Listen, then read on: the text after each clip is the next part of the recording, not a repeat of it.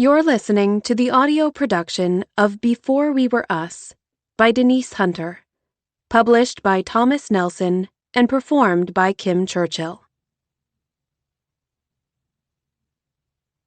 Chapter 1. Jonah Landry elected to stay busy on the day his entire future hung in the balance. That's why the axe was poised over his head when the death rattle of his sister's Jeep Gladiator reached his ears. Finally. He swung the axe down, slicing into an upright log, and left it there. Then he grabbed his Henley shirt and headed up the slope of the resort's wooded property. A carpet of pine needles padded his eager steps, and a nattering squirrel cheered him on. He drew in a deep breath of crisp autumn air, heavy with the smoky scent of last night's bonfire. His long strides made quick work of the distance. He pulled his shirt into place just as Meg stepped from her truck.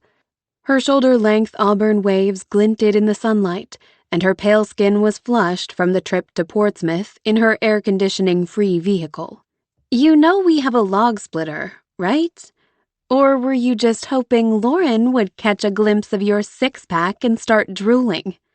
"It's called nervous energy. Where is it?" She gave him a blank stare.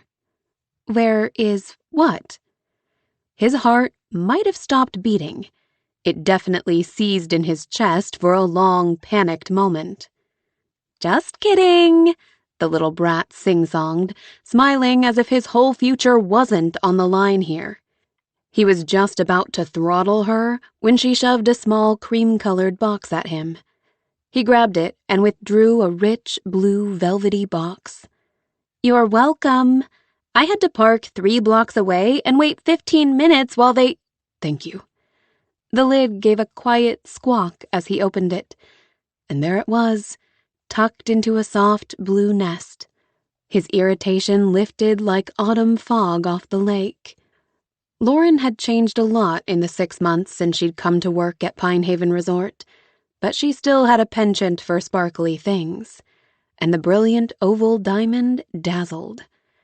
Tonight, he would take her out to eat at the landing. Then they would go for a ride on the lake in the same boat where he'd professed his love for her a month ago. The memory of that moment sent a rush of heat through him. When she'd stared up at him, her heart in those beautiful eyes, he'd wondered if he'd died and gone to heaven. What had he ever done to deserve this beautiful, resilient woman? The sound of Meg's laughter pulled him from the sweet memory. He scowled at the teasing sparkle in her eyes. "What?" "You are such a goner." She was still laughing. He snapped the case closed, unable to work up any real irritation on today of all days. "Shut up." A few weeks ago, he'd seen the ring in a display window in Portsmouth, but knew a proposal was premature.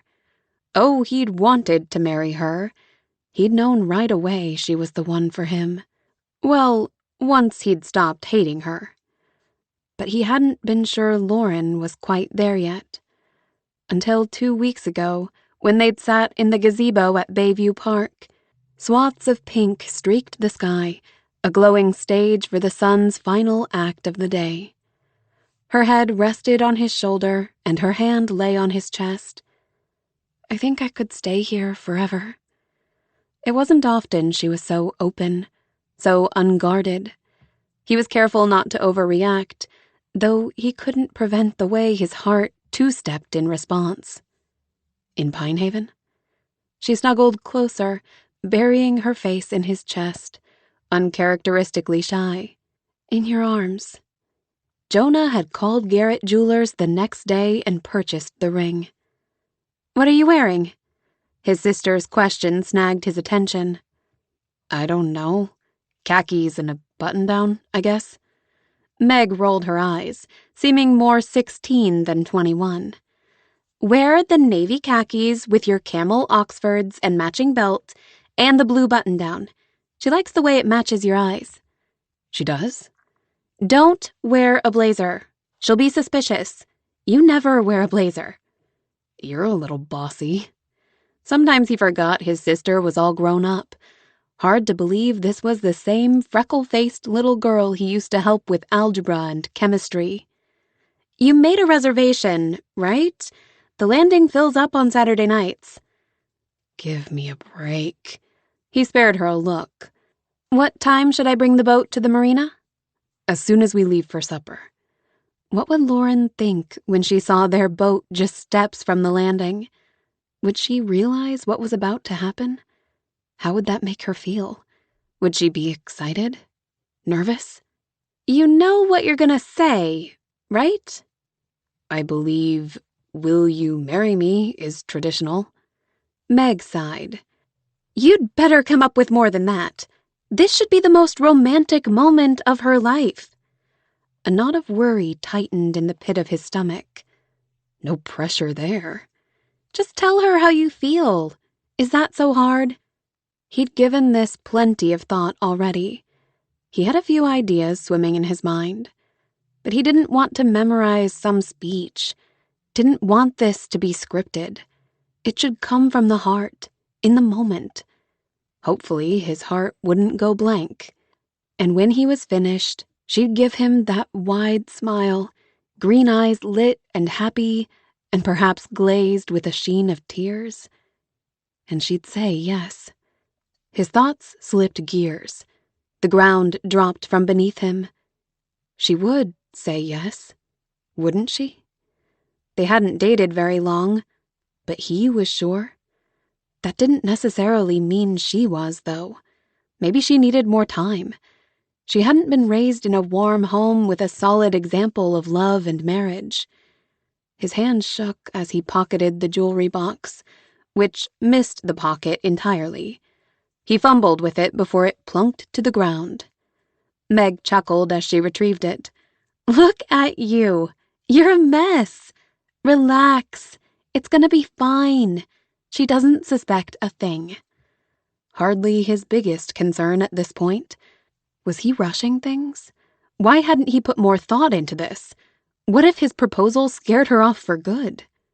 Like, doesn't expect it because tonight seems like an ordinary day, or doesn't expect it because it's months too soon for a lifetime commitment and she's not even sure I'm the man she wants to make it with. Meg tilted her head, a smile curving her lips. Aw, you're cute when you're insecure. I'm so telling Lauren about this once she has that ring on her finger. And she will have that ring on her finger. Meg patted his arm, wrinkled her nose at the sweaty dampness, and withdrew her hand. She's gonna say yes, bro. Would I set you up for failure? There was that time in middle school. Please! You could have done so much better than Maddie Benton. His sister had uncanny insight, even as a gangly teenager. And though she loved messing with him, she always had his best interests at heart. She and Lauren had grown close over the summer. If Lauren wasn't ready for this, Meg would know. Stop worrying. Tonight's gonna be perfect. She moved to the bed of the truck. But you can work off that nervous energy by helping me unload all this stuff. Jonah checked his watch, then grabbed a bag. 3 hours and counting. From her spot on the bay, Lauren Wentworth's pet project was just a patch of weathered red peeking through the dense forest. The trees were just starting to turn, a sprinkle of gold and orange against the deep green pines. She had no doubt the New Hampshire fall would delight her. She drew the oars through the water, pushing the boat toward the pier, where her dog Graham sat waiting. His yellow coat gleamed in the sunlight. Look, honey, Beth Cabot said from the back of the boat. It's a loon. George lifted his old-school camera and snapped a photo. He's a little late heading to the Atlantic, isn't he, Lauren? The young ones sometimes linger longer than their parents. She'd learned a lot about loons since her arrival in March. She'd learned a lot about many things. She rowed closer to Graham and the boat dock belonging to Pine Haven Resort. The resort traffic had slowed since last week, Labor Day weekend.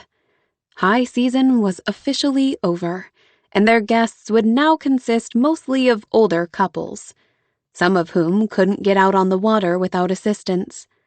Leaf peepers would soon flood the state, but peak season was still weeks away. Lauren could finally turn her attention to the big barn on the property adjacent to the resort. The buffer property, Tom Landry had called it. Lauren had found the old relic by accident one day, back when she considered her position at the resort a mere stepping stone to her dream job back in Boston. My, how things had changed. She gave the oars one final pull, and the boat drew alongside the pier. Graham stood, back end wagging, ears perked, brown eyes sparkling. "Miss me, buddy?" Lauren grabbed the dock post and pulled them in, tied the rope around the cleat with some precision. She offered a hand to the couple, who were in their upper 70s, but still spry. "Thank you, dear." Back on land, Beth petted Graham, who soaked up the attention. "We so wanted to take a lap around the lake this year, but our shoulders just aren't what they used to be." "I'm always happy to get out on the water. Let me know if you want another ride before you leave." A minute later, as Lauren waved them off, she spotted Jonah heading down the sloped ground toward her. Her heart clutched at the sight of him. Even in an old t-shirt and jeans, he did it for her. His work around the property kept him fit and muscular, and the summer sun had darkened his skin to a deep bronze. The ball cap, worn low, called attention to his handsome facial features. Light blue eyes, a slightly crooked nose, and lips that were perfection. Those lips tipped as he approached. "You took the Cabots out on the lake?" "Great day for a boat ride." He brushed her mouth in a quick kiss that made her anticipate their upcoming evening. Their gazes held for a beat. Yeah, a night with Jonah was just what the doctor ordered. Their summer schedules had been hectic, and working for a family meant there was a lot of family time. She wasn't complaining. She loved each one of the Landrys. But time alone with Jonah? As if reading her mind, he pulled her close and kissed her again, his lips taking their sweet time with hers. She murmured long seconds later. "Nice." "Just nice?" "Just perfect." He gave her that sleepy-eyed look she'd come to love. "Ready to be wined and dined?" "I can hardly wait. But a shower's definitely in order, and I think I'll lose the ponytail and resort polo." "But you're so cute in resort wear." He kissed her nose. Impatient for his attention, Graham nudged between them. Jonah ruffled his fur. "Hey, bud. Yes, I see you. It's been all of 30 minutes. Meg just got back with the supplies. Did the Browns finally check out?" "Just in time. Fran's cleaning it now. Should be done by 3. I was just gonna head back to the barn and see how the hayloft looks with all the stuff gone." While she'd been working yesterday, he and Meg cleared out the space, which had been filled with decades of junk. "If anything, it seems even bigger. Let's go." He grabbed her hand and they set off, Graham on their heels, across the property toward the path that led through the woods. Birds chirped from the spiny branches of a hemlock tree, and the wind whispered through the leafy canopy. They'd spent their recent spare time clearing brush and weeds from around the barn's exterior, exposing the stone base. It would take a lot more work to transform the old building into the venue she saw in her imagination, but Lauren was eager to see her vision materialize. She was excited for the future. It might look far different now at 26 than she'd once imagined, but it was somehow better and clearer than those wispy dreams that had carried her through college. The reminder that she might be running from her past pressed like a boulder on her chest. But she pushed away the unsettling thought as their conversation turned to business matters. They made their way through the thick woods, their footfalls silenced by damp pine needles. Soon the path opened to the clearing, and the sun shone on the structure, highlighting the recently exposed sidewalls and rock base. Lauren couldn't help but smile. You gaze at this eyesore like it's the Holy Grail. She jabbed him with an elbow. She's not an eyesore. She's a diamond in the rough, and she's gonna be beautiful. You just wait. Every bride in the county will want to say her vows here. He squeezed her hand. I don't doubt it for a minute. He slid open the creaky barn door, and as they passed through the doorway, the air immediately cooled. Lauren's nostrils filled with the musty scent of earth and time long past. Sunbeams flooded through filmy windows, and slivers of light cut through cracks in the vertical boards, dust motes dancing in their beams. Now that the space was clear of debris, she could envision the final product even more clearly. They would maintain the barn's rustic integrity, but add embellishments. Twinkle lights, a chandelier, and a grand stone fireplace at the west end of the barn that would seem as if it had grown here. You have that look on your face again. His smile was full of affection. Just a peek at the hayloft. We have reservations, and you have all winter to whip this place into shape. He grabbed the aluminum ladder that leaned against the wall adjacent to the loft. Ladies first. And up she went as he steadied the ladder. A moment later, she caught her first glimpse of the open loft. It wasn't her first time up here, but the junk had hidden the square window in the center of the back wall of the loft. It now shed a soft glow over the space. Some rags and a bottle of Windex sat on its ledge, but judging by the film of dirt on the panes, they hadn't been used yet. She stepped onto the platform that didn't even squeak at her weight. Oh, this is perfect. We'll be able to fit at least 6 extra tables up here. We'll need a railing built to code, and another chandelier to cozy it up. But the view is great, isn't it? They'll be able to see all the action from up here, and the photographer will have a wonderful vantage point. Jonah cleared the ladder, then stepped up behind her and wrapped his arms around her waist. I love your passion for this place. Have I mentioned that? He pressed a kiss to the crook of her neck. Smiling, she tilted her head to give him greater access. You just love my passion, period. You're not wrong. She closed her eyes and sank into the moment. Something new to her. She still had to remind herself to stop and savor the moments. Not to be in such a rush to do more, climb higher, get ahead. Oh, she still wanted to do all those things. But the tranquil moments were also nice. Very nice. His lips had worked their way up her neck and jaw, and then he was turning her in his arms, his eyes hooded with want. You have that look on your face again, she said. And then his lips were on hers. She never tired of his kisses. He somehow hit the mark between commanding and reverent with expert precision. His touch and taste were familiar by now, equally soothing and stirring, and she craved both with an addict's obsession. His hands roved over her back as hers worked into his short brown hair, displacing his cap. She barely heard it thunk to the ground. Her hands followed the line of his shoulders and down to his arms. She loved his arms, adored how secure she felt within their confines. Her heart was so full. She didn't know love could feel this way. But now that she knew, she was greedy for more. From below, Graham's impatient bark brought her back to planet Earth. Jonah decelerated the kiss, reluctance in the slow steps of his withdrawal, in the way he set his forehead against hers, as if not quite ready to let go of her.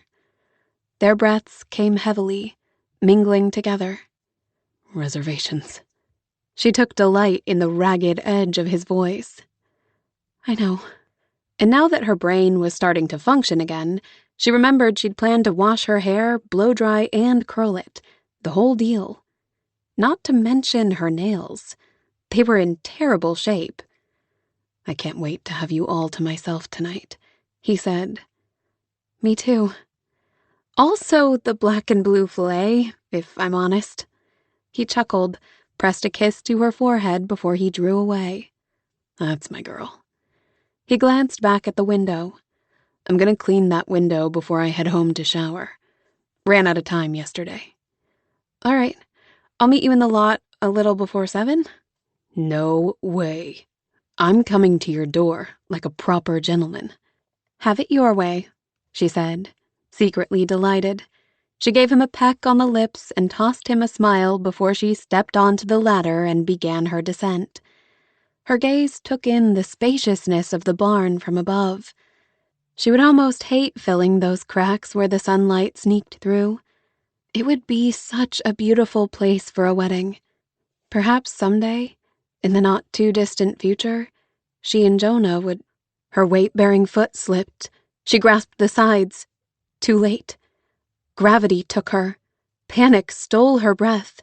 A startled cry ripped from her throat. And then there was nothing.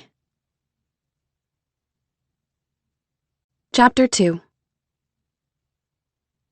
Jonah paced the length of the hospital hallway, the past 30 minutes replaying in his head like a horror film. He couldn't erase the terrible thud of Lauren's body hitting the floor. The clatter of the ladder's fall reverberated in his head. The sight of her unmoving body on the ground below him flashed in his mind on repeat. She looked as if she were... Stop it. Stop it. She's gonna be fine. She has to be. His mind returned to his panicked 911 call, to the long, helpless minutes of waiting when all he could do was call her name, hold her hand, let the steady pulse in her neck give him hope. Graham whined mournfully, tail tucked, licking her other hand. What had seemed like an hour later, but was probably only minutes, the EMTs stabilized Lauren's neck with a brace. They put her on a board and carried her through the woods to the parking lot, where they loaded her into the ambulance. Jonah insisted on riding along, and since he'd gone to school with one of the EMTs, he'd gotten his way. Upon arrival at the hospital, they'd swept her through the ER and into a room for a CT scan. He wasn't allowed in. At the end of the hall, Jonah pivoted, said his 100th silent prayer, then glared at the closed door. How long could this take? It seemed like hours since the door had swung shut behind the gurney. His phone vibrated in his pocket, and he checked the screen. Meg. He hit the accept button. Hey, I don't know anything yet. They took her straight in for a CT. Is she awake? Not when she went in. He ran his hand over his face. How could this be happening? Less than an hour ago, she was smiling up at him with those big green eyes, kissing him with those soft lips. She's gonna be fine. You don't know that. His throat was thick with emotion. She has to be. That picture of her, sprawled, lifeless, pale blonde hair fanned out on the floor, flickered in his thoughts again. He blinked against the sting in his eyes. She fell from so high, Meg. Her head hit that old wood floor and... He stopped talking before he lost it altogether, swallowed against the knot in his throat. She's a strong woman.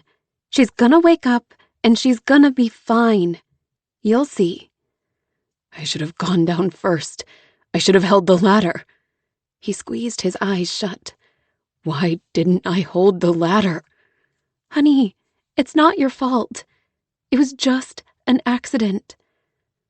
The words ricocheted off his heart. Why had he stayed behind to clean that stupid window? Take a breath, and for all that's holy, don't blame yourself. It was a freak accident, and we'll all be sitting around next week relieved and grateful that she's fine. Please, God. Hope you're right. I am. You'll see. A beat of silence followed. I got a hold of Mom and Dad. They'll be there as soon as they can. Poor Graham is confused. He keeps going to the door and whining. I think I'll take him for a walk. But don't worry about anything. Everything's under control here. Just take care of our girl. Thanks, Meg. His empty stomach churned. Sweat had broken out on the back of his neck. I'm gonna go now. I'll let you know as soon as I find out anything. All right. I'm praying hard. Jonah paced. He took off his hat, ran his fingers through his hair and put it back on, glared at the closed door, took off the hat again and slammed it to the floor, paced more laps, picked it back up again. Finally, the door opened. He rushed over as 2 orderlies wheeled her out on the gurney. She was still strapped to the board, still in a neck brace. Her eyes were open. Lauren! Jonah fell in step with them. Honey, I'm right here. Head braced, her eyes tracked until they settled on him. She blinked them, and then they fluttered closed. She has a whopping headache, the older orderly said. The bright lights aren't helping. Once we get her to the room, they'll get her something for the pain. Is she okay? She's a little confused.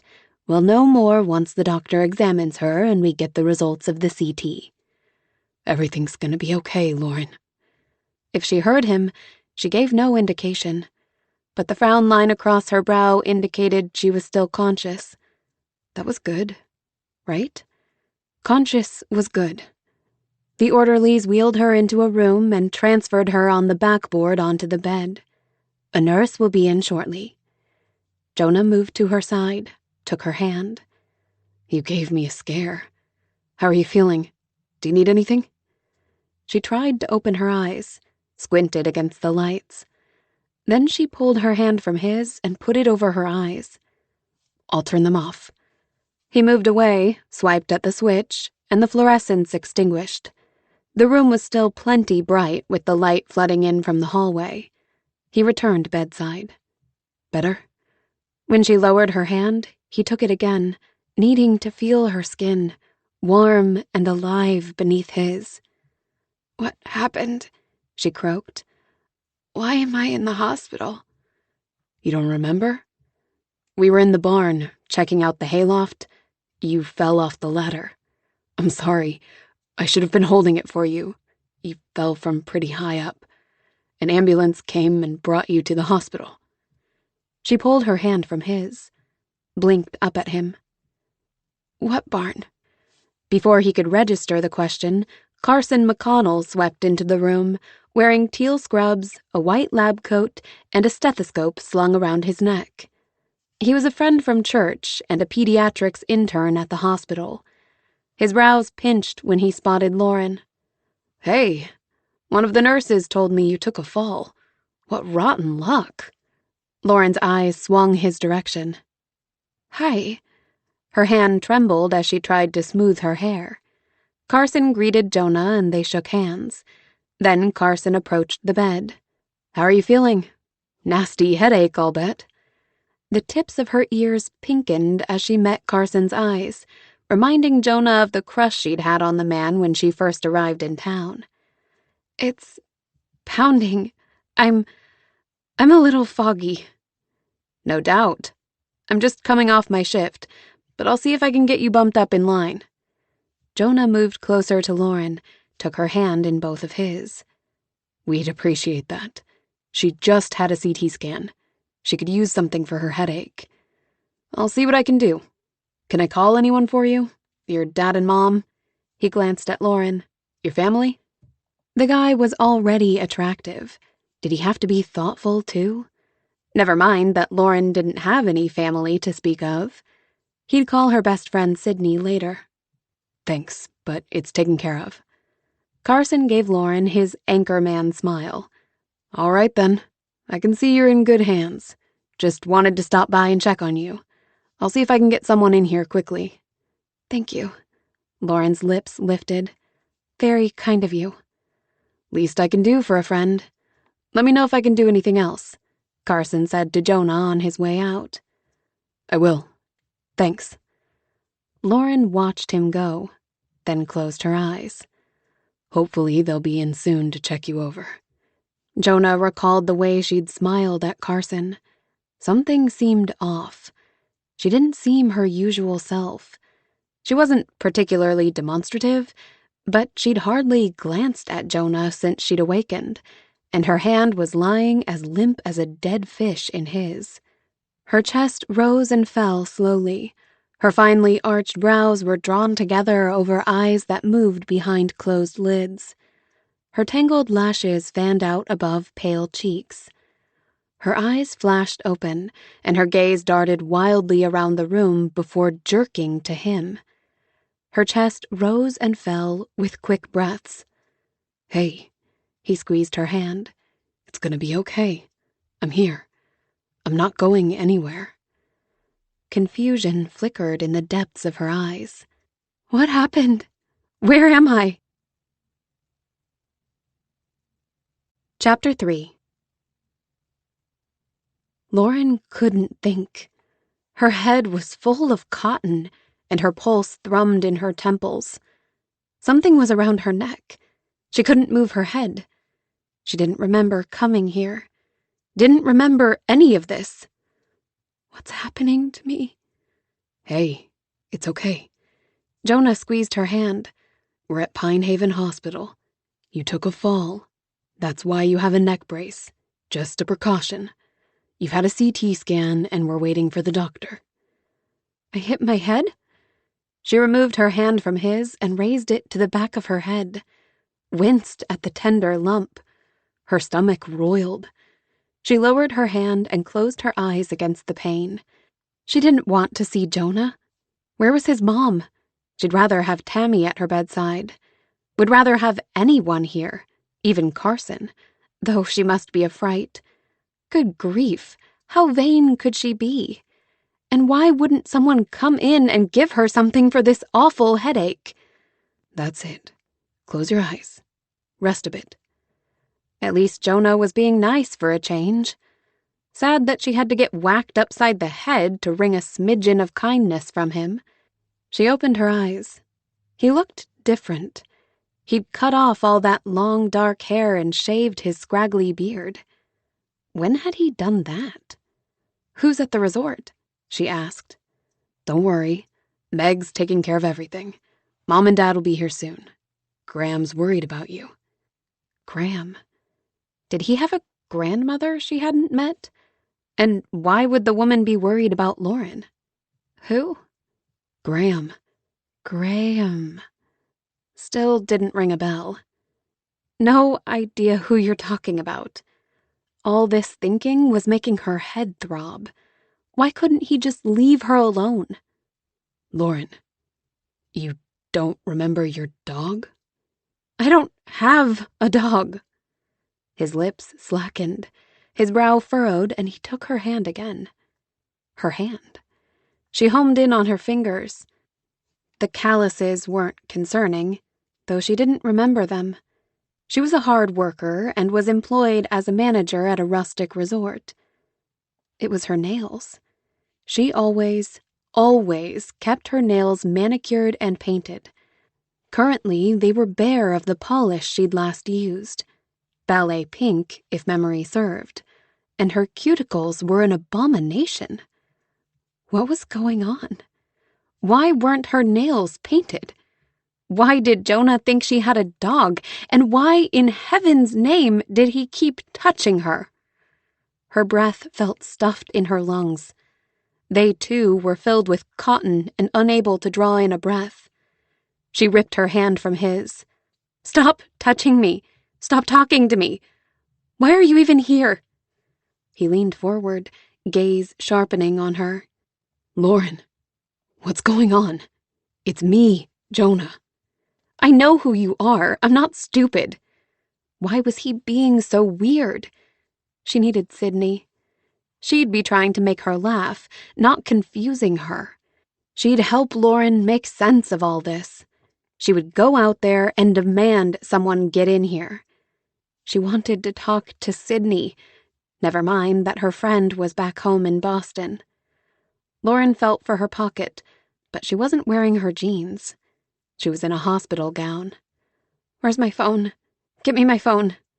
It's probably still in your pants. Jonah turned and opened a cubby, grabbed her jeans, and fished through her pockets. It's not here. He lifted her shirt, her shoes. It must have fallen out in the barn. She couldn't catch her breath. I want to talk to Sydney. Lauren couldn't seem to draw in oxygen. She needed air. The neck brace was choking her. She clawed at it. Jonah grabbed her hands. Honey, don't do that. It's okay. You're okay. I've got you. Get this off. Get it off. I can't breathe. I need help in here, he hollered. You have to stay still. Please, sweetheart. You're gonna hurt yourself. Leave me alone. A terrible foreboding filled her. Anxiety swarmed like a dozen angry bees in her head. A commotion sounded as a nurse entered, Carson on her heels. Something's wrong, Jonah told the nurse. My girlfriend can't breathe. Not girlfriend, she squeezed out. Breathe. She needed to breathe. A horrible sense of doom washed over her, nearly swallowing her whole. Her pulse raced, pounded in her chest, in her head. She was gonna die. God, help me. Carson edged past Jonah. Does she have panic attacks? No, never. Carson got in her face. Hey, Lauren? Lauren, look at me. Look at me. Let go of the C-collar, okay? I'm gonna take it off. Your CT showed no neck or spinal injuries. That's good news, huh? Off we go. The rip of Velcro sounded, and he slipped the thing off her neck. There. Is that better? What's going on? The constriction didn't go away. I feel anxious. Can't breathe. Does your chest or anything else hurt? She couldn't think. Couldn't breathe. Lauren, does anything hurt? Just my head. Something's wrong with her, Jonah said. You have to help her.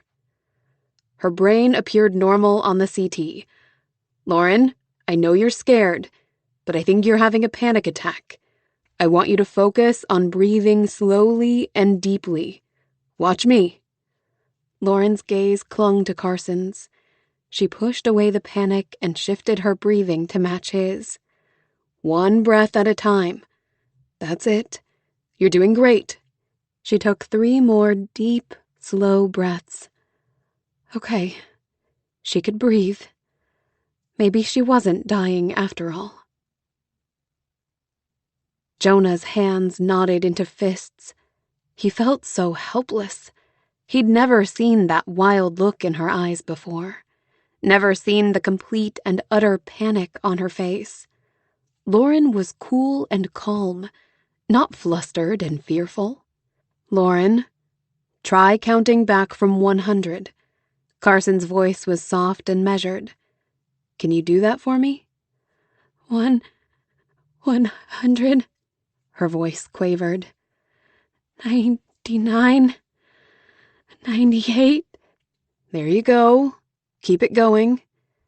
She was breathing normally. Her features relaxed a bit. That wild look in her eyes faded.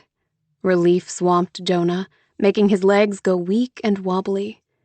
She wasn't having a heart attack, and she didn't have brain damage. But if that was true, why didn't she remember Graham or the barn? Why was she acting like they weren't a couple? The questions hovered like annoying mosquitoes.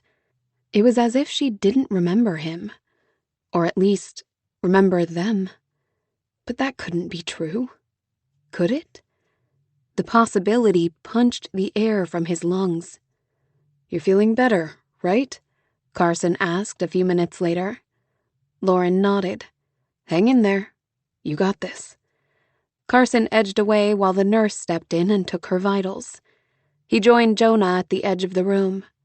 I'm reasonably sure that was a panic attack, but they'll likely run some tests just to make sure. What brought this on exactly? Jonah shook his head. We were just talking. She said she didn't have a dog, and she didn't remember the barn, the one she's making into an event venue, the place where she fell. And she said she's not my girlfriend. You heard that. Listen, She's obviously confused. I know it's disconcerting, but what matters is that we keep her calm. She's got a concussion at the very least. She needs rest. Carson glanced at Lauren, who, for some odd reason, was glaring at Jonah. Why is she so mad at me? I swear I didn't do anything to make her angry. I'm telling you, she's not herself. No, I get that. Try not to take it personally. A bump on the head can cause all kinds of symptoms, including irritability. They almost always go away with time. The normal CT is a very good sign, but we don't want her having another panic attack. The less stimulation, the better. His face softened as he set a hand on Jonah's shoulder. You might want to give her a little space. Okay, I'll sit over there and be quiet. I don't want her to be alone. Stop talking about me, Lauren snapped at Jonah. The nurse had removed the backboard and inclined her bed a bit. She seemed so small, so helpless. It might be better if you step into the hall, Carson said. Just for a little bit. Give her some breathing room. Jonah's heart gave a sudden crack, because Carson was right. He wasn't doing Lauren any favors. His presence, for whatever reason, only seemed to annoy her. And despite the terrible fear leaking into his veins, he had to put her health first. Okay, you're right. The doctor will be in a few minutes. I'll stay until then if you want. Yeah. All right. Whatever was best for Lauren. Chapter 4. Lauren heard Carson shift on the bedside chair, but she kept her eyes closed. He'd said she needed to rest, and she was trying to do just that. But she kept reliving that terrible panic and praying it wouldn't come back. Between that and the fuzzy thinking, she couldn't calm herself. Fortunately, it wasn't long before someone slipped into the room. The doctor, judging by his scrubs and lab coat. He was bald with warm brown skin and a kind smile. Hello, young lady. I am Dr. Kadambi. Lauren Wentworth. Congratulations. You've already passed my first test. His gaze flickered to Carson. You are friends with Miss Wentworth? It is good if someone who knows the patient is present for the questions. In that case, I think it would be better to bring Jonah back in. That okay, Lauren? She pressed her lips together. I guess. Tell me how you are feeling, the doctor said as Carson left the room. My head's a little better. The nurse had put something in the IV. I'm a little nauseated. We can get you something for that. Any weakness, tingling, or numbing anywhere? No. The light is off, so I assume your eyes are sensitive? Yes. This probably will not be pleasant, but I need to check your pupils. He leaned in and shone the light in her eyes. Good. Now follow the light with your eyes only. Good. She heard Jonah slip into the room, but she was still seeing spots from the light.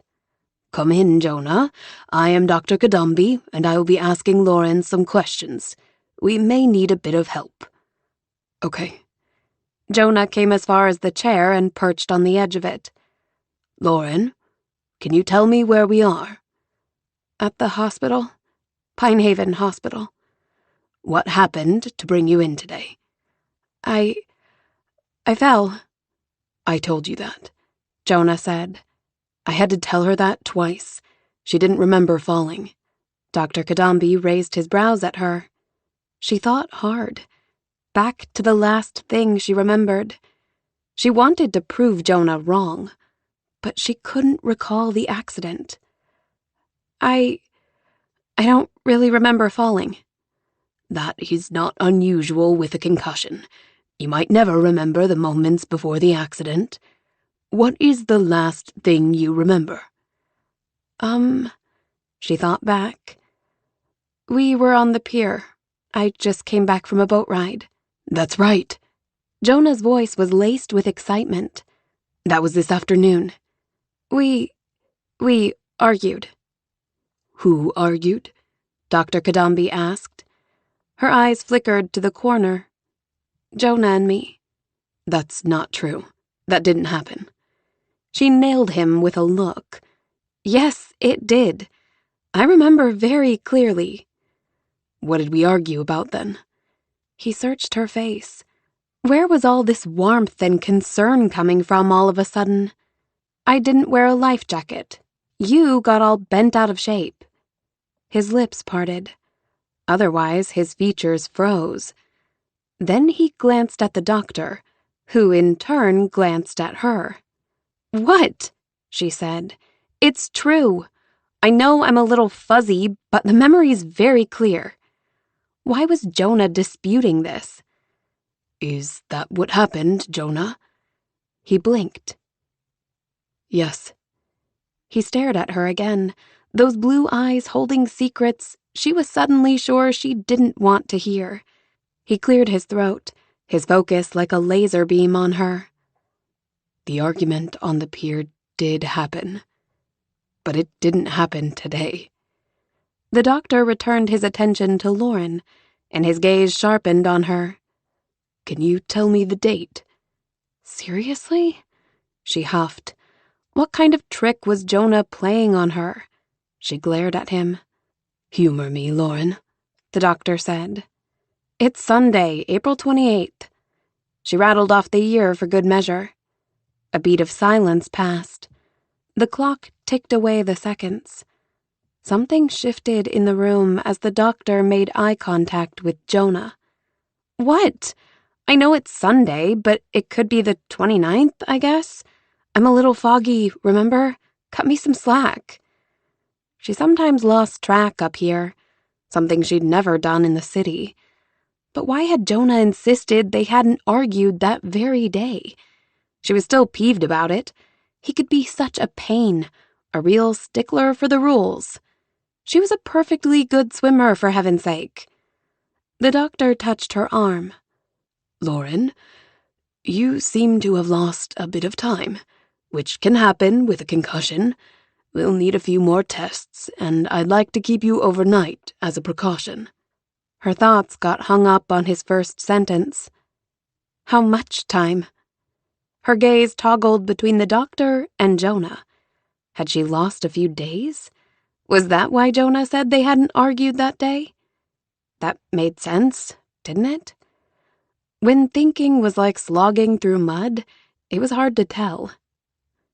Lauren, Dr. Kadambi said, it is not April. Today's date is September 7th. Jonah sat frozen to the chair. Lauren thought it was the end of April. That would have been only about a month and a half after her arrival. If Lauren didn't remember the past 4 months, she hadn't just forgotten about the barn and Graham. She'd forgotten about them. I'm not his girlfriend. She didn't remember all the weeks they'd spent working their way from antagonism to love. She didn't remember their first date or her steady slide into his heart. She didn't remember when he'd professed his love or when she'd finally vocalized her own feelings. No wonder she was behaving so strangely. She was still neck-deep in animosity. Dread seeped into his bloodstream. That can't be true. Lauren's eyes, full of confusion, darted from the doctor to him. It's April. Dr. Kadambi pulled his cell phone from his pocket and held it up for Lauren. This is my home screen. Can you read the date? She blinked, gaped at the screen for a full 5 seconds. Then she lifted a hand to her face. I don't understand. How can this be possible? Jonah, this memory Lauren had of the argument on the pier, when did that occur? He tried to slow his spinning thoughts. I couldn't tell you the exact date, but it would have been toward the end of April, like she said. Her gaze fastened on his.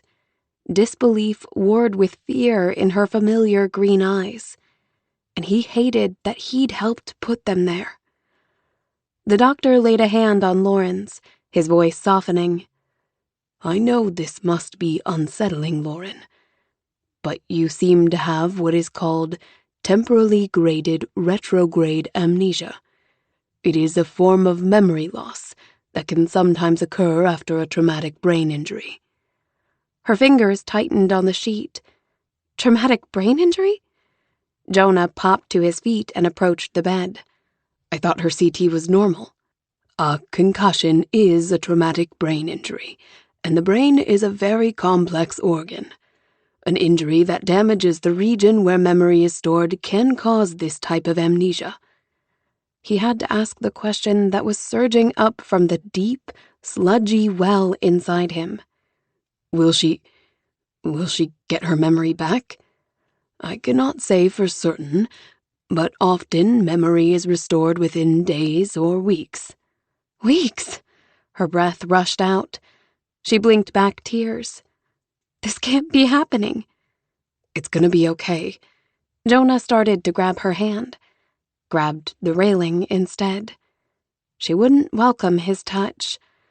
Once again, he was just the pesky son of her boss, the man she had to deal with on a daily basis. Only now, that man was madly in love with her. Jonah approached the ER waiting room where his mom and dad waited in hard plastic chairs. They jumped to their feet at his approach, his dad, gray hair windblown, towering over his mom.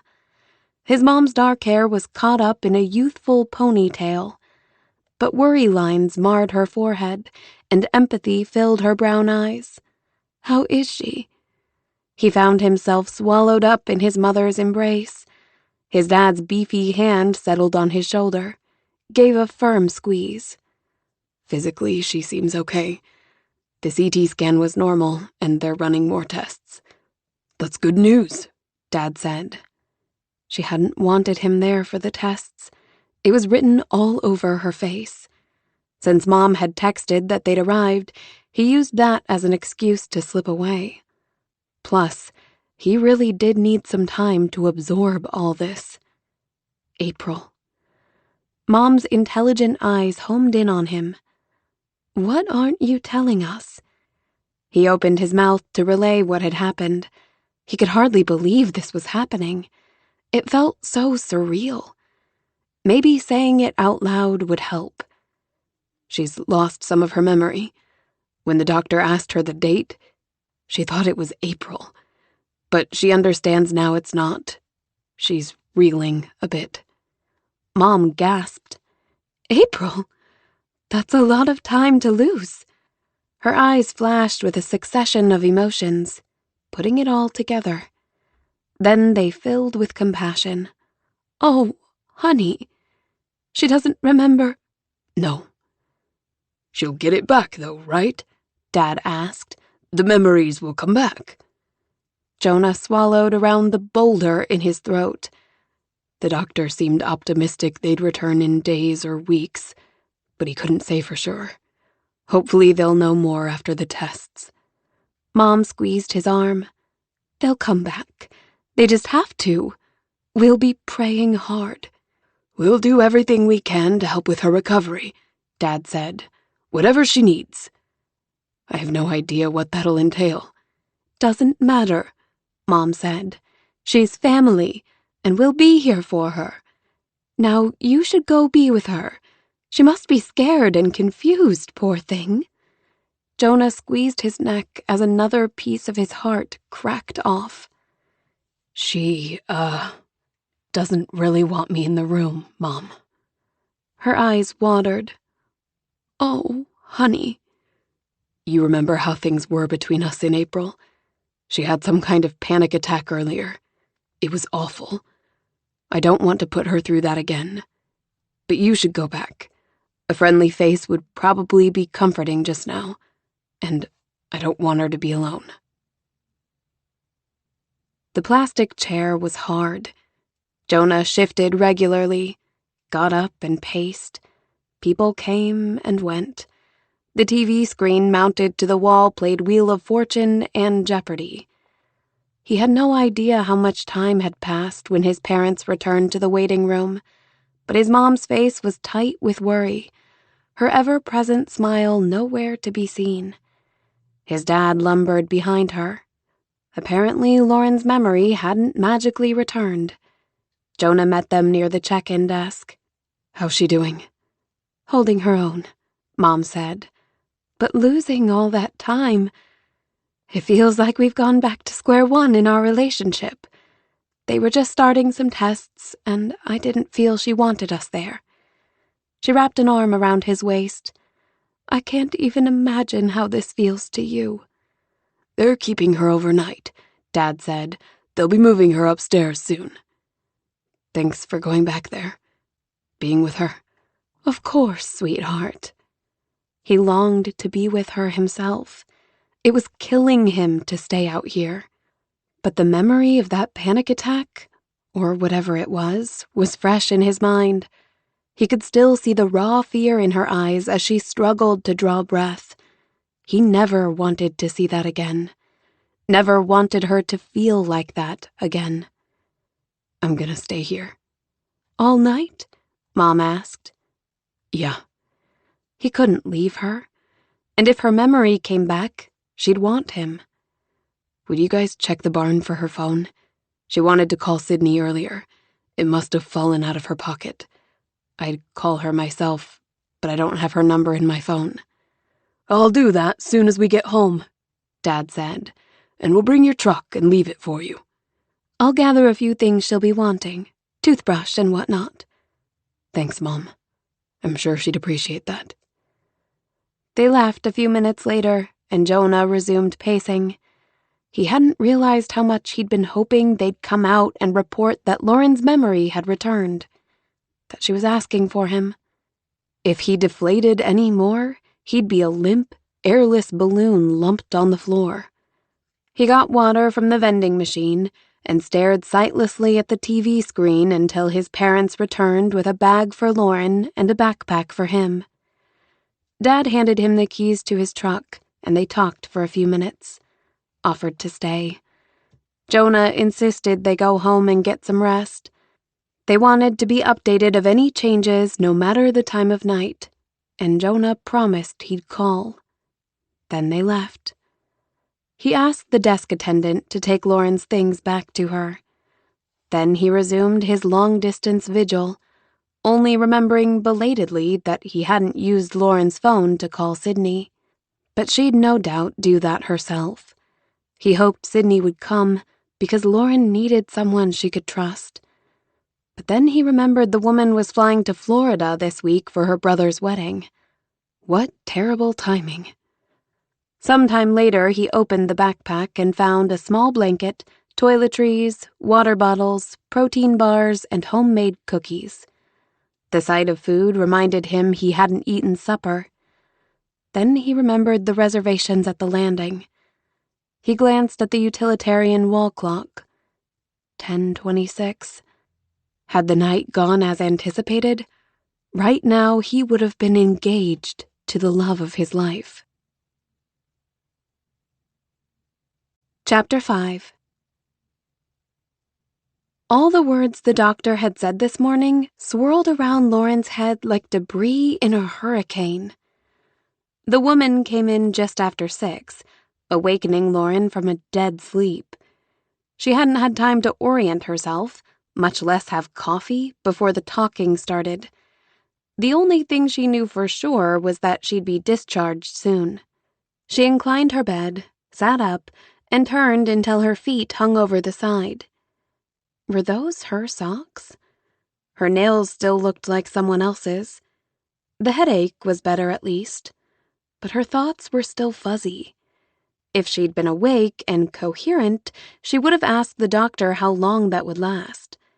She glanced out the window that faced the parking lot and the woods beyond. It was almost 6:30, and the sun was barely up. The trees held autumnal tinges of yellow and orange. September, not April. Even with visual proof, it seemed impossible. She recalled Tom and Tammy's visit last night. Odd to have her employers in the room while she swam in a hospital gown and felt mentally vulnerable. They were good people. Tammy was a warm, motherly woman. Tom had a gruff exterior, but she suspected he was as soft as fresh fudge on the inside. Did she already know that for a fact, but had only forgotten it? The thought flittered away. She spied the bag of things she assumed Tammy had gathered for her. Lauren wanted to get out of this gown and start feeling like herself again. She wanted to return to her cabin where strangers weren't telling her what to do and when to do it. It was her childhood all over again.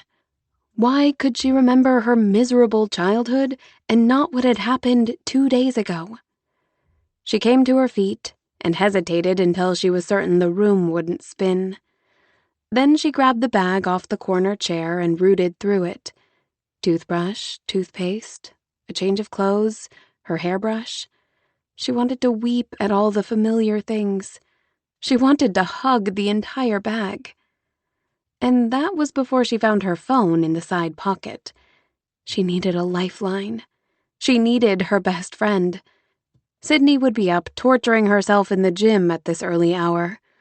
Lauren found her number and tapped the call button. The woman answered on the third ring with a breathless, "Hey, what's up?" The whir of a treadmill and the rhythmic thumping of footsteps carried across the distance. Lauren sank into the chair. "I am so glad to hear your voice. You have no idea." "What's wrong?" Beeps sounded, and the background noises silenced. "What happened?" "I fell yesterday and hit my head. I'm in the hospital." "Lauren, are you all right?" "My head hurts, and I can't remember stuff. Like, entire months, and my thoughts are all disconnected and fuzzy." "Oh, no. What did the doctors say? Wait, did you say you can't remember months?" "I have a concussion. But yes, I have no memory of the last... April to September would be... She couldn't even do basic math. My last memory is in late April. I have no idea what's happened since, and I'm not sure I even want to know. Jonah was here when I woke up in the ER, you know, the Landry son, and he was being all nice and weird. I think he said I was his girlfriend at one point, but I was having some kind of panic attack at the time, so maybe I misheard. Please tell me I'm just confused." She closed her eyes tightly. Her pulse throbbed in her head. "Oh, you poor thing. Will you get them back?" "I don't know. They don't know. Maybe in weeks or months, or maybe not at all." "Oh, Lauren, that's just awful. I'm so sorry. You're gonna have to be careful. You're supposed to limit stimulation. I got a concussion playing soccer in high school. No internet, no TV. You're supposed to be resting. You really don't remember anything that happened the past 4 months? Nothing? I seriously feel like it's springtime right now, but the leaves are already starting to turn. I missed the entire summer." "Well, you didn't miss it, really. It did happen. You just don't remember it." Something about her tone sent a tremor of fear through Lauren's system. "My brain might not be working right, but I'm pretty sure you haven't answered my question about Jonah." A pause ensued. Then, "You know what? I'm coming up there. My flight isn't until tomorrow morning. I can be back in plenty of time." Flight? September. Something teased the tattered fringes of her brain. The wedding. Last Lauren had checked, Sid's brother's wedding was still months away. Now it was this weekend. "No, don't do that. You'd no sooner get here than you'd have to turn around and head back. I'm fine. I'll just be resting in my cabin. The Landrys will make sure I have what I need." "I'm your best friend. You need me." "Please don't. You should be getting ready for your trip. Your brother's big day. If you want to help me, just tell me the truth. I'm going back to the cabin in a bit, and I need to know what I'll be facing." "Right. Have you looked at your phone?" At your photos and texts and stuff? She hadn't even thought of that. My brain's like a tangled skein of yarn right now, Sid. I'm dating him, aren't I? He somehow charmed me like he does everyone else, and I'm dating him. Yes, sort of. She flopped back in the chair, careful with her head. Oh my gosh! I'm so humiliated. Humiliated? I don't even like him. I made that very clear to him and to you. Honey, it's not as bad as you think. In fact, you guys seem great together. Though I don't entirely like that. How do you know we're great together? That's right. You don't remember. This is so weird. I came up in early August for a weekend and got to know him a bit. He worked his charm on you, too. He worked it on you first, my friend. Lauren groaned. This is not happening. Were we serious? We can't have been serious, right? Not in only 4 months. Well... The pause continued so long that Lauren pressed her hand to her thudding heart. Sid? The last couple months, you guys have gotten pretty serious. The last time we spoke, you even mentioned not returning to Boston at all. Lauren gaped. That couldn't be true. You were in pretty deep, Lauren. It was just talk. There was no way she would have given up her dream job. She moved her hand to her throbbing temple. Listen, you shouldn't be worrying about all this right now. You need to focus on your recovery. Resting is job number 1. Oh, sure, I'm so great at that. They might have to tie you down. I'm coming up there, just for today. No, you aren't. You're packing for your trip and doing whatever Sisters of the Groom should be doing. Her brain was a sieve. I'll be furious if you drive up here today, and the emotion drain would be terrible for my concussion. You don't play fair. Finish your zillionth mile on the treadmill and start packing. You probably haven't even started. Guilty as charged. Okay, but promise me you'll rest, and stay off your phone. Unless you need to talk, in which case you should call me, day or night. After promising, Lauren ended the call and stared at the phone for a full minute. Some of the answers she sought were housed in this thing. The photos, the texts. But the thought of taxing her already overloaded brain had her dropping the device into the bag. The mystery of how Jonah Landry had wormed his way into her heart would have to wait. Chapter 6. March 18th. It was getting more real by the moment. Lauren surveyed the passing landscape as she exited the highway and hit a country road leading to New Hampshire's lake region. Boston seemed a continent away. Goodbye, skyscrapers, peopled greens, lively pubs, and stunning architecture. Hello, barren trees, rolling hills, and low stone walls that seemingly served no purpose. It was only 9 months. She could survive 9 months in the wilderness, couldn't she, when her dream job awaited? And so soon after attaining her hospitality management degree. She could handle 9 months as temporary manager of Pinehaven Resort. Oh, at first she'd been thrilled by the opportunity. Sitting in CEO Olivia Stafford's upscale office, Lauren had been eager to do whatever was necessary for the coveted position at Glitter. Work with complete autonomy under the umbrella of Boston's most prestigious corporate event planner? Yes, please. With Ella Franklin retiring at end of year, Olivia had said, we'll have an opening for an event planner. We think you'd be a good fit. Lauren kept a neutral expression when she wanted to jump to her feet and scream at the top of her lungs. A lifetime of self-regulation kept her seated. It would be an honor to work for Glitter. But first, I'd like you to have some real-world experience. Management experience, I mean. I'm sure you've learned a lot serving for Elite. I have. For 7 years, Lauren had taken college classes while working full-time for a catering company, which was how she'd entered Glitter's orbit. They often hired elite to cater their events. Lauren leaned forward in her chair, hoping Olivia was about to offer her a paid internship at Glitter that would allow her to attain the aforementioned experience and also make rent. I have an old friend who's seeking a temporary manager for the small resort she and her husband own. He had a heart attack recently and needs a reprieve from the daily operations. Okay, not Glitter, but still, a resort sounded nice.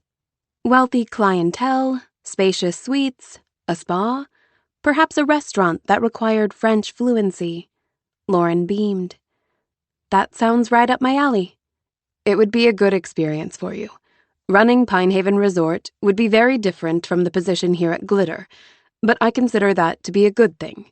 You're already intimately acquainted with the service end of things.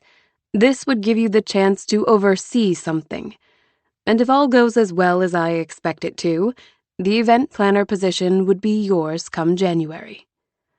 Lauren was warming to the whole idea. She'd graduated a month ago, and she was eager to exit the catering industry and start the life she'd been working toward since she was 16. Count me in. How should I apply for the position?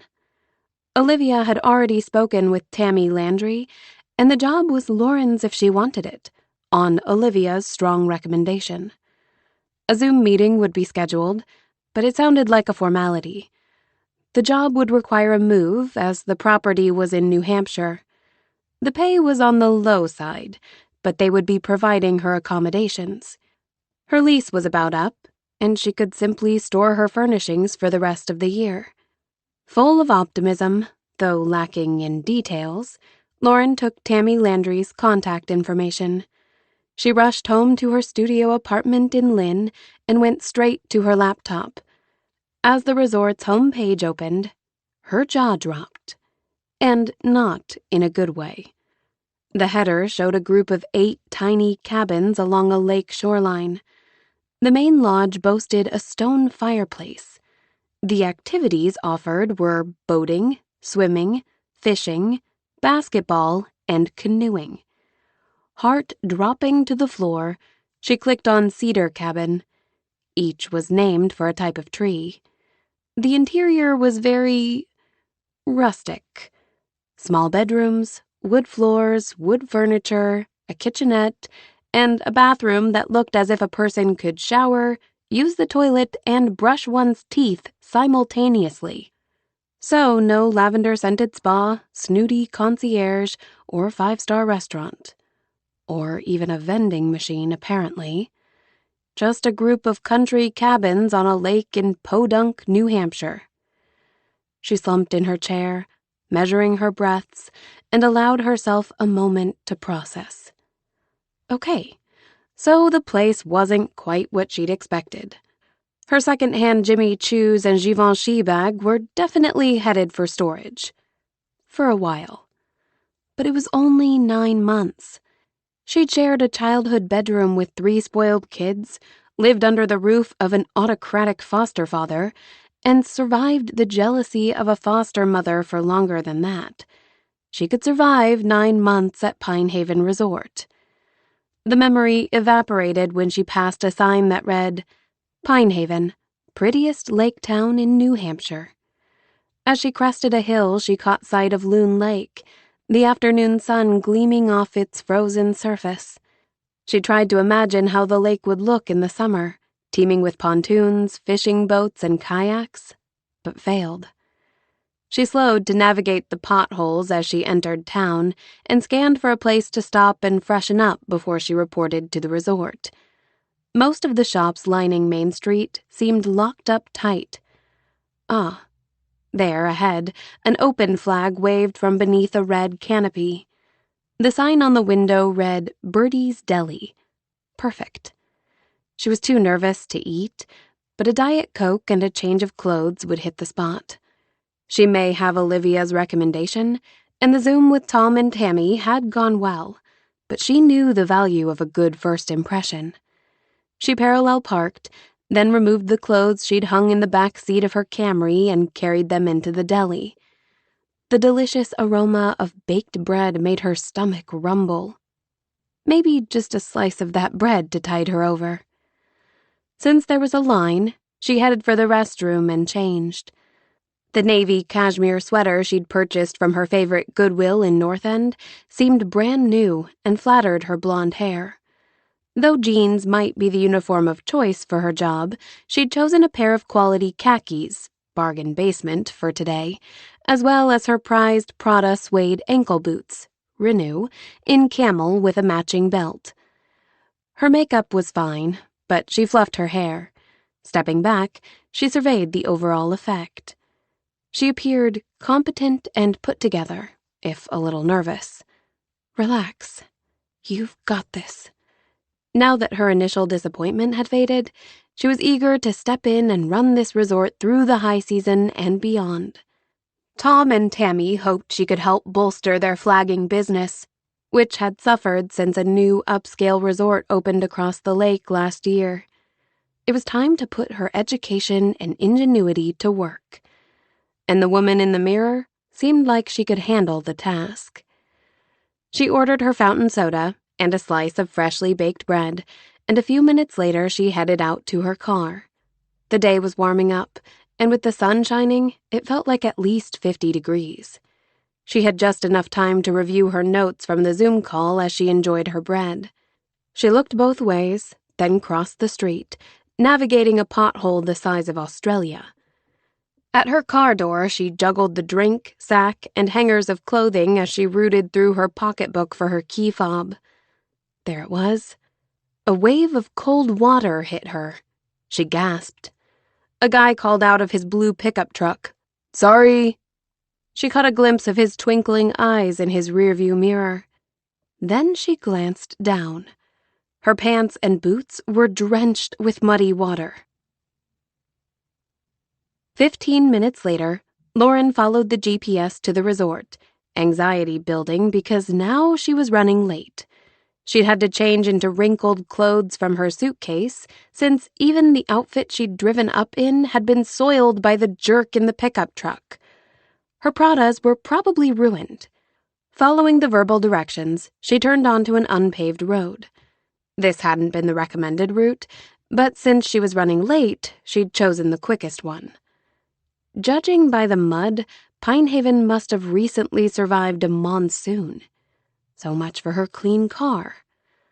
A few minutes later, she questioned her decision. The road was getting worse by the minute. She topped a low hill, then started the descent, homing in on the standing water at the bottom. God only knew how deep it was. She should probably turn around, though it would make her even later. She slowed, pulled to the side of the road, and put the car in park. Once she rerouted the GPS, she shifted into drive and pressed the gas pedal. The tires spun. No, no, no! She tried again, going easy, but still got no traction. She'd driven in enough snow to know to quit while she was ahead. Maybe she could put a floor mat under the wheel. She stepped from the car to assess the situation, and her low heels sank into the mud. Her front left tire was already several inches deep in the oozing sludge. A car mat wouldn't fix this problem. 20 minutes later, she'd managed to walk back to the main road. Not a single car had passed, and her shoes were covered in mud. She'd been unable to reach Tammy because there was no cell service. It would be at least a 30-minute walk back into town where she could reach Tammy and ask for a ride. Or she could take her chances with a stranger. As if her thoughts had summoned it, a gray SUV slowed as it passed and pulled off to the side of the road up ahead. Flashers came on. The Jeep Grand Cherokee sported a New Hampshire plate and a Red Sox bumper sticker. A man exited the driver's side and headed her way. Handsome, and wearing teal scrubs over his trim, athletic build, he could have stepped straight off the cover of GQ. But despite his appeal, her past had eradicated any naivety she might have had as a young girl. As if sensing her guardedness, he stopped a couple car lengths away. "You okay? Need some help?" She glanced at her mud-splattered pants and boots. "What would give you that idea?" One side of his mouth tipped up. "Another innocent victim of mud season? It swallowed my car. If it makes you feel any better, you're not the first. Can I make a call for you?" Feeling a bit safer since he hadn't tried to cajole her into his vehicle, she closed the distance between him as she held up her phone. "No cell service." As she neared, she spied a hospital ID clipped to his scrubs that identified him as Carson McConnell, pediatric intern. He checked his own device. "Yeah, me neither." He was even more attractive up close. His dark blonde hair was clipped short at the sides and a little longer on top. His hazel eyes were deep set, and he had a sharp, clean-shaven jawline. "I'm happy to give you a ride, if you'd feel comfortable with that." He nudged his badge. "I'd say you could call the hospital and verify my identity, but—" She examined his photo ID. "Your badge kinda does that for you. And I'm late for an appointment, so I'll gladly take you up on your offer." A few seconds later, he assisted her into the vehicle. "Sorry about the mud." "That's what the mats are for." He closed the door and headed around. The inside of his SUV was clean and smelled of coffee and leather. She glanced over as he got in. Ambitious, smart, handsome, and let's not forget, knight in shining armor. She sneaked a peek at his left hand. No ring. She could certainly do worse. But no, Pine Haven was just a stepping stone, and she would not be distracted by a pretty face. Even one that pretty.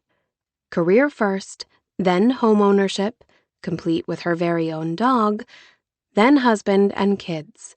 She was firm on the order. He buckled in. "Where are you headed?" "Pine Haven Resort. My little mishap has made me late for my debut. I'm their new temporary manager from Boston." He started the truck and pulled onto the road. "Ah, the Landry's place. Good people. You'll like working for them. We attend church together." "I guess this is a small town." "They hired someone from Boston, huh?" She caught a note of humor. "That surprises you?" "Folks around here have a thing about people from Massachusetts." "I've heard. But I'm a good driver, so maybe I don't count." "You should get along just fine then. I'm from Boston myself." "Oh, really? What brought you to New Hampshire?" "An internship at the local hospital. I'm hoping for a residency at Mass General, so I can once again reside in the same state as my girlfriend, Karina. She's currently getting her master's degree from Boston College." A hopeful bubble burst. Probably for the best. "That's great." He rolled through town, no doubt following the route she should have taken. "First time here?" "Yeah, it's beautiful. Quiet. You won't recognize the place in a couple months. Come Memorial Day weekend, it's a tourist mecca." "I guess that keeps you busy at the hospital." "You wouldn't believe the messes people get themselves into while they're traveling." She glanced down at her clothes. "Oh, I don't know. I think I can." They chatted as they drove, and he recommended a place that would tow her vehicle from the mud. Lauren jotted Sullivan's Towing in the notes on her phone. 10 minutes later, they pulled into a gravel drive. A sign out front read, "Pine Haven Resort, a rustic retreat." The drive wound back through a pine forest. Despite the serene surroundings, her nerves jangled. She was late and disheveled. So much for first impressions. He followed a truck into a gravel parking lot and pulled alongside it. "There's Jonah now. He's the owner's son." Lauren glanced over, recognized the blue truck and the driver inside, and gritted her teeth. Chapter 7. Present Day. Jonah splashed water on his face and met his gaze in the mirror. They'd relocated Lauren to a regular room late last night, and he'd moved to the waiting room on the same floor. He'd gotten only a modicum of sleep on that chair, and his clothes were now disheveled. A shadow of scruff covered his jawline, his eyelids were swollen, and that cowlick at his forehead refused to be tamed. But hope sprang up inside, relentless and buoying. Maybe with a full night's rest, Lauren's memory had returned. Maybe he'd enter her room and her face would light up at the sight of him. Those green eyes would sparkle and turn to crescent moons the way they did when she laughed. He'd hold her tight and joke that someday they'd tell their kids about the time she'd forgotten him. Common sense whispered in his ear, if her memory returned, they would have come for you. But maybe the staff had turned over and they didn't realize he was here. Maybe she hadn't found her phone in the bag his parents left. Giving up on his hair, he left the restroom and proceeded past the desk and down the hall to her room. He hadn't visited her last night, hadn't wanted to upset her again, but they'd given him her room number. His footsteps quickened as the numbers ascended. He was eager to see her after the misery of yesterday. There it was, room 213. The door was open, so he went right in. She sat on the edge of the bed, dressed in street clothes, the bag sitting at her side as if she was eager to leave. At his entry, her gaze swung to him, and she straightened. A guarded expression came over her face. The hope inside him popped at her expression. He didn't even have to ask. She still thought he was her enemy. What if her memory never comes back? His stomach turned to lead. He forced his lips into a smile. Morning. How are you feeling today? She did a quick head-to-toe scan of him. A little better. They're discharging me. That's great. I can take you home. She opened her mouth, then closed it again. Was the doctor in this morning? Yeah, she's the one who's discharging me. What did she say about your concussion? She put her hand to her throat, something she did when she was uncomfortable. I'm, not really sure. I wasn't quite awake yet, and I'm not thinking very clearly. A middle-aged nurse bustled into the room with a wheelchair. All right, young lady, we're busting you out of here. She glanced at Jonah. Are you the ride? Yeah. Perfect. She handed Lauren a packet. The instructions are in here. Basically a summary of what Dr. Wallace told you this morning, I'm sure. Lauren started to say something, then put a hand to her temple. Up you go. Lauren stood slowly and pivoted to sit in the wheelchair. Once seated, she cradled her bag and the packet to her middle as the nurse adjusted the footrests. All right, you got everything? I think so. Jonah swept his gaze over the room just to be sure. Peeked in the bathroom. Then, finding nothing, he followed them to the elevator. He had questions about her recovery, and no doubt Lauren did too. She probably wasn't thinking clearly enough to ask. The packet probably explained everything, but what if it didn't? Will she need someone to stay with her today? He asked once they were inside the elevator. Definitely. Her tests look good, and we don't expect any problems, but you can't be too careful with a head injury. What should we be watching for? If her symptoms worsen, vomiting, increased confusion, trouble walking, non-responsive, you should bring her back to the ER. Otherwise, what are her limitations? For the next couple days, she should rest. She doesn't need to lay in a dark room, but no physical activity or anything that requires mental concentration. She should avoid stimulation in general, TV, the computer, reading, and texting. And after that? She can gradually increase these activities and continue them as long as her symptoms don't worsen. What is it you do for a living, hun? I manage Pine Haven Resort. Oh, I've been by there. Lovely property. Well, you can probably resume your work after a few days, as long as the work doesn't make your symptoms worse. If it does, ease off. Let's see. What else? For the headache, no anti-inflammatories for 24 hours, just acetaminophen. After that, you can switch to ibuprofen." The elevator doors whooshed open and they exited. Jonah left them at the entrance while he went for his truck. The cab was chilly, so he turned up the heat and pulled around.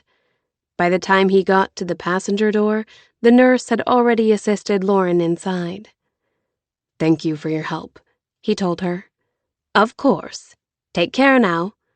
He shut Lauren's door and turned to the nurse. "Wait." "What is it, hun?" He glanced back. Lauren leaned back against the headrest, eyes closed.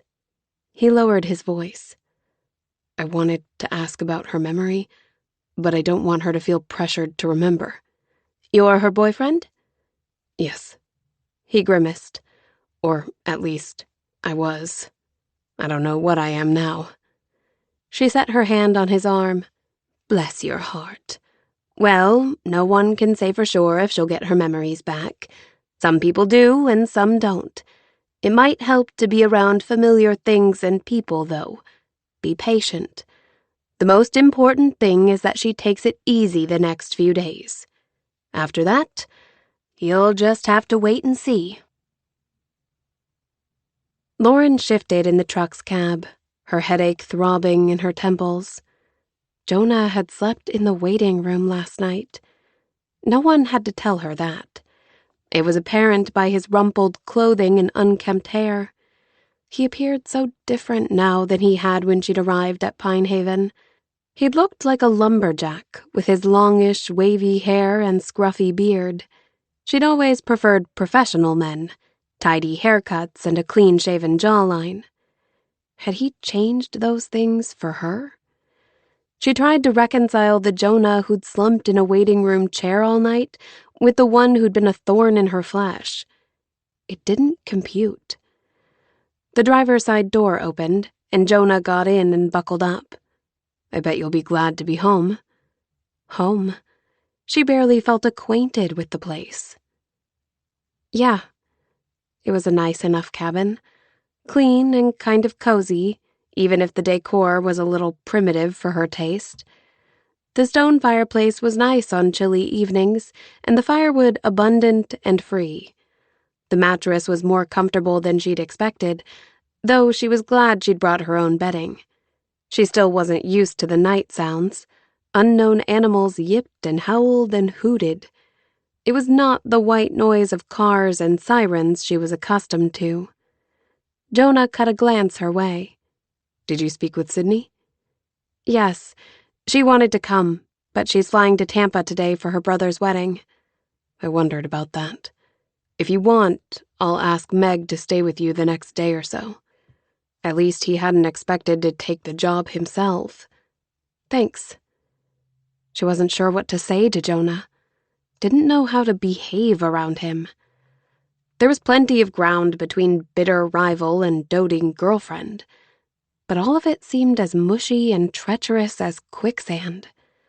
But she was pretty sure the guy she'd known in April wouldn't have spent all night slumped in a hospital chair for her sake.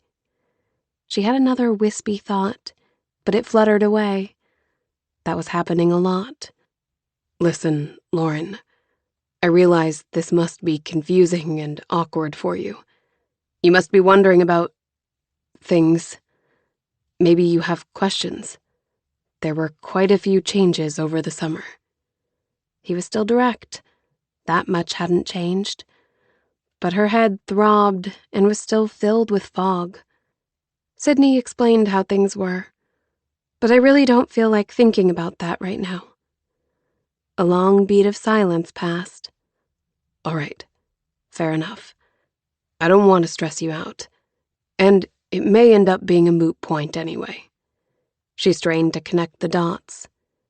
"Because I might get my memory back?" "Right. But as you said, you don't need to worry about that today.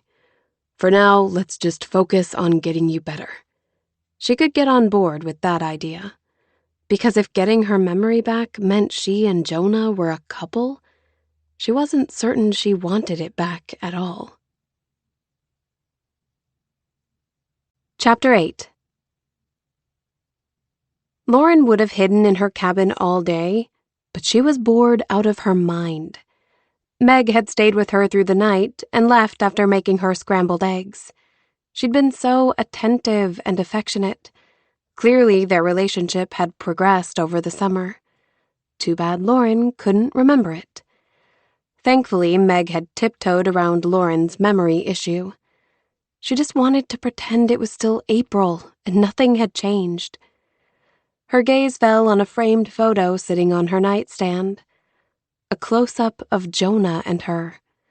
Without peering too closely, she grabbed the picture, laid it face down inside the drawer, and closed it. When she stood, her dog scrambled to his feet, tail wagging. Meg had brought him over yesterday when Lauren had come from the hospital. Apparently, Graham had been upset by her fall and subsequent absence. It had been kind of Meg to take care of him. Lauren ruffled the mutt's fur.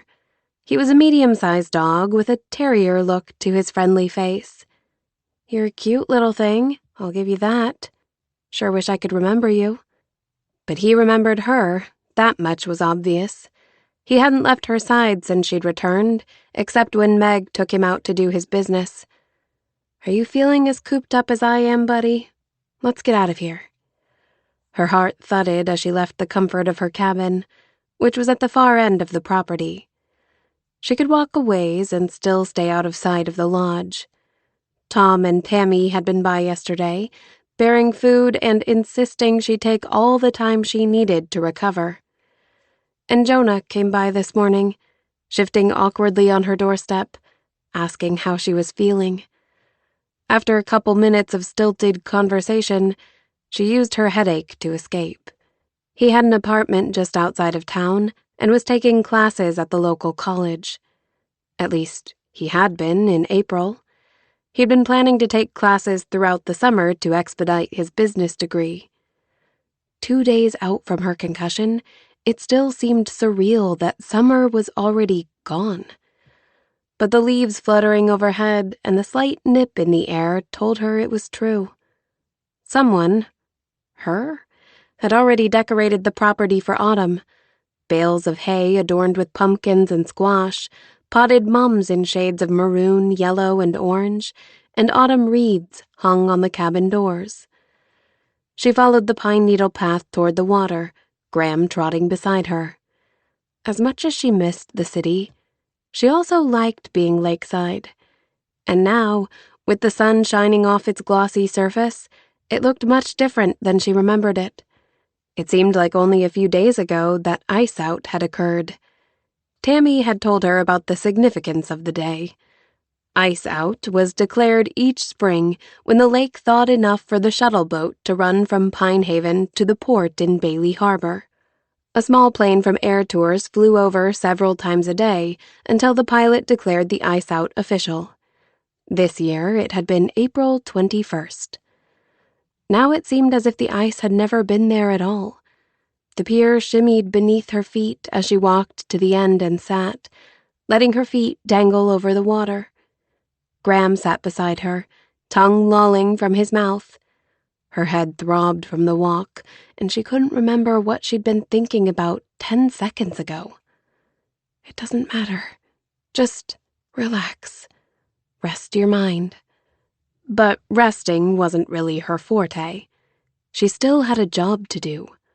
On a positive note, she now had less than 4 months before her job at Glitter began. The thought buoyed her spirits. She let her gaze drift over the cove at the end of the property. She followed the shoreline to the private homes on the other side of the cove, then to the distant shores toward town and the marina, and back around to where the lodge sat. She squinted at the resort's community pier where the boats were moored, and beyond it to the shoreline. Her breath caught at the sight of the pavilion. She'd presented the idea to Tom and Tammy only a week ago, or so it seemed. Now the gathering spot sat proudly at the water's edge as if it had appeared by magic. A large stone fireplace dominated the space, which was filled with picnic tables. It was just as she'd envisioned it. Her eyes stung with tears, and she couldn't even make out the reason for them. Jonah hunched over his economics textbook. He'd been home to sleep and shower, but he needed to study for tomorrow's exam. The office was just off the big lobby, which boasted a fireplace and was a popular gathering spot for their guests. Before Lauren, it had just been a lobby.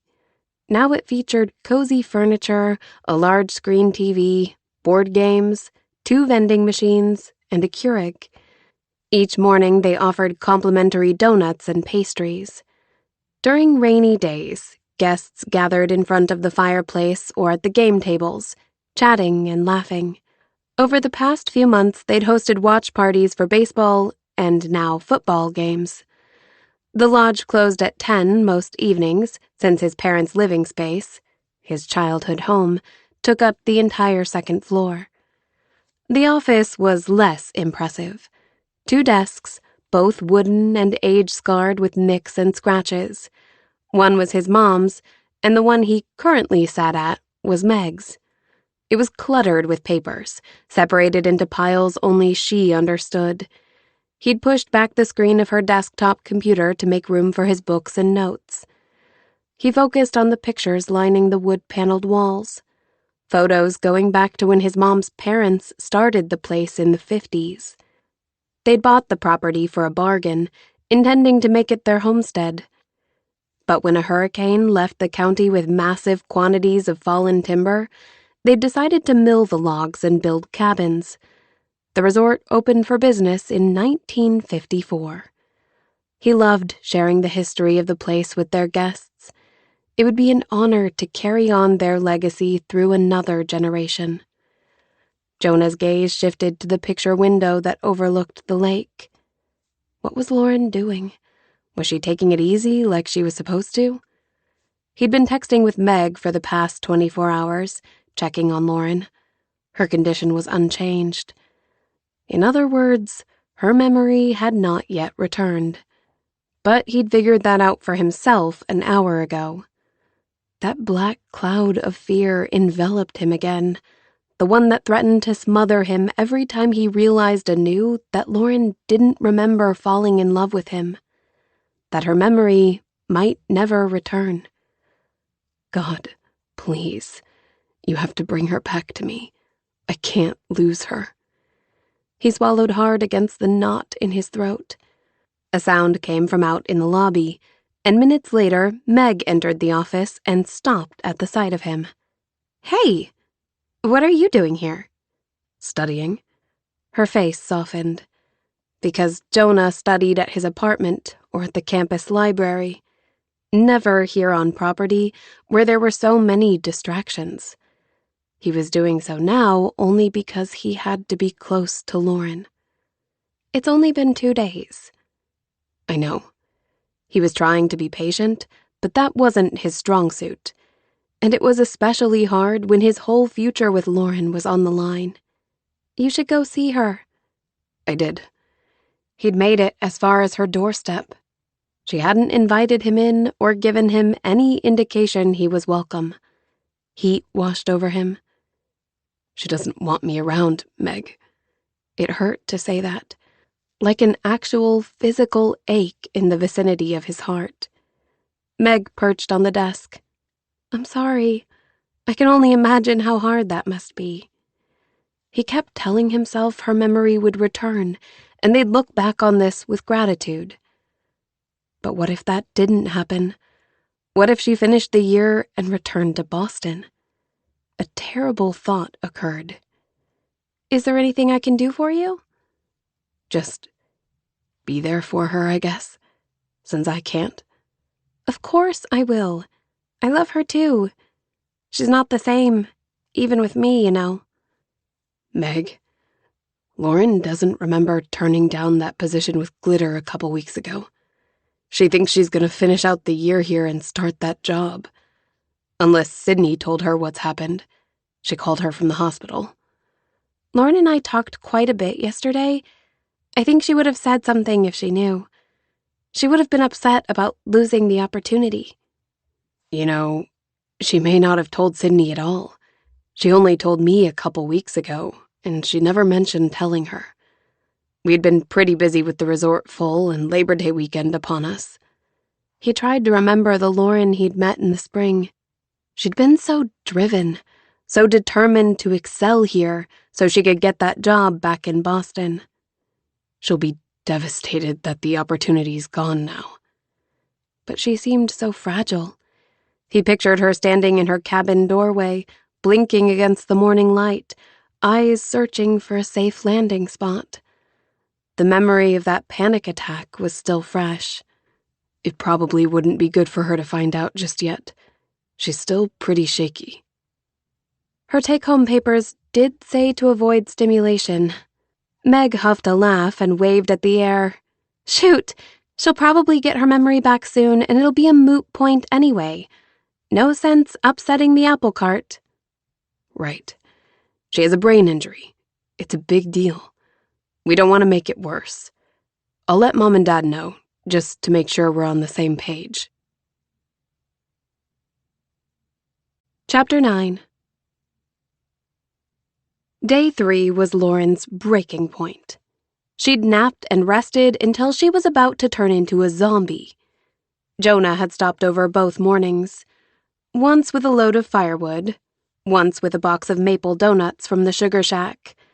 He said they were her favorite, and when she'd bitten into one after he left, she believed him. She probably should have invited him to stay and enjoy them with her, but she couldn't bring herself to do it.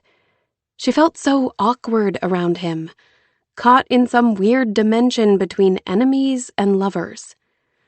Now she was sitting on her deck, staring at the water through the trees. The surface glistened in the late morning sunlight. If she didn't do something productive soon, she'd go mad. The sound of laughter carried through the woods. The middle-aged couple who'd checked in yesterday walked from Willow Cabin toward the community pier. She stood and followed. Graham scrambled ahead of her, tail flagging the air. She would just check on the couple, see if they needed anything. She followed them down the dock where they were donning life vests. Good morning. Beautiful day for a boat ride. We were thinking the same, the woman said. Oh, who's this handsome guy? Meet Graham, our resident mascot. Lauren extended her hand. And I'm Lauren, the property manager. They exchanged greetings while the couple gave Graham some attention. They were from Florida and had come north hoping for some early fall foliage. It was their first time at Pine Haven. We love it so far, Donald said. Even if the leaves haven't fully turned yet. It's a beautiful area. I'm so glad to hear you're enjoying it. If I can do anything to make your stay more comfortable, just let me know. That's so kind, Kathy said. We did use the last of the firewood. It got quite chilly last night. No worries. Donald assisted his wife into the boat. I can take care of that when we get back. Lauren beamed. No need. That's what I'm here for. The couple settled on the bench seats. Well, thank you. It was nice meeting you. Off we go. The two of them worked their paddles with a little trouble and a lot of laughter. Lauren waved them off, watching for a moment, Graham at her side. Then she traipsed up the property toward the woodpile. It felt good to have something to do again. Her headache was just a faint throb in her temples as she walked up the incline toward the lodge. She'd kept to herself since she returned from the hospital. It felt strange being around people who seemed more acquainted with her than she was with them. Made her feel exposed somehow. How much of herself had she shared? Anything they might have disclosed about themselves was lost somewhere in the complicated maze of her brain. The wheelbarrow sat beside the log pile, so she began loading up. She was ready to start easing back into her job. The release papers said she could do so after a few days, as long as her symptoms didn't increase. It wouldn't technically be 3 full days for another 5 hours or so, but close enough. She loaded a few more logs, then stepped around to grab the handles. Lauren. Jonah appeared around the backside of the lodge, barreling her direction. Hey, you shouldn't be doing that. Let me help. I'm fine. It's just a few logs. Go back to your cabin. He took the handles. She tightened her grip. "The Garretts asked me to deliver them." "I've got this. You should go lie down." "You can't tell me what to do." He wrestled the handles from her. "Actually, I can." She bristled. Yes, Jonah was technically her boss. It was one of the sticking points between them, as the authority figures in her life had been nothing but thorns in her side. "I know you must be bored, but you're supposed to be resting." "If I rest any more, I'll be comatose." "You heard what the nurse said about—" "She said 3 days, and that's what it's been." "Not yet, it hasn't. Stop being so stubborn. Go sit on your deck and—" "And what? Stare at the trees? I can't text, read, or watch TV. I'm bored out of my skull." She shelved her fists on her hips, but to her mortification, tears pressed behind her eyelids. His gaze roved over her face for a long, searching moment. Then he set the wheelbarrow down. "I know this is hard." "You don't know anything." A muscle flickered in his jaw. "I know you like to be productive. I know your brain usually processes things so quickly you can make a plan and carry it out before most people have their first cup of coffee. I know you're dealing with brain fog and memory issues that have you confused and frustrated. You're thinking if you just get back to work, everything will return to normal." She pressed her lips together and stiffened her spine when she wanted to sink in on herself, but she'd never admit that he'd hit a bullseye. "But if you're not careful, you could actually do more damage. Be patient with yourself. If you need something to do, let's start with a chore less taxing than toting loads of firewood." "It's just one load." "Meg printed off the stickers for the brochures yesterday." "What stickers?" He blinked. "Right. It was your idea to update the brochures with stickers instead of purchasing new ones." "Oh." Her brain seemed to have lost every little detail, and all the big ones, too. "Stickers." "It was a good idea, and it needs to be done." "Fine. I'll do the stickers." She glanced down at the logs. "Knock yourself out." Chapter 10. April 15th. Jonah appeared through the lobby window, watching Lauren run the snowblower down the walkway surrounding the lodge. She was bundled up in a long, puffy coat with a fur hood that left the smallest circle of her face exposed. How could she even maneuver the blower with those thick pink gloves? It had snowed 3 inches last night, but already the morning sun was warming up the earth. If she just waited till afternoon, the snow would melt on its own. But who was he to give advice? He hadn't exactly hit it off with their new employee. It wasn't because she was from Massachusetts, as Mom had first assumed. It was true that many New Hampshireites held a certain animosity toward people from across their southern border. Yet Jonah knew plenty of decent Bay Staters, many of the resort's regulars, in fact. But if he felt the Massachusetts RMV could be more particular about handing out driver's licenses, well, he wouldn't be the first to hold that opinion. No, his problem with Lauren began months before she'd even arrived. November was a slow month for the resort. A few snowmobilers or skiers per week. The extra downtime had allowed Jonah to load up on courses during the semester, for the degree he'd never even wanted. Dad's heart attack had shocked them all. Tom Landry was a bear of a man, standing 6'2", with strapping shoulders and a lumbering gait. He was a man of few words, but he wasn't afraid of hard work, and he could fix anything as long as it didn't involve a computer. To Jonah, he'd always been strong and invincible. Dad had been repairing a refrigerator in mid-November when the heart attack struck. A week later, he was home from the hospital, a stent in place. Mom pulled Jonah and Meg into their upstairs living room and lowered her voice. "Your father needs a break from this place. I know we'd talked about both of us retiring at the end of next year, but I guess God has different plans." "That's fine, Mom. Meg and I have got this." Absolutely, his sister agreed. I'll take over your part of the office work. I'll have plenty of time to do the books for us and Bartley's. Meg also did the accounting for a local insurance company. And I'll take over management. Consider it done.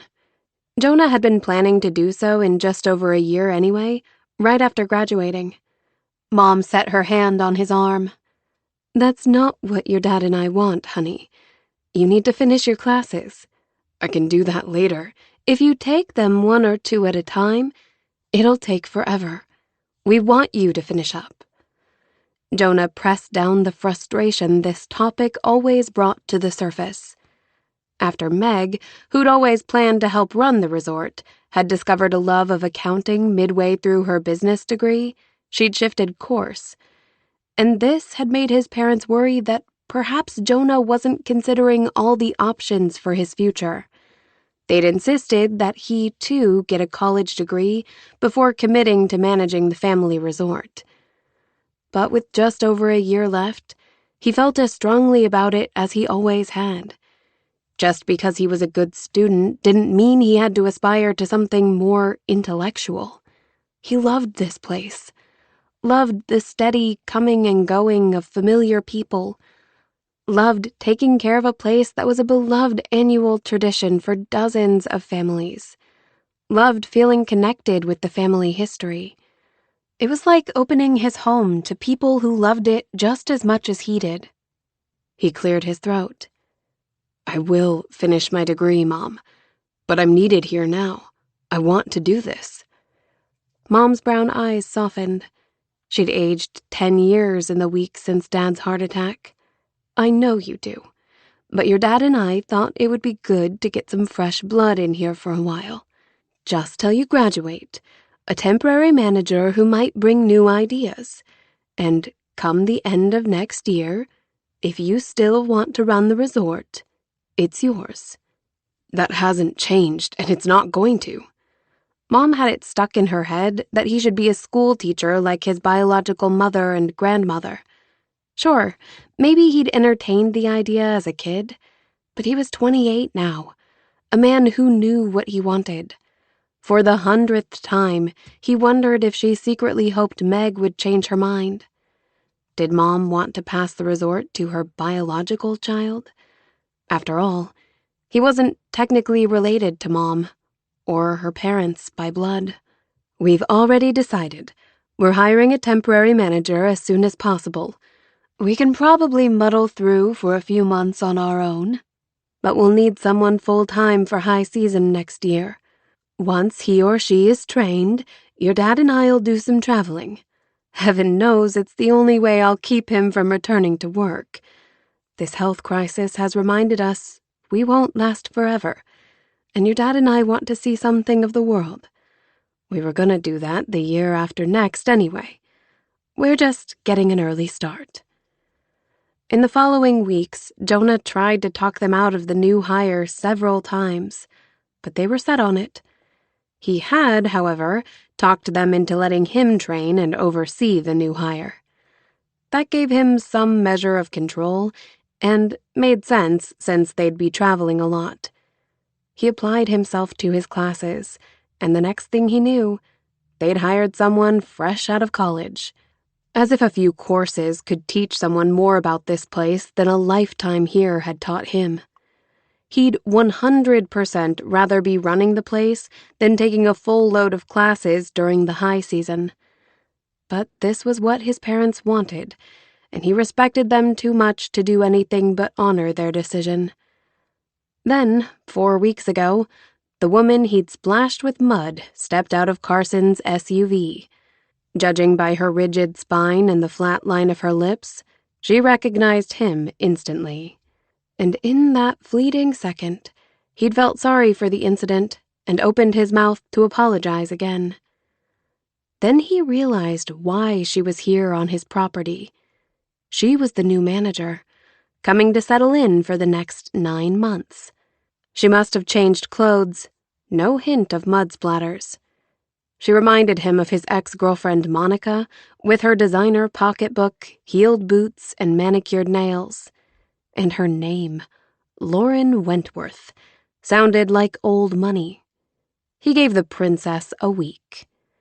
He never had issued that second apology. But a month later, she was still here. His parents were now on the road, heading to the Florida Keys, and Jonah was staying on property for a few weeks to oversee their new hire. Lauren had made a few small missteps, the worst of which was double booking a cabin for a week in June.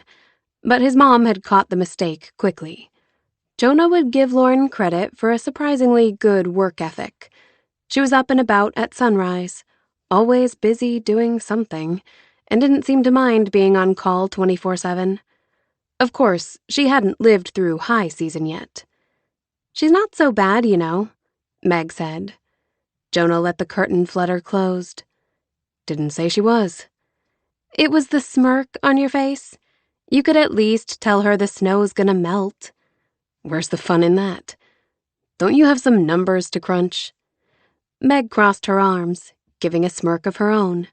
"You just don't like that she's doing a great job." "I wouldn't go that far. And she's barely a month in. Also, it's not high season yet." Meg shook her head in a patronizing way. "You poor thing. You don't even realize." With that, she took off for the office. Jonah frowned. "Realize what?" When she didn't answer, he followed and found her settling into her chair behind the old computer screen. "Realize what?" She started clacking on the keyboard. "Don't tell me you haven't noticed how beautiful she is." The image of her sage-green eyes flashed in his brain. "What's that got to do with anything? I can barely tolerate her." "And why do you suppose that is, brother dear? She's doing the job she was hired for, and allowing you to get your classes over with. You should be grateful, and yet you can't seem to be around her without bristling." "She's the bristly one." "Oh, really? The rest of us get along with her just fine." "You've seen how she is when I try to give her instructions. She's practically belligerent." Okay, she might not say anything out loud, but that stubborn look on her face said it all. Meg deigned to glance his way, holding his gaze a long second. "Since you seem to be the last to know, I'll do you a favor and enlighten you. The sparks between you two could ignite an inferno." Jonah flinched. "That is ridiculous. Those are not sparks. We rub each other the wrong way, that's all. We can hardly be in the same room." "Explain your dislike for her then, if it makes so much sense." That he resented Lauren for taking the job he wanted seemed pretty entitled, if he couldn't explain his fear about being an outsider in his own family. And he didn't want to go there with Meg. How could she possibly understand? Besides, if he told her he suspected their mom wanted her to run the resort instead of him, it would only make her feel guilty for choosing accounting. He fumbled for words. "She's a city girl. She doesn't belong here." But he knew, even as he said it, that it was poor reasoning. Sure, she'd been a bit overdressed that first day. But since then, she'd shown up to work in appropriate attire, if maybe a bit on the fussy side. Meg was regarding him with something like pity. Not everyone from the city is like Monica. Because yes, she did remind him of Monica, from the designer bags to the big city dreams. His ex-girlfriend had broken his heart when she left him and this podunk town for the greener pastures of New York City.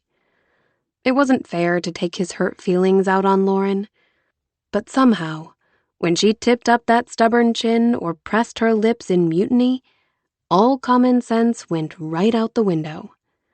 "I'll admit, Lauren's a bit of a city slicker," Meg said. "But that's hardly a fatal flaw. She works hard and she's doing a good job, isn't she? Maybe you could ease up a bit. Be a little less impossible." "Me? She's the impossible one." See my former comment about sparks. Good grief. Jonah rolled his eyes as he turned on his heel and left the room. "You read too many romance novels." His little sister had obviously never been anywhere near the vicinity of love. It didn't start with mutual dislike. It began with attraction. Like when a guy caught the eye of a beautiful brunette at the Daily Brew and they shared a private smile. Or when he held the door for her a half an hour later and she asked for directions to the post office and he thought his heart might explode from his chest. That was attraction. Jonah had escorted Monica to the post office, which was formerly a train depot. Monica had just been hired as an esthetician at the spa in the new Harborview Resort. She was from a tiny town in Maine he'd never heard of, and had taken this job straight out of beauty school. Back in Maine, she had 2 brothers, 5 sisters, and amicably divorced parents. The conversation was fluid, with plenty of give and take. He liked that she was direct, and that wicked smile she turned on him made him feel like a king. They reached the post office way too soon. He was still trying to figure out how to get her number when she pulled her phone from her pocket and said, "What's your number, Jonah Landry?" A moment later, his phone vibrated with a text. "See you later." She flashed a smile and entered the post office, those beautiful brown waves bouncing around her shoulders. As soon as they parted ways, he checked his phone. "Call me," her text said, and he did just that the next day, right after he looked up esthetician. He mentally fast-forwarded through the months of courtship, full of ups and downs, mostly ups, until they reached the end of the road. A job offer from some spa in Manhattan. Maybe he should have seen it coming a million miles away. She'd mentioned her determination to escape that small town where she'd grown up. Her search for bigger and better things than the lone town diner where she'd waitressed through high school, and where her mother still worked. He'd thought of her as a small-town kind of person from a middle-class family, much like him. He'd missed all the clues, and the cost of his ignorance had been a broken heart. The memory of that first meeting fizzled like a spent firework. Now, as Jonah headed off to find a quiet spot to read his assigned chapters, he caught a glimpse of Lauren through the window and scowled. No. He knew what attraction looked like, felt like, and it wasn't this. Chapter 11. Present Day. Lauren wasn't in a social mood, but she'd simply had to get away from the resort. She watched an ember from the bonfire drift upward until it burned out against the black canvas of the night sky. She dug her toes into the sand as she scanned the row of residential homes lining the unfamiliar north shore of Loon Lake. Some of their windows were lit from within, but many of the homes must have been closed up on Labor Day weekend. Another reminder that she'd missed the entire summer. Her gaze drifted across the yard to Carson's house, or rather his aunt's, where he was apparently living while he completed his internship. The sound of laughter carried from the shoreline, where Meg and some of the others from her friend group dared to wade into the cool water, clothes and all. It was Lauren's first outing since the accident. It had been a week ago now, and her headache had finally subsided. The fog had cleared, or most of it anyway. Her focus wasn't great when it came to numbers or figuring out complicated schedules, but she was back to work. Meg had said something about the fall inventory, which apparently consisted of accounting for every fork and spatula in each cabin. Lauren would attempt that task next week. She checked the time. Sydney's brother was married by now. Her friend would head back to the city tomorrow. She'd checked on Lauren every day this week, but Lauren hadn't wanted to usurp her time with her family. Carson headed her way across the sand, barefoot and smiling. The golden glow of a fire had never danced on such a handsome face. Tonight, he wore a white button-down and a pair of khaki shorts on his lean frame. The sight of him made her pulse race. That Karina was one lucky girl. "Can I get you a drink?" he asked as he neared.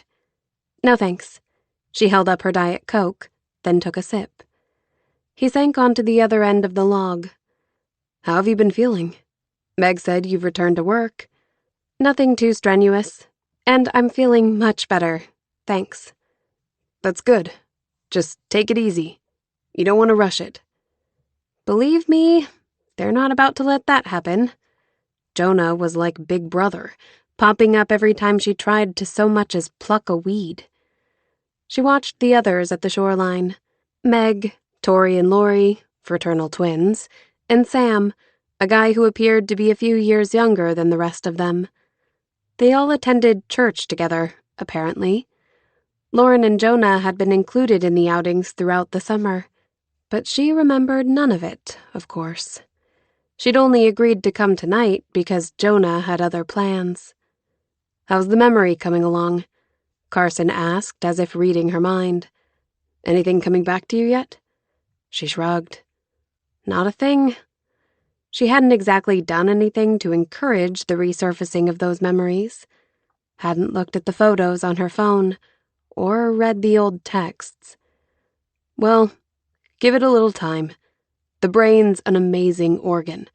Just because you can't access them at the moment doesn't mean they aren't still in there. The thought was meant to comfort, but instead felt like an impending threat, like they could appear any moment and ruin her future. I could put you in touch with a cognitive therapist if you'd like. Sometimes that helps. I'll let you know. Thank you. It's very sweet of you to offer. She decided to change the subject. I was hoping to meet Karina tonight. Or maybe I already have, she snorted. I can't tell you how weird it feels not to remember my life. I can only imagine. No, you actually never met Karina. And I guess you're not likely to now. We broke up in June. The information barreled through her mind like a train. Destination unknown. She took in his wan expression and felt a prick of empathy. I'm so sorry. He shrugged. It happens. How long were you together? Sorry if you already told me this. It's okay. We dated almost 3 years. You took this internship because you didn't want to be too far away. She remembered that from their first conversation when he'd rescued her on the side of the road. He gave a wry grin. Joke's on me, I guess. But no, she met some guy at school and that was that. That's the worst. Or she supposed it must have been. She'd never been in love before. Well, not that she remembered. It hasn't been fun, but it's been a few months now, and my work keeps me busy. She studied his face. Does that help? He met her gaze, then broke out into laughter. No. She smiled at his honesty, wished she could think of something helpful to say. She'd had plenty of disappointments in her life, but romantic heartbreak was foreign to her. And truthfully, selfishly, she was a little glad to find Carson suddenly available. But she could hardly admit that. Meg wandered over just then and rescued her from having to think of an appropriate response. Lauren counted the mugs in the hickory cabin and wrote the number on the checklist. 8. 2 were missing. She moved on to the dinner plates.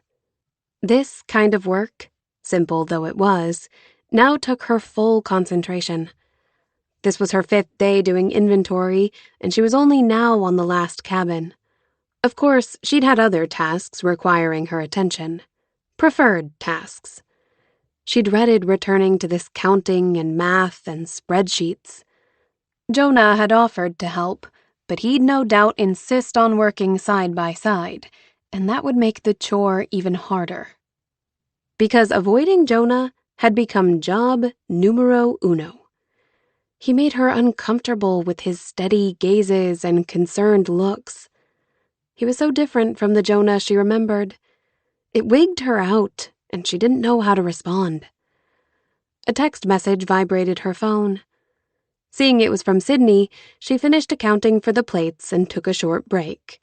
Her friend had practically begged to come see her after her brother's wedding last weekend, but Lauren put her off. As nice as it might be to have her friend nearby, Sydney was hoping to be promoted to manager at the restaurant where she worked, and taking off abruptly right after a week's vacation wouldn't help her cause.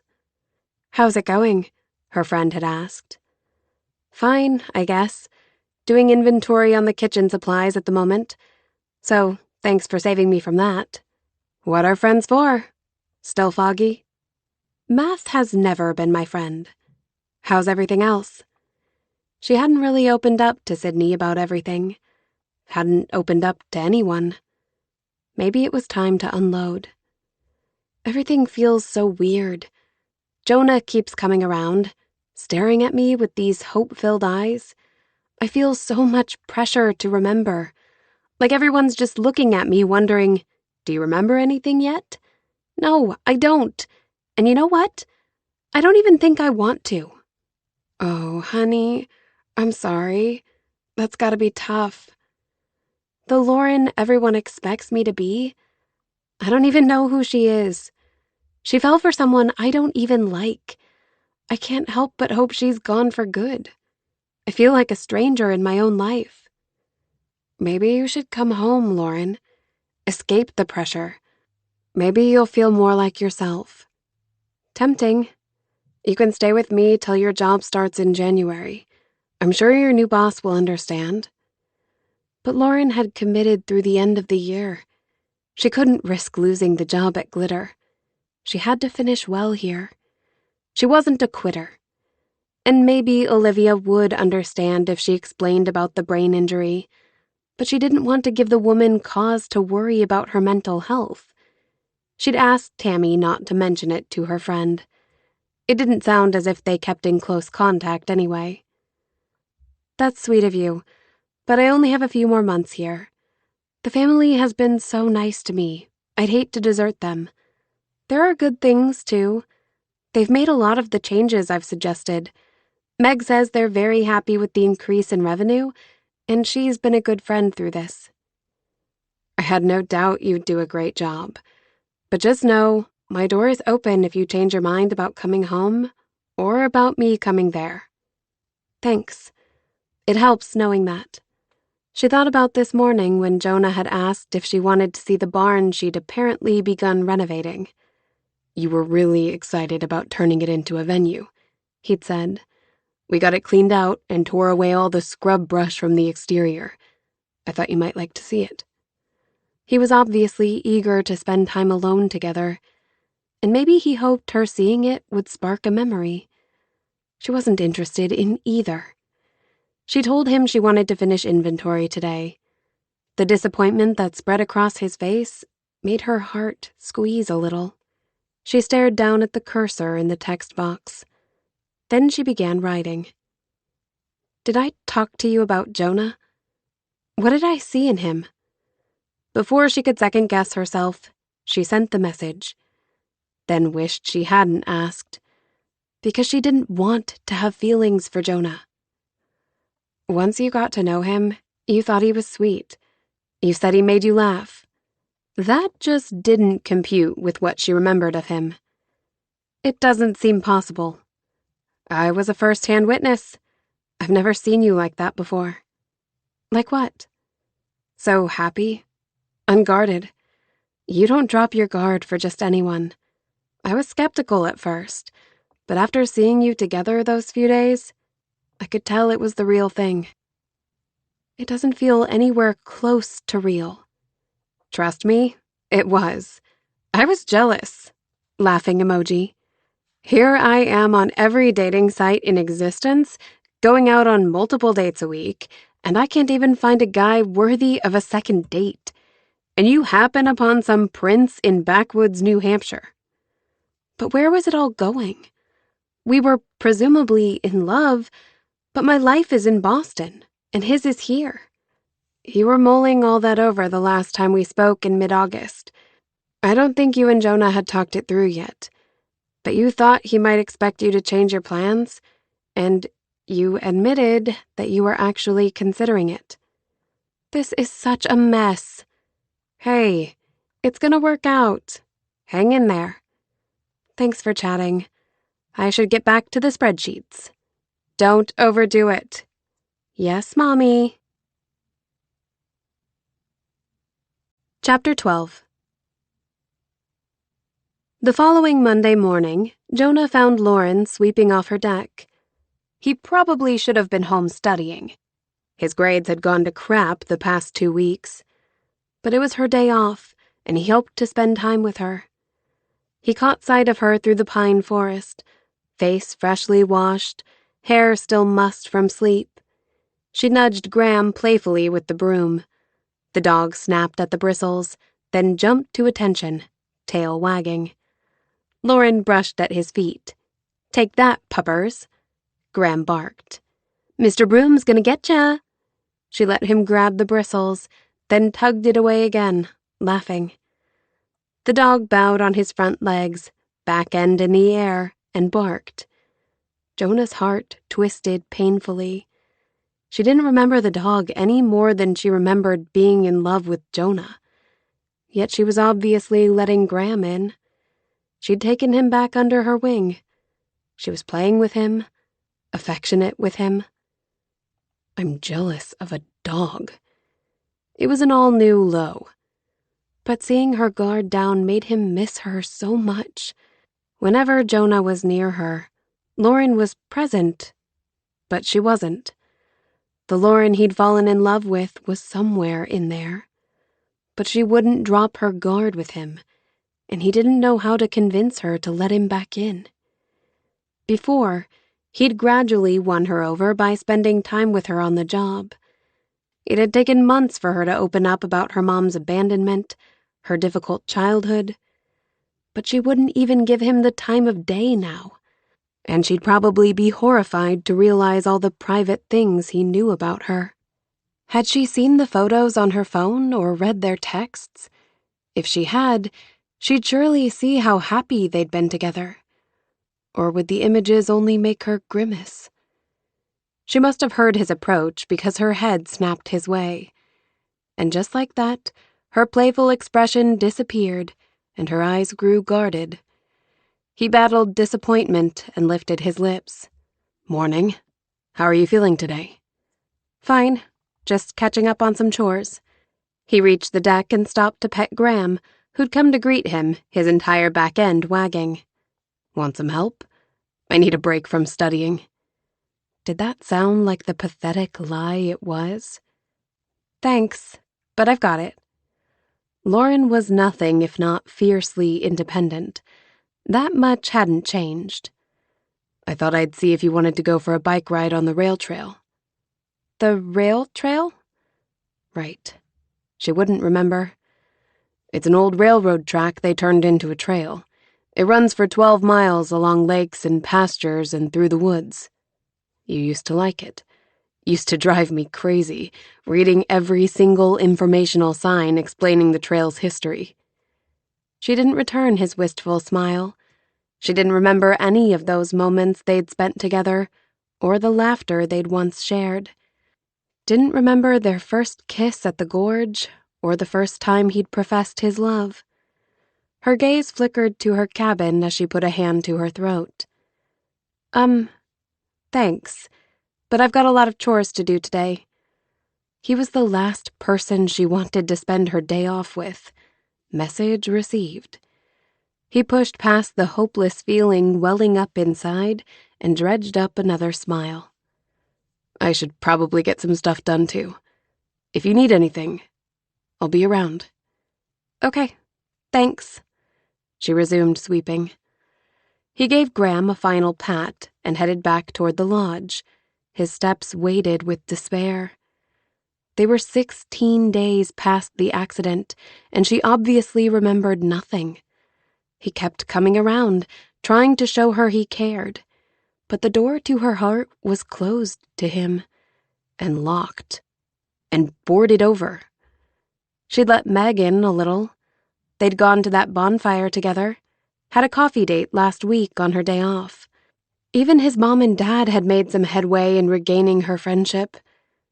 But she wanted nothing to do with Jonah. "Help me, God. I don't know what else to do. How can I help her remember if she doesn't want to? How can I win her back when she avoids me at every turn? Could he find reasons for them to work together as he'd done early in her employment? He was afraid, given her current mental state, that she'd only feel pressured and close up like a clam.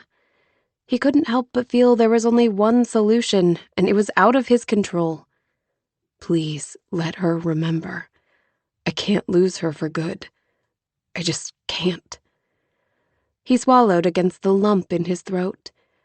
He hadn't lost it once since the accident. Kept pushing back the emotion, telling himself she'd remember.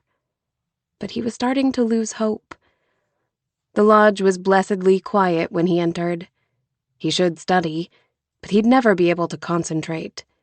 He needed something to do, something that would keep him busy enough to distract him from this miserable nightmare. Meg glanced up when he stopped by the office. "Hey, what are you doing here?" Checking on Lauren. She homed in on his face, probably seeing everything he wanted to hide. "How was she?" Same. "Her symptoms seem better. She's back to her normal schedule." True. Neither of them said it, but they were both thinking it. Everything was back to normal. Except her memory. "I'm actually glad you stopped by. I've been wanting to talk to you about something." Her tone warned him it wasn't good news. He sank into his mom's desk chair. That sounds foreboding, and I don't know if I can take more bad news. "I'm sorry. I know this has been hard. This might not be news to you at all." Is it about Lauren? "Yes." Oh, what the heck. How much worse could things get? A lot, if the adrenaline pumping through his veins was anything to go by. Why not? Lay it on me. She said something in passing yesterday when I mentioned her memory loss. She implied she didn't want her memories back. That she'd rather forget what happened over the summer and move on with her life. The words were a sucker punch. She didn't want to remember him? Remember them? It was the ultimate rejection. God, why is this happening? We were in love. We were about to be engaged.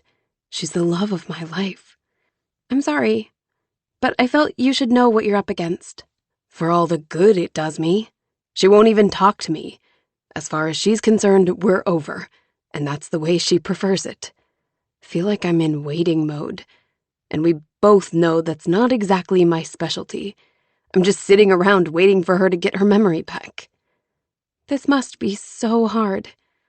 If I don't do something, I might as well throw her a farewell party. The thought of saying goodbye to her made his stomach twist. They'd been about to start a life together, and now it was all gone because of that freak fall. One stupid accident, and she was gone to him forever? His gaze sharpened on his sister.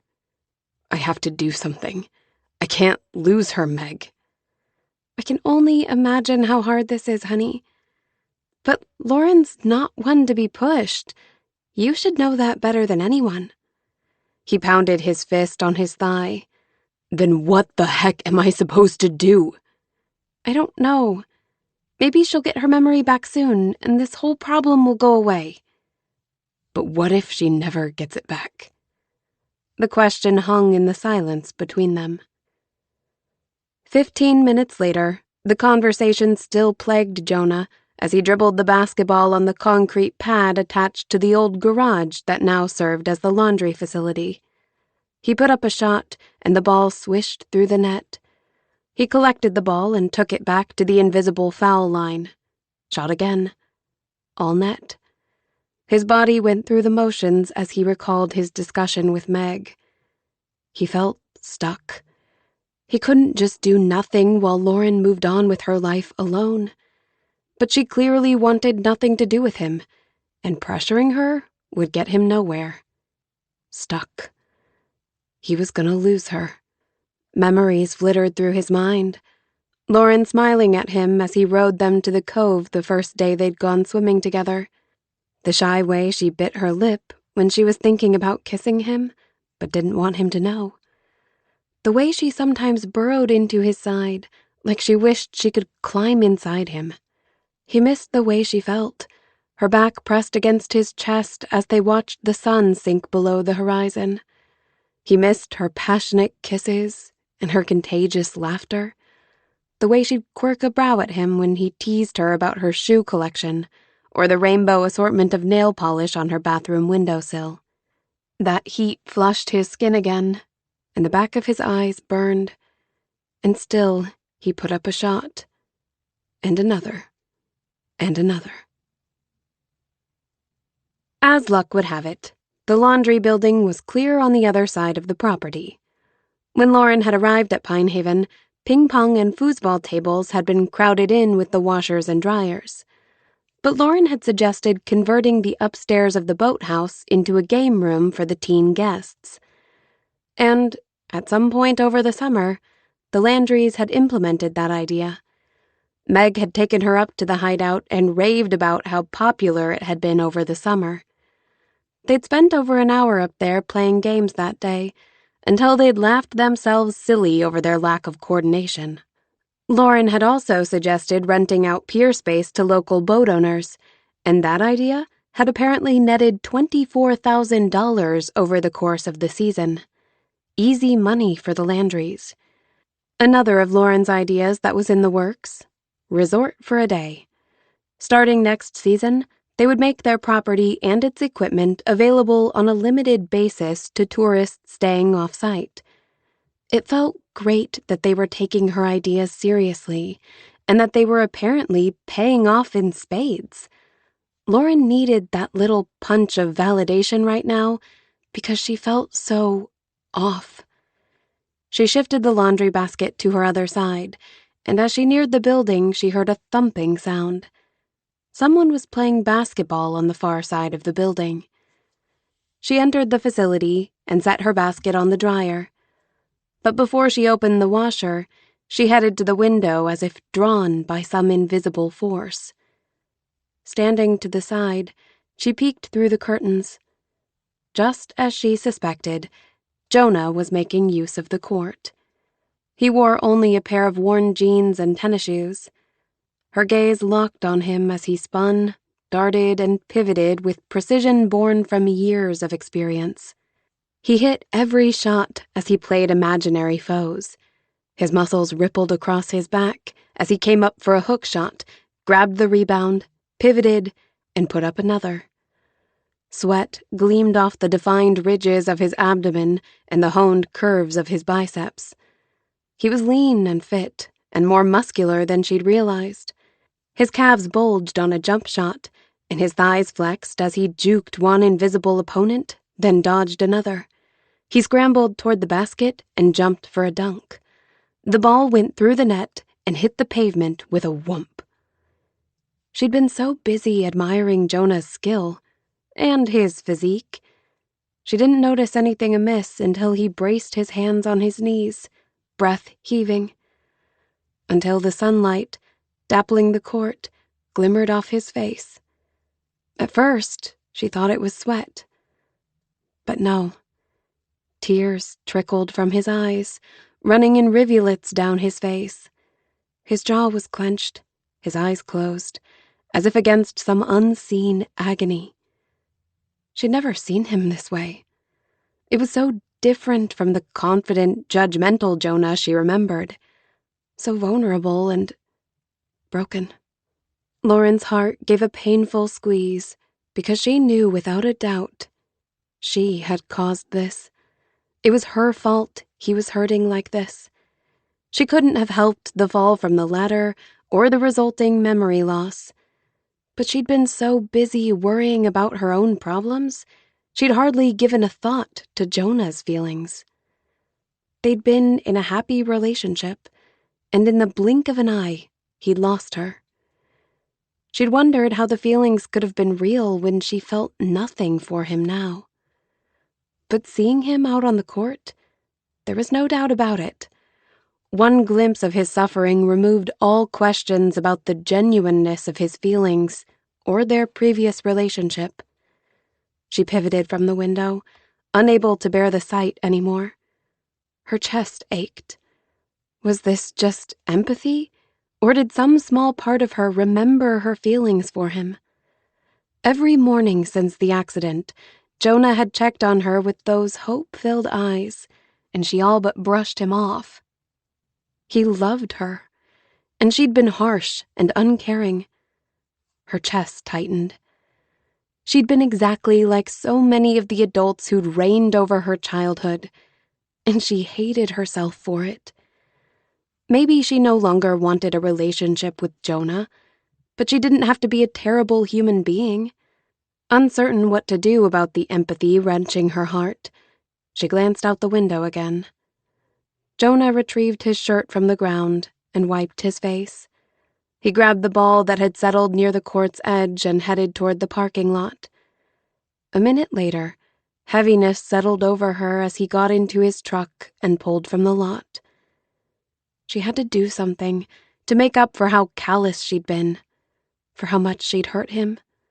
Something to relieve the pain he was feeling. But something safe. From a distance. She withdrew her phone and opened the texting app. Her finger hovered over the thread between Jonah and her. The last entry was September 7th, the day of her accident. She couldn't bring herself to read all the texts they must have sent back and forth. So, she forbade herself from scrolling up and began tapping on the keyboard. Chapter 13. Jonah turned up the music, and a driving Jason Aldean song filled the void in the truck's cab. He was emotionally exhausted. He couldn't remember the last time he'd cried like that. Not since he was a child. He'd like to say he felt better, but the ache inside hadn't subsided.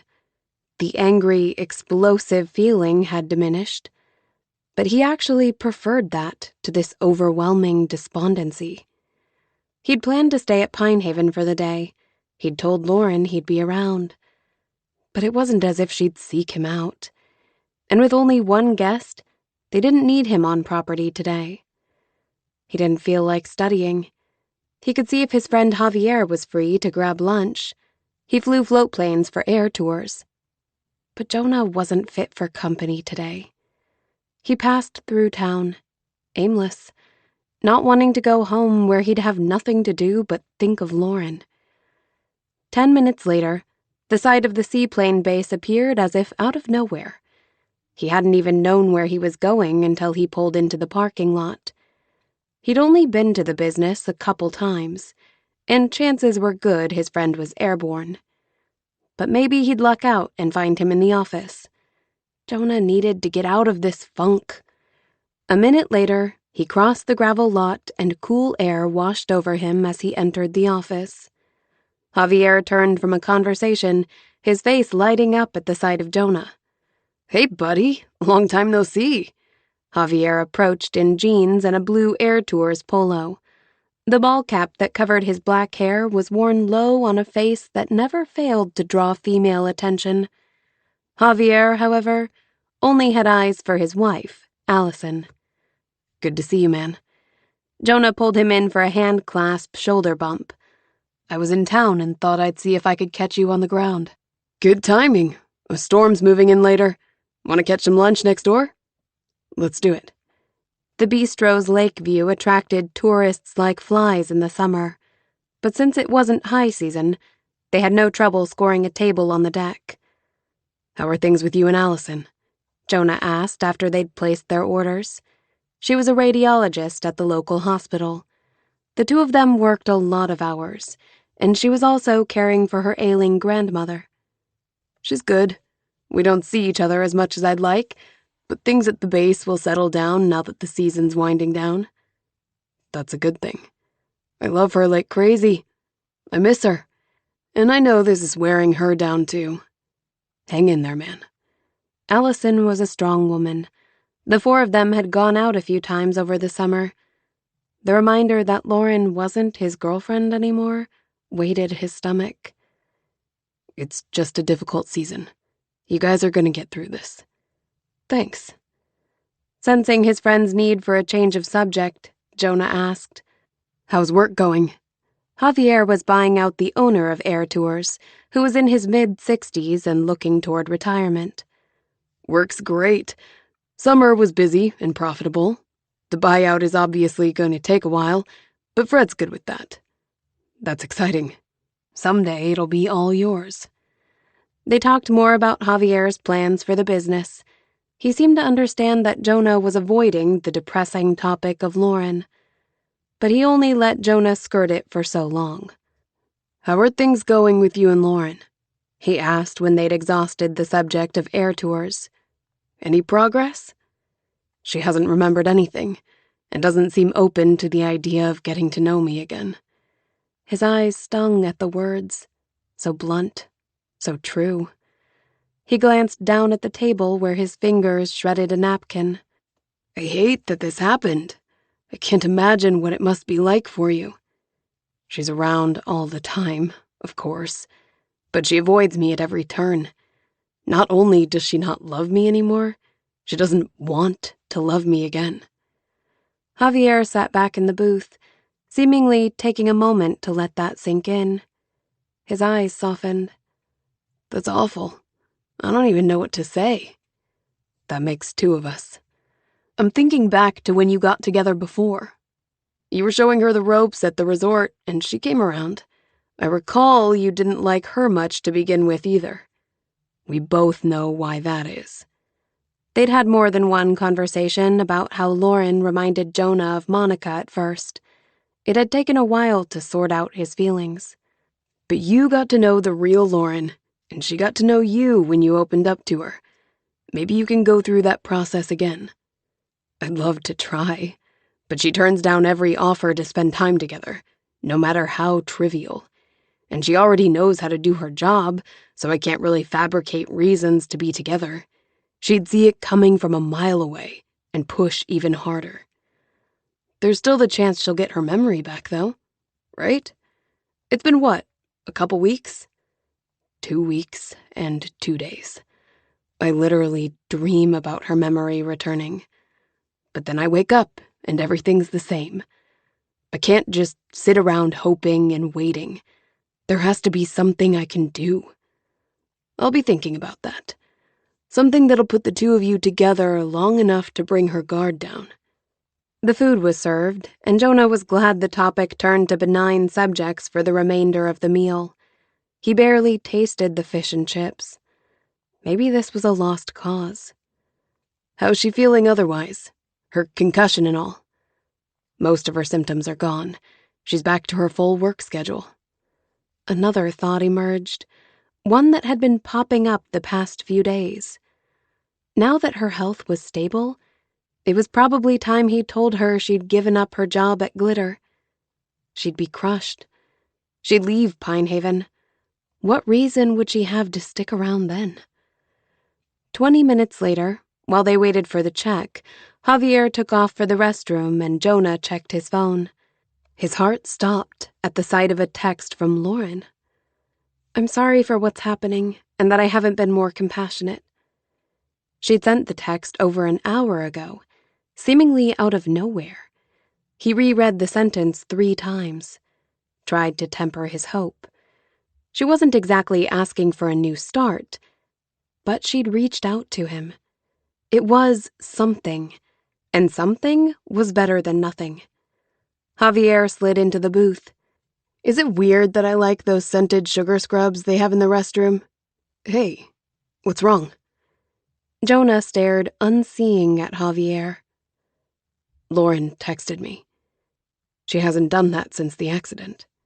"Hey, that's great. What did she say?" Jonah showed Javier the text. His friend nodded. All right. That's a start. Maybe this is the answer you've been praying for." "If she's open to communicating through text, count me in. That's something. It's a start." Jonah glanced back at the screen, rereading her text. "What should I say? I don't want to scare her off." "Yeah, but you don't want to tiptoe around her feelings either. That's not healthy." "Good point. You're a smart guy. You'll figure it out." The server brought their bills, and they took them to the register and paid. All the while, Jonah's thoughts spun. He hadn't felt so much hope since the accident. He could hardly wait to respond to her text. But he couldn't push. He had to be patient with her. He and Javier parted ways at the office building, and then Jonah settled in his truck. He couldn't even wait till he got home. He had to see where this would lead. "It's not your fault. You didn't ask for this either." He sent the text and waited. The blinking dots appeared. He stared at those dots until his vision went blurry. Then, finally, her response appeared. "I know, but I haven't been very kind, and you didn't deserve that." He didn't know what had brought about this revelation, but he was grateful. Maybe Meg had said something to her. He stared at her words. How to respond? She wasn't where he was emotionally. She was still somewhere back in April. He should keep things light. "I remember how things were in the spring. I didn't feel very kindly toward you either. Haha." Her response came quickly this time. A laughing emoji. Then, in a separate text, "I really should get on with my chores. I have about 11 million loads of laundry." That was fast. He fought against the swamp of disappointment and the urge to remind her to take it easy. But he wasn't her boyfriend at the moment, and he didn't want to pressure her. This was a good start. Maybe she'd text him again soon. Or maybe he'd start the conversation next time. He found a funny gif of a cat doing laundry and sent it.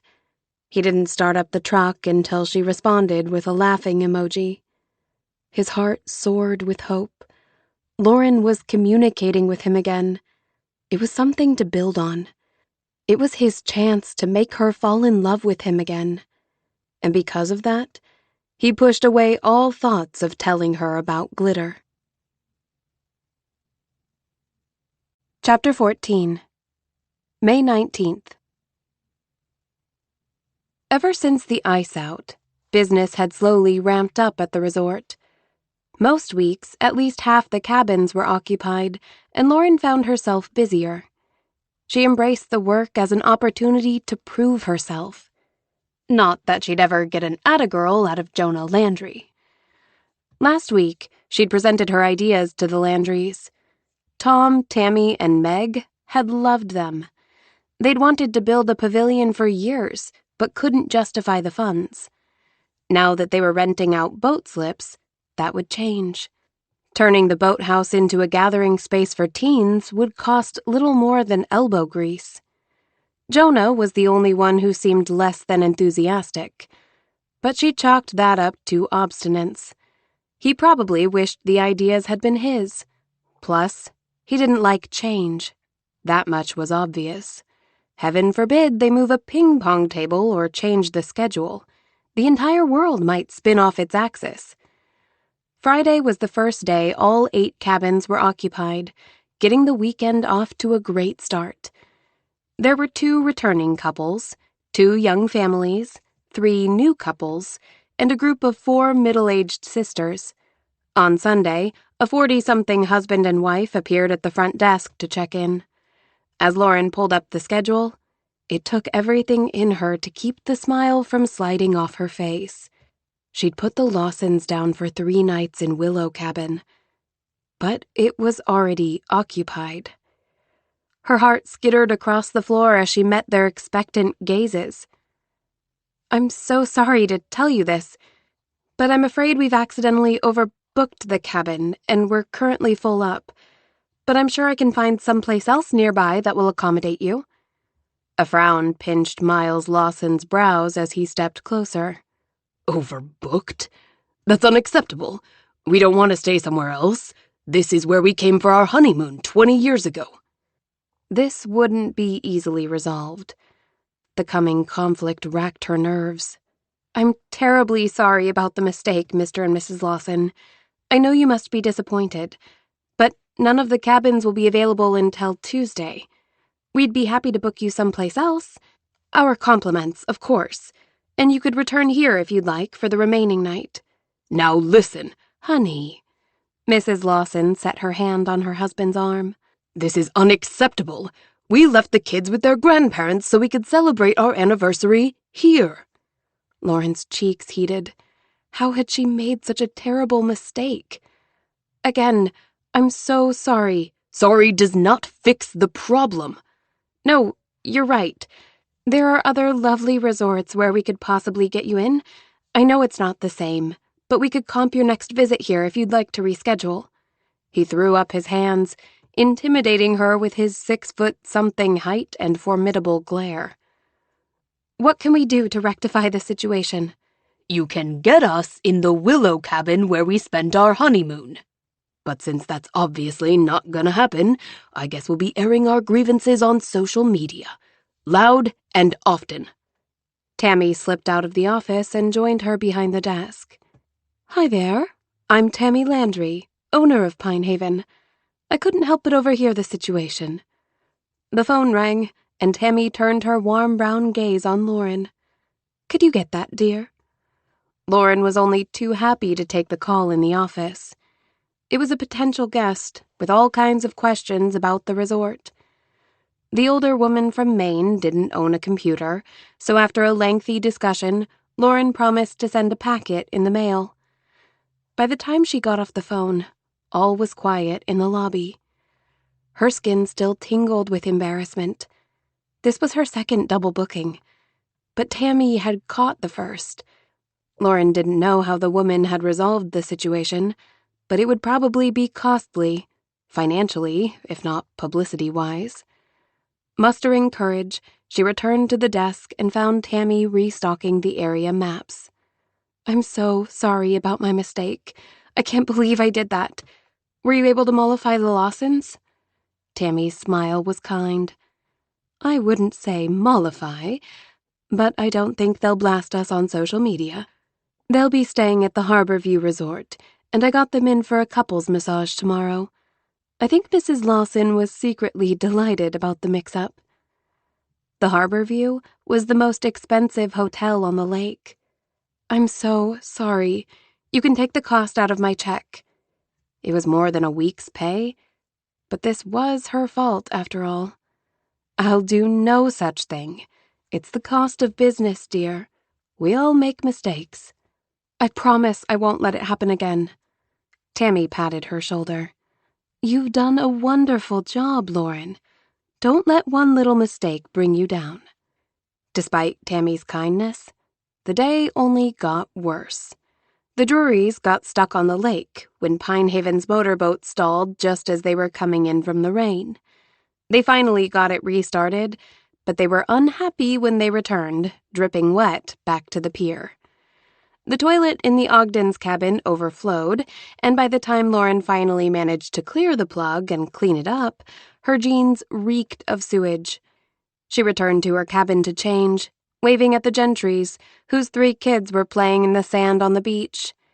They asked for more paper towels, and Lauren promised she'd bring more by later, even though every cabin came adequately stocked with 4 rolls. Some guests felt entitled to all the paper goods they could stash in their trunk. Oh well, that was the least of her worries today. She changed her entire outfit, wishing she had time for a shower because the clogged toilet had left her feeling disgusting. But she needed to schedule the repair on the boat's motor. Tom and Tammy were gone for the rest of the day, and Lauren didn't have a truck or the experience necessary to pull a boat from the water or haul a trailer. She would have to ask Jonah. That should be fun. As she crossed the property heading toward the office, she dictated her task list into her phone. Schedule boat repair, paper towels to Maple Cabin, gather supplies for s'mores, take dog treats to Oak. The black lab was beautiful, and sometimes it was the little things that made a difference. She was glad the resort was pet-friendly. She'd always wanted a dog of her own, either a Yorkshire Terrier or a Maltese, a sweet little pup to cuddle with. She'd enjoyed 2 dogs in foster care. But they were family pets, and she wasn't family. So when she moved, she left them behind.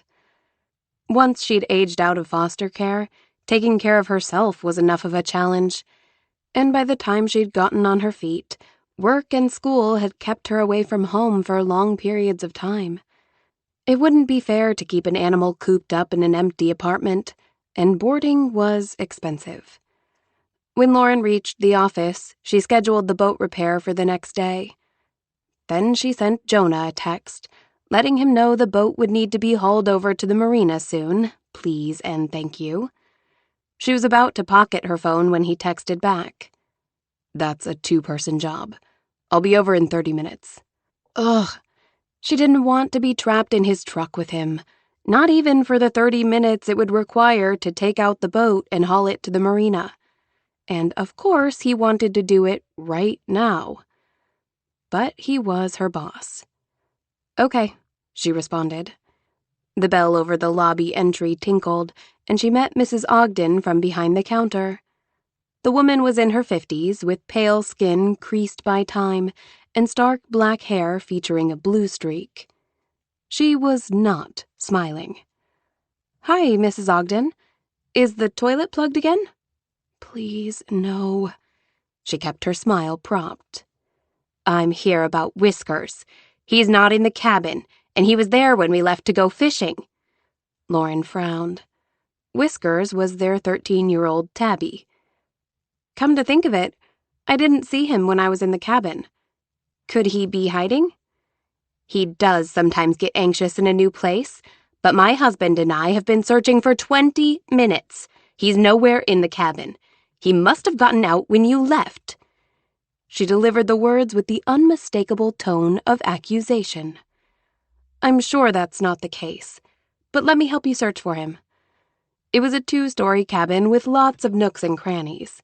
The cat had to be in there somewhere.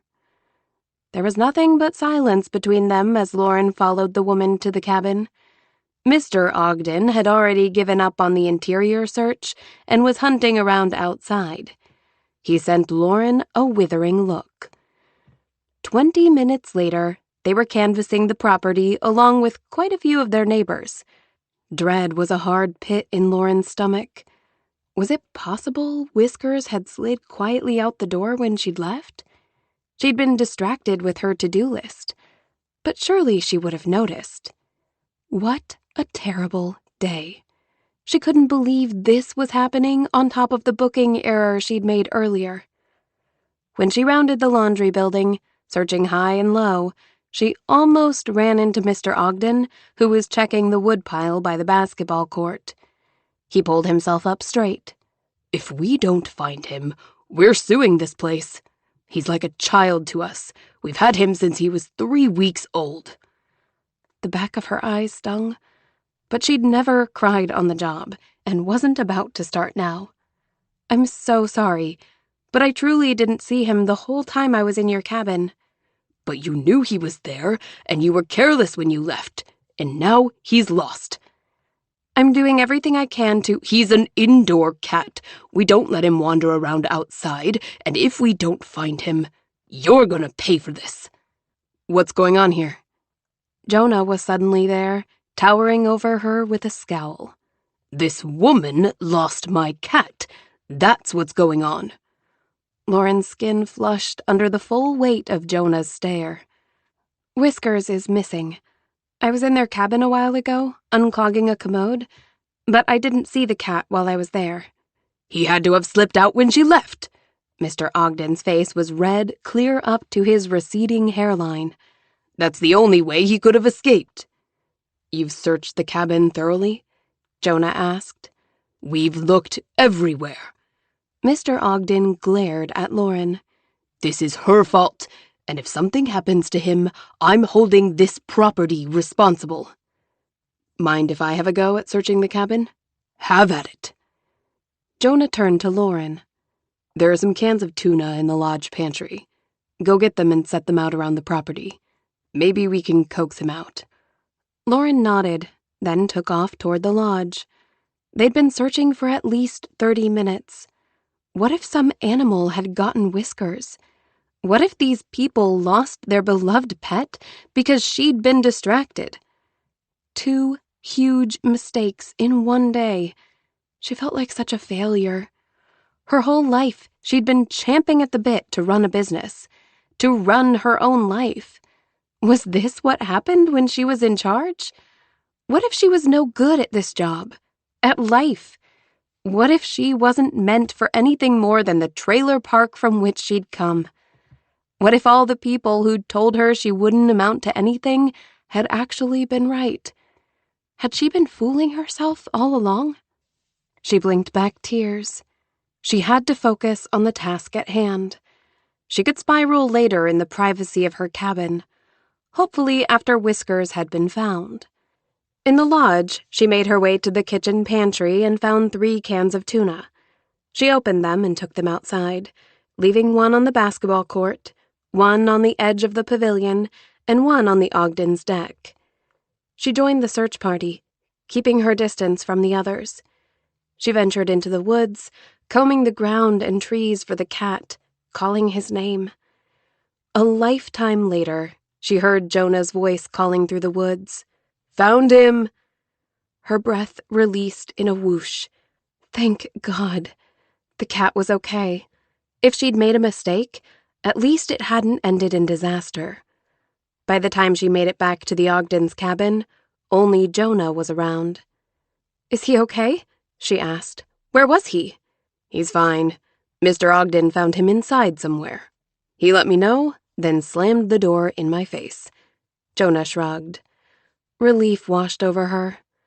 "He was inside all along?" "Yup. Hiding somewhere, I guess." She hadn't been responsible. She tried to let that sink in, but the stress of the ordeal had left her shaken, and releasing it wasn't so simple. However, if she dwelled on it, she'd make a fool of herself in front of Jonah. She cleared her throat. "Now that the excitement is over, we'd better get the boat over to the marina. Hopefully, it'll make it to the launch ramp. I'll make sure it starts and you can drive it over. Then I'll hook up the trailer and meet you over there." 30 minutes later at the boat launch, Jonah stood in the cool water, helping Lauren guide the boat onto the trailer. Once it was secured, they hopped into the cab and Jonah pulled the trailer out. Lauren had been quiet since the cat incident and said nothing on the short drive to the marina. Once there, Jonah unhitched the trailer while Lauren went inside to inform them they were leaving the boat for repair. Soon they were on the road again, and once more the cab was silent. To Jonah's perspective, their relationship seemed to have shifted over the past month, ever since Meg had made that claim about their sparks. He'd been avoiding Lauren, and when they did come in contact, it was as if they played out the Cold War, personal edition. But hearing Mr. Ogden verbally attacking her had bothered Jonah. She hadn't deserved that.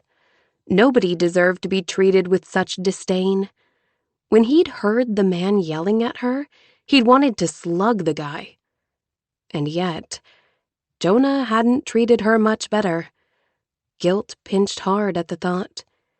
He'd had his reasons, but he'd eventually come to see there was more to her than designer shoes and fussy manicures. She worked well over the required hours and didn't consider herself above any task. He knew firsthand that included some pretty dirty jobs. He could now admit, at least to himself, that he'd felt those sparks initially, and it spooked him. He didn't want to fall for another Monica, so he put up his guard. He'd been unnecessarily hard on Lauren. He'd been rude and impatient, and even a little mean sometimes. Once his mom had overheard him bossing Lauren around, and her eyes widened. "Jonah!" She gave him a look that both admonished and questioned. His face flushed with heat, but Lauren was already off to the task on which he'd sent her. He gave his mom an apologetic glance, then took off in the opposite direction. So, no, this wasn't like him at all. He was generally known to be congenial and easygoing, but he'd been the opposite with Lauren. No wonder she avoided him at every turn, smiled at him through gritted teeth. He glanced at her now. No wonder she was practically hugging the passenger door. She stared straight ahead at the road, jaw clenched, shoulders rigid, hands clasped tightly in her lap. They were almost back to the resort, but he wanted to ease the tension somehow. I'll bet Mr. Ogden's feeling pretty stupid about now. A long pause passed. Sure. A minute later, he turned into the property. I'll check on them. Take Whiskers a treat. Maybe you could collect the tuna so we don't draw a bunch of animals onto the property? Okay. She didn't seem her Spitfire self. She appeared to have shrunk in on herself, and that wasn't like the Lauren he knew at all. But they'd come to a stop, and she'd already jumped from the truck as if she couldn't escape soon enough. His mind still on Lauren, Jonah grabbed the kitty treats they kept on hand and headed over to the Ogden's cabin. He hadn't seen their car, but knocked anyway. Then he noticed their beach towels, cooler, and fishing poles were gone from the deck. He peeked in the window. No personal effects that he could see. So he turned the doorknob. Hello? Mr. and Mrs. Ogden? It's Jonah. There wasn't a peep, and a quick sweep of the rooms revealed none of the personal items that had cluttered the cabin only an hour ago. He frowned at the recliner's footrest, which was extended and sitting at an odd angle. A quick inspection revealed it was broken.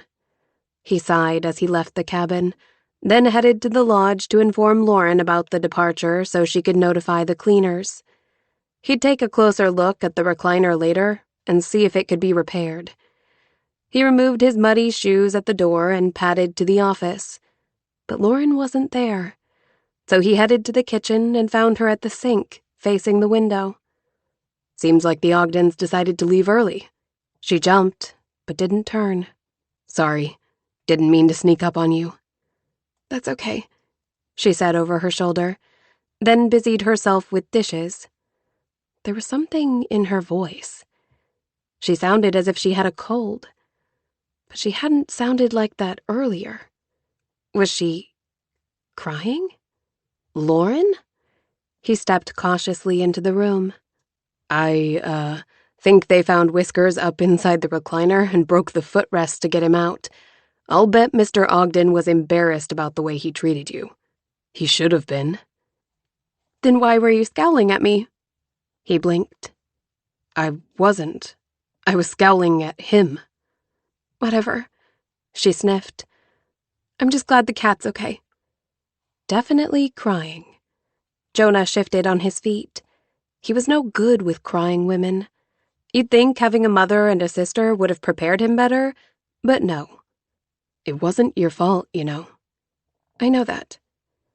But something was obviously eating at her.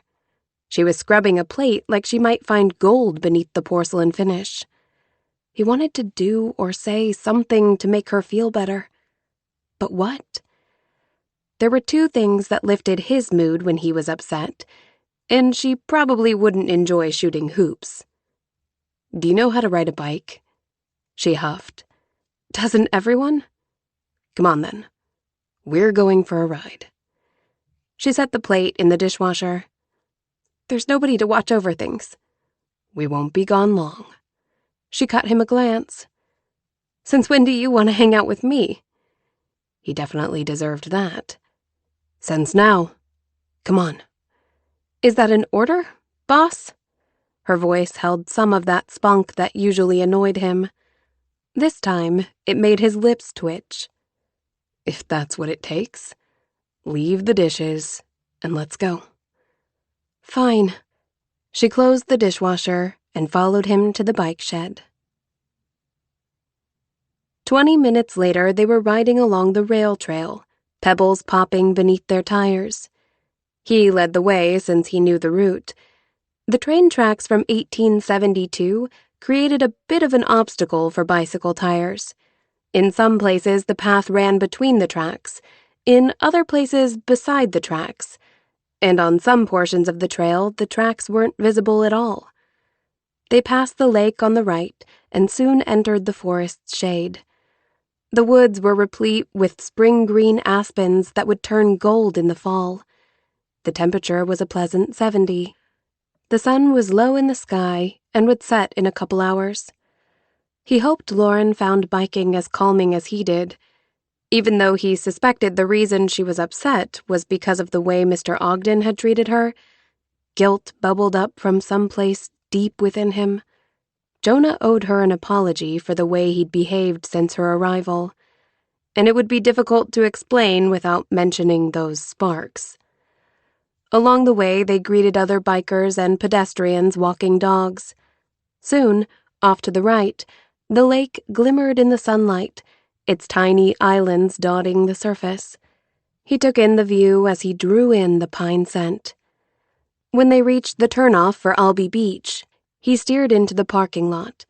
He continued to the far side where dirt pathways cut through a pine grove, leading to the small beach.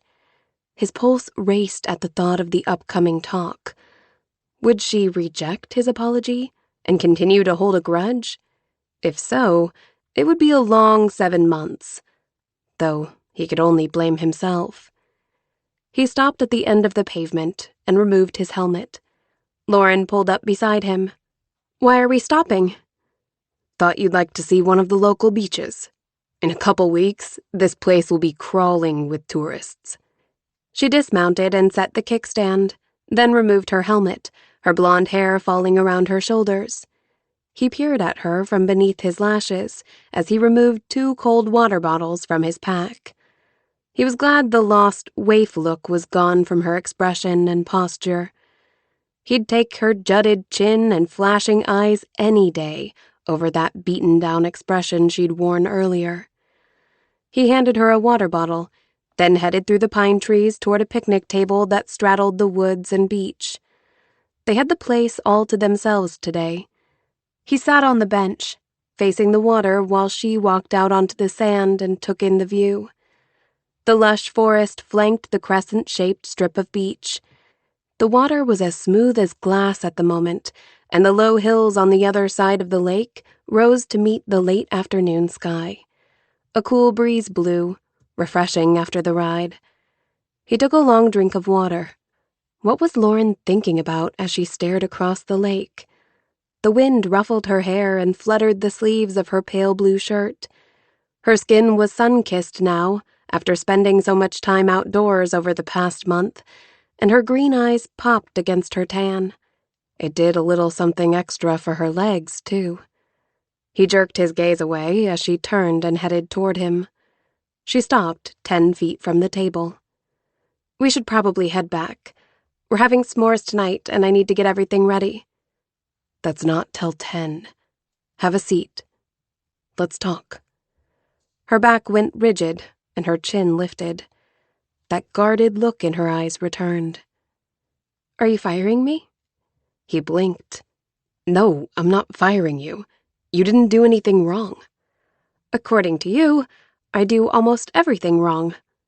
She sat stiffly on the other end of the bench, facing the water. He heaved a sigh. "I know I've been a little hard on you, but—" He stopped at the glare she cast his way. Okay. A lot hard on you. I owe you an apology."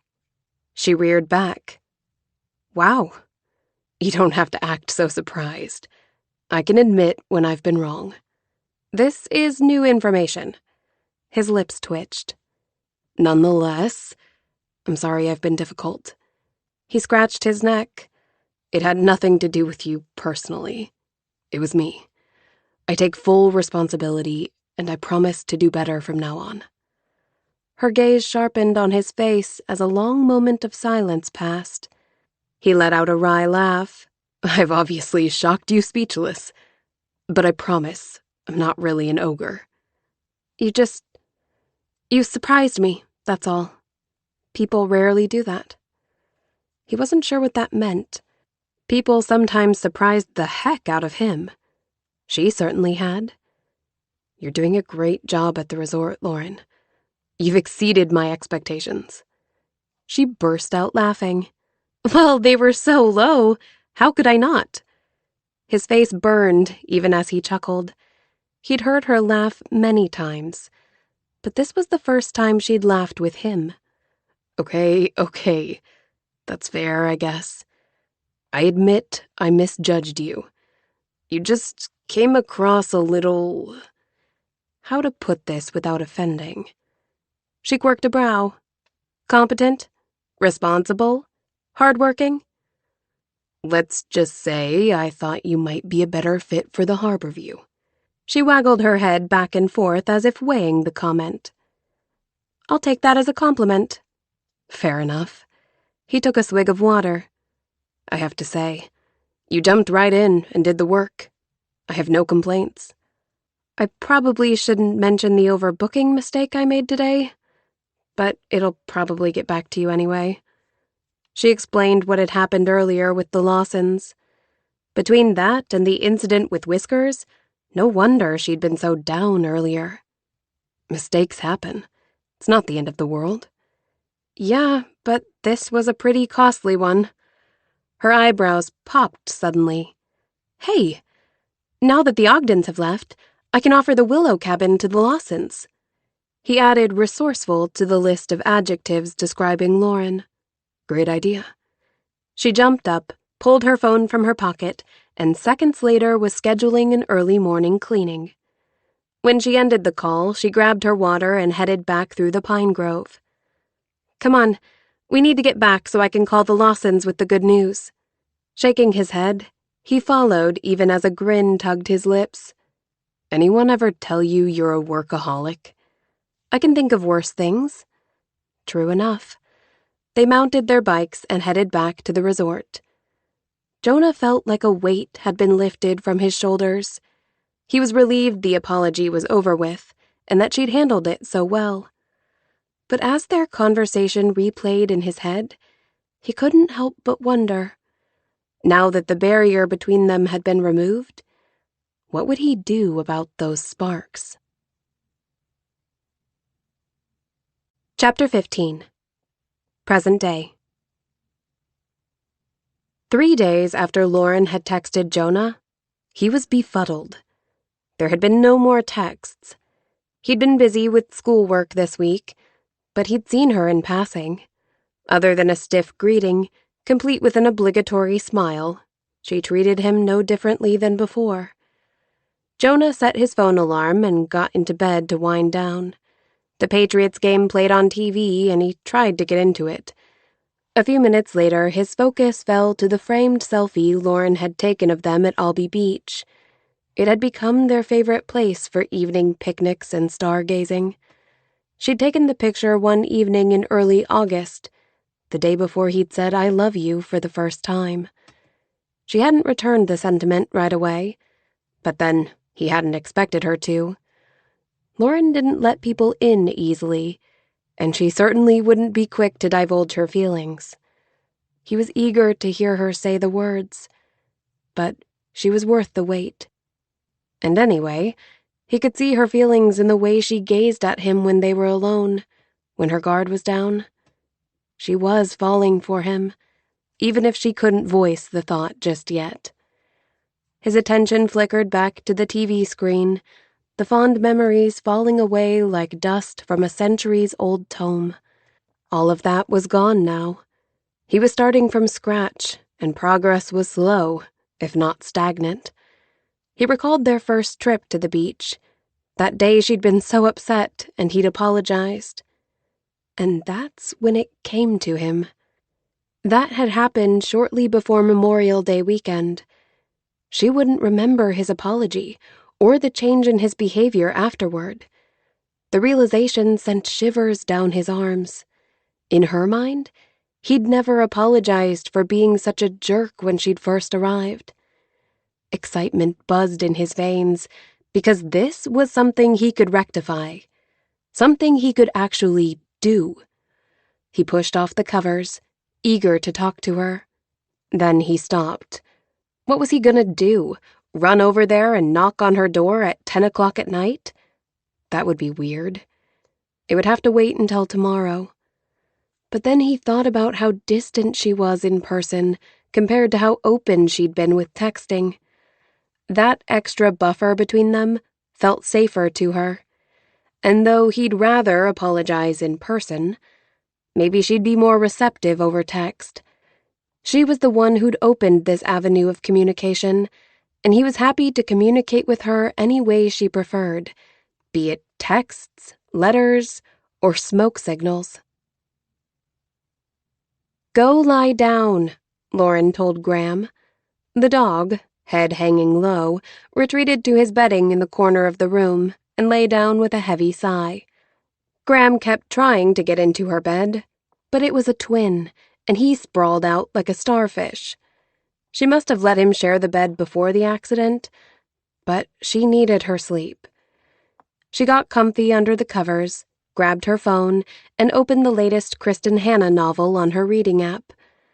But 10 minutes later, she was staring blankly at the screen, thinking of Jonah and the grief she'd witnessed on the basketball court the other day.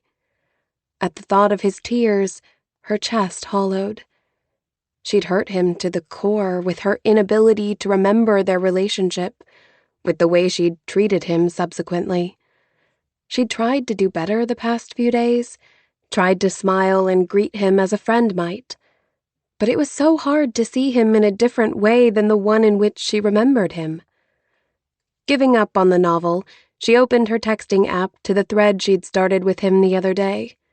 She reread their comments, her lips tipping up at the final gif he'd sent. He'd been very kind, which, of course, was so unlike the Jonah she remembered. Her thumb paused over the screen. She itched to scroll up so she could read all the texts, back to the very beginning. But before she could satisfy her curiosity, her phone buzzed an incoming text. Jonah. She jumped. Her heart raced as if she'd been caught doing something wrong. Dummy, he can't see you mooning over his texts. "You awake?" he asked. Her fingers hovered over the virtual keyboard. Finally, she replied, "Yes." Then she watched those 3 dots undulate, waiting, and waiting, and waiting. Had he gotten distracted? Changed his mind? Fallen asleep? Restless, she scrolled up to their texts from a few days ago and reread them. Just as she reached the end, his reply popped up. "I'm sorry for the way I treated you those first weeks after you arrived. Basically, for everything you remember before the accident. I was unkind and judgmental for reasons that had nothing to do with you, and I'm so sorry." Wow. She reared back.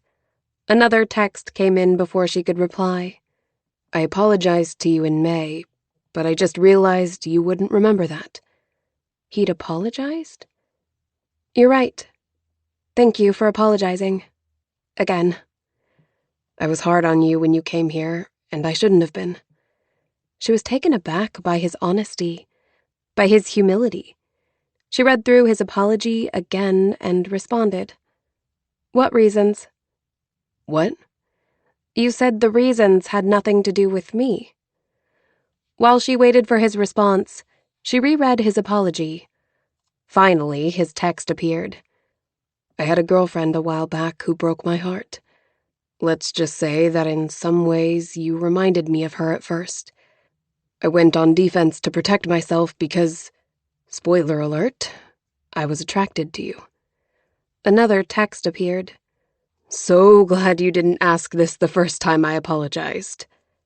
Grinning face with sweat emoji. She could hardly process everything he'd just said.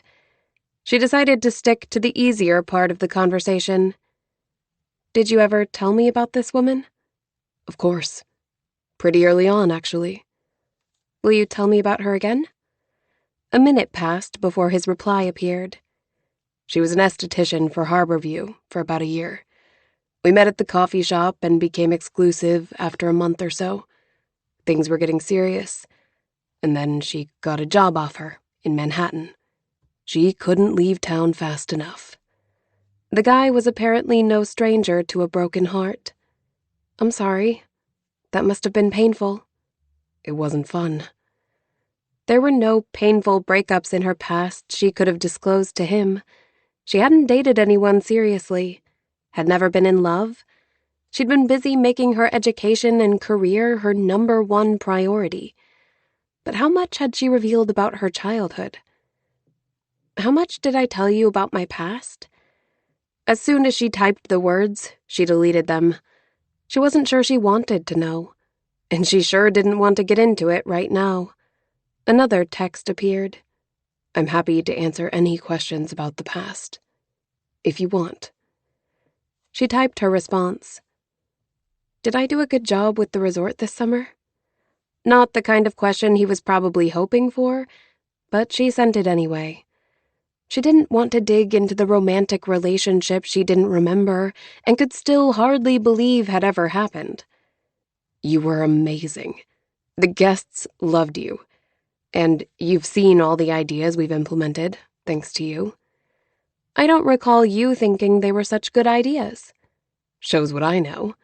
I admit to being stubborn and having an intense dislike for change. So you're glad about the changes now? Even the pavilion? Especially the pavilion. We shared quite a few sunset kisses under that roof. Her breath hitched at his words, but another text popped up before she could respond. Sorry, probably shouldn't have said that. It's okay. But she couldn't help but envision the pair of them sitting at one of the picnic tables, sharing a kiss as the sun sank below the horizon. Was he a good kisser? He had nice lips, his cupid's bow dipping down from rounded peaks, his bottom lip fairly lush. She'd noticed them right off, even though they'd usually been curled in a smirk. Renting out the slips has been huge for us, he texted when she failed to respond. Easy money. Brilliant. Pleasure bloomed inside at the compliment. Thank you. The barn venue will be another great source of income once it's finished. She hadn't gone to inspect it yet, but she probably should, since the low season would offer more time to focus on it.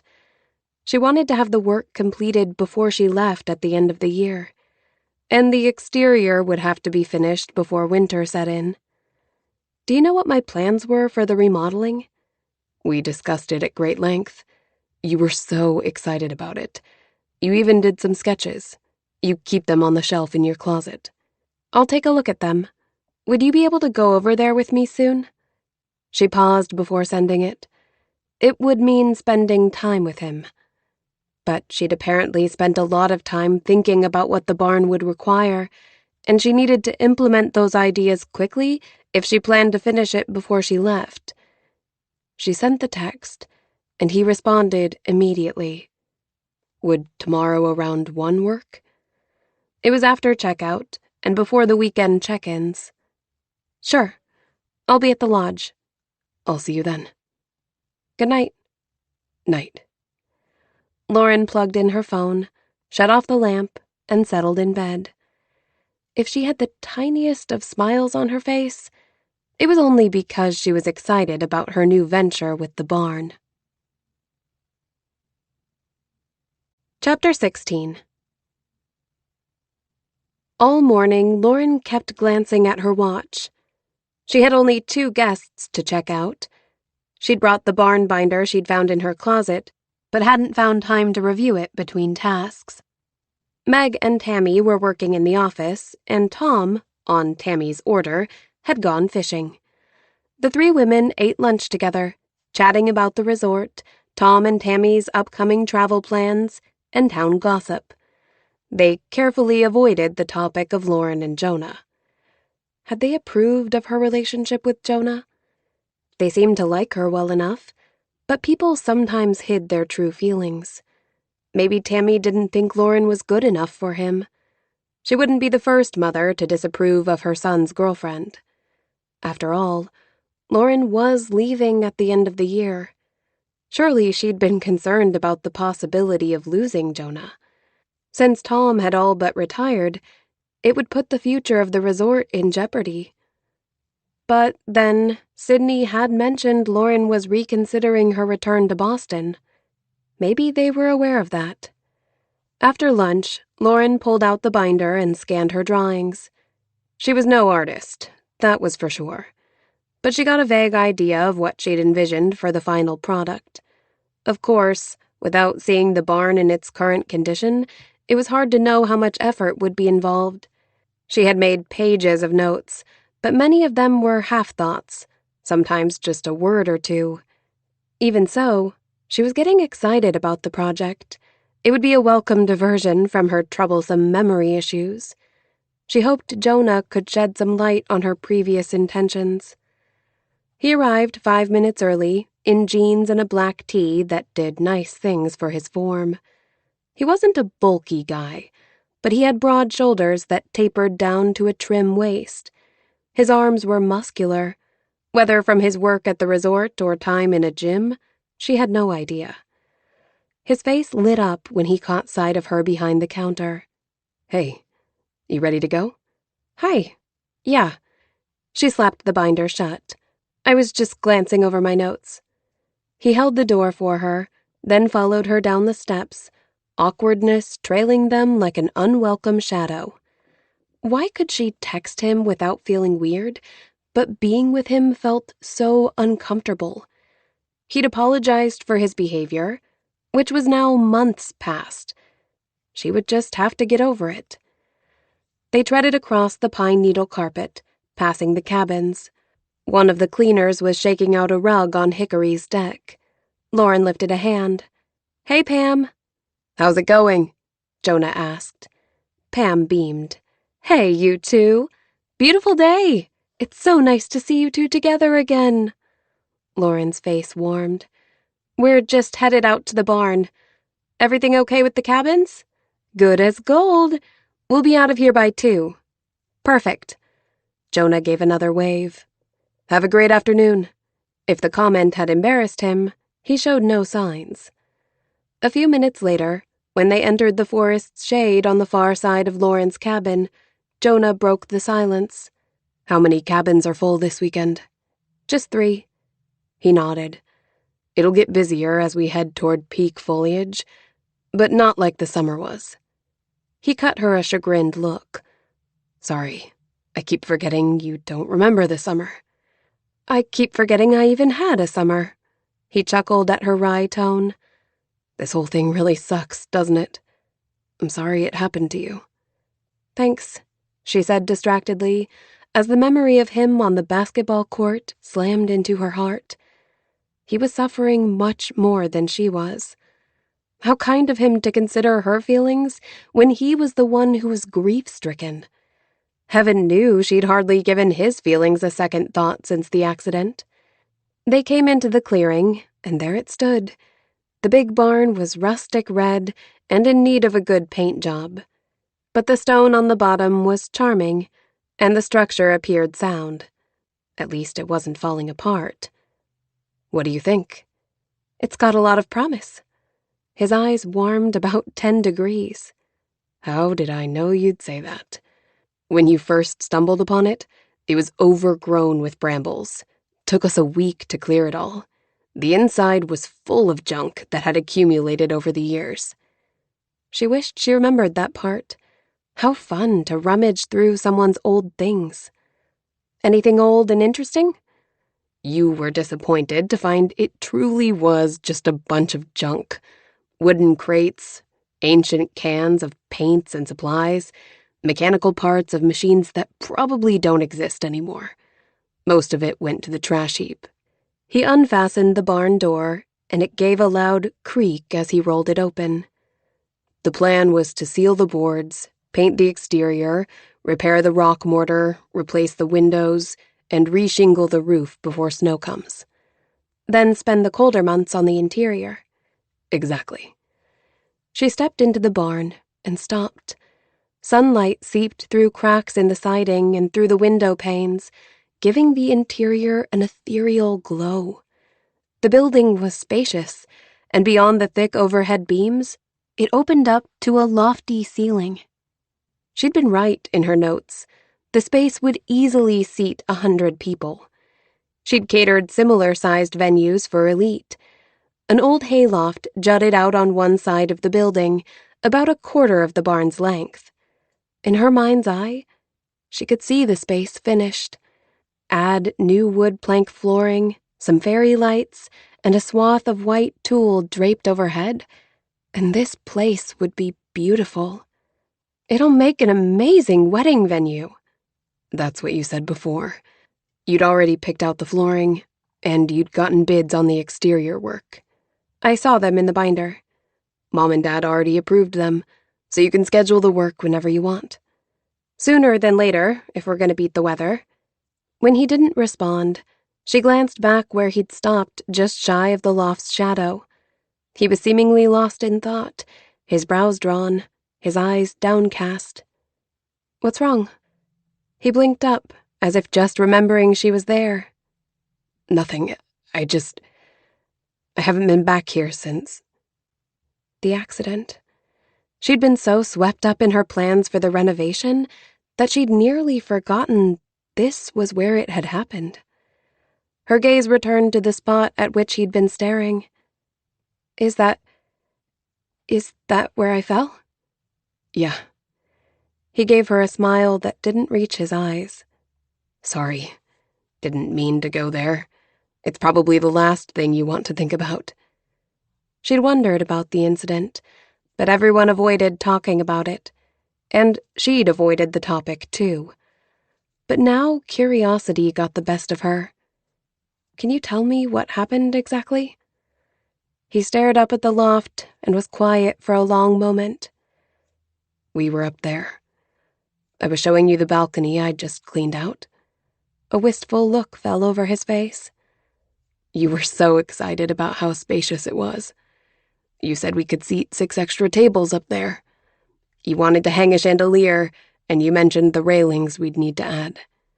You were excited about the vantage point it would give a photographer. You were practically beaming. His gaze fixed on the balcony as his eyes glazed over, obviously reliving the moment. We had a date scheduled that night, and you wanted to go get ready. We were going to the landing. His expression turned sad a beat before his eyes filled with tears. He pulled his eyes away, scratched his neck as he tossed her a humorless smile. Unfortunately, I decided the balcony window needed cleaning right that minute. So I stayed in the loft while you headed down the ladder. I didn't see what happened. But you fell somehow, bringing the ladder down with you. His eyes closed for a long second. When I looked down, you were sprawled on the floor, unconscious. His face went pale. His Adam's apple bobbed. I thought. She envisioned the horrific sight, and a shiver passed down her arms. I don't even remember getting down from the loft or calling 911. I checked your pulse and... Lauren's gaze dropped to his neck, where his pulse fluttered visibly and quickly. It took forever for help to arrive. Graham was there. He kept whining. He lay down beside you and licked your hand. Then he got up and circled. They told me not to move you. So I just lay there with my fingers on your pulse, begging God to... A sheen of sweat broke out on his upper lip. He ran his palms down the sides of his jeans. I kept thinking, if only I hadn't stayed to clean that stupid window. If only I'd gone down the ladder first and held it for you. She hadn't known he was plagued with guilt. She set her hand on his arm. Hey, it's not your fault, Jonah. It was an accident. That's all. I've replayed that moment 1,000 times, both awake and asleep. You dream about it? More like a nightmare, he said with a wry tone. His arm flexed beneath her fingers. She drew her hand away. He gave his head a shake, dislodging the haunted look from his face. Anyway, that's what happened. When the ambulance got here, they took you away on a gurney, and I rode along. You didn't wake until later when they were wheeling you out of the CT scan. I don't remember any of that. You didn't know what had happened, why you were at the hospital. I told you. Then you asked again a few minutes later. Scared me to death. The first thing I remember is Carson coming into the room. Jonah pressed his lips in a tight line. Right. He came in and checked on you. I was confused about why you were there. He tore his gaze away. I could tell something was wrong. You seemed different. Guarded. You didn't remember Graham or the barn. But I didn't put it together at first. Thought you were just confused. I remember the panic attack.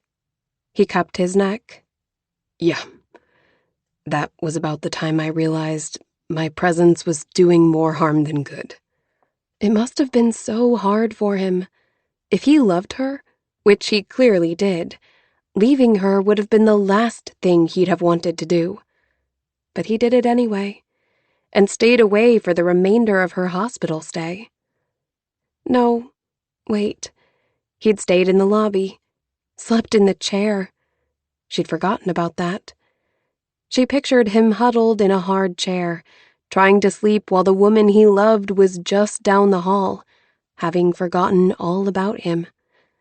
Sympathy compressed her chest. I'm sorry for what you went through, for what you're going through now. His lips lifted in a smile that didn't quite reach his eyes. We've already been through this. Not your fault. No, but it's not yours either. He released a heavy sigh. I guess it isn't. But it's our reality now, like it or not. We'll get through it. No doubt they'd do just that. But she couldn't help but ache for the relationship she didn't remember. And as they turned the conversation back to the barn's renovation, the ache remained, strong and unrelenting. And if she hurt for something she didn't even remember, she couldn't help but wonder, what kind of misery was Jonah enduring? Jonah handed his menu to the server and settled back in the booth. His family often ate out after church on Sundays, but Meg had made plans with her friends today, leaving Jonah alone with his parents. The buzz of chatter filled the village cafe, and the scent of grilled burgers made his mouth water. Mom's gaze sharpened on Jonah as she leaned onto her elbows. How are you doing, honey? It's hard to believe it's been 3 weeks since the accident. As if he needed the reminder. I'm fine, Mom. Really. I mean, it's not ideal, obviously, but I'm still hopeful. Is she doing anything to help jog her memory? Dad asked. Is there anything we can do to help? Jonah winced. He didn't want to admit to his parents that she didn't want her memory back at all. He didn't even want to admit it to himself. Just keep the prayers coming. That's the biggest thing you can do. Of course, honey.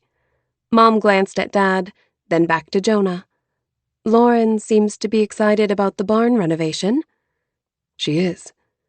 Something was up. The two of them were trading glances like undercover cops. It's just, your dad and I, well, we were wondering if you're sure you should go ahead with it. That's all. With the barn renovation? Right, Dad said. Where was this coming from? That's been the plan all along, hasn't it? We approved it months ago. I realize that. Mom fiddled with her napkin. But things have changed since then. Not really.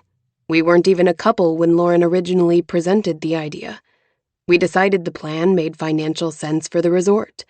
There are the initial costs, of course, but the venue will earn back that money pretty quickly. It's a good investment. Dad gave him a pained look. It's not the finances we're concerned about. Jonah didn't like where this was going. The barn was the one thing Lauren was excited about, minus the dream job she didn't realize she'd given up. What then? Honey, we're all hoping Lauren's memory will return and we can all go on with our lives as before. But there's a chance that might not happen. And if it doesn't, Lauren will return to Boston at the end of the year, and we'll be left to deal with that venue. I'll be left to deal with it. Come January 1st, it'll be my problem, right? Well, that's just it, honey. We don't want you to be left with a problem on top of all this heartache. He pressed his lips together. Earlier this summer, you said it was up to me, and we're not going back on that. So this isn't about you thinking I don't belong at the resort. Mom grabbed his hand. Honey, we never thought that. Of course you belong. I didn't mean it like that. Or maybe he had, but he couldn't own up to his real feelings. His parents had been nothing but good to him, had given him a far better life than he would have had without them. If his mom was disappointed that their family business would pass to him and not their biological child, well, he couldn't really blame her. But it was hurtful nonetheless. His parents stared at him, waiting for him to finish his thought. I just meant that you seem to think I might be more fulfilled doing something else. We just want to make sure you aren't pursuing the management out of a sense of responsibility or expectation. You're so smart, Jonah. So capable. There are many other things you could do if you wanted. You insisted I get a degree, and come December I'll have one. But I haven't changed my mind about running the resort. That's not where we were going with this, Dad said. Jonah stuffed down a flicker of anger. Then where were you going, exactly? Mom shifted in her seat, then turned her big brown eyes on him. If things don't go the way we want with Lauren, we just don't want you to be left with a venue you're not interested in running. And renovation debt that requires you to do so. She'll be long gone, and you'll have that reminder, that's all. We wonder if we shouldn't call it quits before we start investing money in this, or at least put it off until we see if Lauren's memory returns. It's only been 3 weeks. We know that. Regardless of if she stays or not, the venue makes financial sense. I want to do it. He wasn't sure if he could tease out his own desire for the venue from Lauren's passion for the project, but he wouldn't take away the one thing that excited her about being here. Is it still my decision? Mom and Dad traded a look. Of course, Mom said. It's your call. Then we'll move forward with the renovation. Chapter 17. Hey, Jonah, come here, one of the guests from the writers' group called as he passed the pavilion on a chilly October day. We need your opinion. He'd been heading home to study, but he wasn't opposed to a little procrastination. The romance writers had remained mostly in their cabins by day, presumably working, then brainstorming, boisterously and with lots of laughter, by night.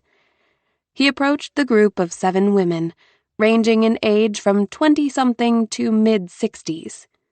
What can I do for you, ladies? Help a writer out, Donna, the oldest of the group, said. Kara's working on a romance featuring a rugged type of guy who's attracted to a woman who's a type A personality. And since you're a rugged type, one of the women said. Am I now? He teased. The women giggled. Sit down, Donna said. We need a little testosterone in the group. We don't bite. Not so sure about that. He quirked a brow at them, which only provoked more laughter. Over the past few days, he'd overheard a conversation or two that would have made a sailor blush. Kara, the 20-something brunette, made room for him on the bench, so he took a seat beside her. She wants to know what would attract you to that type of woman. Kara's cheeks bloomed with color as she gazed at him expectantly. What about that type of woman might appeal to a man like you? Type A, huh? She's very rule-oriented, but also a real go-getter. She's trying to make partner in her law firm. Well, they say opposites attract, he said. No doubt, Donna said. But Kara's looking for specifics. Specifics. It didn't escape his notice that Lauren was just the type of woman they were talking about. Well, I would admire her work ethic. She'd also be confident and independent, which are appealing traits. So you like confidence in a woman? Kara asked. Sure. There's something attractive about someone who knows her place in the world and is comfortable in her own skin. Kara jotted some notes. That's good. What else? He thought back to the early days with Lauren. She had not been easy. He chuckled. She'd probably be a bit of a challenge, too. Is that a good thing? Kara asked jokingly. The women laughed. Most guys appreciate a little challenge. But like most anything, it can be overdone. Lately, gaining Lauren's trust had proven to be an insurmountable challenge. Though she'd been perfectly amicable the past couple weeks, she was resistant to the idea of anything more. A woman like that would know her own mind, too. And she might even be a little guarded. Guarded, Donna said. I like that. Kara nudged him with her shoulder. Hey, you're really good at this. He gave a wry laugh. If he was good at it, it was only because he'd lived it, was still living it. So, what kinds of things might get on his nerves? Donna asked, being that they're opposite and all. That was easy. He'd admire her independence, but a man also likes to feel useful, so she might make him feel unnecessary sometimes. Oh, good one. Kara jotted that down.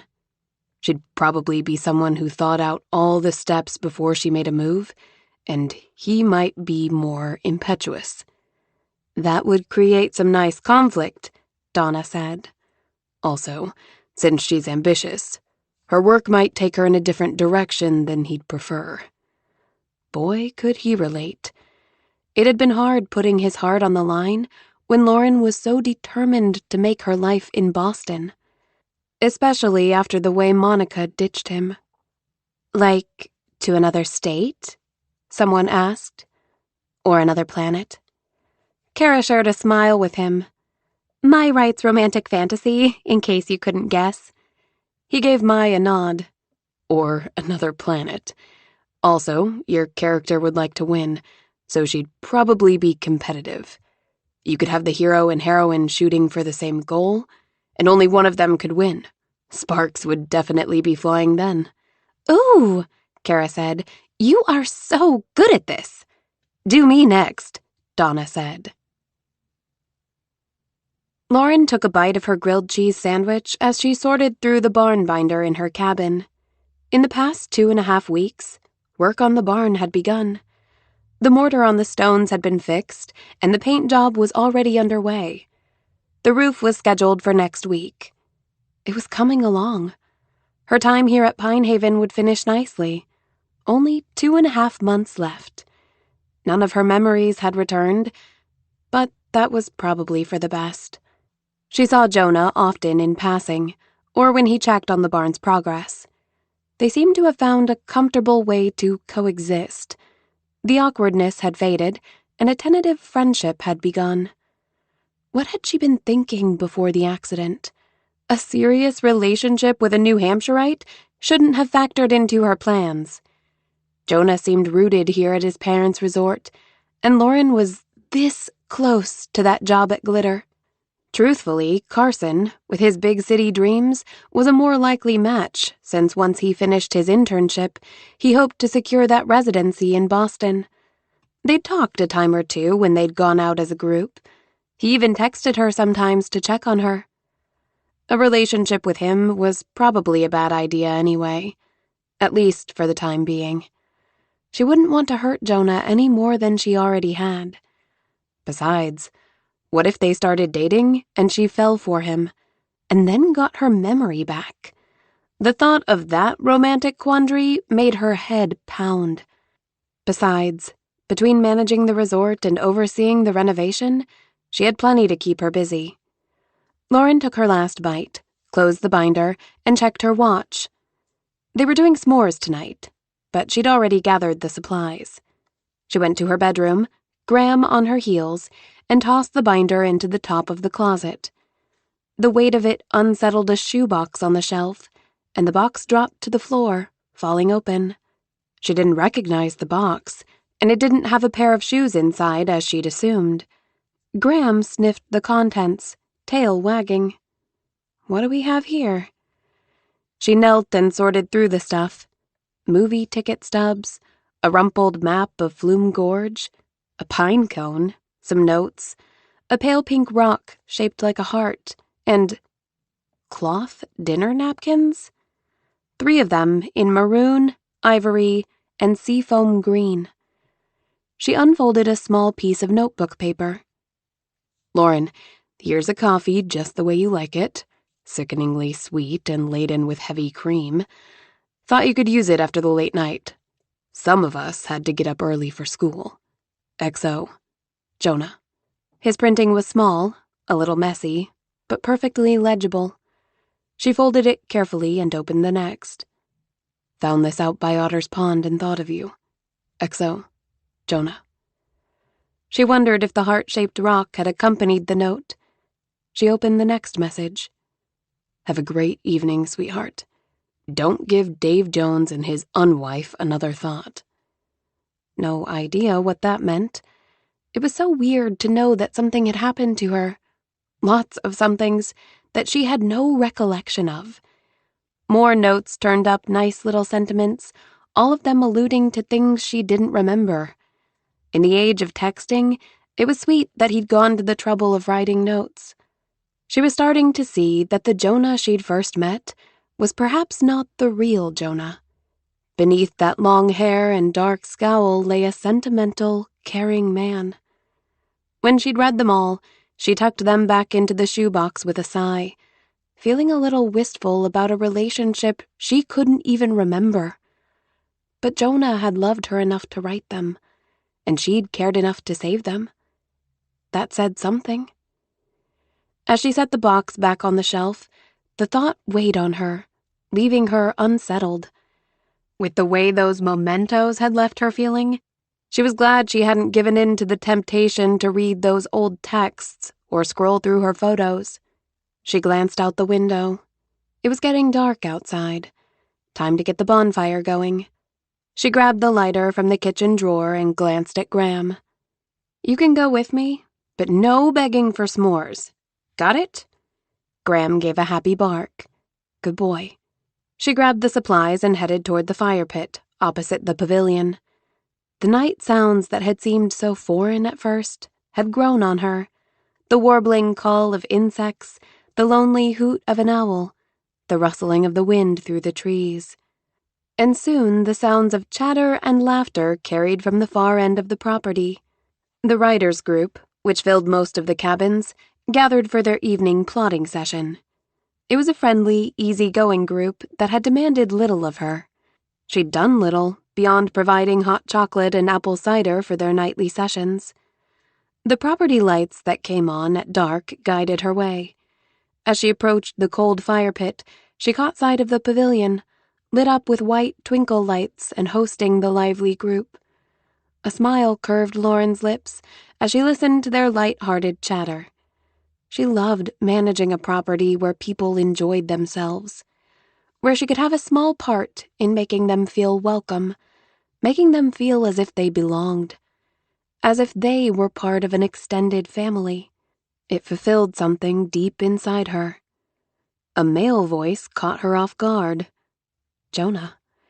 He sat in the midst of the group, quite close to the youngest writer, who was about their age, with glossy brown hair that looked as if it didn't know the meaning of the word frizz. The group hooted at whatever Jonah had said, and the woman nudged Jonah with her shoulder. Lauren's smile wilted. She squatted by the logs she'd stacked earlier, while Graham, ever the extrovert, charged over to the group to solicit attention. When Jonah caught sight of the dog, he immediately scanned the area and found Lauren by the fire pit. She glanced away before they made eye contact and extended the lighter toward the newspapers she'd stuffed beneath the logs earlier. She flicked the lighter, but it failed to produce a flame. A moment later, the crunch of leaves alerted her to Jonah's approach. Here, let me help. I've got it. You should go back and hang with your friends. Guests, you mean? I'll get the supplies. I already have them. She gestured to the bag. I thought you were going home to study. I was, but the writers' group needed my help with something. The romance writers. I'll just bet they did.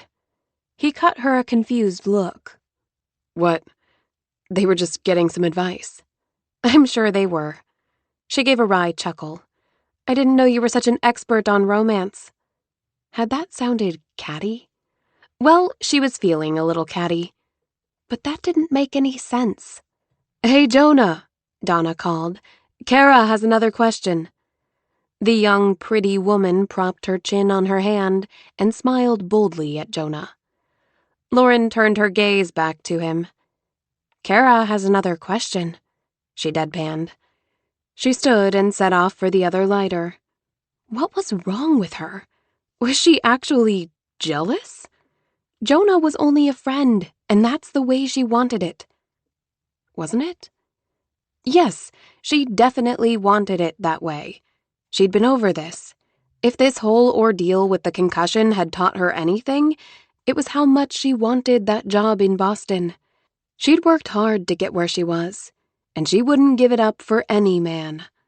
She was not her mom, turning her back on what mattered for some random guy. The thought spawned the childhood memory she'd relived 1,000 times. Her mom leaving with a man Lauren hadn't recognized. She'd stood in the window of their trailer, waiting for Mom to turn and wave as she usually did when she left her with their neighbor, Miss Sheila. But this time her mom didn't turn around. This time, her mom didn't return. Sheila kept her for a couple days, and when a woman showed up at the door, it wasn't her mom. The adults talked in hushed tones while Lauren enjoyed cookies in the kitchen. Then the stranger joined her at the table. Hi, Lauren. We need to talk, sweetheart. Then she explained what was happening in a soft, kind voice that contradicted her frightening message. A while later, Miss Sheila emerged from the hallway with Lauren's bag. Lauren screamed and cried as the woman took her away. It was the beginning of a very volatile period of her life. Lauren pushed away the dark memory and rubbed the tattoo on her inner wrist. She was finally in charge of her own future, and she wasn't about to hand that control over to anyone else. So why had that pretty woman ogling Jonah stirred up these unsettling feelings? Carson had spoken with her about the brain's complexity. Maybe some part of her remembered the relationship she and Jonah used to have, and that part of her had reacted with jealousy. Yes, that made sense. Giving a satisfied nod, she entered the lodge and retrieved the lighter. Now that that was settled, she could put aside these silly feelings and join the party. Chapter 18. June 7th. Lauren waved goodbye to the Swansons as they exited the lodge, taking their lively tribe with them. Safe travels! The smallest girl waved shyly. Bye, Miss Lauren. Bye, sweetheart. Enjoy the rest of your summer. When the door closed, Jonah entered from the office. That's one big family. How many kids do they have? 7.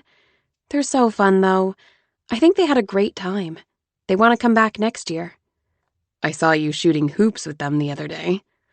Lauren's face heated. I'm, not very athletic. Really? I didn't notice. She gave him a mock scowl.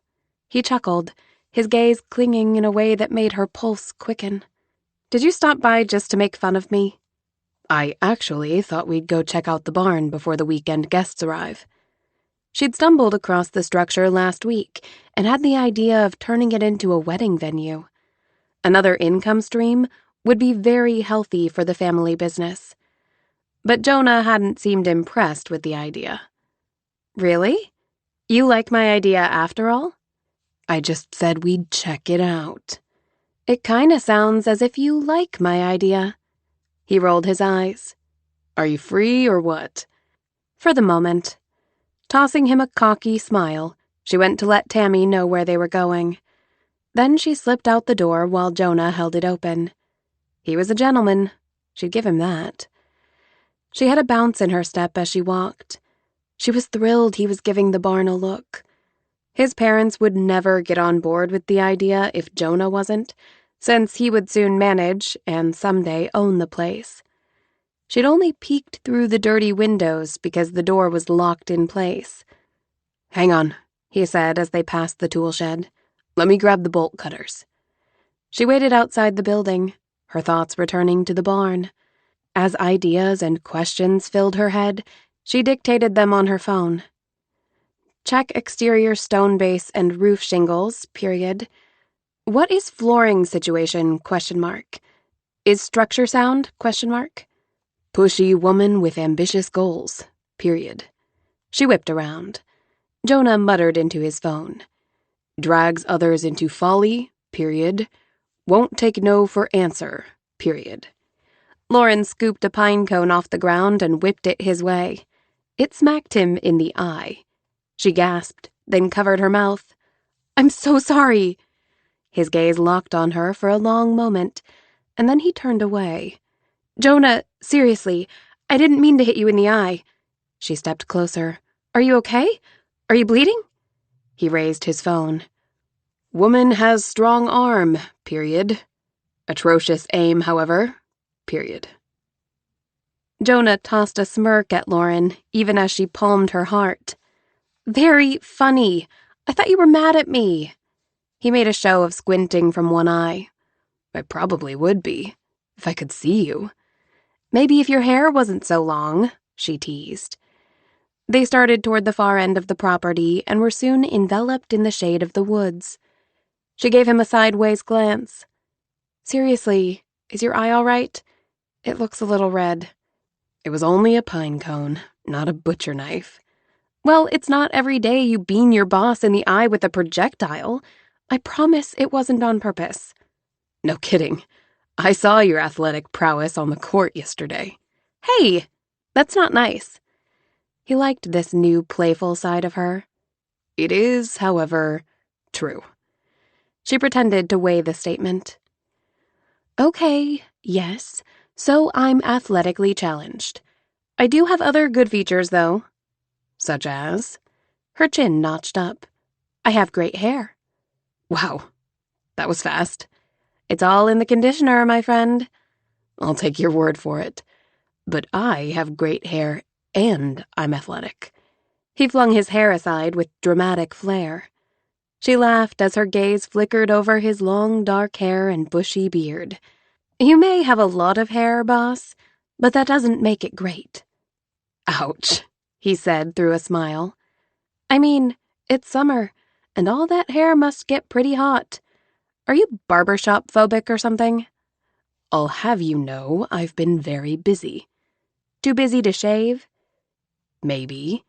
He sent a mock scowl her way. "Some women like the lumberjack look, you know." "Is that a fact?" "That's what I hear." "Well, some women actually like to see a man's face once in a while." "Are you saying you want to see my face, Wentworth?" A nervous laugh escaped. "That's not what I'm saying at all." "Okay, just making sure." If someone had told him a month ago they'd be flirting, he would have said they were crazy. But here they were, trading quips and sly glances. And if he wasn't mistaken, Lauren was blushing a little. "So, why do your parents buy this adjacent property if they weren't planning to do anything with it?" "Years ago, when it came up for sale, they were worried about who might buy it, and they didn't want some competing resort or hotel ruining the serenity of the cove." "They didn't want to put up more cabins?" "Because of the way the property curves around the cove, there's not a lot of lake frontage. Besides, they figured 8 cabins were plenty to handle. It's been a buffer more than anything." Soon the woods ended at a bunch of brambles. He moved through them, using the bolt cutter and holding branches back for Lauren. "I didn't realize it was this overgrown." "I can't wait to see the inside." "Hopefully I can get that ancient lock off." "Looks pretty rusty." she said when they reached the big barn door. Moments later, he snapped the lock with no problem. Lauren was fairly bouncing on the balls of her feet. She helped him untangle some vines from the door, and then he gave it a push. It opened slowly with a loud creak. Needs new hardware. He stepped inside, and it took a minute for his eyes to adjust to the darkness. And oh, geez, the place was filled with junk. Lauren swept past him, a rapturous expression on her face. It's just perfect. He gave the place a second glance. Nope, wasn't seeing it. Have you had your eyes checked recently? See the way the sunbeams flood through the windows? And those rafters. The high ceiling? Ooh, there's a hayloft. Also, there's 100 years of junk in this place. Just imagine what we might find. He'd never seen this Pollyanna side of her. Like an extended family of rodents, perhaps? That swept the joy from her face. For all of 5 seconds. It needs a grand fireplace over here, and there should be lots of twinkle lights overhead and some draped white tulle to soften the space. The floor is awesome, what we can see of it, but it's pretty uneven, which would make it a tripping hazard. The walls seem good and sturdy, though, don't you think? We'd need a furnace, of course, and air conditioning, a kitchen and bathrooms. Sounds very expensive. But do you know what this place could rent for? For one night? She named a sum that made him rear back. Really? That much? People pay a fortune for wedding venues, and this place would seat a ton of people. But wouldn't we need someone to run a venue like this? It could really be as simple or as complex as you want it to be. Minimally, you'd just be scheduling the use of it, and the renter would be in charge of everything else. Or you could actually hire someone to oversee it all, the tables and chairs, decorating, catering, all the way up to planning weddings. He shook his head. I don't know. If that's overwhelming, you could just keep it simple. I checked with a local wedding planner. There's only one other barn venue in a 40-mile radius. She said a lot of people choose to be married outside in the summer, but the winters here are long, and there are few options. That's a slow time of year around here. It would give the resort a nice income during low season. Good point. He hadn't realized she'd already done so much legwork. If the place could rent for as much as she'd suggested, one night would earn more than all 8 cabins during high season. Lauren's phone buzzed an incoming text. It's your mom. She needs me back at the lodge. All right.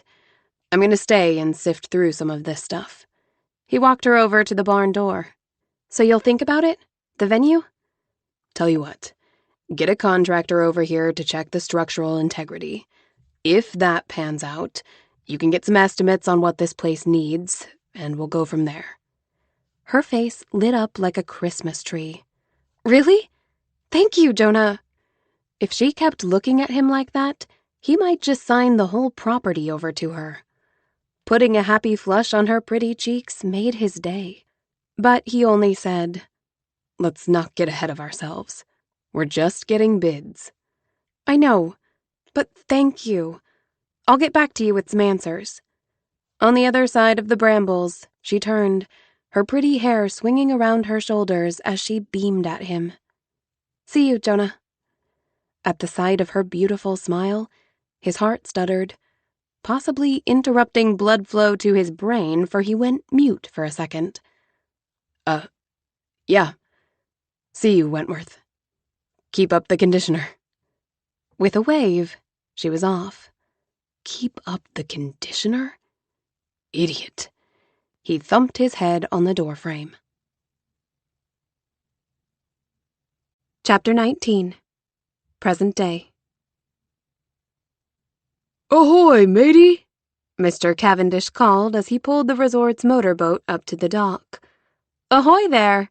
Lauren smiled at the couple as she walked the pier, Graham at her side, his tail swishing at the new arrivals. Lauren caught the lines Mrs. Cavendish threw and tied up the boat. Have a good ride? It was just beautiful, Mrs. Cavendish said. Perfect temperature, and the trees are just gorgeous this morning. The boat handled beautifully. We were able to take a couple tributaries back into the woods. We felt like Lewis and Clark. Lauren laughed. She'd discovered some of the tributaries that ran into the lake, but hadn't quite trusted her boating skills to maneuver one. The gas is below a quarter tank. Thanks, we'll fill it up. She helped the Cavendishes onto the pier, where they removed their life vests, then gave Graham the attention he practically begged for. The 60-something couple had come for the fall foliage, and the mid-October display did not disappoint. In the past week and a half, the color had trickled down the mountains into the valley. Vibrant hues now lined the lakeshore, delighting tourists and locals alike. "We'd better go change," the woman said. "We took your advice and made a reservation at the landing tonight." "Have a wonderful time," Lauren called as the couple made their way back to their cabin. She'd never been to the town's most extravagant restaurant, but she'd heard great things. Or maybe she had been to the restaurant and just couldn't remember. She gave her head a shake. It was so strange when your brain kept secrets from you. She gave the boat a glance. The cabins would be full this weekend, and someone would want to take a ride. She needed to gas it up, but wasn't sure how. Likely she'd been taught over the summer, but that was no help now. Tom and Tammy had taken their own trip to the mountains to enjoy the foliage, and Meg was off-site today. Maybe Jonah would have a moment. The idea didn't offend her as it would have several weeks ago. At 6 weeks removed from her accident, she still hadn't retrieved a single memory from the summer. But ever since witnessing Jonah's grief on the basketball court, and his subsequent apology, their relationship had shifted into new territory. They chatted easily and occasionally texted. She was beginning to see what she might have admired in him before. She just wasn't willing to pursue a romantic relationship with him now. She whipped out her phone and sent him a text. "The motorboat needs gas. Do you have a minute to show me how?" She stored the life vests under the bench seats, then returned to her cabin for a quick cup of coffee. By the time she was halfway finished, Jonah's text came in. "I can meet you at the dock in 5. "Sounds good." She fixed her ponytail and checked her minimal makeup in the mirror. What was she doing? She was only going to fill up the boat. Giving her head a sharp shake, she donned her shoes. "You're staying here this time, buddy." She ruffled Graham's fur. The dog had been on the go with her all morning. "You need a nap." She grabbed her phone and headed outside. The sun shone through the colorful canopy, dappling the ground with golden light. Minutes later, she stepped from the shade just as a cloud moved over the sun, chilling the air. When she reached the dock, Jonah was already standing at the end and staring over the lake, hands braced on his slim hips. She had to admit, he cut a fine form in his snug, faded jeans and sweatshirt. She could certainly see why that writer had been obsessed with him last week. Lauren had never been so glad for a guest's departure. Her feelings on the subject were confusing, and not something she cared to explore on this beautiful October day. The shaking of the pier gave away her arrival. Jonah turned, a welcoming smile curling his lips. "The colors are especially vibrant this year." "They're beautiful, all right. And we have 8 cabins full of people coming this weekend to enjoy them." "They're in for a treat." He assisted her into the boat. "Sorry if you already showed me how to do this. Hope I didn't interrupt your studies." "I don't mind showing you again. Good excuse to get out on the water." They slipped on their vests. Then he took the captain's seat and started the motor. A moment later, they were cutting through the choppy water, heading for the gas docks on the other side of the lake. At the steady pace he maintained, the trip would take about 20 minutes. She was glad she'd put her hair back, though some strands had come loose and now fluttered around her jawline. Jonah's hair was too short to do much more than ruffle a bit. He'd shaved this morning, and his jawline appeared as smooth as silk. She could almost feel the softness of his skin, the heat of his flesh against the pads of her fingers. Her fingers twitched, and she chalked it up to the forgotten archives in her brain. Get a grip, Lauren. She shifted to the view ahead of them. There weren't many boats out today. Surprising, since it was a Friday. But then it was only 11. Anyway, she hardly minded that they had the lake mostly to themselves. She caught a glance at Jonah, who navigated the narrow pass under the bridge with the confidence of a man who'd been boating his whole life. He was competent and hard-working. She could have admitted that even back in the early days, when she'd considered him a thorn in her side. He clearly loved the resort and anticipated the day he'd run it full-time. This was home for him. "How's your schoolwork going?" she asked over the hum of the engine. "Fine, I guess." She knew from Meg that he was an A student. Learning came easily, but then he'd been raised in this business. He probably knew from experience the things most of the other students were learning from textbooks. "At least you're almost finished." "December can't come soon enough." Before the words were out, he flinched. She would be leaving in December, and that must hurt him a great deal. She didn't relish the thought of bringing him pain. He didn't deserve it. But there was nothing she could do, except change the subject. "So, what's up with the dinner napkins?" "That's the subject you choose?" He glanced her way. "What?" "I was looking through some things in my closet and came across a few dinner napkins." His jaw clenched as he stared at the waterway ahead. For a moment, she thought he wouldn't answer. "They're souvenirs, I guess you'd say." "Okay." His shoulders rose and fell on a sigh. "Our first real date was at Ollie's.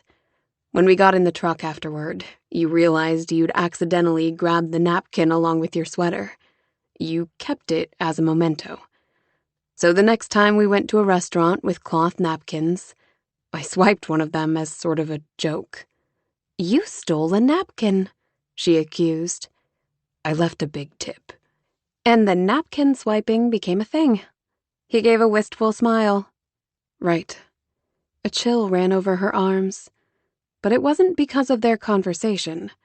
A thick gray cloud had rolled over the sun, and the temperature quickly dropped. Jonah glanced up at the sky, frowning. "I forgot to check the weather before we left." "I checked earlier, but there was only a small chance of rain." One thing she'd learned, though, thunderstorms seemed to crop up quickly around here. A few droplets splattered her arms. A little rain was nothing to worry about. But the sky was darkening, and that cloud coming over the mountains appeared more threatening than she'd like. "I guess that's why no one's out here today." A low rumble sounded in the distance. Jonah gave his head a shake, clearly berating himself. "We'd better head for shore." He throttled up and the boat took off, veering off to the right toward the closest shoreline. It was an uninhabited stretch of land. Since there wasn't a house for a good half-mile in either direction, perhaps the property wasn't suitable for building. The rain picked up, and she watched the sky warily. A bolt of lightning cut through the clouds to their west. Hurry, hurry. But they were already headed full throttle toward shore. There was nothing else he could do. The rain became a deluge, dripping down her face and arms. A minute or so later they neared the shore, but rather than pull up through the lily pads, he entered the mouth of a tributary she hadn't noticed at first, as it was hidden by the draping foliage of a weeping willow. They ducked beneath it, and the world dimmed and cooled in the shade of the forest. At least they were somewhat sheltered from the rain now. He slowed the boat, following the stream into the woods. "There's an old trapper's cabin just up ahead. Or at least there used to be. My dad and I came across it years ago when we were fishing." She tried to wipe the rain from her face, but her hands were soaked. Jonah had fared no better. His sweatshirt clung to him like a second skin, and rivulets of water ran down his neck and under his shirt. He shifted into neutral and guided the boat to a tiny pier jutting out from the grassy bank. When they neared it, Lauren grabbed the line and jumped onto the rickety dock. She secured the boat. They left their vests and dashed through the clearing to the trapper's cabin. The building was more of a shack, maybe 10 by 12, made of rough-hewn logs and covered with a tin roof. One small window was visible from the front. When they jumped up on the stoop, Lauren was glad for the shelter of a roof. A crack of thunder reverberated through the valley. She wiped the water from her face and watched Jonah do the same. His hair was plastered to his head, his wet lashes clumped together. She surely looked just as ridiculous. But she was so relieved to be out of danger, she couldn't care less. Their gazes connected, and they burst out laughing. "You look like a drowned rat," she said. I feel like one. "We might as well have gone swimming." The lake water is probably warmer than the rain. At least we're safe. He glanced at her arms. You're cold. Maybe there's firewood inside. If we can even get in. He tried the door and found it unlocked.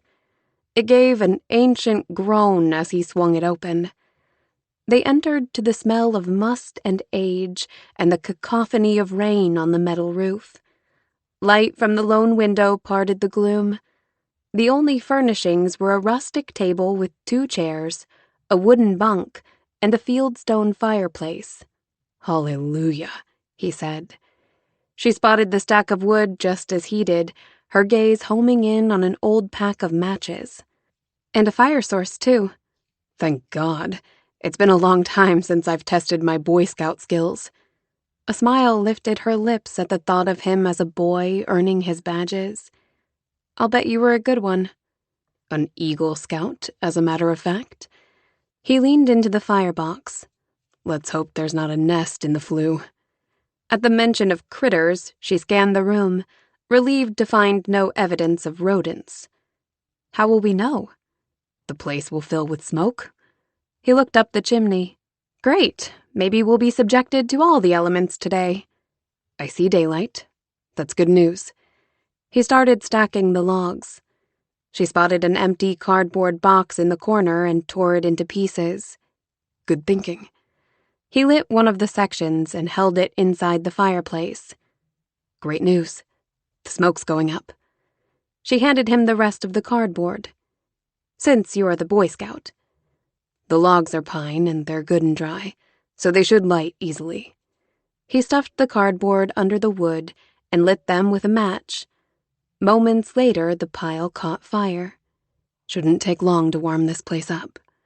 They kicked off their shoes and set them on the low hearth. Thankfully, their socks were still dry. Lauren glanced around, rubbing her chilled arms. Who owns this place anyway? It's state property, mostly just set aside to preserve nature.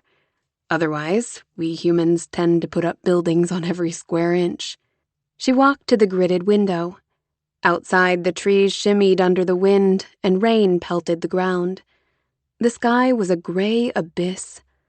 "How long do you think the storm will last?" No idea. He pulled out his phone, and a moment later he frowned. No reception. She checked hers. Me either. No surprise. Everyone has checked in for the weekend, except one couple coming from Maine. What's the name? George and Alice Cheney. Ah, the Cheneys. They're regulars. They'll just head straight to their cabin when they arrive. Since they kept the cabins unlocked, that's what all the regulars did. Still, I wish we could get a hold of Meg. The guests will be fine. Anyway, I'm sure the storm will clear up soon. She hoped he was right. The fire was burning strong now, crackling and popping. Too bad we don't have dry clothes. I'm soaked to the skin. A moment later, he whipped off his sweatshirt. Lauren's heart faltered until she saw the t-shirt under it. He stripped off the white tee. You can wear this. It's still dry. She avoided staring at his chest. And those abs. How could her brain have forgotten those? Oh, he was holding out the shirt. Thanks. He put the sweatshirt back on and turned purposely to face the fire. Right. She moved back into the shadows of the room before she peeled off her soggy shirt and dropped it onto the bunk. Then she slipped on the dry tea that was still warm from Jonah's body. The raw male scent of him washed over her, triggering something. Not a memory, more like a feeling. Warm and safe and happy. Home. She cast a look at Jonah and, finding him still staring at the fire, she pulled the neckline up to her nose and drew in the scent of him. She wished she could bottle it up and take it home with her. How could a scent she'd never smelled before warm her from the inside out? Feeling shaken at the thought, she grabbed her wet shirt and strolled back to the fire. She hung it from a couple rusted nails someone had pounded into the stone mortar, feeling his appraisal. "Better?" he asked. "Much. Thank you." "You're practically swimming in that thing." The shirt hung to her thighs, swallowing her. "It's dry. That's all that matters." "Doesn't sound like it's slowing up out there. Might as well get comfortable." He pulled the chairs over by the fire. They sat side by side, a warm golden glow lighting the space. The crackling fire and patter on the roof somehow made the room feel smaller. They were alone, and she was snuggled up in his warm and yummy-smelling shirt. Lauren crossed her arms over her chest, a flimsy barrier against the intimacy of the situation. They'd been very intimate at one time, whether she remembered it or not.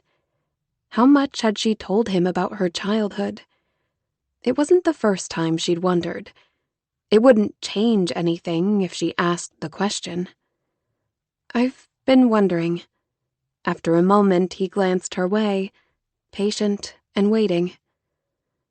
"Did I ever tell you about my childhood? You know, back when we were together?" His eyes were steady on her. "Sure. You told me everything." "Everything, meaning?" "I know about your mom leaving, moving out of state with some random guy when you were 5. That you never heard from her after that." His voice rumbled low and slow. "You told me your mom never knew who your father was. I know about the day you were taken away and put into foster care.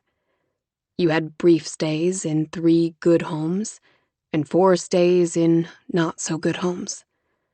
I know about the rebellious period that ended when your 10th grade English teacher convinced you that you were only hurting yourself, and that if you wanted to get anywhere in life, you needed to make some changes." She fought the urge to turtle beneath the collar of his t-shirt.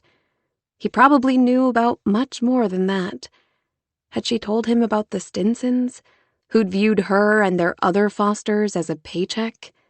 About Dylan, the foster brother who'd later bullied her for over a year? And what about Eric Fordham, the foster father whose advances she'd narrowly escaped when she was 14? "You told me all of it." Shame filled her, forcing her to look away. The shame of having no parents, no family who loved her. The shame of all her belongings fitting into a kitchen-sized garbage bag. The shame of being a year behind in school because of all the moving. It filled her like a heat lamp, burning through her limbs and singeing her cheeks. She pulled herself tall and jutted her chin as she'd done all those times when she felt less than. "Right." "And I'll tell you now what I told you then." Jonah waited until she met his gaze. "None of it was your fault. You were just a child, and the adults around you didn't take care of you the way they should have."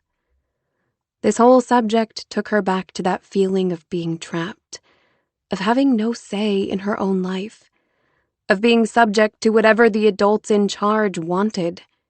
She would never feel that way again. "You were powerless." His voice rumbled in his chest. "But you're not now. Look how far you've come, Lauren. I'm amazed by your tenacity and your resilience. I admire you so much." Her first instinct was to brush off his praise, but she'd been working on that. She recognized the authenticity that shone from his eyes and allowed herself to drink in the compliment. "Thank you for saying that." He nudged her shoulder. "And since you're probably feeling vulnerable because of what I know about you, you should know that I told you private things too." She gave a wry laugh. "Yeah, but I don't remember any of them." "So let's level the playing field." She smirked, imagining his biggest life trauma might be placing second for homecoming king. "My mother died in a car accident when I was 4. She whipped her head around to him, her smirk falling away. "But Tammy's technically my aunt. My biological mother was Tom's sister." She reared back. She sure hadn't seen that coming. So much for those dusty archives in her brain. "We lived in an apartment in Portsmouth, but I barely remember it. I remember a little about my mother, though sometimes I'm not sure if I only think I remember. Mom and Dad have told me so many stories, trying to keep her memory alive for me." "What about your father?" "Apparently, he took off when my mom announced her pregnancy." "I had no idea. You Landrys seem like such a close-knit family." "We are. They're my parents. I'm their son. Meg's my sister. They were well into their 30s by the time I came along, and certain they couldn't have kids of their own. When Mom got pregnant with Meg, it was quite the surprise." Lauren could hardly take it in. She thought Jonah had it so easy being raised here in this quaint little town at a family-owned resort. She'd thought him privileged. And maybe that had come to be the case later, but he'd had a rough beginning. "Was I this shocked the first time you told me?" He chuckled. "Yes." His smile slipped as his expression warmed. "But it's only fair you know all my stuff, too. And I can relate, just a little, to not quite feeling like you belong. Mom and Dad are really the only parents I remember, but Meg is theirs biologically. Sometimes I wonder if they view me different than her." Lauren shook her head. "I don't believe that." "I think Mom might have been happier if Meg had decided to take over the resort. It passed down from her side of the family.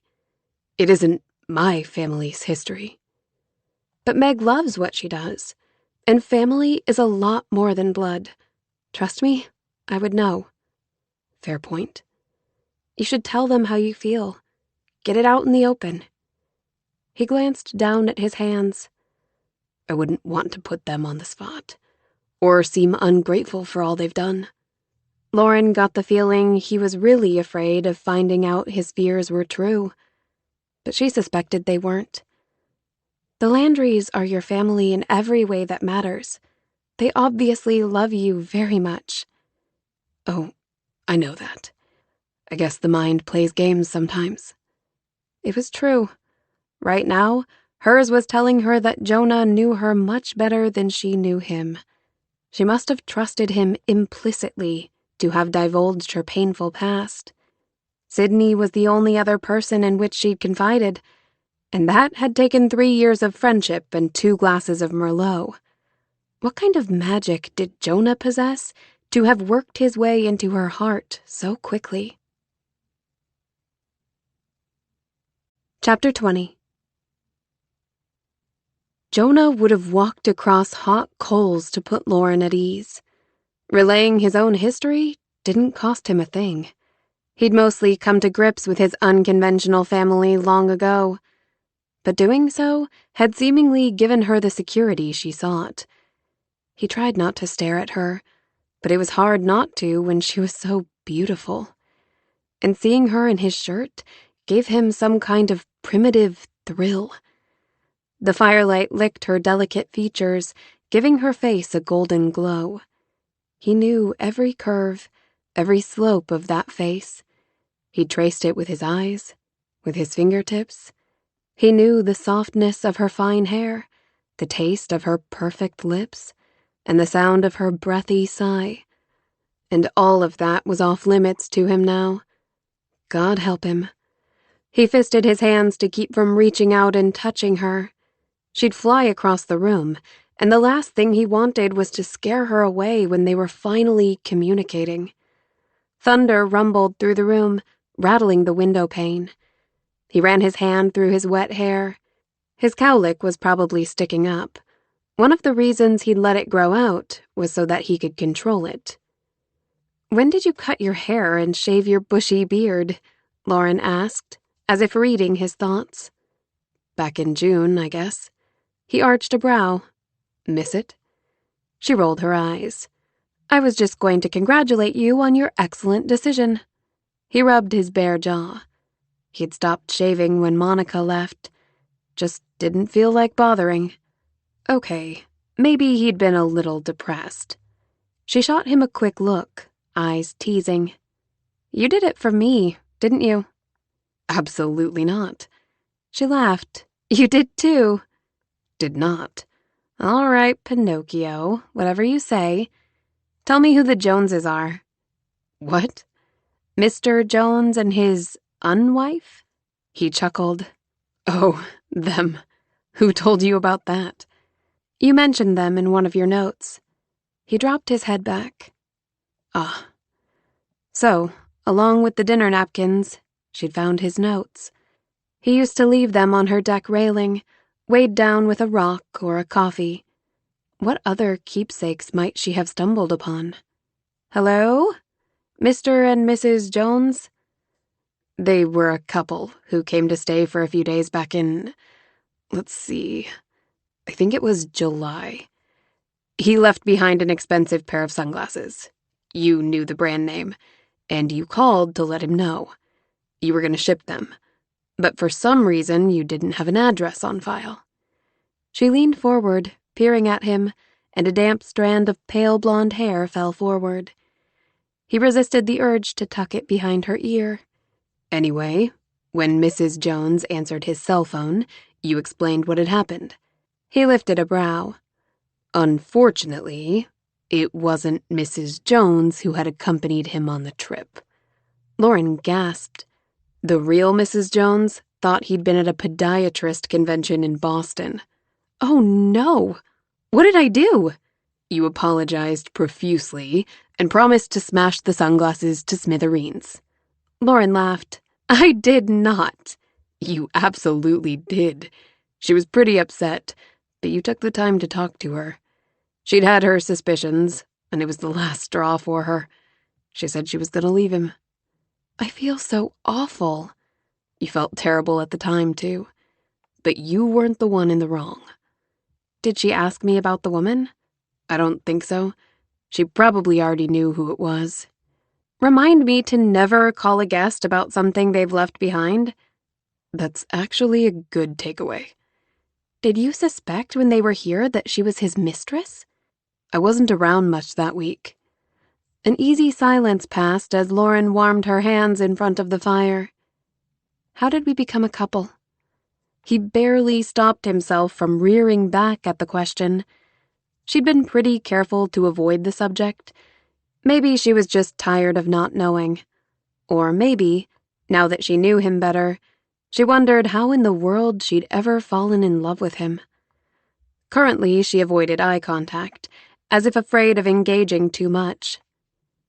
"Is it painful to talk about?" "No." A smile formed of its own volition. "It was the best summer of my life. I guess it started when I apologized and started treating you like I should have. Your guard was still up for a while, but it slowly came down as you began to trust me. We became friends, I guess you could say." "But you're my boss." "It didn't take me long to see you as much more than a valuable employee," he said dryly. Her throat dipped with a swallow. "Then what?" she asked, almost reluctantly. He decided to lighten the moment. "Oh, you know, I used my charm and charisma to win you over." She snorted. "You just snorted." "I don't snort." "I didn't think so either." but I know what I heard." She laughed. "You need to have your ears checked." The lilting sound of her laughter made his heart grow 2 sizes. "Now who's lying?" She went suddenly still. "Hey, listen." The rain stopped. She was right. Only the sound of the crackling fire was left. They both got up and went to peek out the window. The gray clouds had drifted away, and the sun was trying to come out. Water dripped only from the trees and from the overhang of the roof. Jonah glanced around the cabin, a little sad to leave their private little nest behind. "We should put out the fire and be on our way," she said. Over the next few minutes, they worked together to smolder the flames, playfully nudging each other out of the way. Warmth unrelated to the fire filled him from the inside out, bringing with it a burgeoning hope he couldn't have tamped down if he tried. And he didn't want to. This time alone with her had meant everything to him. She'd dropped her guard and been willing to talk about their relationship. It was a huge step forward. "It's good to hear you laugh again," he said before he could stop himself. She tossed a smile his way as they sat to put on their shoes. "You're not half bad to be around when you're not barking out orders." When her shoes were on, she grabbed her damp shirt and headed for the door, while he set the screen in front of the smoldering logs. "Hey, Wentworth," he called. On the threshold, she turned with an expectant look. "I did cut my hair for you." She beamed as she slapped the doorframe. "I knew it!" Jonah's easy laughter echoed through the cabin. Chapter 21. "I have to tell her," Jonah said to Meg the minute he returned from gassing up the boat with Lauren. The whole ride back he'd thought about Lauren and their time at the trapper's cabin. She was opening herself to a friendship with him, and while that made him optimistic, it also made him feel guilty. "You'll have to be more specific." Meg didn't glance up from the computer screen. "Lauren, I have to tell her she gave up that job in Boston." Meg's fingers froze on the keyboard as she looked his way. "I was wondering when you'd get around to that." "It's been 6 weeks, and I have to face facts. She might never get her memory back." Verbalizing the thought caused a physical ache in his chest. Meg's eyes softened. "But aren't the two of you getting along better? Don't you think maybe—" "Getting along is a far cry from where we were before." He glanced upstairs, where he'd tucked away Lauren's engagement ring in his parents' safe. He'd grown tired of seeing it every time he opened his nightstand drawer. "There's still a chance she'll fall in love with you again." "I guess. But she's been curious lately about what happened over the summer, and she deserves to know the full truth." "But if she finds out she gave up that job, which is the only reason she's here, what's to stop her from leaving now?" Yeah, that was the kicker. She would be devastated about that job. Over the past 6 weeks, she'd gotten comfortable at the resort and excited about the barn renovation. But he wouldn't kid himself.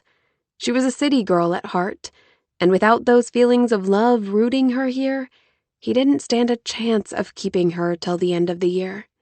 Much less forever. I know the risks.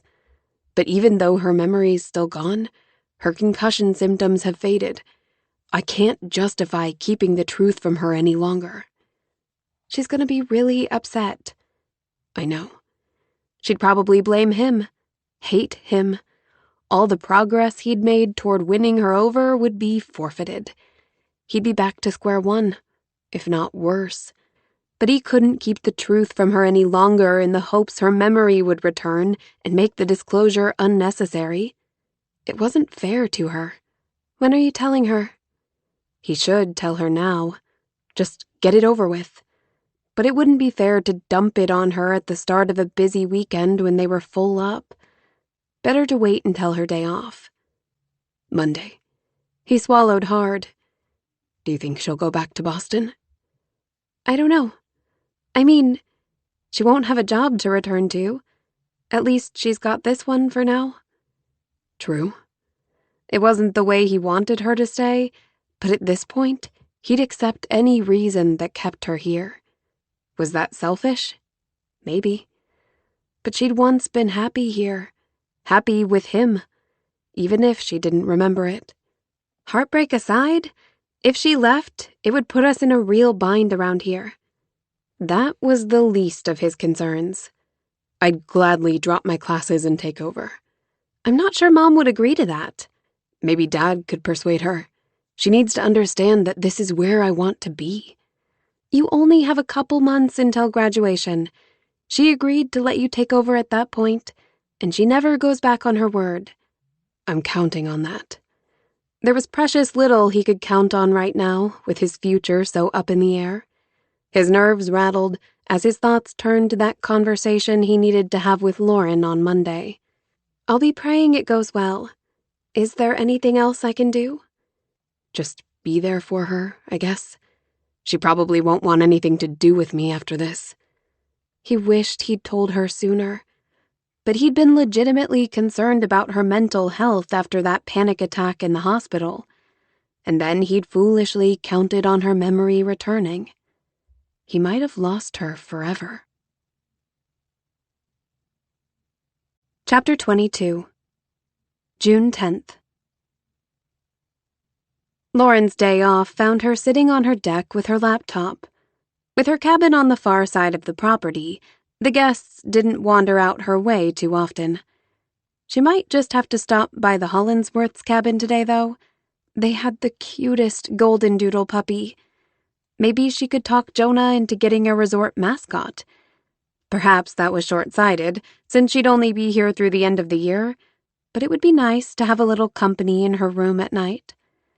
The early morning's coolness had given way to late morning heat, but the forest shade kept her adequately cooled. The tweeting of birds, nattering of squirrels, and occasional drone of a boat motor were pleasant backdrops to her work. She'd finally settled on a structural engineer to assess the barn. The company had wonderful reviews and reasonable rates, and it would be able to do the job quickly. She was now focused on finding contractors for the renovation, presuming the engineer found the building structurally sound. There were a lot of pieces to the project, and it would be a tight timeline, but she was eager to see it through. She was researching painters when the sound of someone approaching had her glancing up from her laptop. Jonah. She hadn't recognized him at first. His long dark hair had been cropped into a stylish cut, short on the sides, a little longer on top. But as he neared, it was his lower face that captured her attention. His jawline turned with masculine angles. And his lips? He had very nice lips, in fact. The bottom one was almost plump, and the indent on the top one was the size and shape of her fingertips. And to think he'd covered all of those beautiful features with that awful mustache and big bushy beard. Those nice lips curled into a smile. I've never seen you speechless before, Wentworth. I didn't recognize you. Someone visited the barber shop. I had an opening in my schedule. They'd just talked about his lumberjack look in the barn 3 days ago. She suspected she had something to do with this sudden change. Is that right? That's my story. He glanced at her laptop. What are you up to? She allowed the change in subject, but had a little trouble pulling her gaze from that newly excavated face. Pulling some things together for the barn, I found and scheduled a structural engineer, and now I'm researching contractors. Isn't this your day off? This isn't work. It's fun. But you have to keep paying me. Have a seat if you aren't busy. Meg or Tammy usually managed the resort on Lauren's day off, but Jonah pitched in too. Don't mind if I do. The Adirondack chair squawked as he sat beside her. It's been pretty quiet around here today. I got some wood chopped and fixed the leg on the ping-pong table. I didn't know it was broken. I guess it happened over the weekend. Nobody said anything. That happens sometimes. Jonah peered at her for a long moment. So, Tell me about this job you have waiting for you in Boston at the first of the year. I understand the owner is an old friend of my mom's. They went to college together, apparently. Ah, right. My mom dropped out after her freshman year when she met my dad. Okay, well, her friend Olivia Stafford is now Boston's premier event planner and the CEO of Glitter. I met her when I worked for a caterer they utilize. She has a planner retiring at the end of the year, and that's basically my dream job. She suggested I get some experience in the meantime, and the job would be waiting for me when I return. Event planner. Is that corporate stuff, mostly? Exactly. They do everything from political fundraisers to corporate conferences. I'm starting to see where your passion for this barn venue comes from.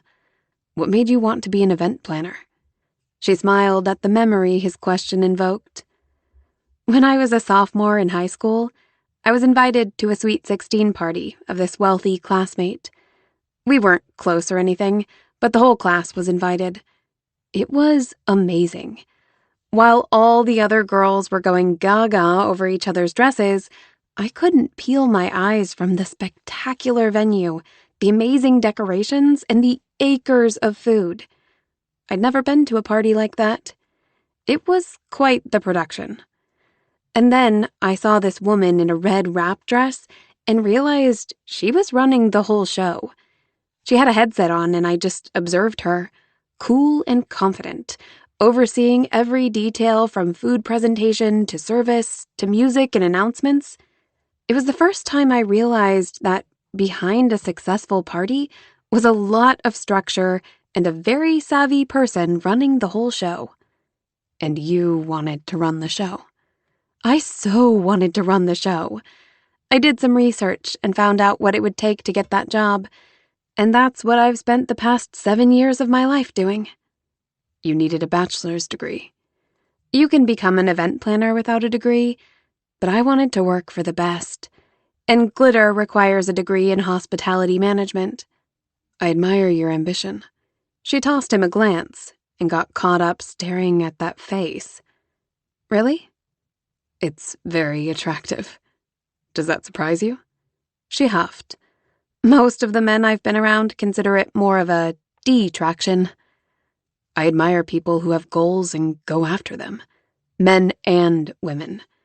And speaking of goals, you've been in New Hampshire for 3 months, and as far as I know, you haven't even left Pine Haven. The state might not have much in the way of art museums or theater, but we have natural attractions that are a real treat for the senses. What would you think about heading up to Flume Gorge? She'd seen the Granite Gorge in brochures and had even recommended it to guests. When? Now, unless you have something better to do. Don't you have to oversee things here? Meg's in the office. She won't mind taking the reins. Oh. The trail was over an hour away. The thought of spending the afternoon with Jonah made her a little giddy. It was certainly more tempting than the chores she had been planning to catch up on. Do you like to hike?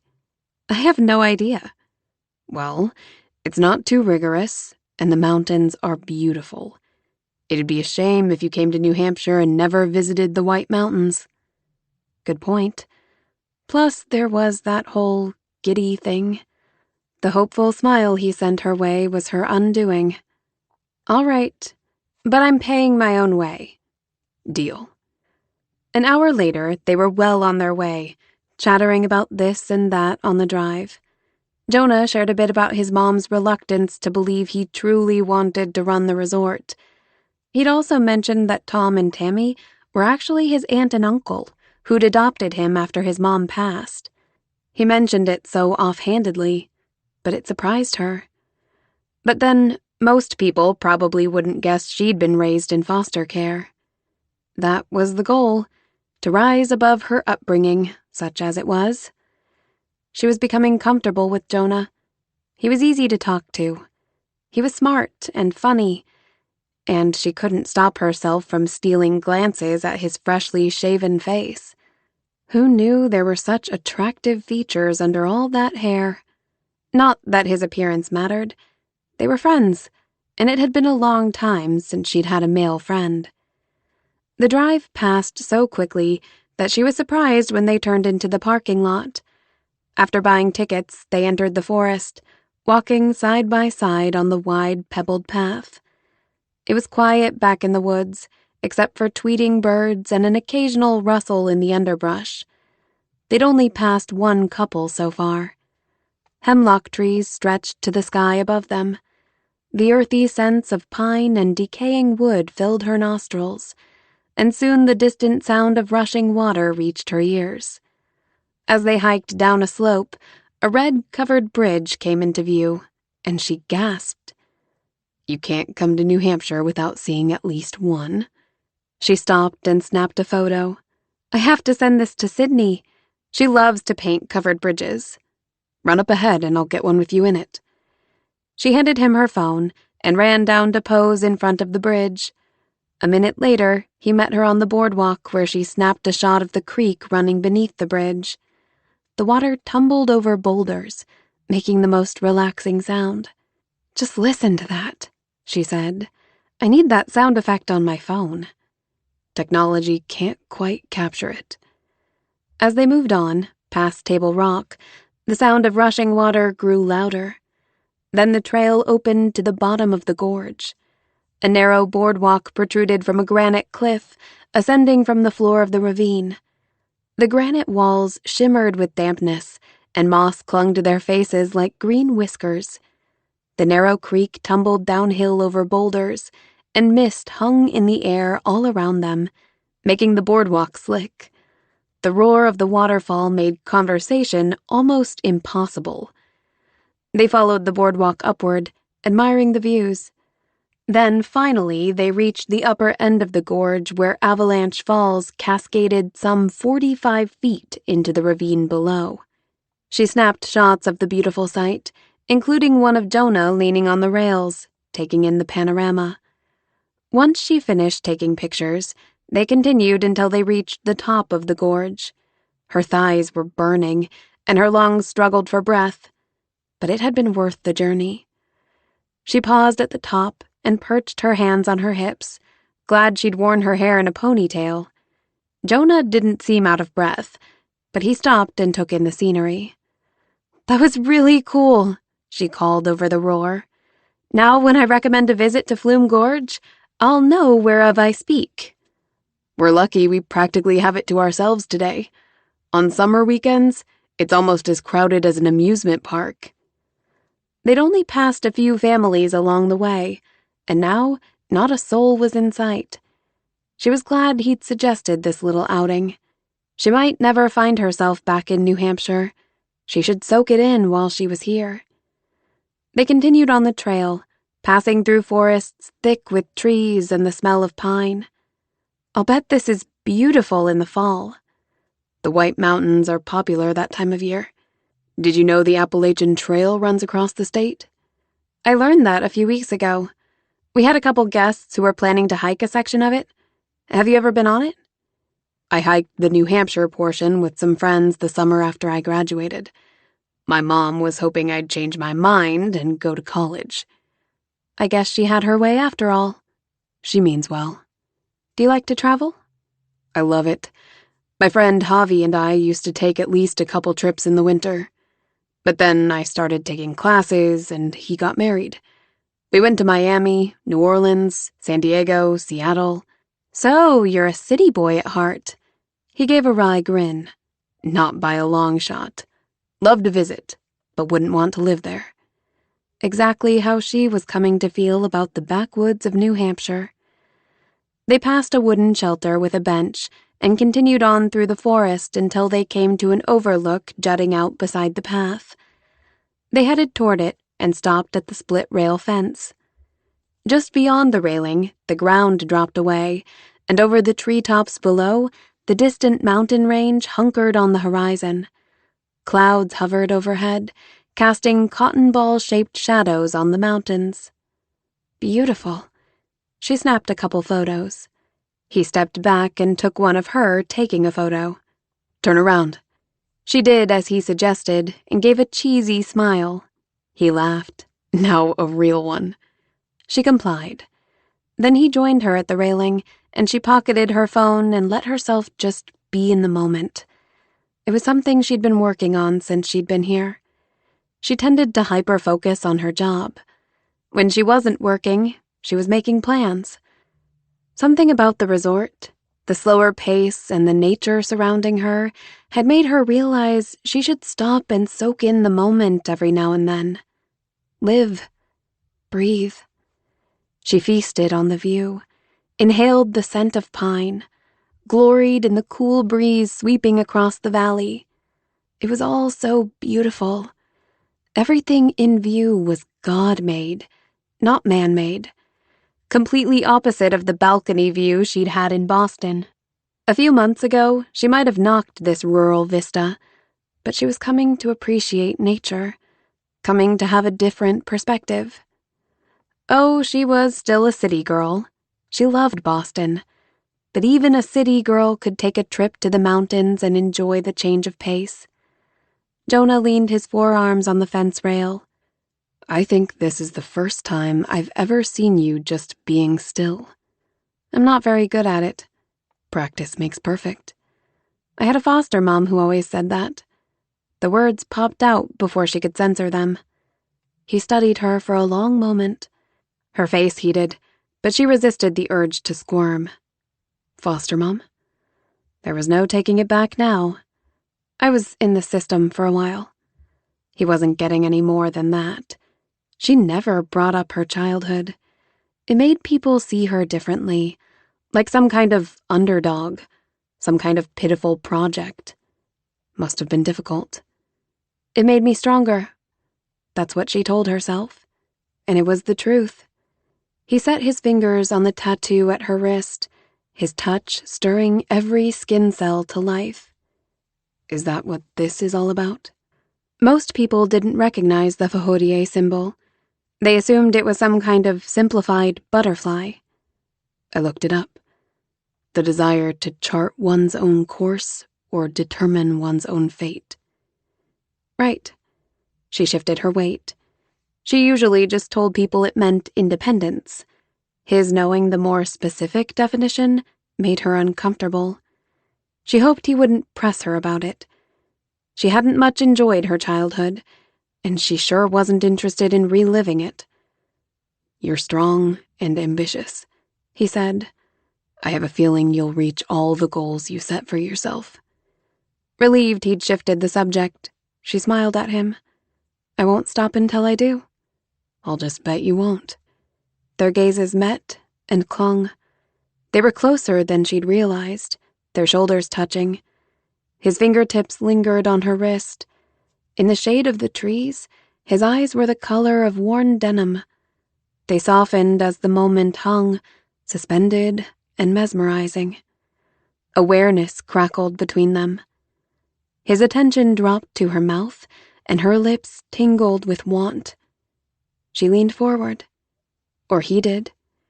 Somehow they met in the middle, and his lips brushed hers, gentle and warm.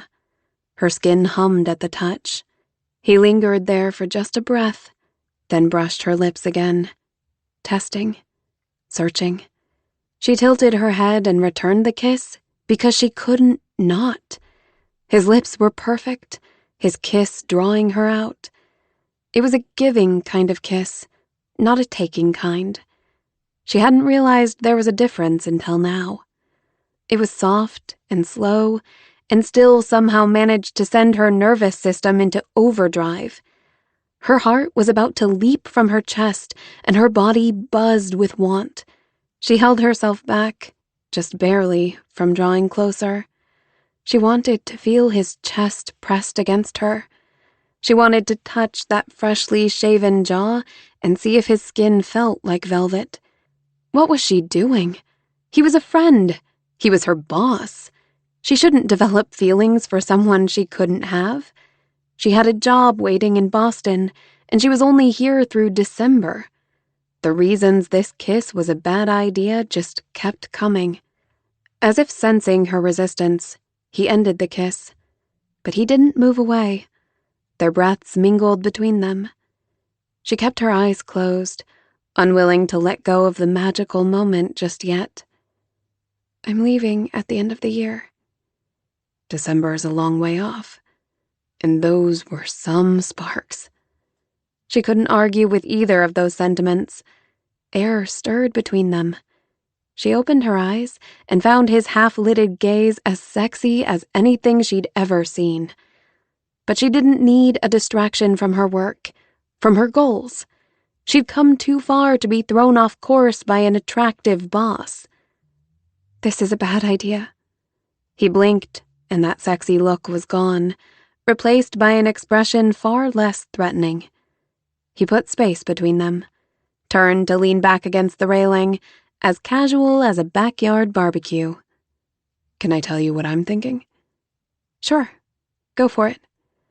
We haven't talked much about our previous relationships, but my last one was pretty serious and ended with her leaving for greener pastures. Lauren widened her eyes as she gestured toward herself. Hello? He chuckled. Yes, but I know you're leaving, and therefore won't let myself get carried away. The natural deadline will keep us both in check. I see. So here's what I'm thinking. What about a nice, casual, light-hearted summer romance? We go out to eat, have coffee, enjoy each other's company. It could be fun. He quirked a brow. You know, that state of being that results in pleasure and gratification. She gave him the side eye. I know what fun is. All work and no play? She was catching the drift. Something like he was describing wouldn't be such a horrible thing, would it? She'd been so focused on her goals, and because of that, she was terribly lacking in experience. This might be good for her. Jonah, it turned out, was kind, fun to be with, and very attractive. Not to mention quite the good kisser. She could stand more of those kisses. I could show you more of New Hampshire, help you make the most of your time here. Plus, I really want to kiss you again. Her lips twitched. At least she wasn't the only one whose lips still prickled with want. Still, there was that other thing. There is the little matter of you being my boss. I am your boss when we're working. When we're not, you're the boss. Really? Well, the boss of you. She could live with that. Couldn't she? It might be kind of fun to have a summer romance. She hadn't been on a date in almost a year. Nothing serious, though. Serious is the last thing I want. We'd keep things light and breezy. Good words. Light and breezy. She thought for a moment, the idea holding more appeal than she'd like to admit. I suppose we could try it out, do some sightseeing, see where it leads. He gave her a playful look. Will it lead to another kiss? Is that all you can think about? What can I say? You have me hooked. But hey, the ball's in your court, Wentworth. I've done enough talking. What do you want? She liked his style. He was up front. He'd laid out his thoughts, his hopes, and waited for her weigh-in, to make the final call. It was empowering. It might seem a simple thing, but in her experience, it was not the norm. Because of that, and because she couldn't get that amazing kiss out of her head, she turned a smile on him. I guess another kiss wouldn't hurt anything. I'll take it. He leaned forward and kissed her again. He explored her lips while his fingers brushed the sensitive spot on her inner wrist. Then he cradled her face and wreaked havoc on her mouth. Warmth rushed from the middle out like an epicenter. It trickled through her limbs and into her hands. Oh, he was good. He pulled away too soon. His eyes smoldered a second before they shuddered with a blink. Then they sparkled with humor. Is that a yes? Light and breezy. Natural deadline. Amazing kisses. I think it is. His smile widened. It's gonna be a good summer. We'll see about that. He grabbed her hand and gave it a tug. They started back down the trail, her legs wobbling, and not from the hike. Before this goes any further, I have a very important question to ask you. Sounds weighty. The weightiest of weighty. Go for it. Okay, here goes.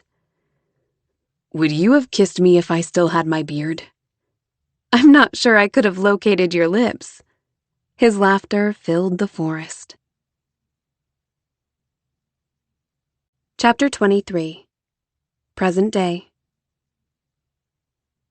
Her time with Jonah at the trapper's cabin earlier had left Lauren shaken.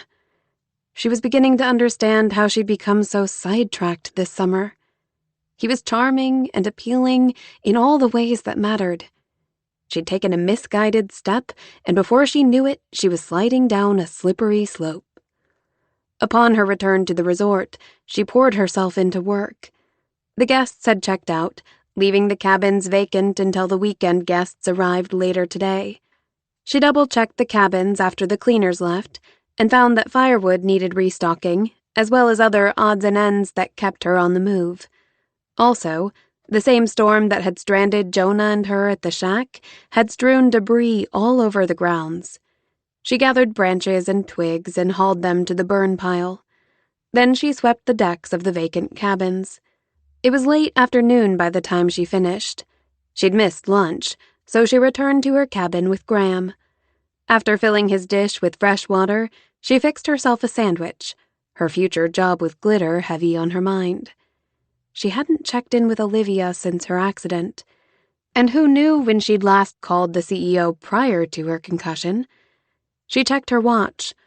Friday afternoon wasn't the ideal time to call a woman in charge of an event planning organization. But Lauren needed this.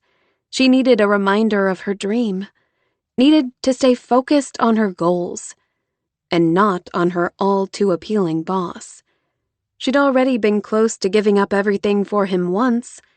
She wouldn't be so foolish this time around. She wolfed down her sandwich, eager to speak with Olivia again, then tapped on the woman's name in her contacts. Her personal assistant, Shayla, answered the phone and notified Lauren that Olivia was in a meeting, but that she'd have Olivia return her call. "Tell her there's no hurry," Lauren said. "I'm just checking in." "Will do." Lauren ended the call and gave Graham some affection. She probably wouldn't hear from the woman until next week. Well, that's a start, I guess. Let's go clean off the deck, huh, boy?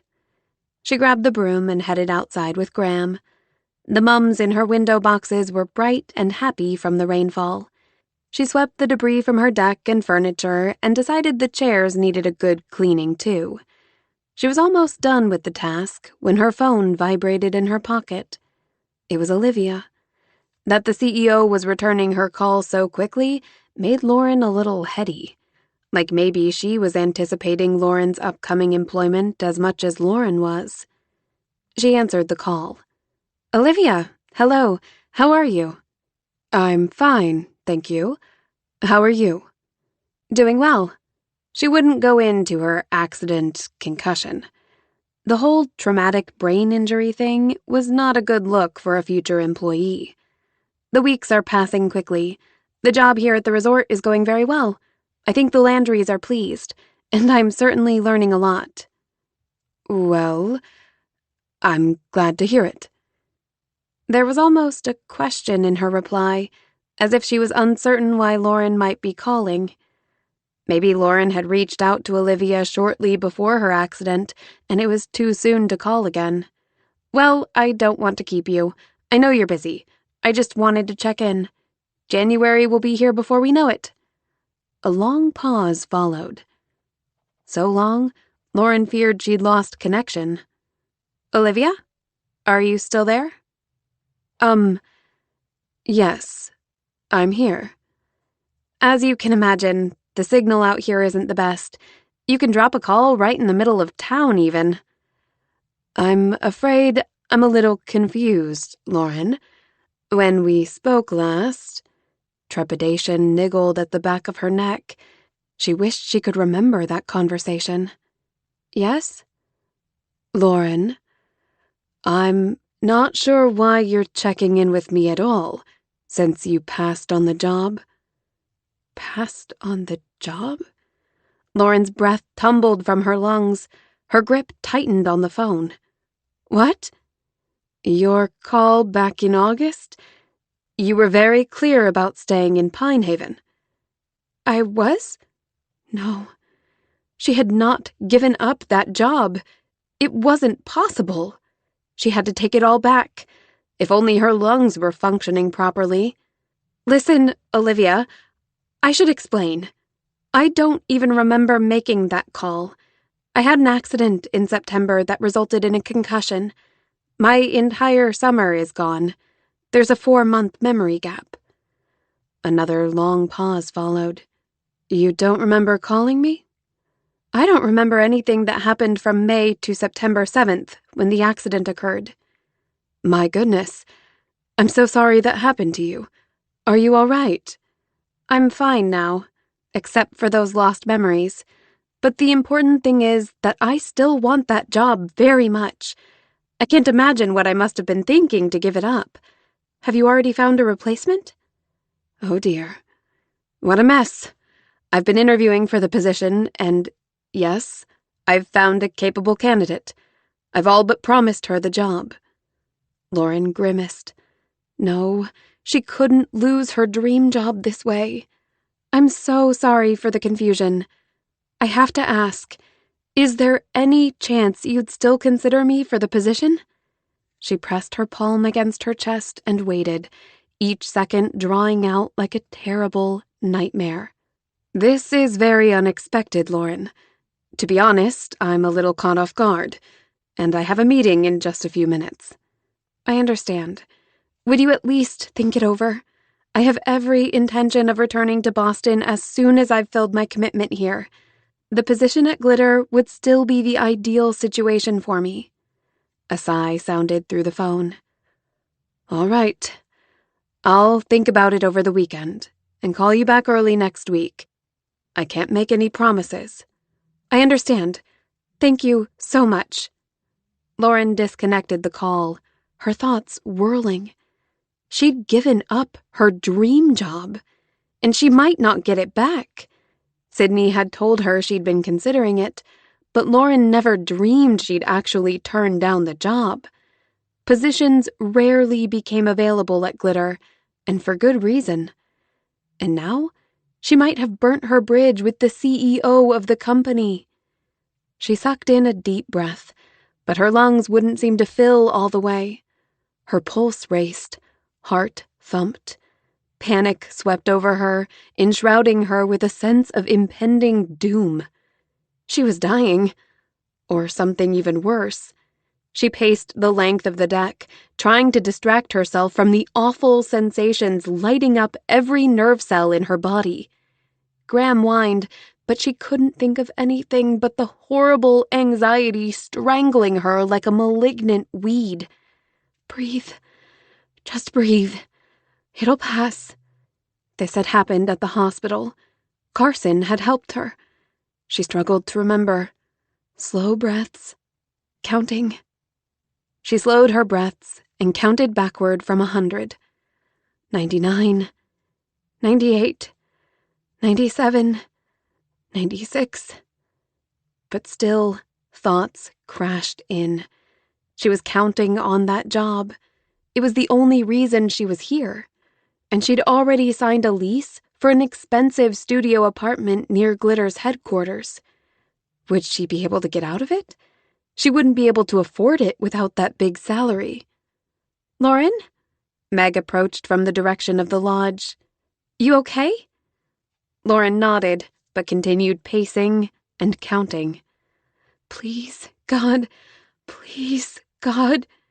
What's wrong? She finished the inhale. Panic attack. Oh, honey, what can I do?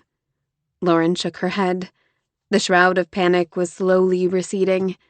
She continued counting, blocking out Meg and Graham. In, 2, 3, 4. Hold. 2, 3, 4. Out. 2, 3, 4. It's okay. It's passing. You're gonna be fine. A few minutes drew out, slow and agonizing. Then finally the anxiety was gone, leaving her feeling like a Fruit Loop under Meg's concerned gaze. Her face heated. I'm fine now. It's over. Are you sure? Sit down. Let me get you something to drink. Meg passed her and headed into the cabin. Lauren was grateful for a minute alone. She had to shake that panic attack. While she liked Meg a lot, they hadn't yet returned to the intimate friendship they'd apparently shared over the summer. Something popped into her mind. August, Olivia had said. Lauren had given up the position in August. That meant at least a week, and possibly a whole month, had passed from the time she'd called Olivia until her accident had happened. Surely, if she and Jonah were as serious as she'd been told, she would have informed him. He had to know she'd given up that job. And he hadn't said a word. She gritted her teeth. All this time, all these weeks, and he hadn't told her that everything she'd been working toward was gone. Heat flushed through her body until her muscles quivered. She had a few things to say to Jonah Landry, her boss, her supposed friend and ex-whatever. By the time Meg returned with a drink, Lauren was already halfway to her car.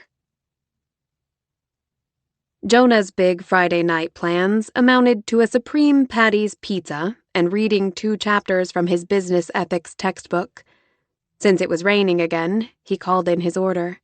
It was a supremely lazy thing to do, as the restaurant was right downstairs, accounting for the pervasive aroma of baked yeast bread that filled his apartment. Was it any wonder he subsisted mostly on pizza and subs these days? While waiting for the delivery, he sat at the granite island in his kitchen and read the chapters. Then he signed on to his account on the college website to review the worksheet assignment. He'd planned to finish this earlier today and maybe do something wild and crazy tonight, like go out with friends. But there'd been that storm. His lips curved of their own volition. He didn't regret the storm. He would read a bazillion pages of this deadly dull textbook before he wished away that time with Lauren at the trapper's cabin. He pictured her drenched and gorgeous in the firelight, and wasn't sure he'd ever seen such a beautiful sight. He'd missed the unguarded Lauren, missed the melodious sound of her laughter, the way her eyes turned to crescents, the way her smile bloomed across her face. Today had been like having her back for just a little while. It made him long for the deeper relationship they'd had, made him ache for want of it. God, I miss her so much. Please bring her back to me. The knock on the door startled him. He glanced heavenward. That was fast, even for you. When he opened the door, his smile broadened at the sight of her, dripping wet on his uncovered stoop. He was about to make a joke about her luck with rain today. Then he noticed the spark of anger in her eyes, the flare of her nose, her tight jaw and rigid shoulders. How could you? The words were fiery darts, aimed directly at him. They might have contained poison, because a slow, noxious dread trickled through his veins. She knows about the job. Nothing else could make her this furious. A sinking sensation filled him. If he hadn't lost her before, he'd definitely lost her now. Because judging by the fury on her face, there would be no coming back from this. I was gonna tell you. Sure you were. Water trickled down her face. Or was it tears? He opened the door wider and stepped aside. Come in. Let's talk. She crossed her arms over her chest, her feet rooted to the landing. Come on, Lauren. You're getting soaked. Come inside. Let's talk about this. She stood immobile for several long seconds. Then, finally, she stepped into his foyer, but not 1 inch farther. He shut the door behind her. Will you have a seat? Can I get you something to drink? This isn't a social call, Jonah. Why didn't you tell me? Now that she was under the light, he could see her features more clearly. Her eyes were bloodshot. Those were tears. She cried when she was angry, and boy was she angry. Steam practically rolled off her body. He'd had 6 weeks to tell her. She deserved an explanation. I'm sorry. Maybe I should have told you sooner, but I knew it would be upsetting and... Upsetting? Try and see it from my perspective, Lauren. You just had a traumatic brain injury. You had a panic attack in the hospital. And I just had another when I called Olivia and found out I turned down the job of my dreams in favor of living in podunk Pinehaven for the rest of my life. He winced. I was genuinely concerned about you, and I thought you'd get your memory back. I kept thinking, any day now it'll come back, and then... And then what? We'd pick up right where we left off? That the job, the one I came here for, the one I would have done anything for, would just be a moot point? Well, it would have, but he wasn't stupid enough to vocalize the thought. I know that position meant a lot to you, and... Means, Jonah. It means a lot to me. Right. I just meant... That before I lost my memory, I was ready and willing to give up everything I'd worked so hard for? But guess what? I'm not.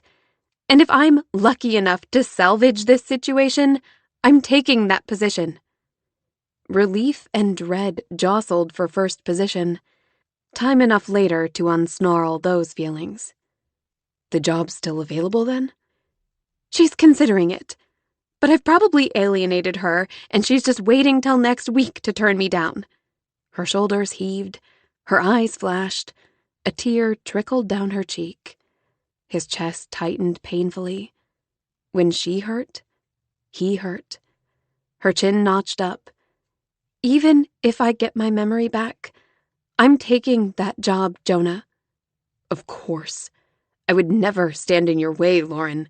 That's never been my goal. Her nostrils flared. You've had 6 weeks to tell me about this. Hadn't he already explained? You didn't tell me because you knew I would have left, and you couldn't risk that. I was worried about you. Maybe that was true at first. But 6 weeks, Jonah? You were being selfish. He opened his mouth to refute the idea. Then his conscience kicked in. He'd thought about telling her that day he had lunch with Javier. But then she'd texted him, and he was so filled with hope, he decided to wait. He was afraid she'd leave and he'd lose her for good. He'd admitted as much to Meg this afternoon. So at least part of his reasoning had been selfish. The realization weighed on him like a steel anchor. He blew out a long, slow breath. Okay. You're right. I should have told you sooner. I'm truly sorry. I've never wanted you to sacrifice your career, but you got so excited about running the barn venue. If you could remember, you'd know what I'm saying is true. She dashed away a tear. Well, I can't remember. And at this point, I'm not even sure I can take your word for it. Ouch. Or your family's. They must have known too. He winced. This is my fault, Lauren. I asked them not to say anything. They were worried about you too. A knock sounded on the door. He sighed at the bad timing. I ordered pizza. Stay and have dinner with me. Please, we'll talk this out. Her shoulders went even more rigid. I think I've heard enough. She opened the door and stepped around the startled delivery boy. Jonah watched her practically sprint down the steps as he reached for his wallet. After he paid for the steaming box of pizza, he closed the door and set it on the island. His appetite was gone. Chapter 24. It was Saturday afternoon by the time Lauren was able to check the barn's new paint job. The crew had finished yesterday while she'd been stranded at the trapper's cabin with Jonah. Jonah. She didn't even want to think about him or the flicker of desperation in his eyes when she'd stood in his doorway yelling at him. She had every right to be upset. She never should have learned about her job like that. He should have told her after the accident when it became clear she didn't remember. No sense dwelling on it now, though. It would only make the hours till Olivia's call drag out. She pushed all thoughts of Jonah and the job away. Graham trotted ahead on the trail, tail wagging. Then he turned and waited for her, wearing that doggy smile she was becoming familiar with. "Are you excited to see the barn, huh?" "It's just so exciting, isn't it?" Moments later, as they broke through the clearing, Lauren smiled too. The barn was the perfect shade of rustic red, and the white trim set off the windows and new barn doors in just the way she'd imagined. A crew would be out to reshingle the roof next week, and then the new windows would be installed. The barn would be dried in by the end of October, just as she'd hoped. The kitchen and bathrooms would be framed by then, just in time for electrical and plumbing. She walked the perimeter of the building, inspecting the work. The crew had done a terrific job. She'd leave a nice review online. When she reached the barn doors again, she slid them open. They glided along the track without a single squawk. Graham bounded inside the dank space, and she followed. Nothing new in here, but she couldn't resist the urge to view it again, to make certain she hadn't forgotten any component of the project. There would be no time for mistakes if it was going to be finished before her departure in December. If she would even be here that long. If Olivia offered the job to the other woman, would there be any point in staying? She shut off the negative thought and pored over every square foot of the space, making notes on her phone as she went. Questions for the flooring crew, for the electrician and plumber, the heating and cooling people. There was a lot of work to do in just 2 months. Her gaze snagged on Graham, who stood near the wall on the far side of the barn. He sniffed the ground, tail tucked low. "What's wrong, buddy?" The instant the words were out of her mouth, she realized. That was where she'd fallen. She joined Graham, but he continued his incessant sniffing. A dark spot stained the wood. Blood. She envisioned her body lying there on the floor, sprawled and still, as Jonah had described. Her focus moved to the ladder propped again on the wall near the loft. It stretched upward about 20 feet, and for the first time, she envisioned herself falling.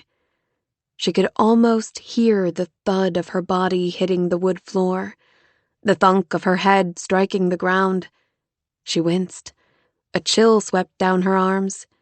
She was glad she couldn't remember the accident. Imagining it was bad enough.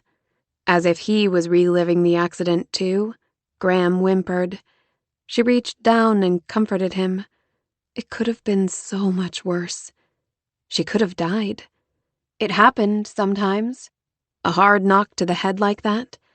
She could have died at the age of 26 with her whole life ahead of her. Thank you, God. She'd been so busy mourning the decisions she'd made over the summer, she hadn't stopped once to be thankful she'd survived that fall. It could have all ended on September 7th. She never would have gotten the chance to realize her career goals, would have never had the chance to marry or become a mother. She would have missed the opportunity to have any kind of closure with her own mother, who Lauren assumed was still out there somewhere, living her own life. Would Lauren have regretted that?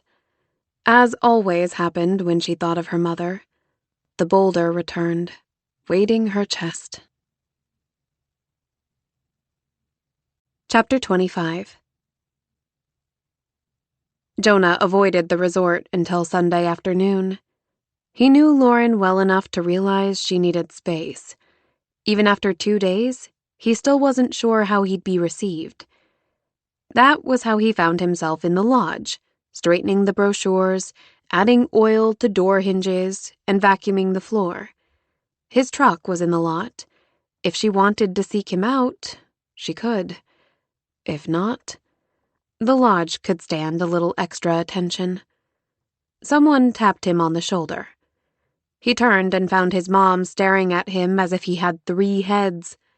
He flipped off the vacuum, ushering in silence. What's wrong? What are you doing in here? I told Lauren you'd come help her.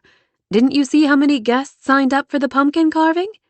Jonah glanced out the window, though he couldn't see the pavilion from here. So close, yet so far.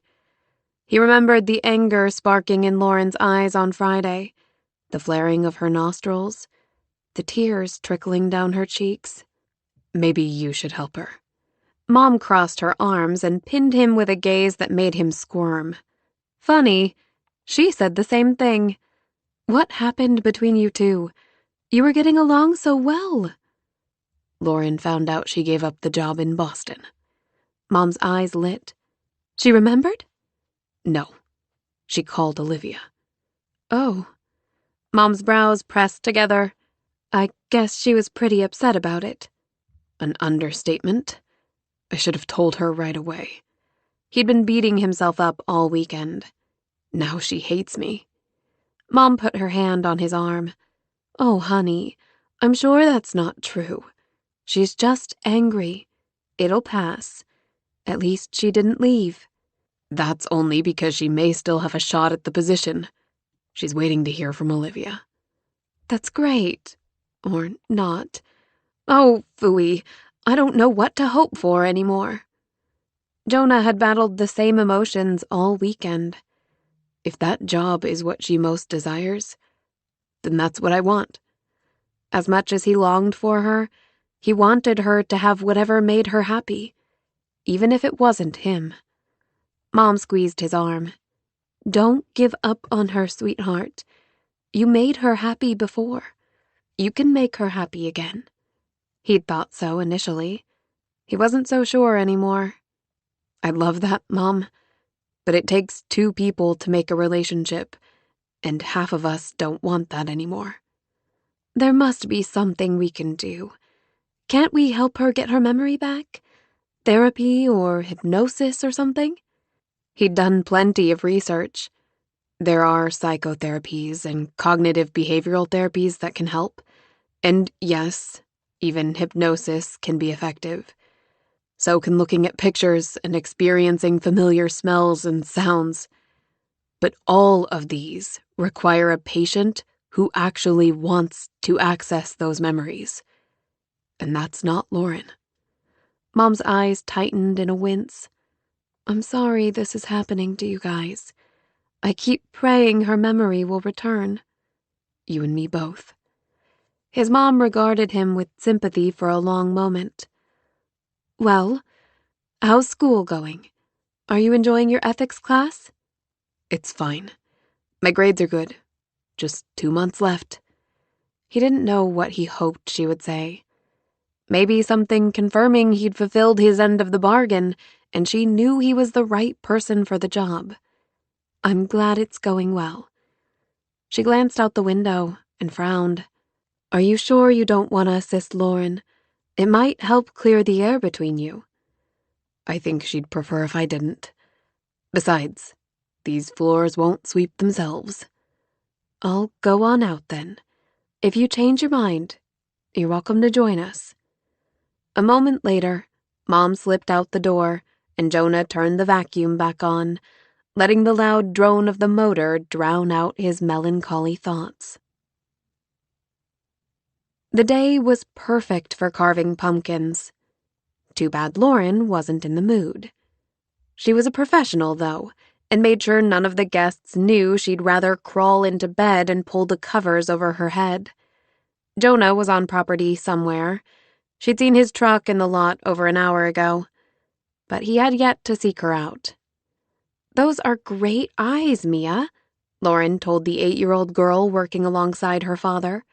Very scary.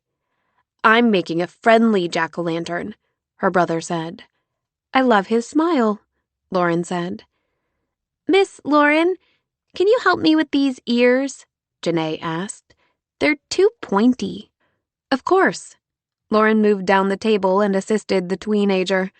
All the while, her gaze kept darting toward the lodge, where Tammy had disappeared minutes ago, seeking Jonah. With any luck, he'd be busy studying or something. But Lauren was running pretty low on luck these days, and after their confrontation on Friday, Jonah would probably jump at the chance to help her. He'd made himself scarce this weekend, and she was glad for that. She was still angry. Then there was the anxiety over the job at Glitter. She might hear from Olivia as soon as tomorrow. At the sound of a closing door, Lauren glanced toward the lodge. It was just Tammy heading back toward the pavilion. When their eyes met, the woman's smile faltered. So, Jonah had told her about their argument, and apparently turned down the chance to help Lauren. Just as well. Maybe Tammy would stop trying to force the two of them together. If Lauren didn't know better, she'd think Tammy orchestrated the whole Trapper's Cabin episode. The whole family knew she'd given up her future position, and none of them had told her. Lauren couldn't help feeling betrayed, and also a little stupid, because she'd had no clue. But it had been Jonah who'd made that call. That was the only thing that kept Lauren from being upset with the whole family. They'd been so good to her after her accident. And really, how could she blame them for trying to protect Jonah's heart after she'd inadvertently stomped all over it? She was perfectly happy to let Jonah absorb all the blame on this one. Tammy joined the group and assisted the guests, which kept them both busy for 20 minutes or so. Then they found themselves working side by side. "I'm so sorry about the job, honey," Tammy whispered. "Are you?" One glance into the woman's puppy dog eyes, and Lauren regretted her harsh tone. "Oh, sweetheart, as much as I'd love to keep you here forever, I want what's best for you even more." The woman's authenticity made Lauren feel small and petty. In all the weeks she could remember, Tammy, the whole family, really, had been nothing but kind and gracious. Lauren's background had made her distrustful and cynical. It hadn't been as obvious in Boston as it was here in this small town where people were so nice and accepting. She glanced at Tammy. The woman had been more of a mom to Lauren than her own mother had been. It wasn't nothing. "I appreciate that, Tammy." Her arm circled Lauren's waist. "You know, honey, I'd be happy to put in a good word for you with Olivia. She owes me one. The debt goes all the way back to college, and I've just been waiting for the chance to collect on it." Lauren's heart seized at the thought of securing that position. Surely, if Olivia was on the fence about Lauren, she'd listen to her friend. With one simple phone conversation, Lauren's dream job could be salvaged. It was so tempting. And yet, Lauren cleared her throat. "Thank you, Tammy. I appreciate the thought. But if I get that job, I want it to be on my own merits." Tammy's eyes shone with something like pride as her lips tipped up in a smile. "Very admirable. You're a fine young woman, Lauren, and an excellent manager. She'd be crazy to turn you down." "Miss Tammy, I can't make the teeth look right." "Well, let's see what we can do about that." Tammy gave Lauren one last squeeze, then moved around the table to help the younger girls. Tammy's beaming smile and vitality added a wonderful energy to the affair, and her generous affection with every guest was heartwarming. If she was a little overbearing sometimes, Lauren could forgive that. She realized belatedly that in offering to rescue Lauren's job, Tammy would have ended up hurting her own son. Did she care that much for Lauren? How was that even possible when her own mother had left her so easily? She wasn't sure she understood that kind of sacrificial love. The rest of the event, Lauren went through the motions, but she struggled to tame her troubling thoughts. Chapter 26. July 8th. Lauren was relieved to have the busy 4th of July weekend behind her. The place had been packed. Not only the resort, but the entire town. She'd had about one free waking hour the entire weekend, and she'd spent it watching fireworks over the lake with Jonah and his family. At the end of the night, Jonah walked her back to her cabin and kissed her slowly, deliciously. She'd come to anticipate those lingering kisses. The past 4 weeks together had been filled with fun and banter. They'd taken short trips on her days off. They'd gone to Laconia for the annual motorcycle week, Weir's Beach for the kitschy atmosphere, and the darling town of Littleton to visit Chudder's, home of the world's longest candy counter. She was still enjoying the bags of jelly beans and red licorice he'd bought her. His family had been accepting and also curious about their relationship. Both Tammy and Meg had tried to pry for information, but Lauren insisted they weren't serious. Those amazing kisses notwithstanding. When she wasn't managing the property or kissing Jonah, she was making plans for the barn's renovation. Because, yes, she and Jonah had talked Tom and Tammy into the project. She'd worked hard on her presentation, and the whole family was on board and excited about the additional revenue the venue would bring in. They wanted to start simple, only renting the place for events. Later, they might add seating and catering and planning packages. As eager as Lauren was to get started, it would take a while to clean out the interior and remove the vines and underbrush that practically swallowed the barn. She and Jonah would do that themselves. But right now, Lauren had another job on her agenda. She walked the property with a trash bag, tidying the grounds around the cabins. Most of the holiday guests had checked out yesterday. The afternoon heat made sweat bead on the back of her neck as she worked. She fished an empty water bottle from a bush in front of Willow, then found a Snickers wrapper outside the laundry facility. She was heading to the fire pit, a premium trash area, when movement caught her eyes. An unfamiliar, scruffy yellow dog sniffed around the pine log seating. She approached slowly. "Hey there, friend." The dog didn't stop its sniffing until it found a piece of graham cracker and scarfed it down. That's when Lauren noticed the dog's ribs undulating beneath its coat. "Oh, honey." The dog finished the cracker and began scavenging again. Burrs were caught in its matted fur. It had been quite some time since this dog had been cared for. A closer inspection turned up the dog's sex. "Hey, buddy." She held out a hand and the dog sniffed it, looking up at her with brown eyes that told a sad story. "Let's go to the lodge, huh? We have some food for you there." They kept pet food on hand for guests to use in a pinch. She patted her leg and the dog followed. "Come on, sweetheart. It might not be as good as the snack you just found, but I think you'll be pleased." He followed her all the way to the lodge, right on her heels, as if he'd been trained. Or maybe he was just that desperate for his next meal. She opened the door and he followed her inside. "Come on, Mr. Graham Cracker. Let's get you something to eat." She scrounged up 2 big bowls and filled one with dog food and the other with water. The dog went for the food first, pushing through it with his nose, hardly coming up for air. "You poor thing. How long has it been since you've had a decent meal, huh?" "A while, I'll bet." Meg exited the office, joining her by the supply closet. "Aw, who do we have here?"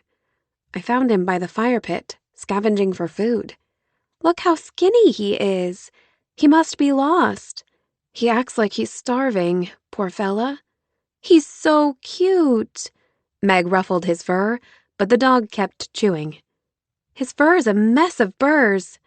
"He needs a bath and a good brushing for sure. I think I'll take him to a local vet and see if he has one of those microchips. Someone's probably missing him." "He doesn't have a collar or anything." "It might have fallen off." She asked Meg for a vet recommendation and got the name of someone who attended their church. "Would you mind keeping an eye out here while I run this guy over there?" Course not. I hope you find his people. Almost an hour later, the grandfatherly Dr. Nolan glanced up from the scanner. He doesn't have a chip. He wasn't wearing a collar or tags? Nothing. I found him just like this, sniffing around our fire pit. He'd already given the dog a brief examination. He has to belong to someone. I hate to say it, but it's likely someone dumped him on the side of the road. That happens sometimes. She wanted to cover the dog's ears. Instead, she gave him some affection, and he licked her hand. Well, he seems healthy enough, other than being emaciated and dehydrated. Time and good care will take care of that. I'd put him at about 3 years old. I suspect he's a Jack Russell Terrier mix underneath all that matted fur. Once he's cleaned up and fed, he'll make someone a good little pet. If only there was a someone. She so wished she could keep him, and when her time expired at Pinehaven, take him with her. I don't suppose you know anyone looking to adopt a dog? His bushy eyebrows pulled together. Sorry, no. Seems there are always more pets than people searching for one. You can't keep him yourself? I live at the resort. They'd already covered their connection with the Landrys, and the Landrys turned down my suggestion for a mascot weeks ago. With all the regular chores that went with running a resort, plus the guests' pets, Tom and Tammy didn't want the extra hassle of a dog. That's too bad. We have a bulletin board out front for animals seeking adoption. It's already quite full, but you never know. There's a shelter in town, but I'd make that a last resort. Right. Maybe Meg would take him, or Jonah. No, Jonah's apartment didn't allow pets. She attached the collar and leash Dr. Nolan had given her and checked out at the front desk, even though the kind doctor hadn't charged her for the visit. On the way out of the office, she frowned at the overflowing bulletin board filled with photos of cute puppies and kitties. That wasn't promising. Don't you worry, Graham Cracker. We'll find someone who wants you. She walked the dog out to the harbor and around the patch of grass while she searched for the local shelter on her phone. She searched for some kind of promise they didn't terminate animals. Nothing. She closed the website and called Meg, filling her in on the situation. Then she jumped right to the question. I don't suppose you'd like a cute little doggy to come home to at night? Oh, I wish I could. He's so sweet. But my roommate's allergic to dogs, and just about everything else under the sun. If I so much as pet a dog without washing my hands, she goes into a sneezing fit. Lauren's stomach sank. That's too bad. Can you think of anyone else who might be willing to take him in? Gosh, not right offhand. I guess I could ask a couple friends. You never know. Would you? Because the only other option is the local shelter, and it's not a no-kill kind of place. I'd hate to see him go there. I'll try a few friends right now and get back to you. Thanks. I'll check with Carson. She got Carson's voicemail and left a message. Hey, Carson, this is Lauren. I found this sweet little stray dog who apparently doesn't belong to anyone, and I was wondering if you might be willing to take him in, or know anyone who might foster a dog until I can find someone. Maybe Karina would be willing? I'm kinda desperate here. Call me back. She disconnected. Even if Carson couldn't do it, maybe he knew someone who could. Or maybe one of Meg's friends would come through. 45 minutes later, Lauren was officially out of luck. None of Meg's friends had come through. Carson was gone too much to have a pet, and his girlfriend was afraid of dogs after having been bitten as a child. He'd promised to ask around the hospital, but didn't seem too optimistic. Lauren could feel walls closing in around her, which made no sense at all since she was outside. She sat on the curb in front of the harbor, and the dog sat beside her, his nose resting on her thigh. It was getting late. She couldn't leave Meg filling in for her at the resort forever. But what was she supposed to do? She couldn't take this sweet little guy to the shelter. Sure, It was possible he'd find a home, but it was also possible they'd exterminate him before week's end. She couldn't even think about that possibility. She petted the dog's head, her fingers catching in his matted fur. It's gonna be okay, fella. But was it? She knew what it was like to be unwanted, not to be chosen for adoption because you weren't a cute little puppy. She peered into the dog's sorrowful eyes until her own began to sting. I know, honey, but you're so sweet and special. Even if I can't keep you, you should know I really want to. I'd be your mommy if I could. Her last words wobbled in her throat. Lauren? A voice called. Jonah. She stood as he approached. What are you doing here? I was just... Hey, who's this? His gaze swung back to hers, his smile slowly slipping as his eyes filled with concern. What's wrong, honey? At the endearment, tears dripped down her cheeks.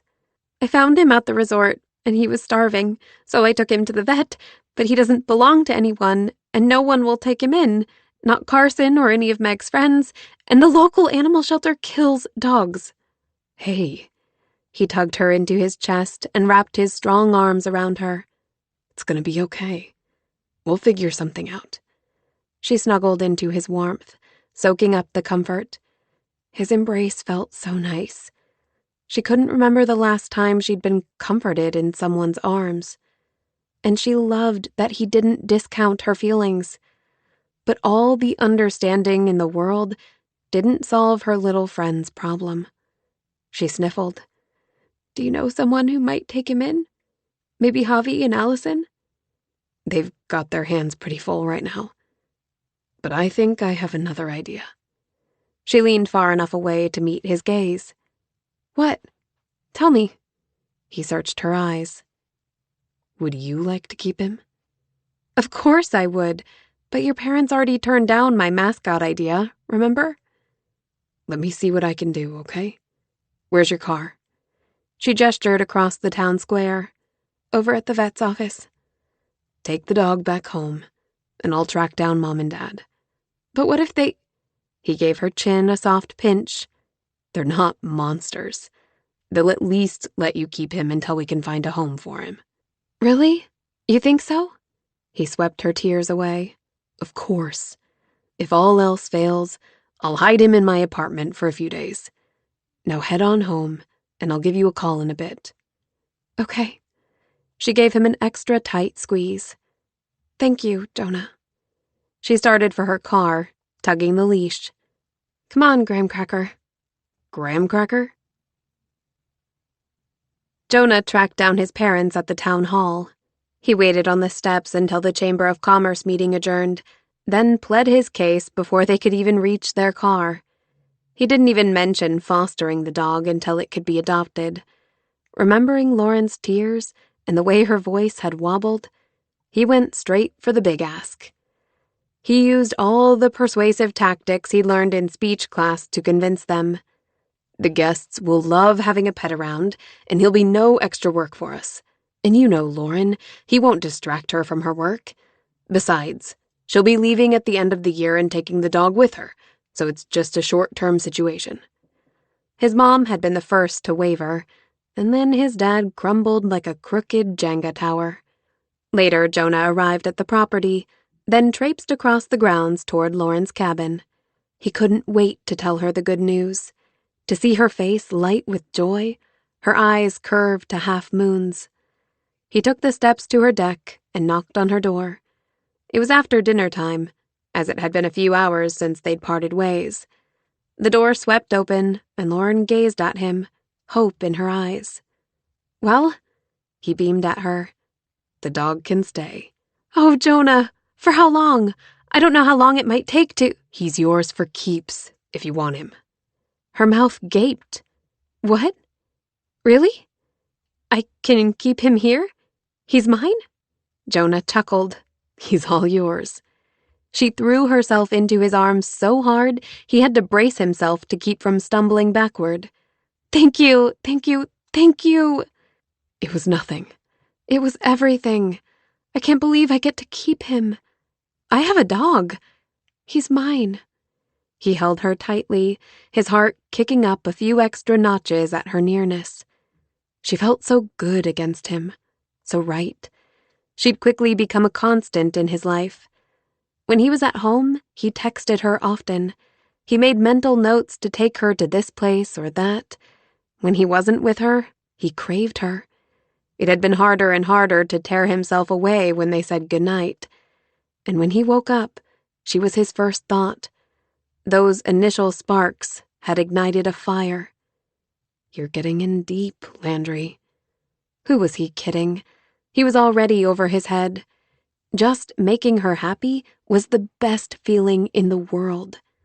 Well, next to having her pressed up against him like this. He kissed the top of her head just as the mutt jumped up on his legs and barked. I think someone wants our attention. Lauren grinned down at the dog. That's the first time he's barked. Jonah petted the mutt. His coat was now soft and fluffy. You gave him a bath. And a good brushing. Remind me to get myself a new hairbrush. I wanted him to make a good first impression on your parents. You're sure they're okay with this arrangement? I promise. He turned out pretty cute under all the matted fur. What will you name him? Graham, she said quickly. Then she told him how she'd found him scarfing down a graham cracker left over from last night's s'mores. He gazed down at the cute pup. Well, Graham, welcome to the Pinehaven family. Chapter 27. Present Day. Geoffrey Chaucer had been right. All good things must come to an end. Lauren finished blowing leaves off the last cabin stack and pushed the pile into the forest. Graham barked at the loud hum of the blower, chasing leaves as they tumbled through the air. The foliage around the lake was still beautiful, but it was apparent by the crisp carpet of leaves that peak season had passed. She was sorry to see it go. Sorrier still that the cold winter was on their doorstep. Already, even though it was 2 in the afternoon, the air was chilly. Blower still running, she pulled out her phone and checked for missed calls. Nothing. The weekend had dragged like the last 5 treadmill minutes. What if Olivia didn't bother calling her back? Lauren drew in a deep breath, letting the earthy smells of pine and decaying leaves soothe her soul. Funny that she would even find those scents soothing. When she'd first come here, this level of nature was foreign and intimidating. The smells, the night sounds, the lack of modern amenities. She'd been reluctant to part ways with the city, but she was glad she'd learned to be content in the country. Lauren waved to one of the cleaners as she left the last cabin. Then she finished driving the leaves into the woods and shut off the blower. She still had an hour before check-ins would begin. She'd head to the barn. The roofers had started bright and early this morning, and the window installers had come soon after. The place would be dried in by the end of the week. She couldn't wait to complete the interior, to see her vision fulfilled. Construction noises carried through the forest, the sounds of progress making her almost giddy. Come on, buddy. She patted her leg, and Graham left some fascinating scent in the leaf pile to trot alongside her through the woods. What did you find back there, huh? Some treat from Saturday's bonfire? Graham gazed adoringly up her, making her go soft inside. I wish I could remember finding you. Meg had told her about the day Lauren found him all matted and scrawny, and about how Jonah had gone to bat for her with their parents. Hearing that had made Lauren go all soft inside. He must have been a pitiful sight, but you'd never know it now. His coat was soft and shiny, his nose cool and damp, and his eyes were bright with curiosity. He was devoted to her, following her around like a delighted shadow, ready and willing to do whatever she asked. Over the past couple months, Lauren had fallen in love with him quickly and easily. Her phone vibrated in her pocket, and she checked the screen. Olivia. She stopped in her tracks. Oh God, please, please let me get this job. She took a steadying breath, then accepted the call. Hello, Olivia. How are you? I'm doing well, thank you. How was your weekend? It was busy. We were fully occupied for the weekend. All of the peepers arrived to enjoy the fall foliage. Sounds lovely. We had a storm over the weekend that took most of our leaves down. Winter's right around the bend. I was thinking the same thing a few minutes ago. Come on. This small talk was about to kill her. Likewise, the beginning of the year will be here before we know it. Losing Ella will be difficult. She's really poured her all into the company. I'm sure that's true. If you're willing to give me another chance, I'll be just as devoted to Glitter. As you know, it's always been my dream to work for your wonderful organization. Yes, of course. I did a lot of thinking over the weekend. The other applicant I'm considering for the position has considerably more experience than you.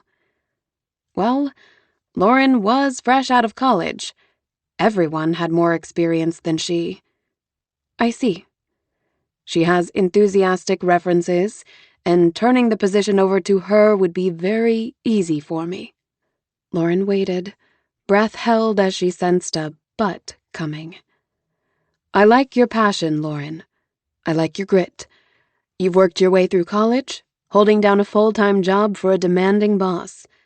I sense you've got what it takes to be a successful event planner for Glitter. Thank you.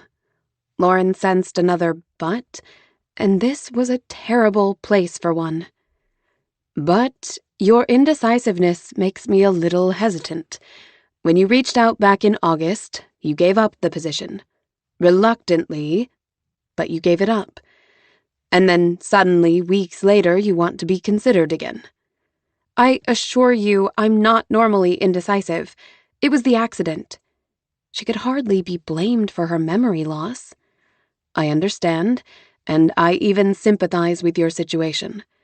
But for whatever reason, you gave up the position before the accident. You didn't exactly give an explanation, and it's really none of my business. But you conveyed you were staying in Pine Haven indefinitely. Her dream job was slipping right through her fingers. I can't even tell you what I was thinking at the time, Olivia, but I promise I have every intention of finishing well at Pine Haven and returning to Boston at the end of the year. I've enjoyed working here, and, as you said I would, I've learned a lot. But I want that position with your company more than ever. I can't help but wonder if that might change if you get your memory back. There is that possibility? That you'll remember exactly why you passed on the position? Lauren wasn't getting into her private life, but there was zero chance she'd find herself in love with Jonah again. Zero chance she'd give up her career for him again. It's been more than 6 weeks. I haven't had a single memory return, and I don't expect to. Regardless, I can't envision being so foolish as to refuse such a great career opportunity for the second time. A long silence had Lauren squeezing her phone so tightly she feared she'd shatter the glass. Had she lost the signal? Olivia? Are you still there? I'm here. I'm just thinking. A heavy sigh followed. I didn't become CEO of this company by accident. It took hard work, determination, and reliable gut instincts. And my gut feels good about you, Lauren. I'd like to extend that offer one more time. Her breath rushed out. Thank you, Olivia. You won't be sorry. I hope you're right. I'll finish well here in Pine Haven, and I'll check in regularly if you'd like. That's a good idea. Let's keep in contact. Lauren kept her cool all the way through the goodbyes and until she ended the call. Then she let out a whoop that could be heard over the sounds of construction, and she might have even danced a little jig with Graham. Chapter 28. As the days on the calendar sped by, Jonah's anxiety ratcheted up. Somehow, it was the last week of November, and he and Lauren were still barely on speaking terms.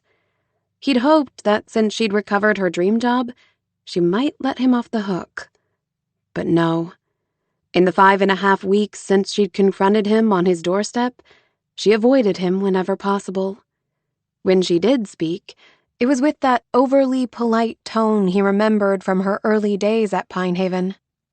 Her smiles were downright frosty. He'd already apologized multiple times in person and via text.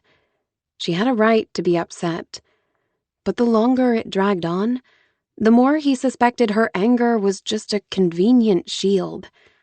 She'd gotten a second chance at that position, and she wasn't about to risk it by allowing him back into her life.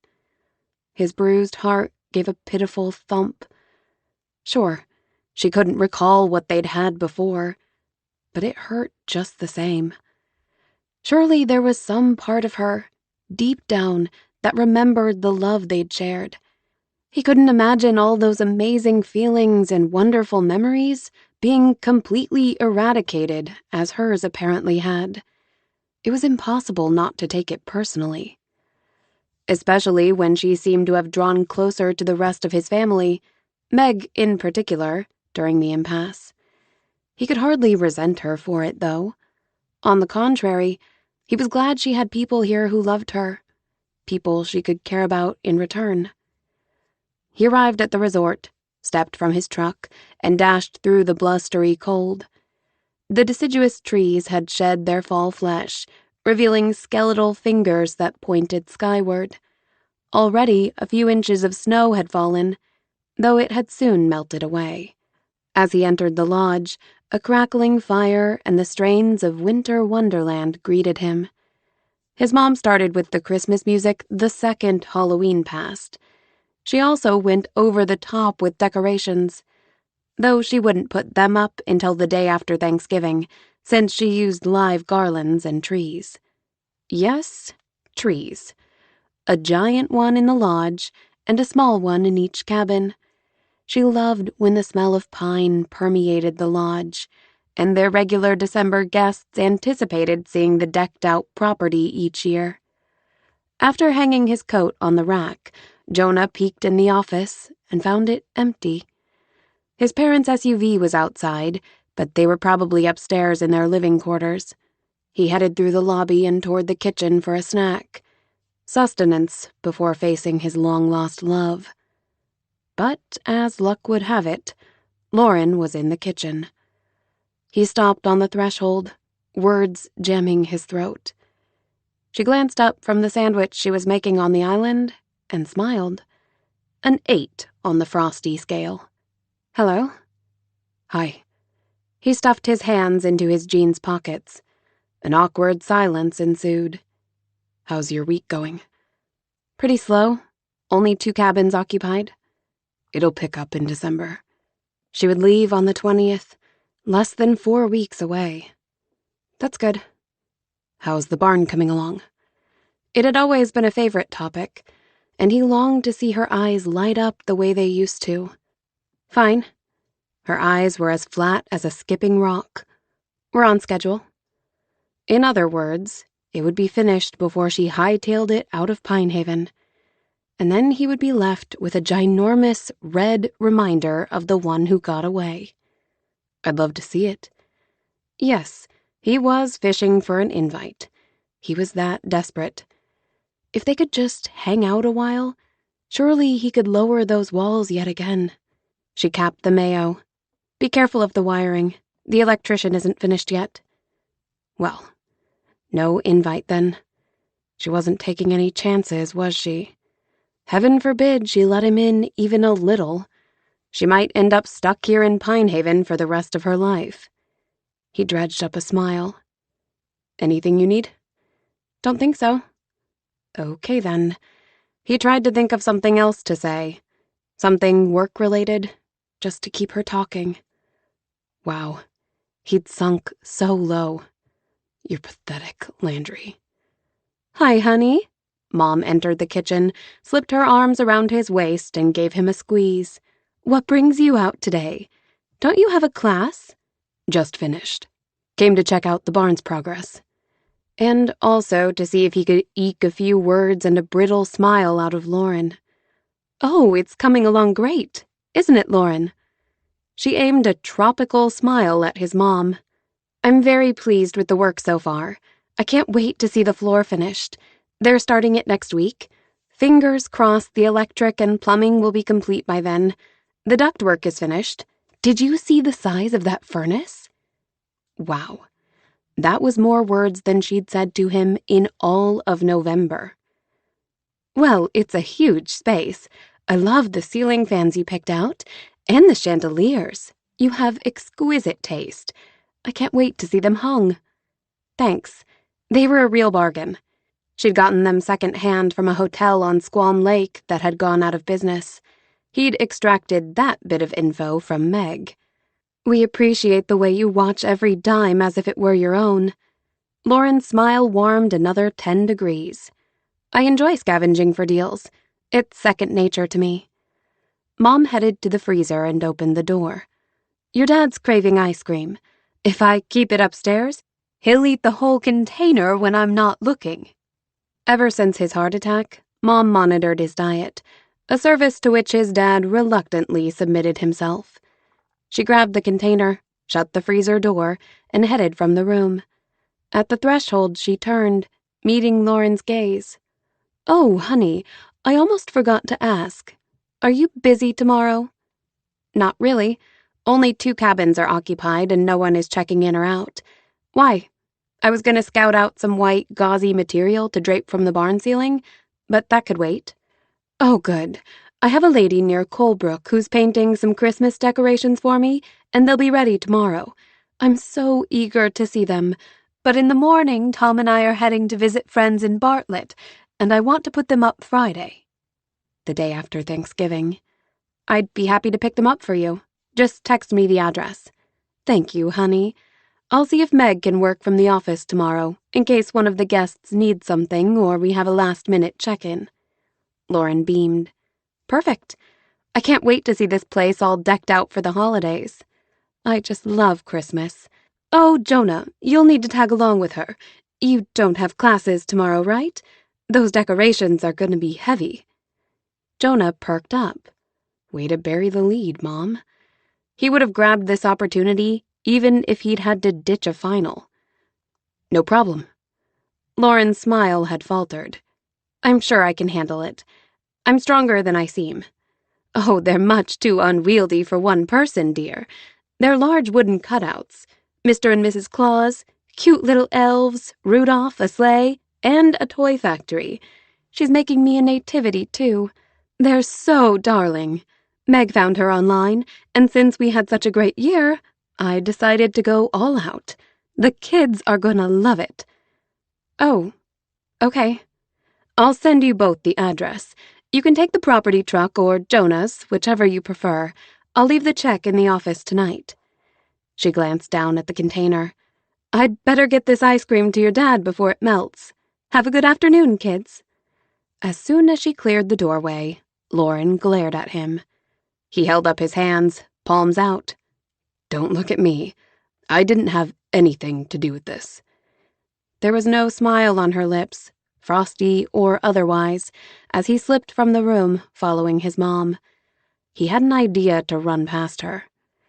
He found her at the foot of the steps. Real smooth, Mom. She blinked at him with her innocent brown eyes. What? You're not fooling anyone with this spontaneous field trip. Not that I'm complaining. I don't know what you're talking about.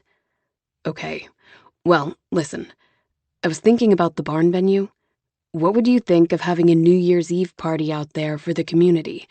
It might be an effective way of getting the word out about the venue if the locals see it firsthand.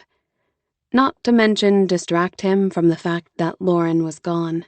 That's a great idea. You should run with it. Let me know how your dad and I can help. She started up the stairs again. She seemed on board with the idea. But even though he was graduating next month, he still sensed she was less than thrilled about his taking over the resort. Maybe it was time to settle this once and for all. Get it out in the open, like Lauren had suggested weeks ago. He was tired of carrying this weight. "Hold up, Mom." He caught up with her mid-flight, where she stared at him expectantly. "You're okay with me taking over the resort at the first of the year as we agreed, right?" "Sure, honey. You do a great job around here, and if that's what you really want, your dad and I are on board." "Do you really mean that?" "Of course I do." "Because I've been telling you for years it's what I want. If you're not concerned about my ability to run this place, then either you don't believe me for some reason or—" Mom tilted her head, her gaze sharpening on him. "Or what, honey?" The words caught in his throat, the ones that had taunted him as he labored through 7 years of college, fitting classes around his work schedule. "Is there some other reason you don't want me running Pinehaven?" Thought lines creased her forehead. Like what? Like maybe you hoped Meg would change her mind someday? Meg? She's perfectly happy with all her numbers. Why would we be hoping for that? I just thought maybe you wanted to. His throat tightened, strangling off the words. She put her hand on Jonah's arm. Wanted to what? It's just... This place was passed down through your family, Mom. I thought maybe you wanted your real child to take it over. Mom's expression turned stricken as tears glazed her eyes. Jonah, you are my real child. You're my son. Honey, what have I done to make you think this? His own eyes stung. You haven't. I just wondered, Mom. That's all. You and Dad want to retire, yet you insisted I get a degree. It felt like you were just drawing things out, like maybe you'd really hoped Meg would take over. She cupped his cheek. My sweet boy. I just didn't want you to take on this responsibility because you felt we expected you to, especially once Meg dropped out. You're so smart and gifted. You could be anything you want to be. We just want you to be happy. That's all. This resort makes me happy, Mom. I love this work. I belong here. She smiled through her tears. Yes, you do. You belong here in every way possible. She wrapped an arm around him. He drew her into an embrace, and a wave of relief washed over him as she held him tight. Jonah Landry, I love you more than words can say. You're going to do a wonderful job with this place. I trust you completely with its legacy, and your grandparents would approve 100%. Mom. He tried to pull away, but she held him tight. Real child. She whacked him on the back of the head. Don't you ever say something like that ever again. Don't you even think it. His lips twitched. Mom, the ice cream's melting. What? She pulled back and glanced down at the container smooshed between them. The lid had come askew, and ice cream was trickling down Jonah's shirt. Oh, sorry, honey. I'd better get this up to your dad before he ends up with a milkshake. She palmed his face again. I love you. Please don't give this another thought. I won't. Love you too, Mom. So much had gone wrong this fall, but as he turned and headed back down the stairs, Jonah felt lighter than he had in months. Chapter 29. Lauren could not believe she'd been suckered into this errand. Tammy had sent the address last night, and only then did Lauren realize the town was way up north and practically in Vermont, 3 hours away. Darn that Tammy. She got into the driver's seat of the old GMC and fastened her seatbelt, while Jonah slid silently into the passenger side and buckled in. They'd barely said hello, which was just fine by her. The less said, the better, to her way of thinking. It would be a long 3 hours. 6, really, when you counted the return trip. She sighed. Sure you don't want to take my truck? Yep. She turned the key and the vehicle rumbled to life. Sure, Jonah's truck was newer and nicer, but she'd had enough of sitting in the passenger seat. Moments later, she pulled from the resort lot and onto the main road, his presence filling the vehicle like noxious fumes. That probably wasn't fair, and not quite accurate. But clinging to her righteous indignation felt good, safe. Especially when his presence seemed to fill the cab, his masculine scent tickling her nose. Minutes later, they exited town, and the quiet swelled until she feared the whole truck would combust from the vacuum. She turned on the radio, and the sounds of Christmas music filled the air. She wasn't a big fan of the holiday. It had largely disappointed. As a child, she'd believed in Santa for about 2 seconds. Her first Christmas with a foster family quickly dispelled any belief in a benevolent stranger who bestowed gifts on every child. She found another station. Taylor Swift crooned Midnight Rain. Anything was better than Christmas music. Lauren's feelings about that particular holiday were eclipsed only by her disillusionment about birthdays. Case in point. Because yes, today was her birthday, and she was trapped in a rattly old truck with the man who threatened her peace of mind. Typical. Are we going to talk about this? He speaks. She supposed a nice, quiet drive was too much to hope for. About what? Lauren, you can't stay mad at me forever. Are you sure? His sigh rose over the chorus's crescendo. Well, you can't be mad at me on your birthday. He remembered. A small bubble of joy swelled inside. She took a mental pin and popped it, then aimed a scowl his way. This isn't exactly the way I wanted to spend it. Why not? You don't even celebrate your birthday, so what does it matter? She kept forgetting he knew so much about her. She squirmed in her seat, then jabbed a button, turning off the heat. Then I guess it doesn't matter that I'm mad at you today after all. You're not really angry anyway, are you? You're just scared. She snorted, though his words hit a little too close to the mark. You like having a nice little wedge between us, don't you? It's a lot less scary than a friendship that might morph into more. You don't know what you're talking about. You gave up that job for me. For us. Which you lied to me about. Only by omission, and I've already apologized for that, numerous times. Whatever. The only way I would have given up that job is if you'd manipulated me into it. He turned wide eyes on her. Is that what you think happened? His surprise made her waver. But no, she must have been backed into a corner to have given up that job. It's what I know, she said with far more certainty than she felt. He gave a wry laugh. You go on kidding yourself. Maybe one of these days you'll get up the courage to ask me how it all went down. You're really ticking me off. Thought you were already mad. And just so you know, we had the kind of love people die for, Lauren. We were happy.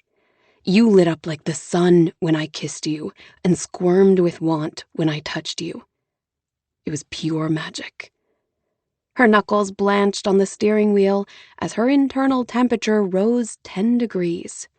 Shut up, Jonah. You'd like that, wouldn't you? You don't want to hear the truth because you're scared to death of giving us another chance. Scared it'll lead you right back to the same place. Not happening. I don't know how you tricked me into it before, but it won't happen again. You hear me? There was no trick, sweetheart. It was just love. Pure and simple. I'm done with this conversation. She turned up the radio and let the intro of Cry Me a River fill the cab. This trip wasn't going the way Jonah had hoped. Confronting Lauren had been a miscalculation. Not that it was actually a decision. The anxiety of the past few weeks had swelled into irritation, and he just snapped. Bad idea. Lauren wouldn't be pushed into anything, Certainly not a relationship. She had to do everything herself. The decisions, the driving, even the navigation, apparently. Fine. He'd just sit here like an idiot. Just as he had for the past 2 hours and 57 minutes of this trip. Thank God they were almost to their destination, located in a residential area outside a tiny town he'd never been to. The area's amenities included only an old-time gas station, an antique shop, and a pizza place. Lauren slowed in front of a 2-story white-sided home and backed into the driveway. Once past the house, a big outbuilding came into view. Above the door, a beautifully painted sign read, Santa's Workshop. After she parked, they exited the truck, and when they approached the door, Jonah ushered her in first. A bell tinkled upon their entry. He stepped onto the pristine cement floor and took in the space, which was filled with unpainted wooden cutouts. Frosty the Snowman, sleighs, Santa, nativities, snowflakes. The smells of sawdust and paint mingled in the air. A gray-haired woman, clothing splotched with paint, emerged from a room in the back. She looked all of 5 feet and 100 pounds. Crow's feet gathered at the corners of her eyes as she smiled. "Hello, I'm Clara. How can I help you?" "Hello, I'm Lauren, and this is Jonah. We're here to pick up Tammy Landry's order for the Pine Haven Resort." The woman's face fell. "Oh, dear. I'm just finishing those up now."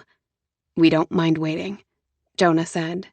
"Well, I'm afraid they won't be fit for travel till tomorrow. They have to dry, you know, or they'll get all messed up in transit. I could have sworn I told Tammy tomorrow." Jonah glanced at Lauren, taking in her wilted smile. "There must have been a misunderstanding." "We've driven 3 hours," Lauren said. "Maybe you have a rack or something we could use to protect them?" "I'm afraid not.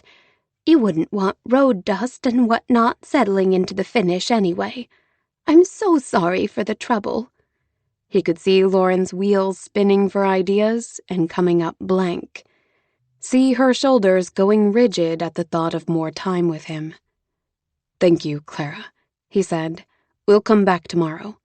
Will morning be suitable?" "Yes, of course. Come by any time after 9.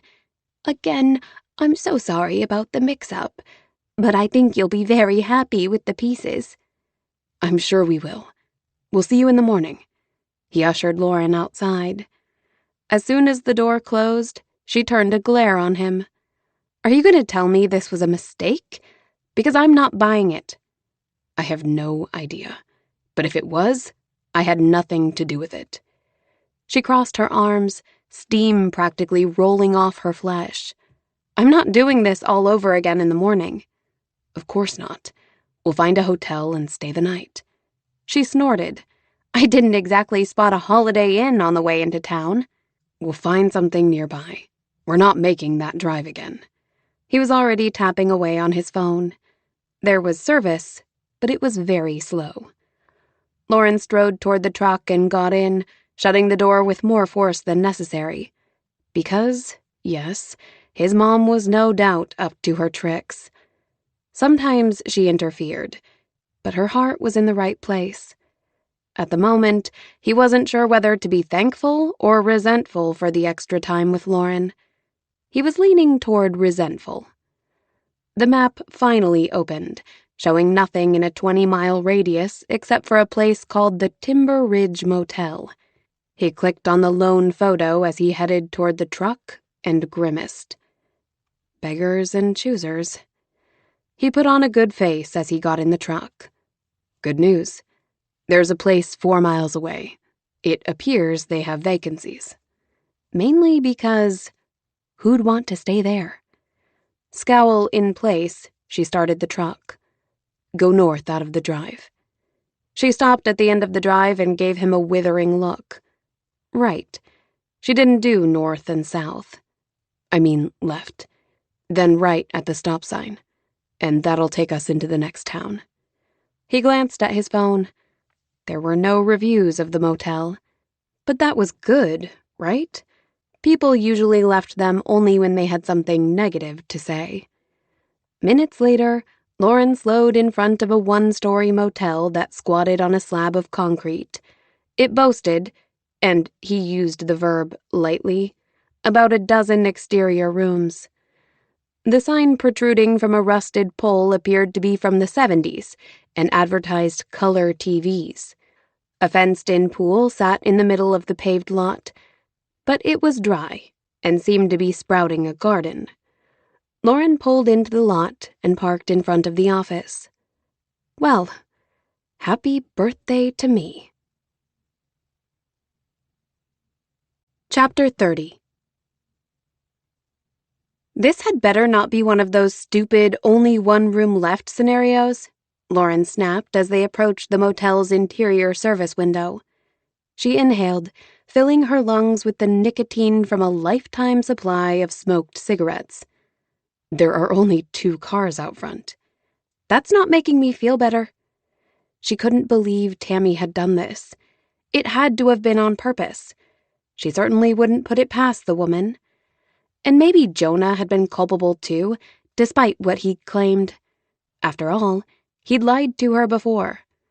Sure, by omission, but whatever. 2 rooms, please, she said to the bleached blonde woman behind the glass, whose black roots were half grown out. Dee Dee, according to her name tag, who was probably approaching 40, eyed Jonah with a lecherous smile. Sure thing, honey. I'll need a credit card. He reached for his wallet. I've got this. Better believe it, Lauren mumbled. She sure wasn't paying for this debacle. Her gaze skittered around the lobby, afraid to stare too closely.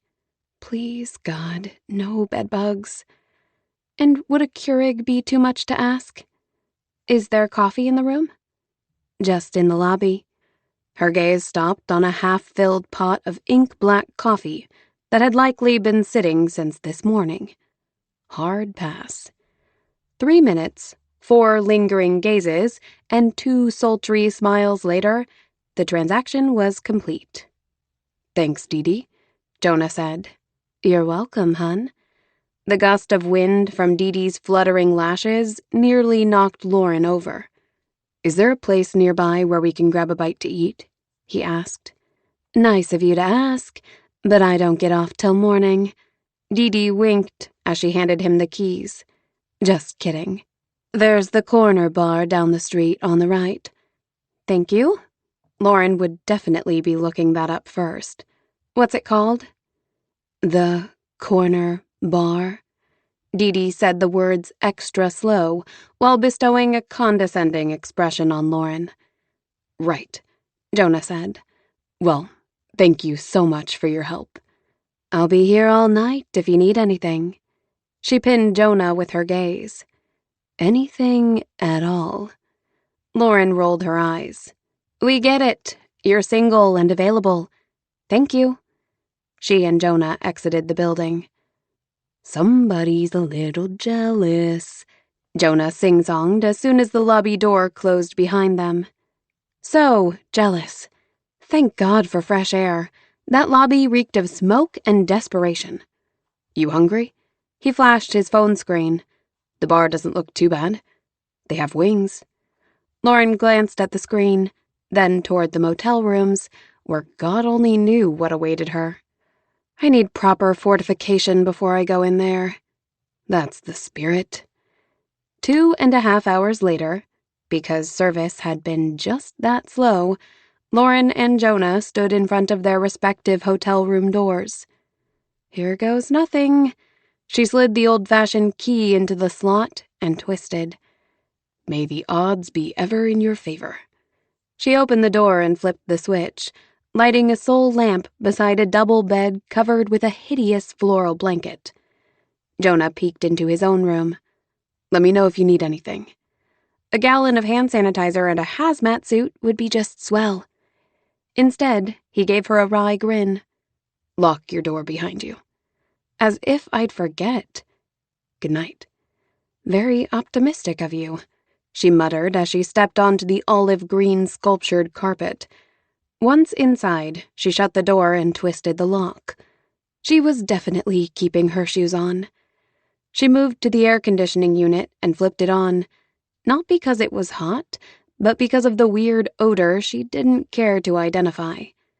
She hung her purse from a hook by the door. Inside it was a bag from the local drugstore that contained a toothbrush, toothpaste, and deodorant. At least she didn't have to worry about anything crawling into a suitcase. Timidly, she walked past the bed and dresser to the speckled Formica countertop, circa 1974. She peeked into the bathroom, complete with a stained toilet, a tub with a plastic shower curtain, and the distinct odor of mold. She zeroed in on a squiggly black hair near the tub drain and grimaced. So, no morning shower then. After closing the door, she returned to the living area. A text buzzed in from Jonah. "Whatever you do, don't turn on the bright overhead light." She thumbed out a response. "My tub has a hair in it." "Only one? Lucky. The sheets seem clean at least." She peered at the polyester spread.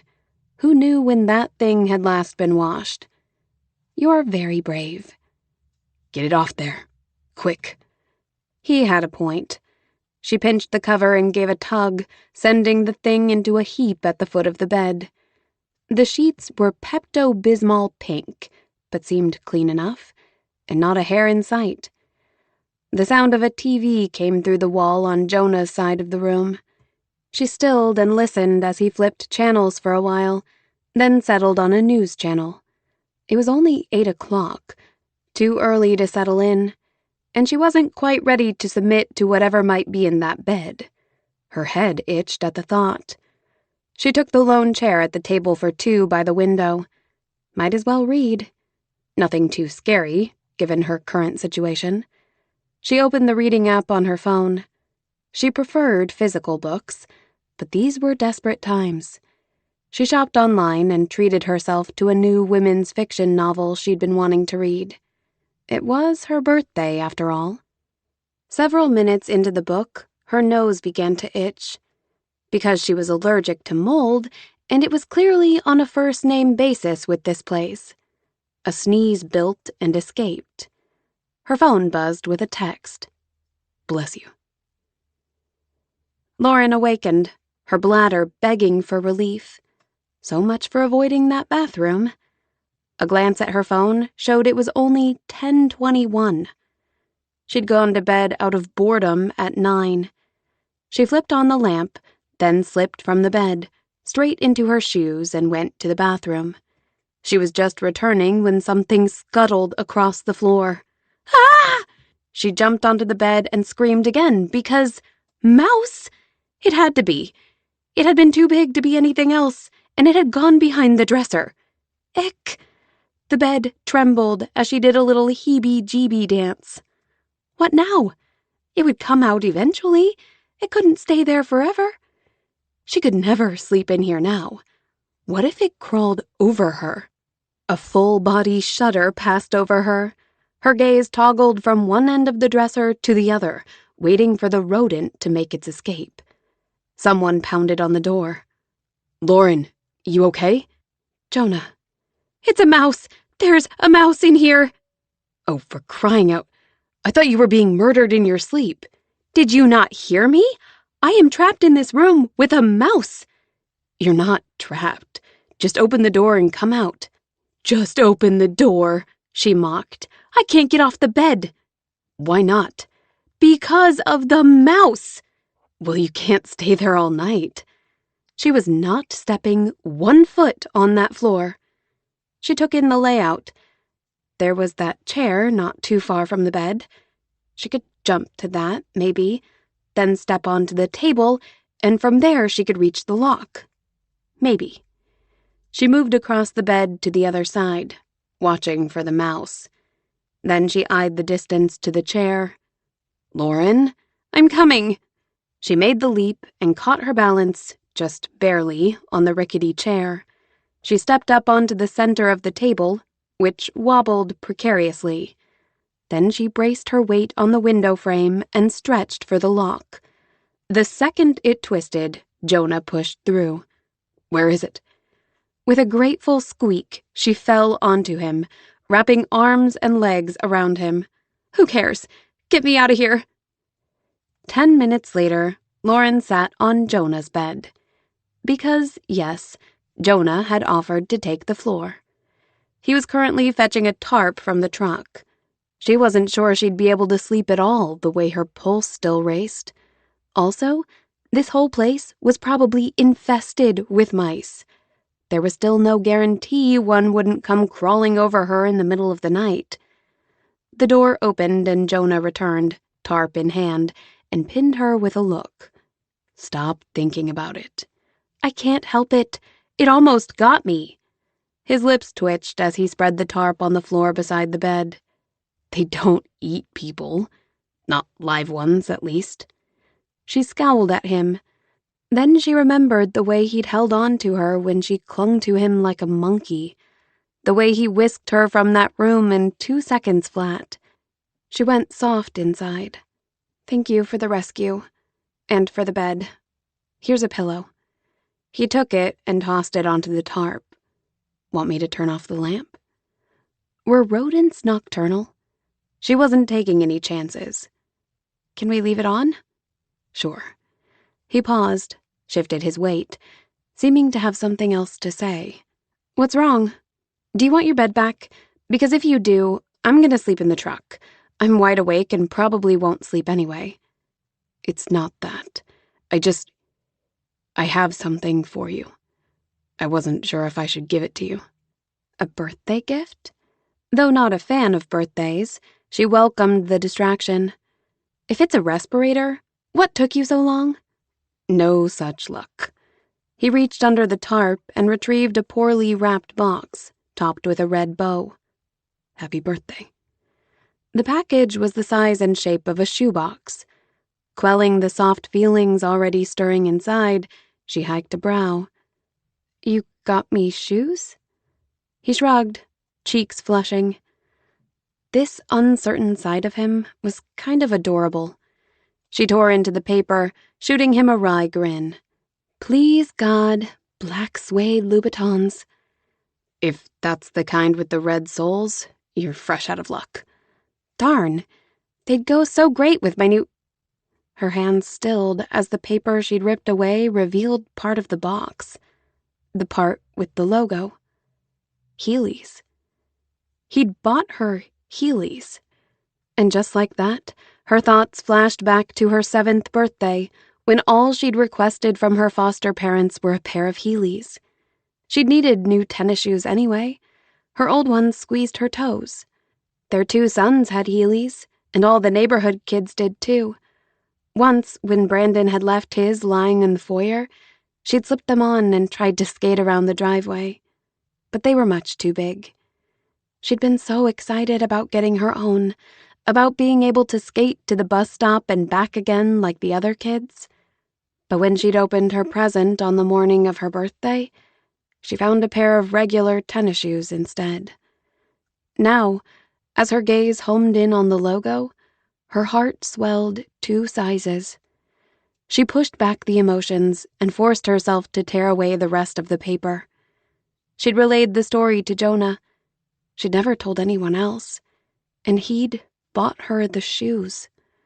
She didn't even know Heelys still existed, much less in adult sizes.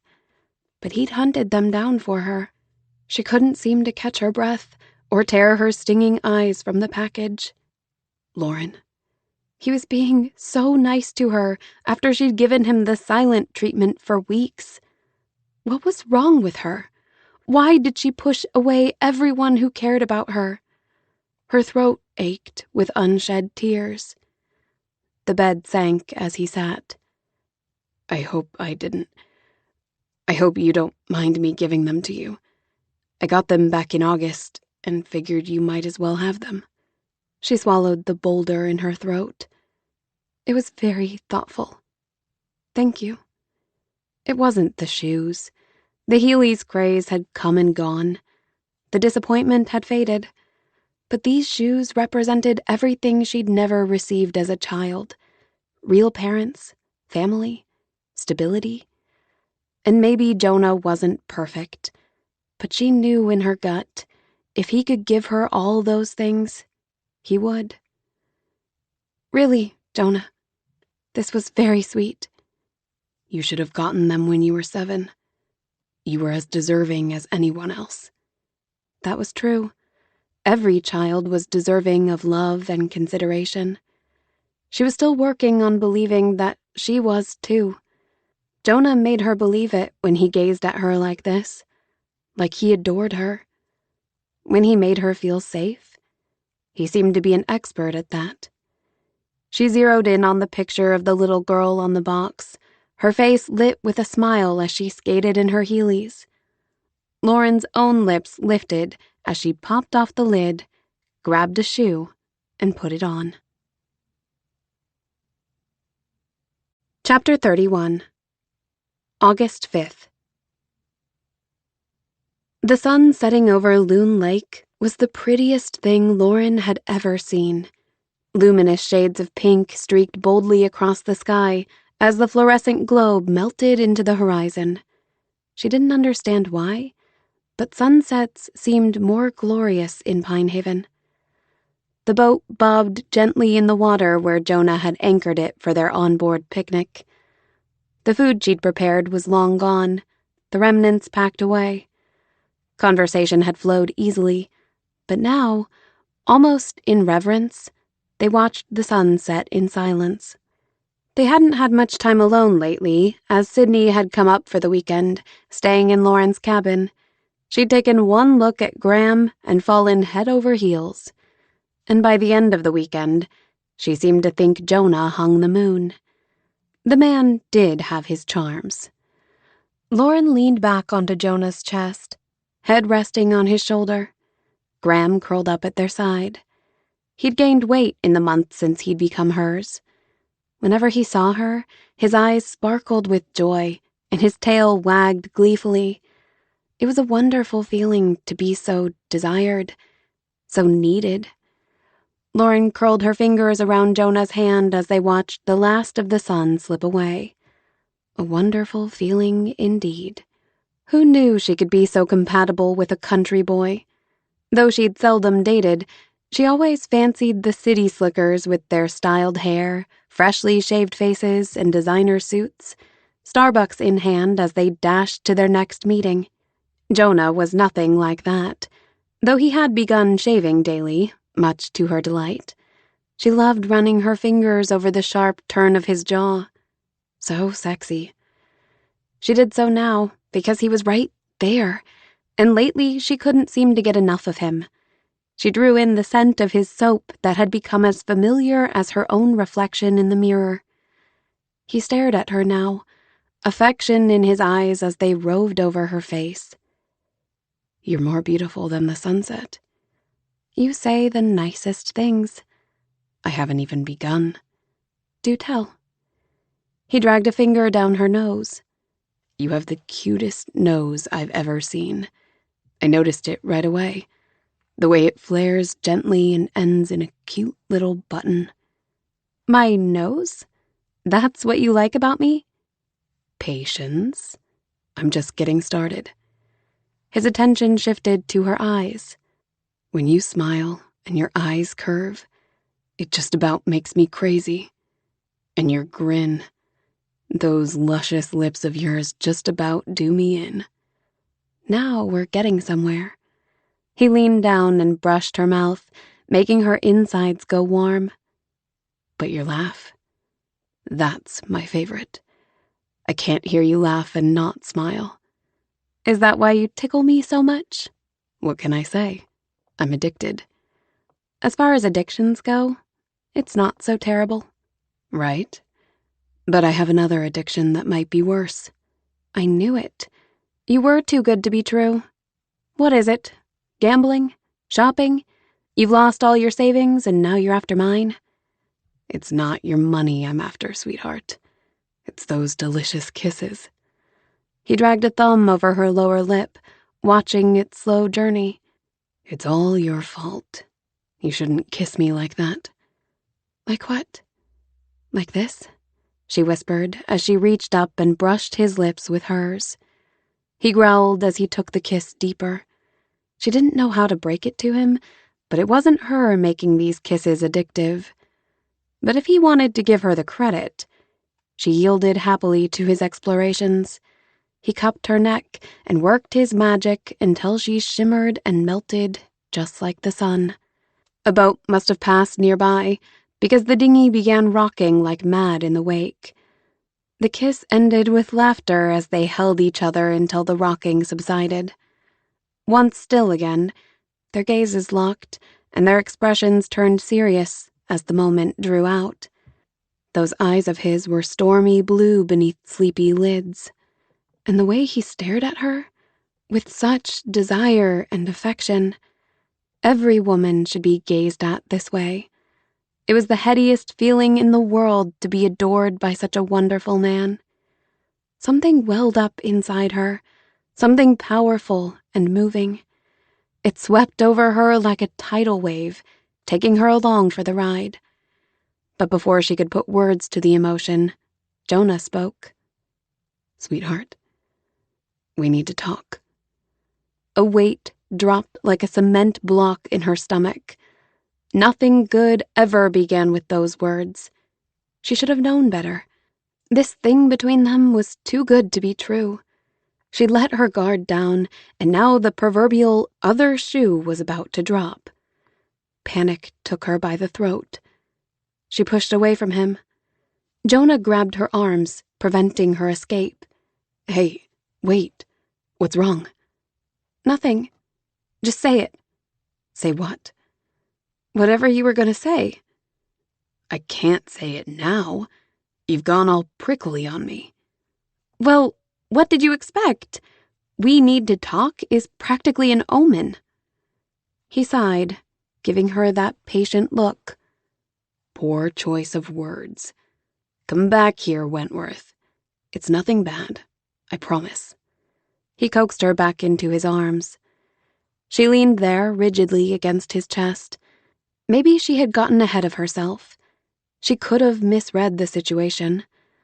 Guys didn't talk in that gentle voice or gaze at you this way when they were getting ready to break up, did they? "Sorry," she squeezed out. "It's okay." He always seemed to understand when she acted like an idiot. Well, that made one of them. He kissed her forehead, and they sat in silence while he caressed her shoulder. Gradually, she relaxed in his arms. "You deserve good things, Lauren," he said minutes later. "I hope you know that. You're so special. I know back in June we just set out to have a little fun. I was determined not to fall for you. And now look at me. I'm a complete goner." She lifted her gaze to his, searching. Goner? What did that mean exactly? "I just couldn't help myself." He pinched her chin gently, his eyes softening. "I've fallen in love with you, honey." She sucked in a breath, blinked up at him. Had he really just said that? "You don't have to say anything. I know it's kind of quick." He chuckled. "That's the way I tend to do things. You've turned me upside down, inside out. I thought I knew what love was, but I didn't have a clue until I met you." She was breathless, wordless. I don't know what to say." He put a finger over her lips. "I just wanted to tell you how I feel. I certainly couldn't hide it anymore. I was about to burst. My heart's in your hands, sweetheart." His declaration made her almost giddy. His love was a wonderful and precious gift. She wanted to hold it close like a beautiful, fragile butterfly. But how could this ever work? They lived in different states. She had a job awaiting her in Boston, and he was destined to stay here and run Pinehaven. He was made for this place. Did he expect her to give up her dreams? To forfeit the job she'd worked so hard for? "Jonah, I won't be here forever. I have a life in Boston." "I know. I get that. but I thought you had a right to know how I feel. And if there's any possibility you could feel the same way eventually, well, I guess we'll have some things to work out. Eventually. Judging by the way her heart pummeled the walls of her chest, she felt that way now. Which begged the question, how had this happened? They were supposed to be having fun. There was nothing fun about the fear flooding her veins. Hey, listen, it's gonna be okay. I didn't tell you that to worry you. That's the last thing I wanted. We'll work this out. In her experience, things didn't usually work out in her favor. But no, that was her childhood speaking. She was in charge of her life now, not some well-meaning caseworker. She wouldn't let anything bad happen. Although she seemed to have let herself fall in love. Was that a bad thing? It kind of seemed like it. Have a little faith, honey. It's barely August. Let's just see how it goes. He smiled gently as he cupped her cheek. If you want that too, that is. She should probably tell him how she felt about him, own up to the fear that roiled in her gut. But the words seemed to be lodged in her throat. Sure. Let's just see how it goes. He kissed her then, so softly and reverently she couldn't imagine anything more breathtaking. But the worry coursing through her took control. How would this ever work out? And what would become of her when it all came to a crashing halt? Had Jonah thought he was in love with Monica last year? His emotions hadn't come close to the overwhelming, consuming feelings of love and devotion he had for Lauren. He couldn't be with her enough, couldn't kiss her enough, or touch her enough. His grades had fallen off a bit this summer, and he couldn't even bring himself to care. What did his GPA matter when compared to time with the woman he wanted to spend the rest of his life with? Because it was becoming apparent that Lauren was the only woman for him. In the couple weeks since his declaration, they'd continued working together and exploring the area on her days off. They'd gone out to dinner a few times, the mood inevitably turning romantic, serious. She still hadn't returned his proclamation. It didn't surprise him that she was hesitant to voice her feelings. But she didn't have to say the words.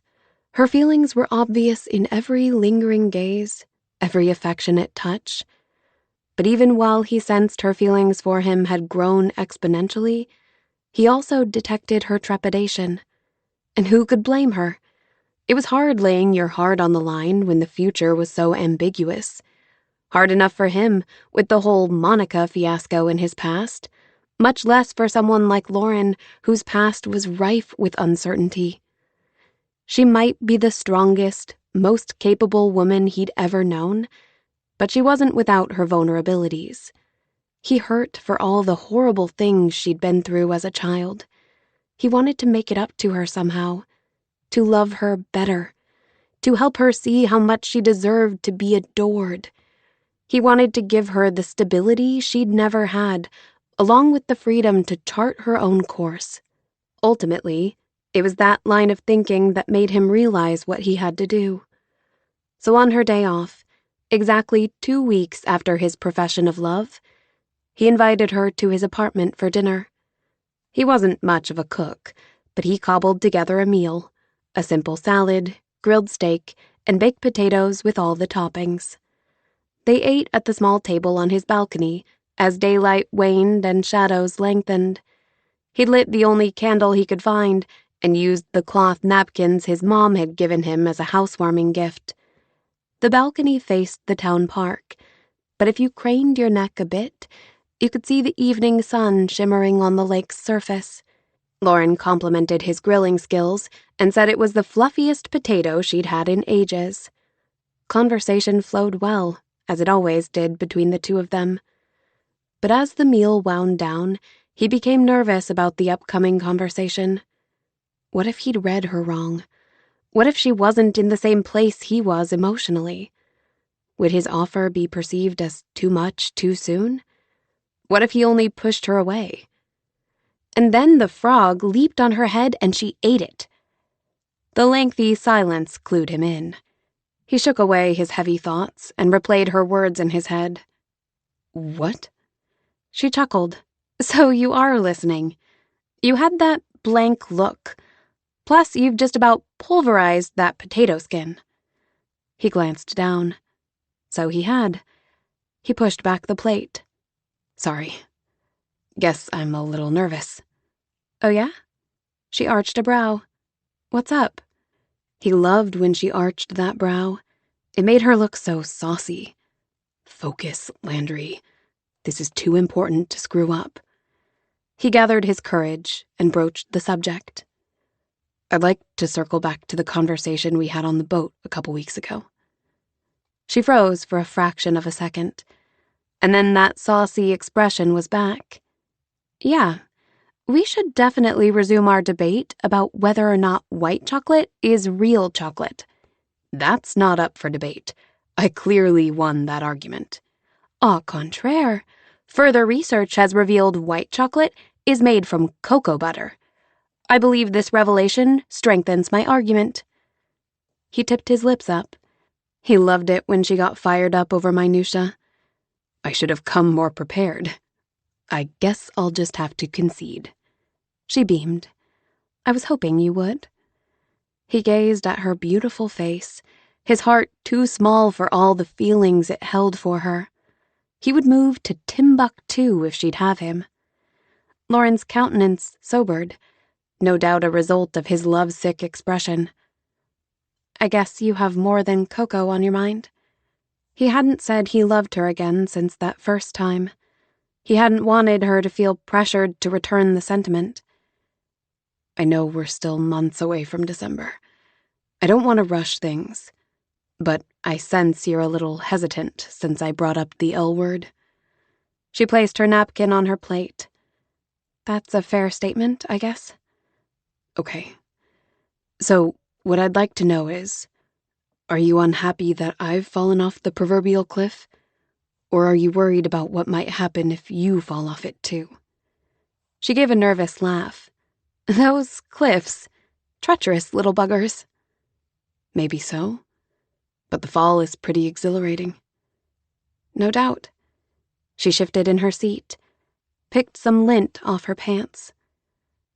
The truth is, Jonah, my hesitation doesn't exactly stem from either of those scenarios. I see. His nerves began fraying at the edges. Or I guess I don't see. I don't know what you mean by that. She took a sip of her drink, and her hand trembled a bit as she returned it to the table. I'm not worried about falling off the cliff. Her gaze met his, fear flashing in her eyes. As I seem to have already fallen. The air whooshed from his lungs. Relief swallowed him whole as his lips turned up. You have? I have. He was laughing. He couldn't help it. He was just that happy. I've been so worried. I thought maybe I'd hoped. But you're hard to read sometimes. You were right about what you said before, though. I can't help but be a little hesitant. I live in Boston, and you're rooted here in Pinehaven. I can't quite bring myself to feel happy or even content with that obstacle in our way. He leaned forward and grabbed her hand.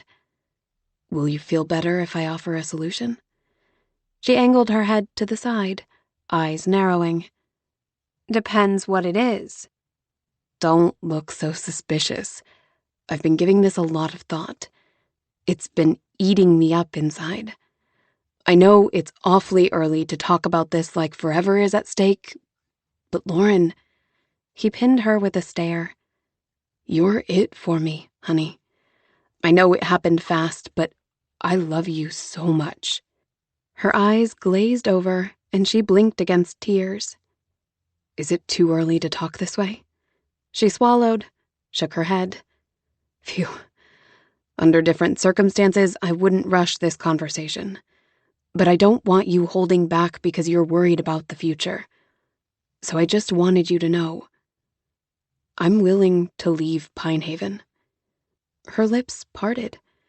She seemed to search his face for some hidden code that wasn't there. You're willing to move to Boston? I'm willing to move to Boston. Her expression filled with joy and maybe even hope. Jonah! I was thinking I could get a management position at a nice hotel. I have plenty of experience in hospitality, and come December, I'll have a bachelor's in business. Really? She seemed so surprised, as if she'd never believed he would give up so much for her. He pinned her with an accusatory look. You thought I was going to ask you to move here? Her cheeks flushed. It crossed my mind. But what about your parents? They're expecting you to take over the resort. They're wanting to retire. I don't want to cause a problem between you and them. They can either put off retirement for a while or hire someone else to run the place. It's nothing they haven't talked about before. They've always wanted me to do what was best for me. And if you're in Boston, that's where I want to be. He would never choose any job over Lauren. She meant way more to him than that, and he would never ask her to give up her dreams. She'd been given so few advantages in life, had to claw her way to the top. He admired her spunk and resilience more than he could say. Her eyes grew intense. Maybe we should give it a little time before you tell them. I mean, are you sure you're willing to do this? You'd be giving up so much. We can wait a bit if you want, but I'm certain this is what I want. But you love the resort. It was true. Running the resort was his dream job. He'd never envisioned doing anything else, despite his parents' insistence that he explore other options. He tugged her hand, pulling her from her seat and guiding her to his lap, where she melted into him. He wrapped his arms around her and brushed her lips with his. I do love the resort, but I love you even more. Her eyes went teary again as she palmed his cheek. But how can I ask you to give that up for me? He kissed her perfect nose. You didn't have to ask, sweetheart. Chapter 32. Present Day. Lauren returned from the road trip tired and yet somehow content. She flopped into bed that night and caught up on texts, periodically petting Graham, who sat conveniently beside her on the floor. She kept reliving those moments at the motel when Jonah had given her that present. Her gaze flashed to the top of her closet where she'd stashed the Heelys. That gift had warmed her heart. If she was honest, it had also opened her heart. Their easy and fun conversations on the way home resonated with her. Perhaps enjoying his company in a way she hadn't since the accident had opened some familiar pathway in her brain. Or maybe it was like those time loop movies. No matter where they were in time or space, no matter what they did, they were destined to fall for each other. Staring at her phone, she was unable to resist the temptation to peek into the past and see what being with Jonah had been like. She opened their text thread and scrolled way back to the very beginning. She skimmed past the perfunctory texts she remembered. They were short and to the point, all revolving around resort duties. Her replies were direct, sometimes abrasive. She couldn't help smiling, remembering how he'd pushed all her buttons. Then, sometime in May, the tone of their exchanges shifted. Sometimes Jonah would bring up things that weren't work-related. He sent a couple funny gifs. Their texts were short and sweet. She began joking with him, using her sarcasm as she would with a friend. And then there was this entry. Thanks for inviting me to Flume Gorge. I had a nice time. Just nice? Fishing for compliments? Always. Laughing emoji. I agreed to see you again, didn't I? We have a great time together. Those sparks. Whew. Not denying that. You're worrying again. Live a little. You work too hard. My boss is telling me I work too hard? I'm just unselfish like that. Or maybe I'm being selfish. She'd sent him the emoji of a brain exploding, and he laughed at that. Their exchanges continued on, sometimes business-related, most times not. In early August, he sent a text late one night. I like you. I thought we established yesterday that you love me. Oh, I do. But I like you too. 2 heart emojis. She'd known he loved her, but knowing he also liked her implied a different kind of intimacy. It implied that she was someone he chose to spend time with because of who she was. That it wasn't all about sparks and chemistry. He liked her for who she was, good and bad. He enjoyed her company. The only texts that followed were of the housekeeping variety, until she reached the one she'd sent in September, apologizing for not being more compassionate after the accident. She skimmed the rest of the texts. She now had a fuller picture of their relationship prior to her accident, a more complete picture of Jonah.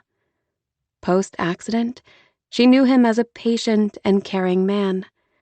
He'd treated her with all the respect in the world, had given her the time and space she'd asked for, a big ask given the kind of heartbreak he must be going through. The Jonah in the text thread was decidedly more gregarious, more forthcoming with his thoughts and feelings, though since her accident she hadn't exactly encouraged him to express himself. Doing so would have made her uncomfortable, would have put pressure on her.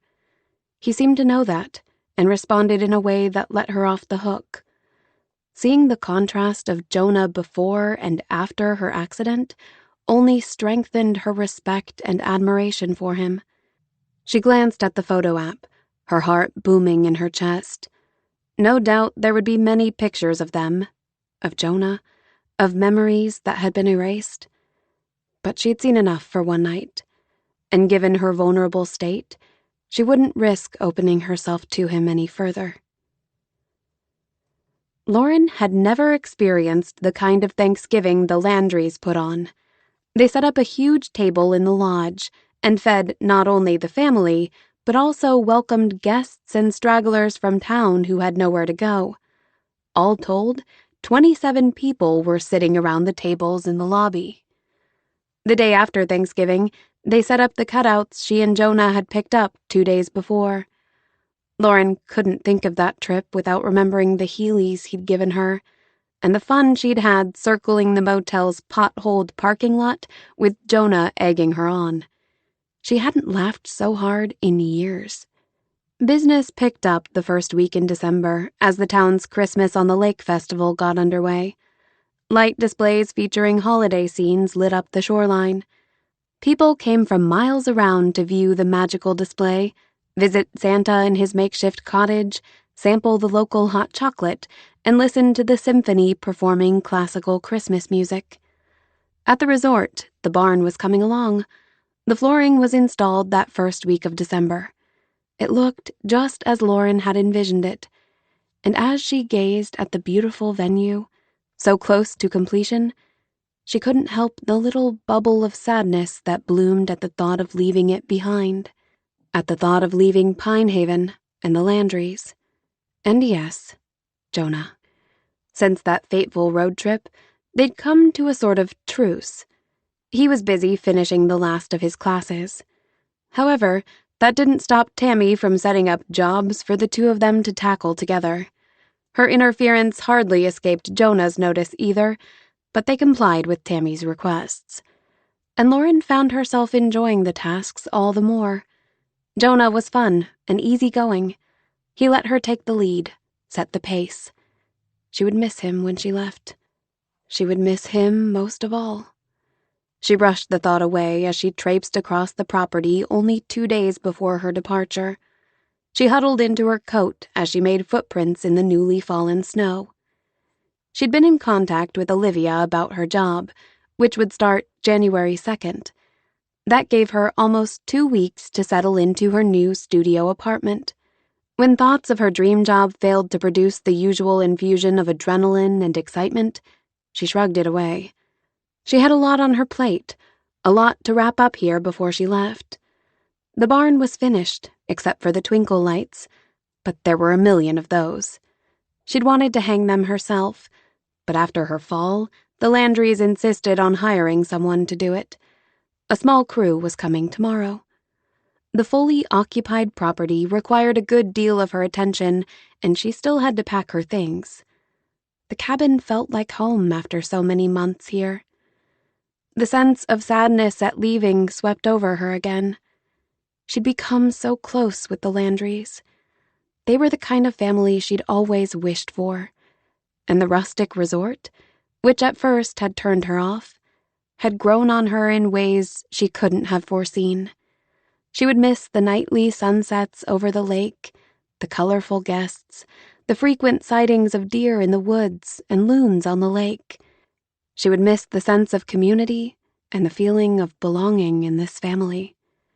She brushed away the melancholy thoughts as she neared the lodge. When she reached the steps, Tammy exited the building. "Hi, sweetheart. Oh, it's freezing out here. You need a heavier coat. I'm stubborn. I refuse to take the winter coat out of storage until after Christmas." Lauren laughed as they passed on the steps. "Suit yourself." "Oh, shoot. I forgot our passports, and I'm already late for my appointment with Ellen." Ellen was her travel agent friend. Tammy was surprising Tom with a spring cruise for Christmas. "If you tell me where they are, I'll take pictures and send them to you. Will that work?" "Oh, you're a doll. They're in our little safe upstairs in the entry closet. The passcode is 5489. Thank you, honey." "No problem." As Tammy rushed to her car, Lauren headed inside, instantly grateful for the warmth of the fireplace. She'd come to clean up the mess one of the families had made in the lobby. The pieces of several games and 2 puzzles were scattered haphazardly around the seating area. It would take a while to sort it all out, but she passed the clutter and headed upstairs so she could allay Tammy's worry. The lobby held the comforting scent of pine and looked like a Christmas wonderland with the 16-foot Fraser fir, decked out with ornaments, garland, and white lights. Ropes of lit garlands topped the mantel and wrapped around the wooden banister. Tammy sure knew how to make a place welcoming. She had a gift, both with decor and demeanor.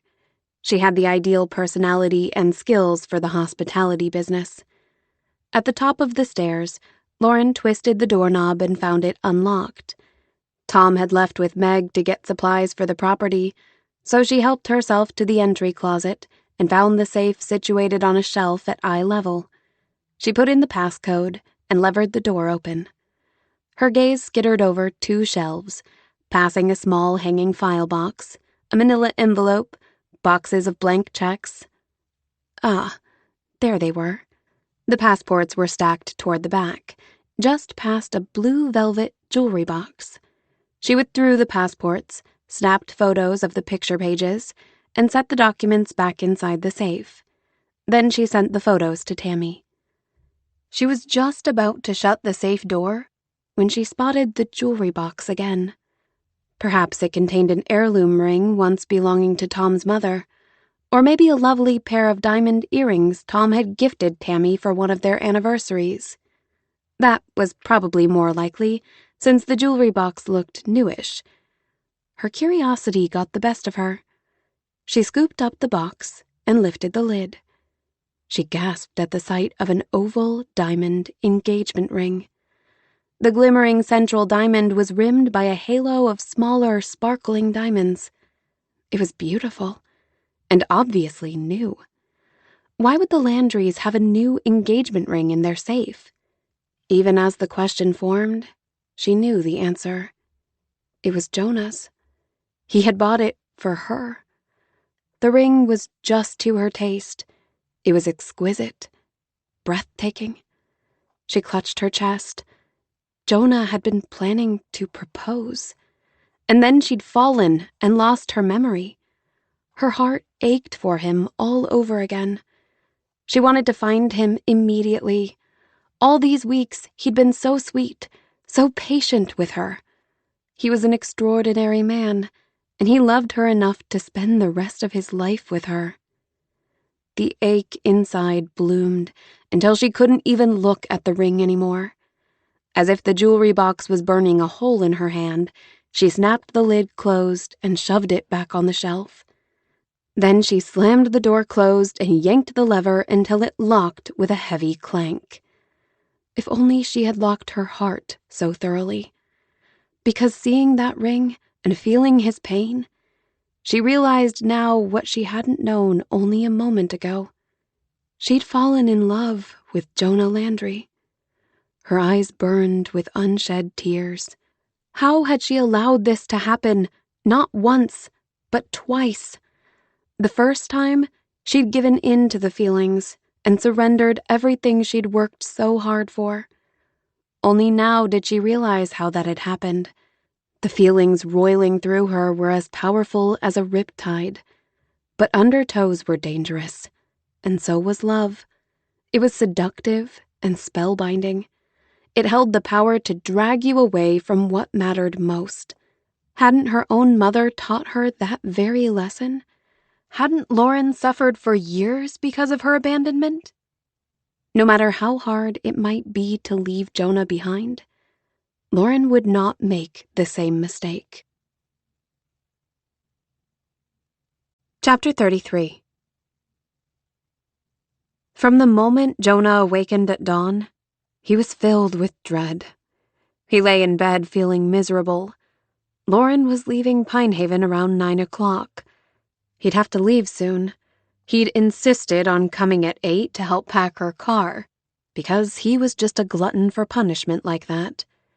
He glanced out his bedroom window, hoping for an unforecasted snowstorm to delay her departure. No such luck. Just a dusting. Less than 2 hours from now, he'd be saying his final goodbyes. He didn't know how he would hold it together. It felt like his heart was being ripped from his chest. Lauren had been a little more guarded the past couple days. Had even avoided him on a few occasions, possibly hoping to put some distance between them before the actual separation. That sounded like her. He tried not to take it personally. His stomach was churning with acid. Had churned all night, in fact, and the familiar pain kept him tossing and turning. He got up and went to retrieve his heartburn medication. He chewed up 3 tablets and hoped they helped more than they had yesterday. His last class was complete, finals taken. He was all set to assume management of the resort. And somehow, his future had never seemed so bleak. Jonah had a long pep talk with himself on his way to the resort. He would put on a good face. It wouldn't be fair to burden Lauren with his heartbreak. It wasn't her fault she didn't love him anymore. She deserved the bright future awaiting her. She deserved that dream job for which she'd worked so hard. She deserved to have the life she wanted, even if it didn't include him. He clenched his teeth against the rising tide of anguish. He would send her off well if it killed him. And it just might. He pulled into the resort drive, the happy faces of the Christmas cutouts mocking him. He couldn't see them without remembering their road trip, that dilapidated motel and the mouse that had sent her soaring into his arms. Her beaming smile and melodious laughter as she sailed across the parking lot in those Heelys. A band tightened around his heart until he feared it might strangle him to death. How could something hurt so much and not kill him? He didn't know it was possible to feel this much pain and go on breathing. All these weeks, he'd been telling himself she could still get her memory back. But it had been more than 3 months now, and not a single memory had resurfaced. He had to let go of that fantasy, or he'd drive himself crazy hoping. It was time to accept reality and learn, somehow, to be okay with it. He pulled into the lodge parking lot 10 minutes early. He would gather himself on the walk to her cabin, then distract himself by loading her belongings. And then, afterward, the goodbye. He glanced in the rearview mirror and tried to assemble his features in a way that didn't betray his every feeling. "This is what she wants," he said to his reflection. "What she's earned. She deserves your support."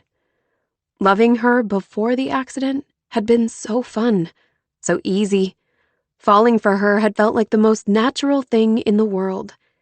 He wanted her, he wooed her, he won her. Of course she'd wanted the relationship too. That was what made this so hard. She didn't want it now, but that didn't erase his love for her. This kind of love, the sort that involved letting go, felt unnatural and impossibly difficult. But he loved her enough to do just that.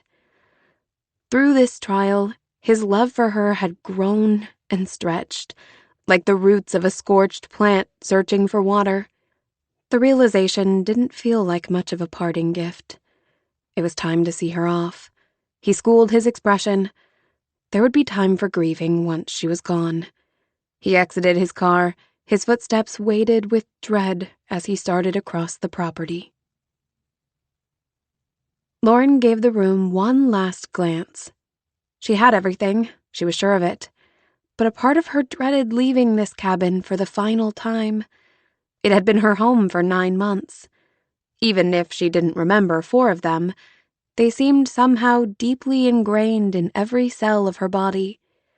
Late last evening, she'd walked to the barn with Tom and Tammy and gone over last-minute details. It was Lauren's first time seeing the place lit up at night, the way it would be for most of their future events. The twinkle lights and draped white tulle softened the interior just as she'd hoped, and the towering stone fireplace was a magnificent focal point. The whole room was downright magical. Any bride would be thrilled to be married or host her reception here. So many happy memories would be made in this building. She just wouldn't be here to see them. The thought sent a pang of regret pinging through her like a pinball through a machine. She shook away the melancholy thought as she slipped on her coat. Then she grabbed the box, her purse, and laptop bag. "Come on, Graham. Time to go." Tail wagging, the dog followed her outside. She shut the door behind them, and it latched with a cold click of finality. She'd pulled the car right up to the cabin to load it, remembering like yesterday when she'd moved in. Who could have known this place, these people, would have such a big impact on her? Don't think about that right now. Just get through this. You can mourn later. She had to stay strong. It was time to drive over to the lodge and say her last goodbyes to Tom, Tammy, and Jonah, who should be arriving shortly. She'd parted ways with Meg last night after she'd met up with their single friends from church one last time. The woman had clung to her for a long moment, telling Lauren in a husky voice that she'd better keep in touch. Lauren wanted that. Meg had become like a little sister to her these past couple months. But Lauren wondered if staying in touch would only make it harder to let go of Jonah. She opened the passenger door. She just wanted to get this over with and get on the road. Then she could focus on her new job, on her new life. She was putting her things inside when Jonah's voice called out, "Good morning." She backed from the car's interior. "Morning." Graham greeted Jonah as if he hadn't seen him in months. Jonah seemed somber despite the grin plastered across his face, his breath fogged in the morning air. He looked so handsome as he offered Graham some affection. He'd barely made eye contact with her, which was probably why his gaze settled so quickly on the car. It was hard to miss the back seat, piled high with all her things. Jonah straightened, the semblance of a smile wilting from his lips.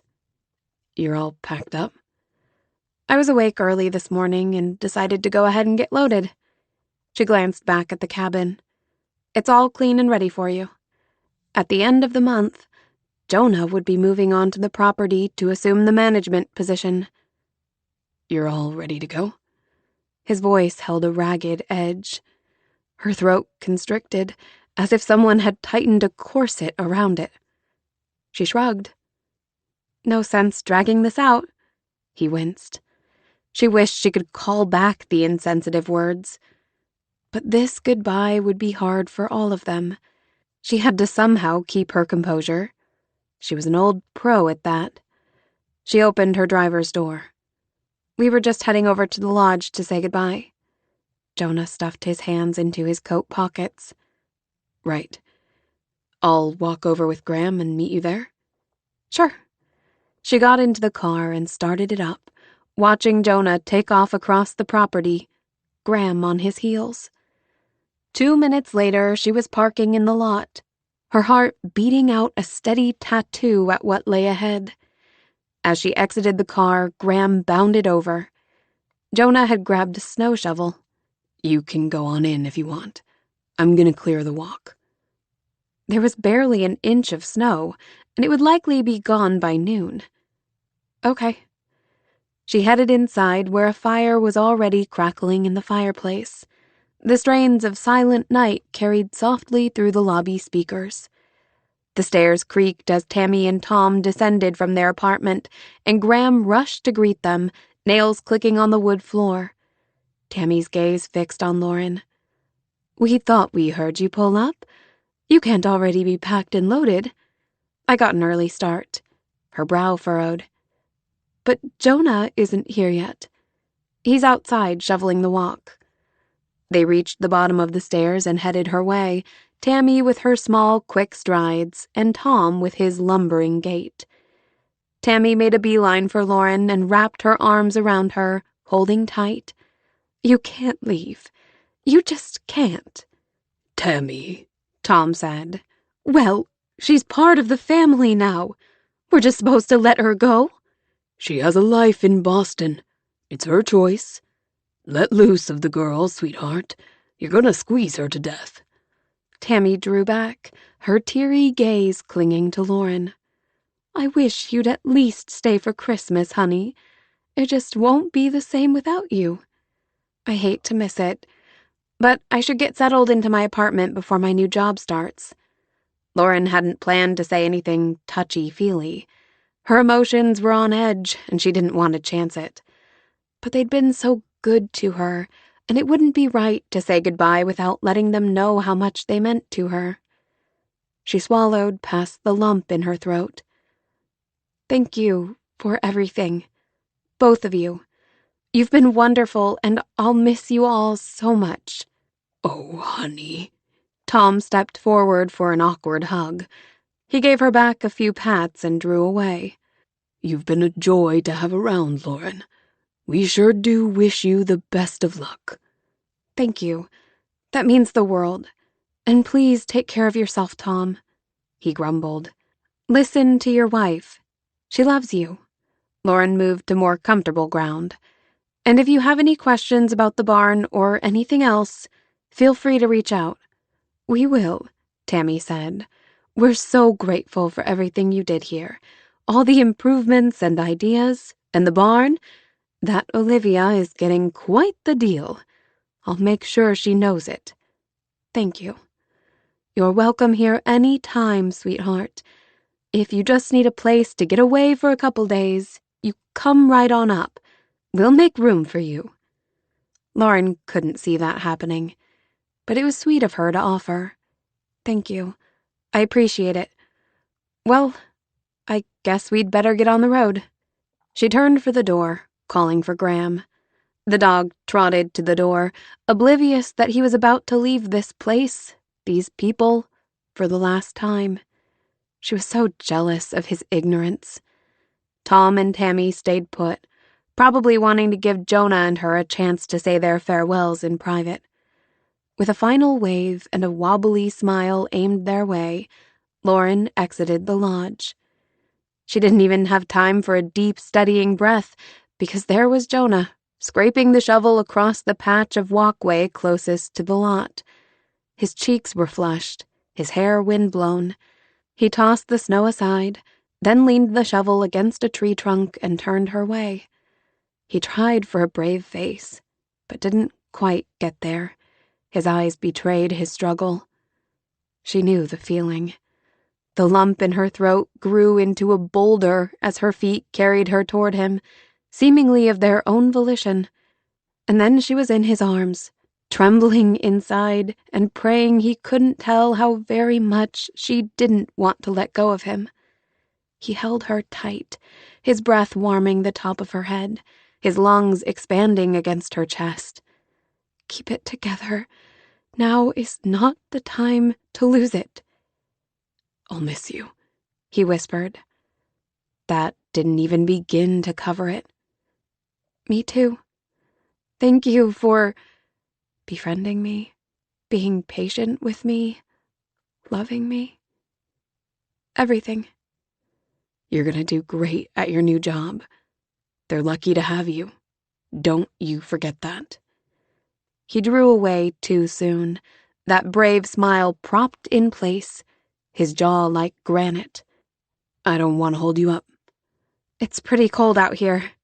She emphasized the thought by huddling awkwardly into her coat when she would have gladly stayed in his embrace for hours. He opened the passenger door for Graham, who hopped in. Jonah gave the dog a final scratch. Then he shut the door, came around the car, and opened the driver's side door for her.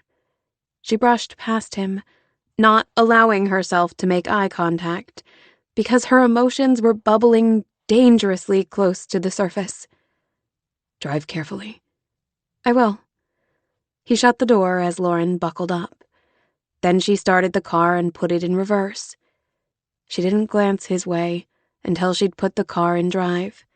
He looked so stoic standing there, shoulders rigid, jaw tight. Her Jonah. Pain unfurled in her chest, overwhelming, unrelenting. Tearing her gaze away, she accelerated.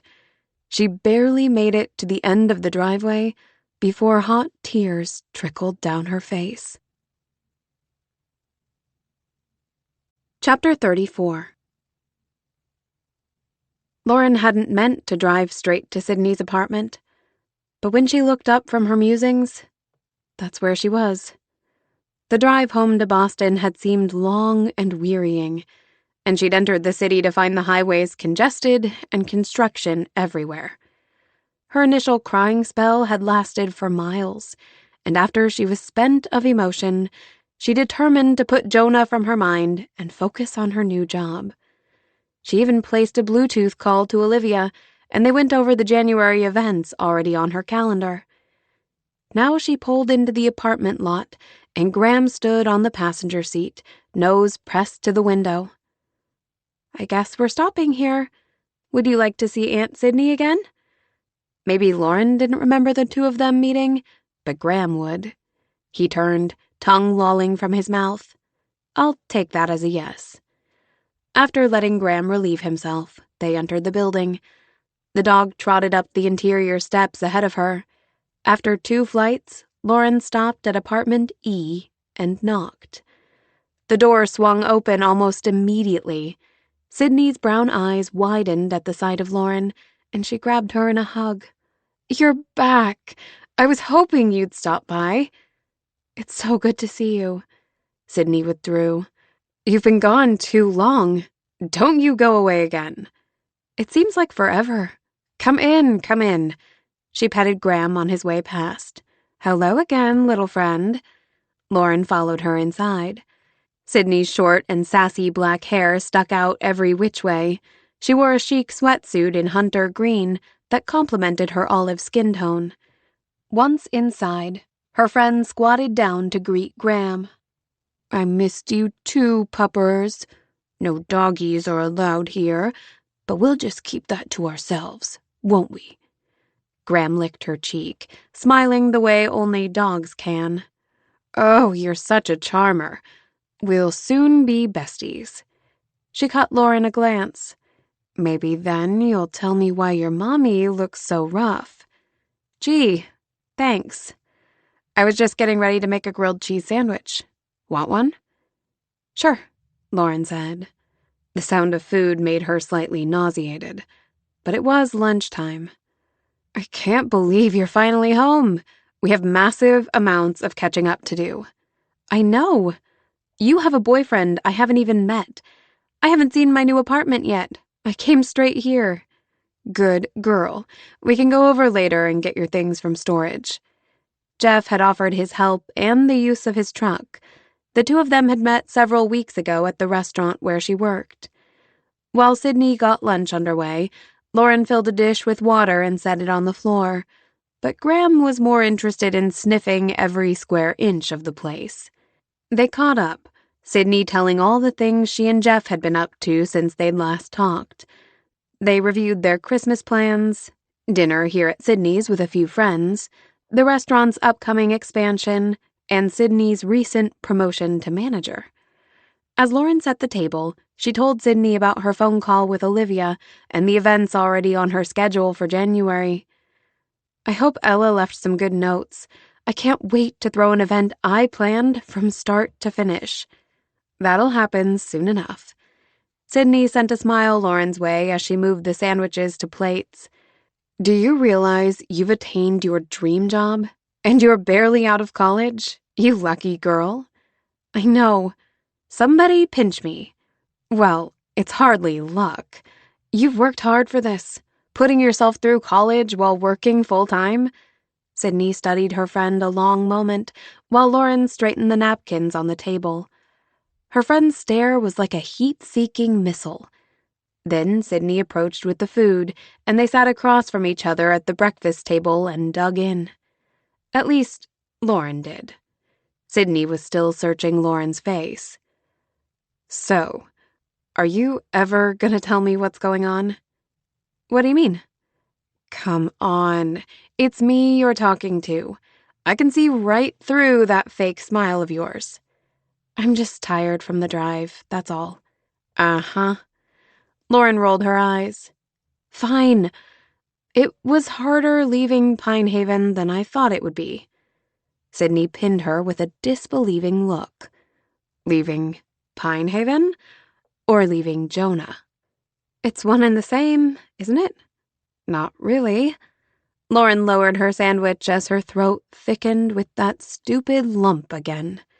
It was just too fresh. I've never seen you like this. I thought you'd be over the moon about starting at Glitter. It's all you've been able to talk about since January. I am excited about it. She tried to infuse some enthusiasm into her words. Are you? 'Cause it seems like you're about to cry. Lauren blinked back tears. It was hard leaving them. All of them. I got attached to the Landrys. They're so wonderful. They're warm and welcoming people. She could almost feel Tammy's arms around her, feel Tom's awkward pats on her back. But who was she kidding? It was Jonah she felt wrenched about leaving. Jonah she would miss most of all. Lauren squirmed under Sydney's direct gaze. I think I fell in love a little. I think you fell in love a lot, she said softly. Did you tell him? No. Lauren dabbed at her eyes. Why would I do that to him? Jonah's firmly rooted in Pine Haven. He's finally taking over the resort for his parents, and my life is here. Are you sure it's worth the sacrifice you're making? If only her mother had asked herself that before gallivanting off to New York with a man who probably lasted 2 minutes. Heat infused her face. It's not just another job. It's my dream job. And I refuse to throw away my dreams for any man. She gave a hard sigh. I don't want to talk about this anymore. It is what it is, and there's just no point in wallowing in it. I'll get over it soon enough. Sydney's expression softened. All right, honey. Sorry for pushing. I'm here if you need to talk. Lauren took a few deep breaths. She hadn't meant to get so riled up. I appreciate that. But talking wouldn't fix anything. Talking wouldn't take away these feelings, and it wouldn't give her everything she wanted. She'd feel better once she immersed herself in her new job. Until then, she just had to be patient. Chapter 35. Lauren slogged through Christmas feeling numb. She was all set up in her new apartment, which was situated on the third floor of a large brownstone. The neighborhood was charming, the house only 2 blocks from a nice park where she could walk Graham. If the windows were a little thin, she could live with that. She would get used to the street noise and wail of sirens again. The floors must have been well insulated because she couldn't hear so much as a peep from her neighbors, whom she'd met only in passing. It was so quiet, she often turned on the TV for company. New Year's Eve passed with a fizzle. Sydney had tried to talk Lauren into going out with her and Jeff. She'd even offered to find Lauren a date. But the thought of being a third wheel or trying to make conversation with a stranger sounded exhausting. She begged off and spent the evening binge-watching Gilmore Girls and eating apple pie left over from Christmas. New Year's Day came with 5 inches of snow, but that was okay. She spent the time preparing for her first day at Glitter. She steamed her outfit, a dove gray Michael Kors suit that flattered her complexion and build. It projected a confident, professional appearance, which was exactly what she needed for her big first day.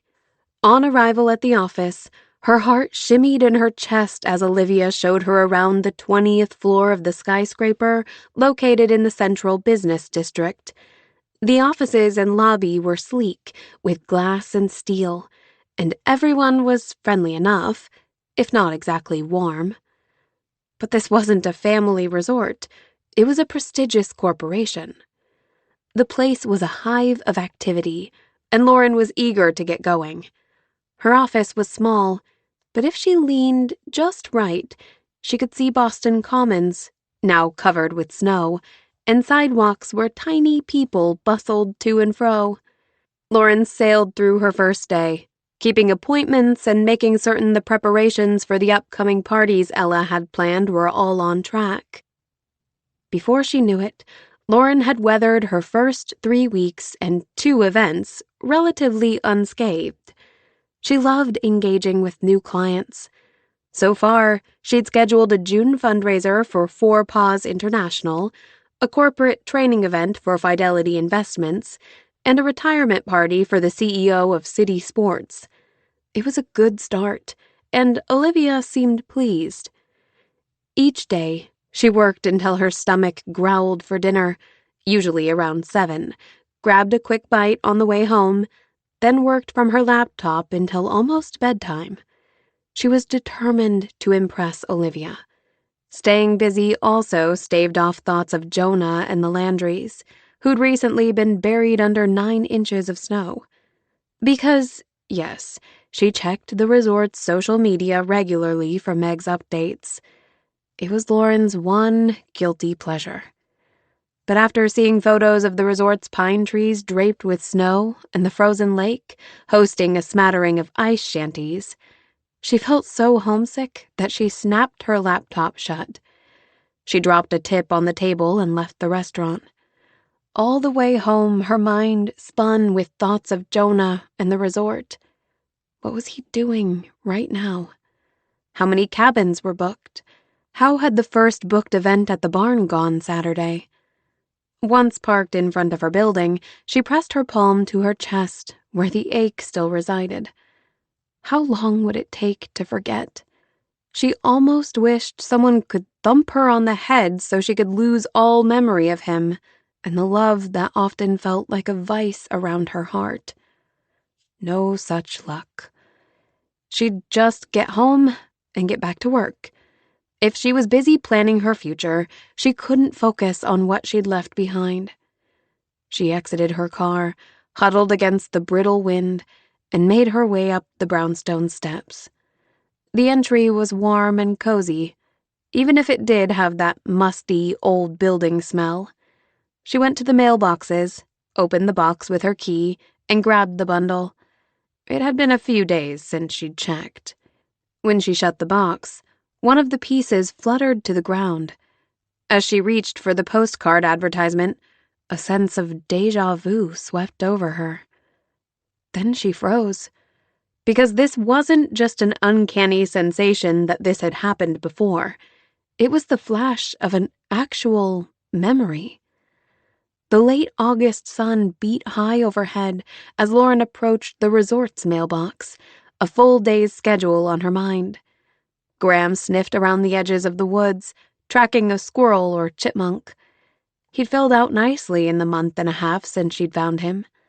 He'd become her little sidekick, following her everywhere, gazing up at her with admiration. She was smiling as she reached into the box and retrieved the mail. But as she slid the bundle out, a piece fluttered to the ground. She stooped to pick it up, her gaze sweeping over the personal letter. It was addressed to her and had been forwarded from her Boston address. Her eyes caught on the sender's name, written in a familiar scrawl. A cold chill swept down her spine. After 21 years of silence, her mother had written her a letter. Lauren's hand trembled as her focus locked on the envelope. The return address was Boston.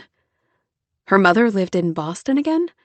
The zip code was a district only 15 minutes from her apartment. 15 minutes! The thought made her pulse pound in her temples. What could the woman have to say for herself after all these years? Did she seek forgiveness? Did she think an apology would suffice? Mentally whirling, Lauren started back down the drive, barely aware of Graham.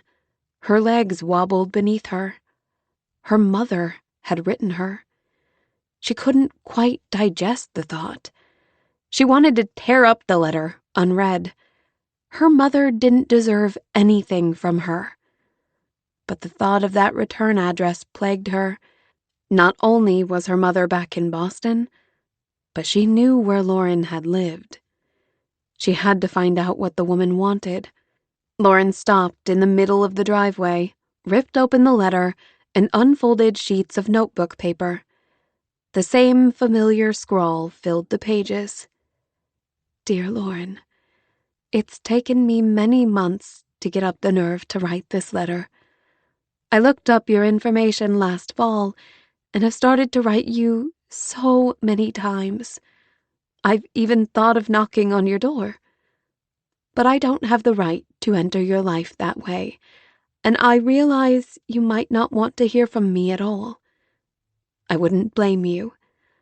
I'm writing to tell you how sorry I am.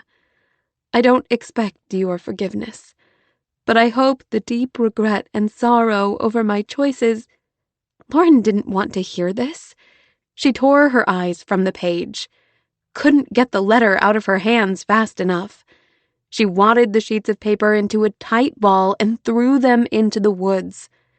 That boulder was back, sitting so heavily on her chest she could hardly breathe. Her mother was in Boston. Her mother knew her former address, had considered knocking on her door. Lauren's childhood rushed at her like a tsunami, threatening to swallow her. The feeling of being abandoned by the person who was supposed to love her most. The sensation of being moved like a chess piece in some cruel game where she always came out the loser.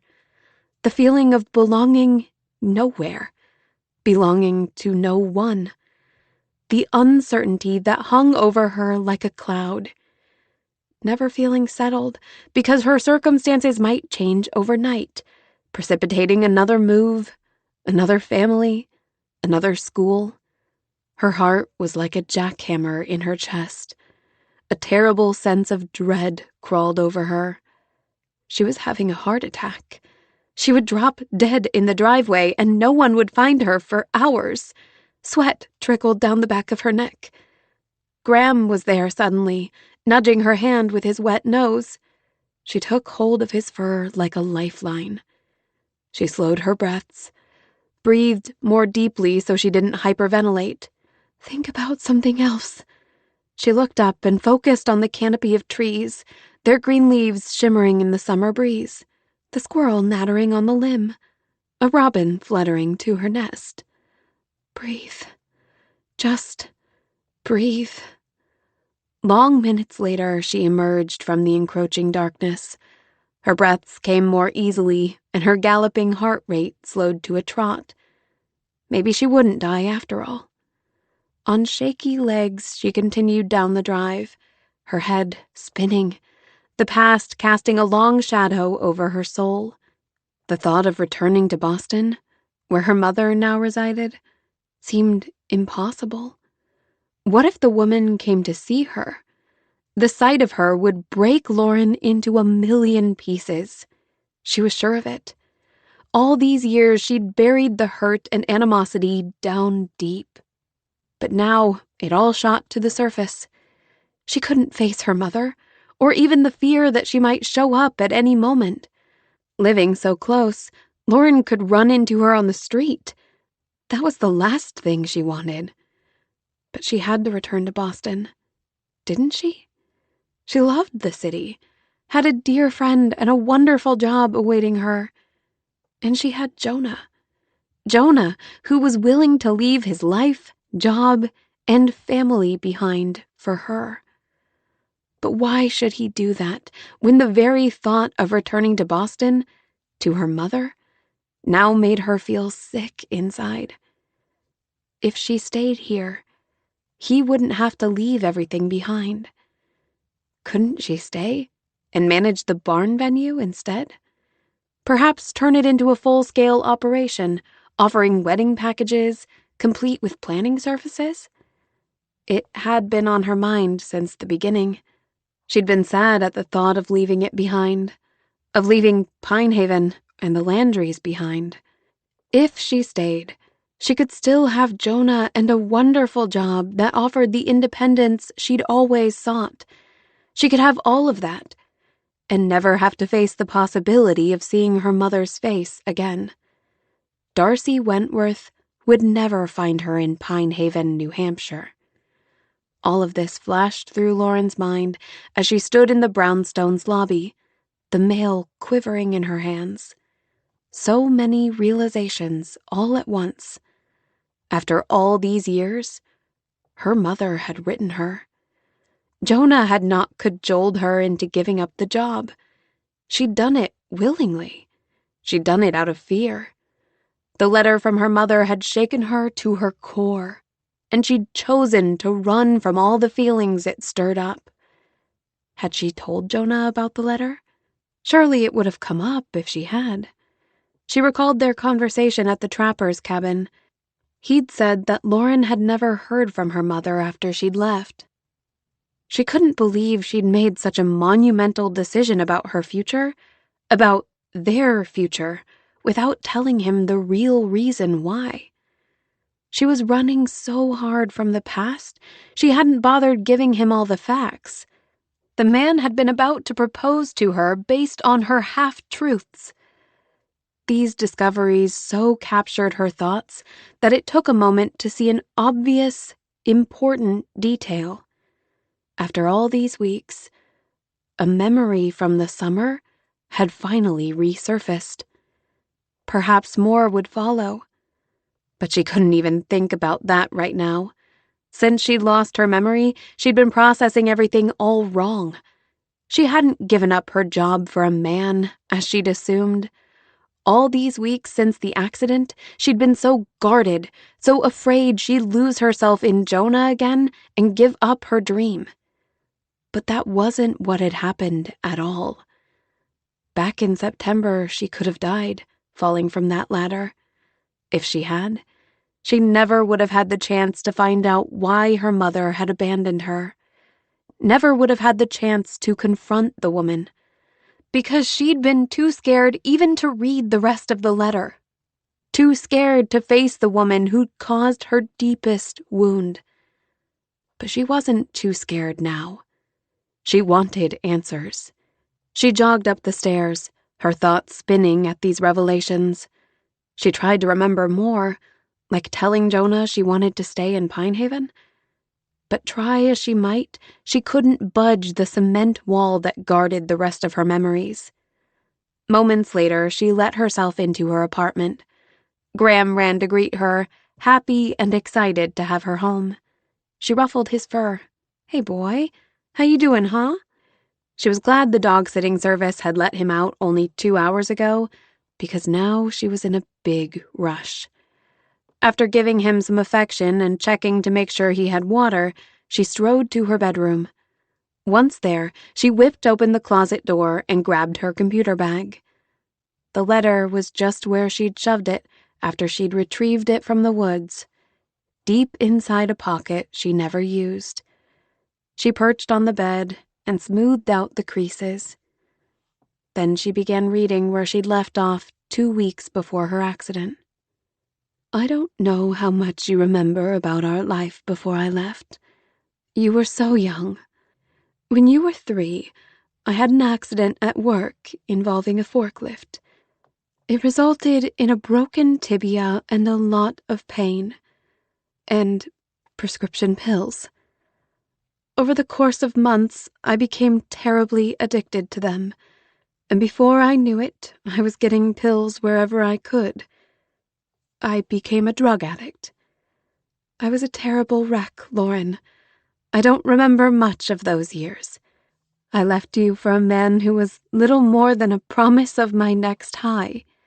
And you, my sweet baby girl, deserved so much more. By the time I finally got help, I was alone, and you were 12. According to social services, you were being cared for by a nice couple that had children of their own. You had 2 parents and a brother and sister. You were attending a good school and lived in a nice suburban neighborhood. I wanted to demand you back. I wanted to show up at that undisclosed location and haul you out of there, beg your forgiveness, and keep you with me forever. When I settled down, I realized my foolishness. Instead, I decided to start the long process of going through the system to regain custody of you. But one day, I took a hard look in the mirror. When I was at my lowest, I abandoned you. Even as far as I'd climbed from that pit, I only had a minimum wage job at a car wash. I lived in an apartment in a rough area of town and had to have 2 roommates to make that financially feasible. I had no degree and a criminal record associated with the drug use. What could I possibly offer my darling girl? For once, it was time to think of what was best for you. And I was not it. It ached to the marrow of my bones to realize that, to know you were better off with someone else, better off without me in your life. But I was determined to put you first this time. And so I did.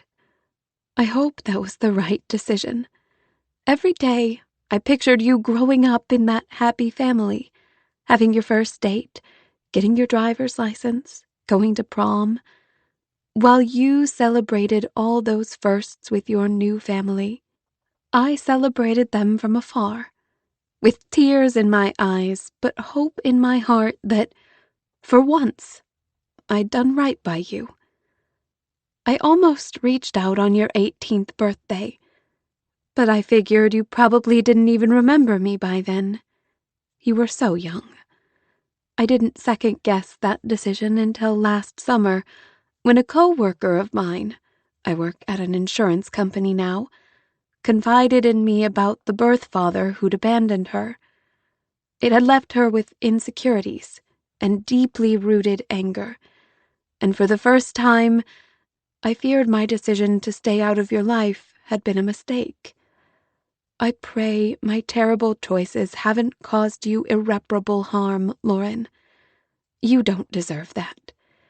You were always such a sweet, open child with a warm, tender heart. I'm sorry for not loving you the way you deserved to be loved. I'm sorry for leaving you. I am so deeply sorry, my sweet girl.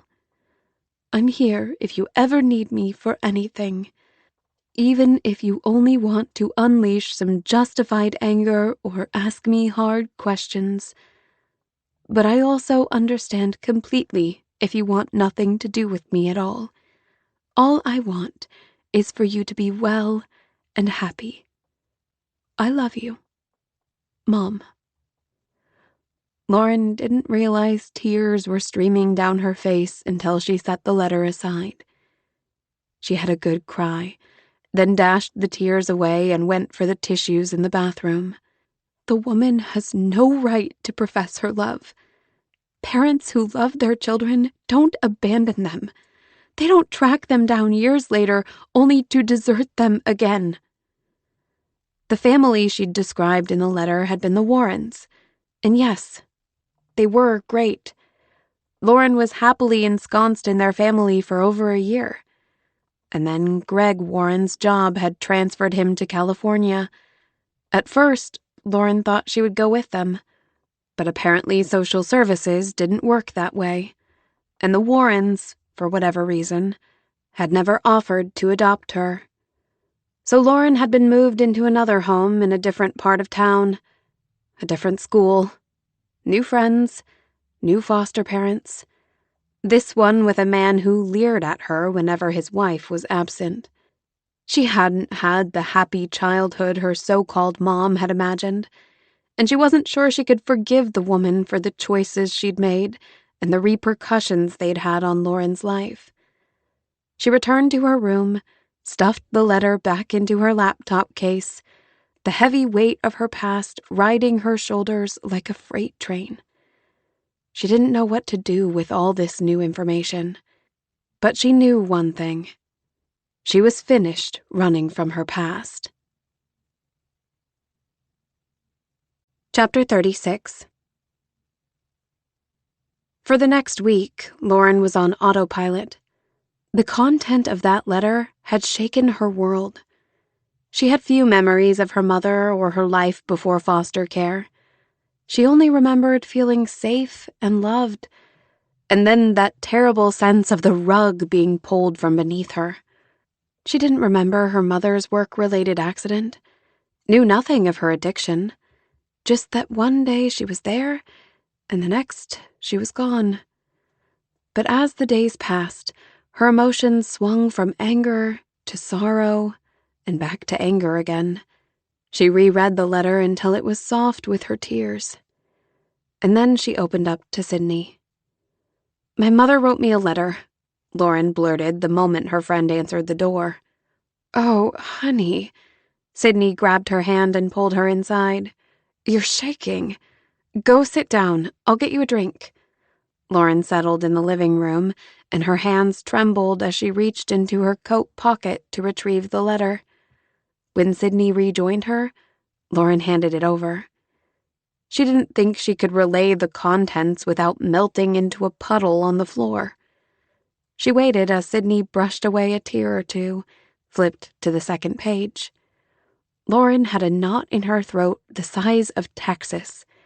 She'd sat on this for a week, trying to process. Her job had become little more than a distraction, and she'd made some mistakes this week. Given a caterer the wrong dates, missed an appointment with a client. She couldn't even bring herself to care much. Finally, Sydney lowered the letter. "Wow, Lauren, I can't even imagine how you must be feeling." "I don't even know how I'm feeling. It changes from one moment to the next. I've been a hot mess this week. I didn't know she was an addict. I didn't know about the accident. They didn't tell me any of this. I only knew she left me for a man because he came to our door and off they went and she never returned." "Oh, Lauren, how awful for you. Sometimes I'm so angry I want to slap her. And other times, when I'm reading that letter, I start feeling sympathy for her. And then I don't want to feel sympathy because her actions caused all of this. Everything that transpired afterward. I can only imagine that mixed emotions are completely normal under the circumstances. She abandoned you, and you've gone without answers for all these years. And now, here they are." Lauren's eyes filled with tears and overflowed. "I was just a little kid." Sydney wrapped her arms around her. It was so unfair.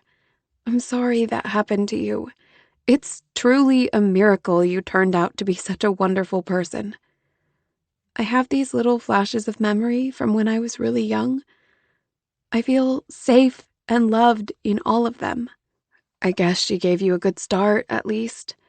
Maybe that was enough of a foundation to get you through the tough stuff you had to face. I admire you so much for overcoming all those challenges.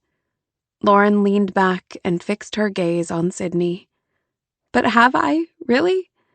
When a letter from her rocks me like this? Have I really overcome my past? Look at you, honey. Your chances of being a successful adult probably weren't that great statistically. Yet you're a good person, kind. You're strong and resilient. You put yourself through college, and now you're working for a prestigious company. I'm so proud of how far you've come. And yet that job wasn't exactly feeling the way she'd expected it to. Maybe she'd just been too overwhelmed by the letter. Once she got past this, she'd feel more like herself. Wouldn't she? I think I need to go see her. The words blurted out, releasing a weight from her chest. After a moment of silence, Sydney nodded. Okay, let's talk about that. What do you hope to get out of a meeting with her? I don't know. Lauren collected her thoughts. I guess I need to tell her how I feel. Maybe I need more answers. But I can't go on like this, wondering and feeling angry. I've hardly been able to do my job. Well, no wonder. This is traumatic stuff. If my long-lost dad resurfaced, I don't know what I'd do. Would you want to see him? Sydney paused, as if considering the thought. I don't know. I think I'd be too mad at first. But later, maybe. Take some time if you need it. Or go see a counselor and talk things over. I went to that good one a couple years ago. Liz, I could get you her information. I might do that. But I really think I need to see her. Her heart quivered at the thought. Sydney squeezed her hand. Whatever you need to do. I'll go with you if you want company. Just know I'm here for you. It was 2 days later, a Saturday and the first day of February, that Lauren got up the courage. She pulled her car to the curb in the run-down neighborhood. The 2-story apartment building was made of faded red brick, but someone was trying to keep it up. The paint on the black shutters and front door seemed fresh, and even though it was barely 8 in the morning, the walkway had already been shoveled. The yard boasted a few nice trees, and shrubs crowned with snow crouched along the exterior walls. She stared at the face of the building, her hands wrapped around the cold steering wheel.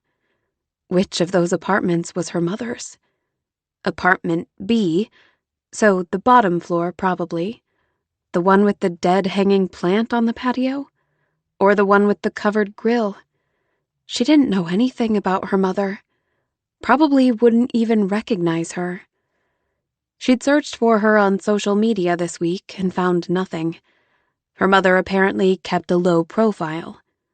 Like mother, like daughter, she mentally scoffed. The woman had probably given up on hearing from Lauren since she'd sent the letter months ago. She watched as a young woman exited the building with a toddler. Maybe Lauren shouldn't have come here. Maybe she should have reached out by letter instead. But she was so unsteady, her emotions raw.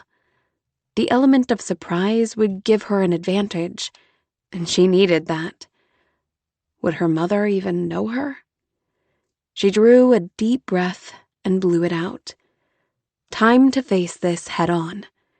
She turned off the engine and exited the car.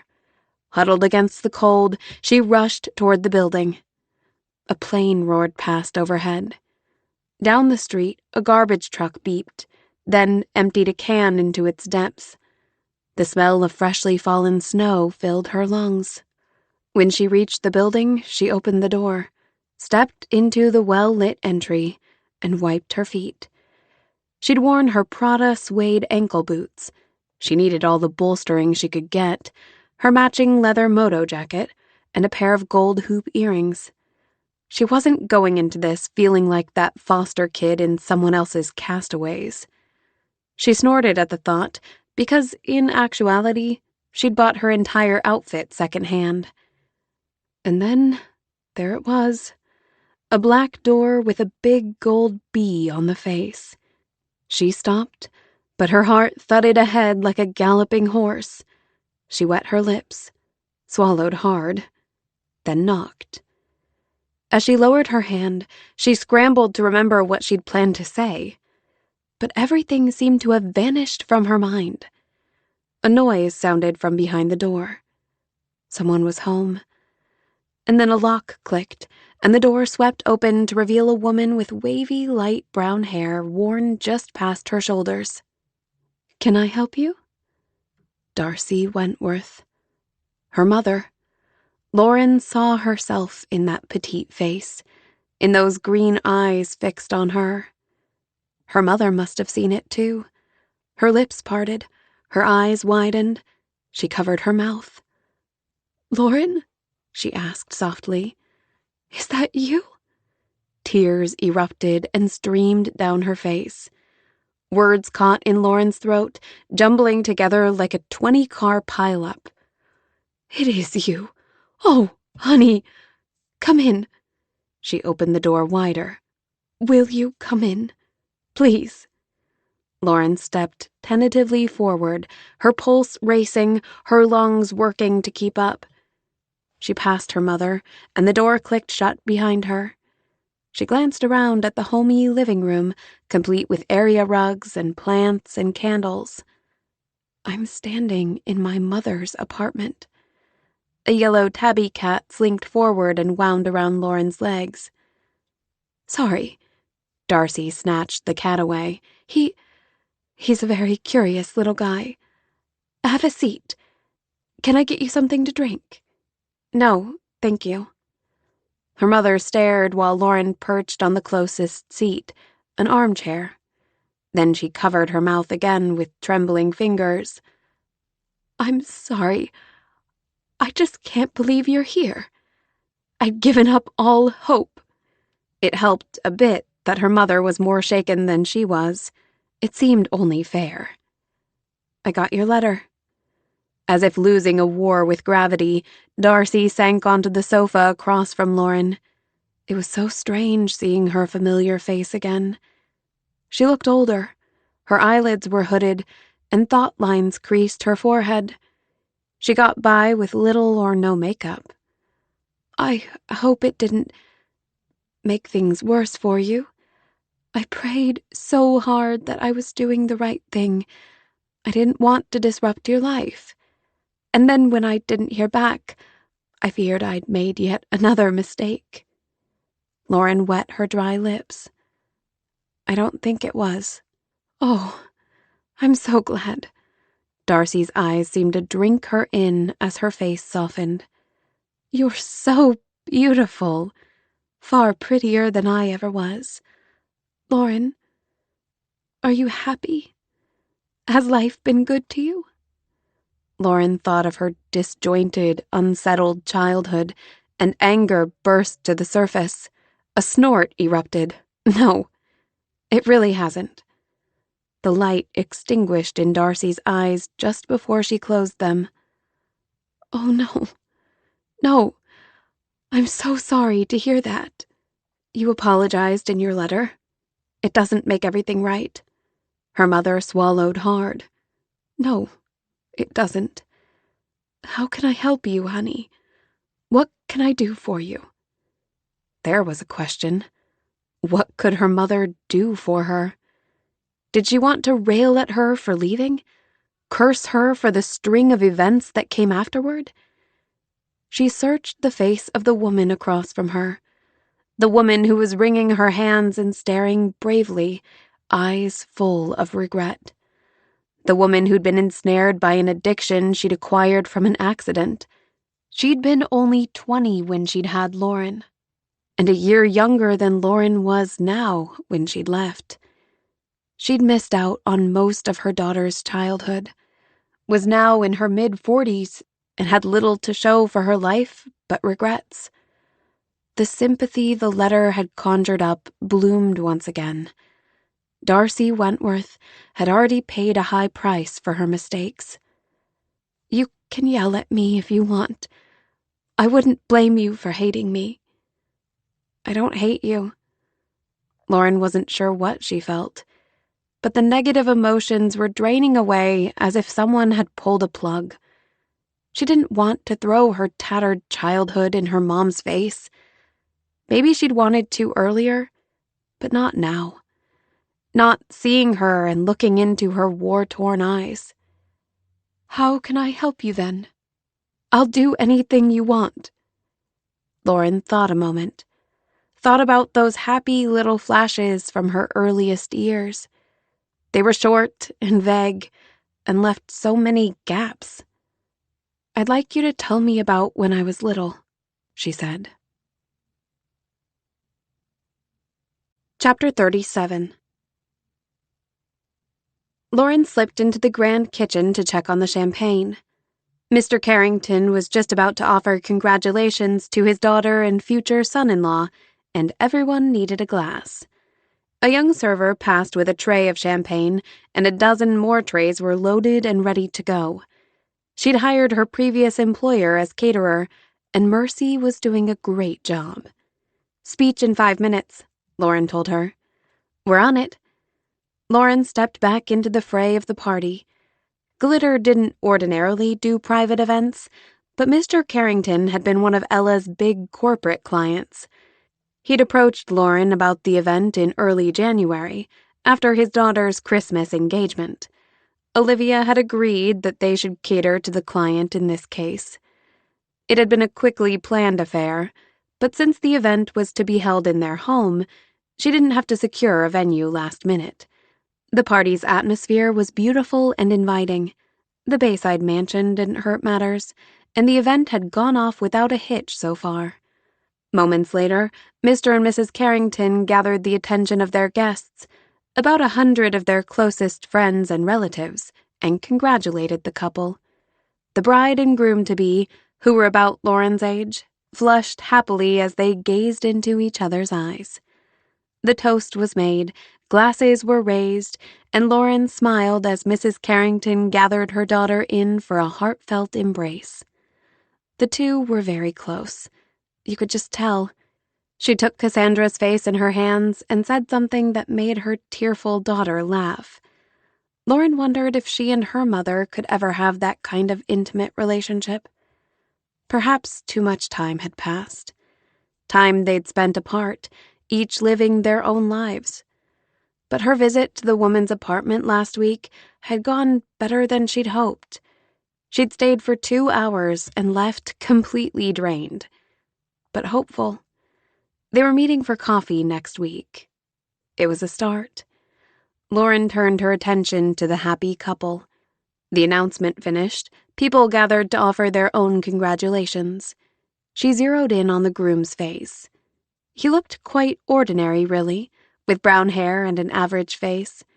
But his beaming smile and the light in his eyes when he gazed at Cassandra made him extraordinary.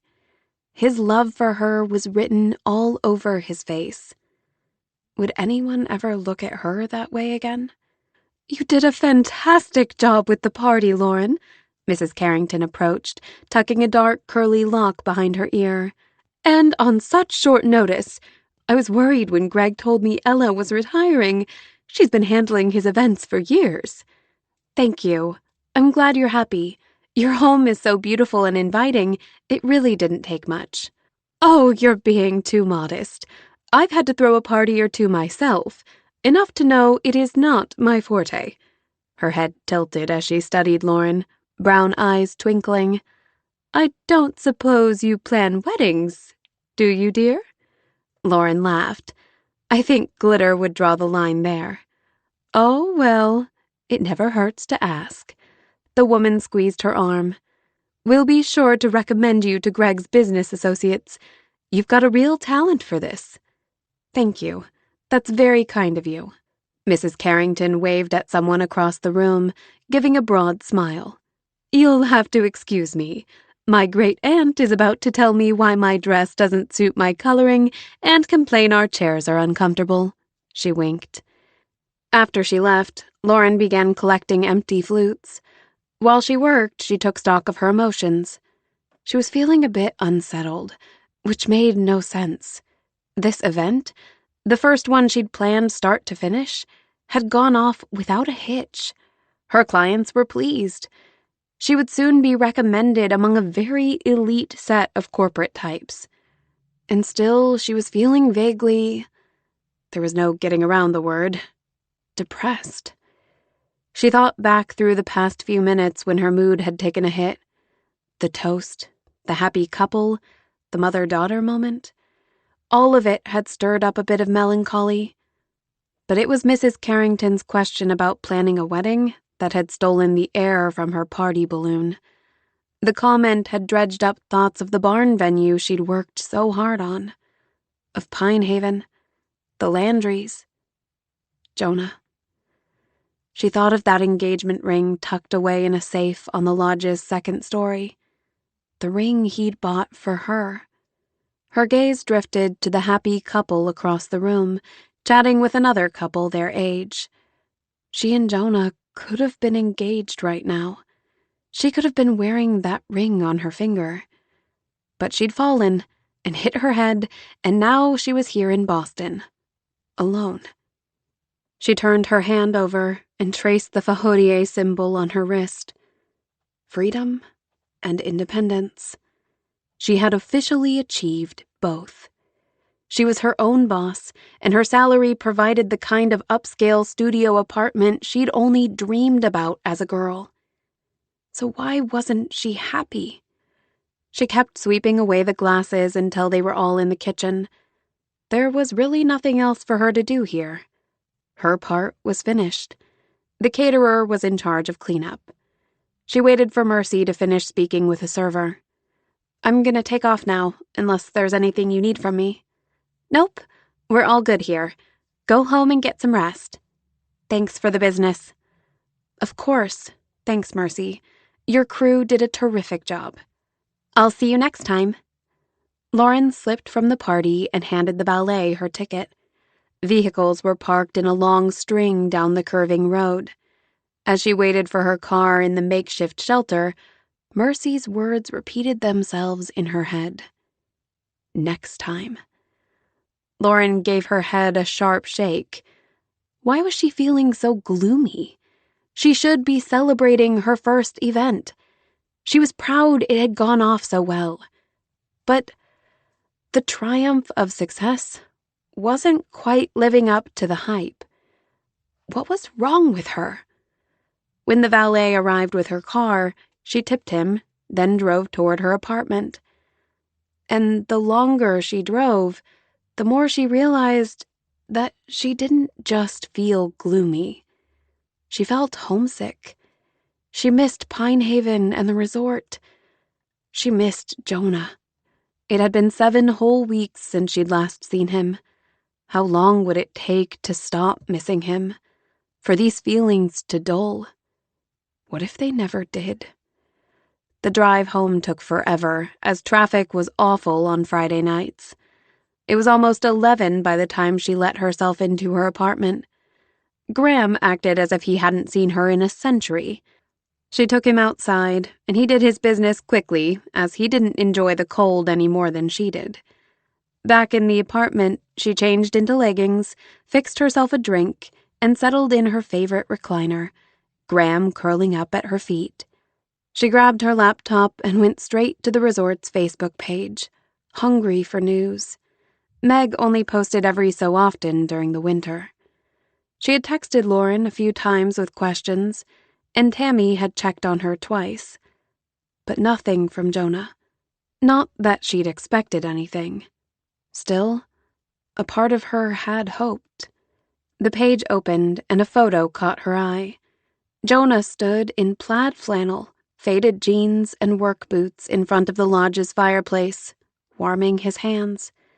The fire cast a golden glow on his skin as he stared into the flames, wearing a pensive expression. His hair had grown out a bit, and his beard was back, although it was nicely trimmed. The sight of him stole her breath. Her stomach squeezed. She ached for him. She reached out and touched his face. But the screen was cold and flat and lifeless. She read the caption below the photo. "Even our resident handyman needs to warm up by the fire occasionally. Come stay in one of our picturesque cabins on beautiful Loon Lake and take advantage of our bargain winter rates. Ice fish, snowmobile, and ski to your heart's content." She skimmed the 13 comments below, 3 of them written by guests she'd met this year. It had been fun meeting people from all around the country, making them feel at home, having a small part in making their vacations special. She glanced at the photo of Jonah again, and remembered she had a whole cache of photos on her phone she hadn't let herself pore over. But now she couldn't seem to stop herself. She opened the app and scrolled backward to her early days at the resort. She'd taken beautiful shots of the sun rising or setting over the lake, inviting shots of cabins draped in snow, smoke curling from their chimneys. Then came the photos she recognized, only through the brochures, of Flume Gorge. The bridge, the tumbling creek, the falls, and then a mountain vista. Then there was Jonah, standing on the end of the resort's main pier, staring out at the water. Jonah chopping wood. And another, apparently taken moments later as he spotted her, a playful grin flashing on his face. There was a sequence of at least 10 goofy selfies Jonah had taken at a restaurant when she'd apparently left him alone with her phone. The 2 of them snuggled up in the motorboat. A selfie with the sunset in the background. Jonah at the coffee shop, white mug to his quirked lips, his piercing blue eyes staring straight at the camera's lens. They seemed so happy, so relaxed, so in love. There were dozens more, some with Meg and the whole Landry clan. She soaked in each one. For the first time since her accident, she wanted her memory back. She wanted all the memories attached to these photos, to this man. That was out of her control. But she still had the ability to make new ones. Her heart did a slow roll. She wanted to be back at the resort right now. She wanted to be with Jonah. She wanted to be home. Her breath left her lungs in a sudden rush. She wasn't sure when Boston had stopped being her home, but it had. And the so-called dream job for which she'd fought so hard, it had only left her feeling empty. There were things here she cared about, people she cared about. But Boston was no longer her home. Her pulse racing, she checked the time. If she left now, she would arrive in the middle of the night. That would be crazy. If she had any brains at all, she'd get a good night's sleep and wait till morning. But who was she kidding?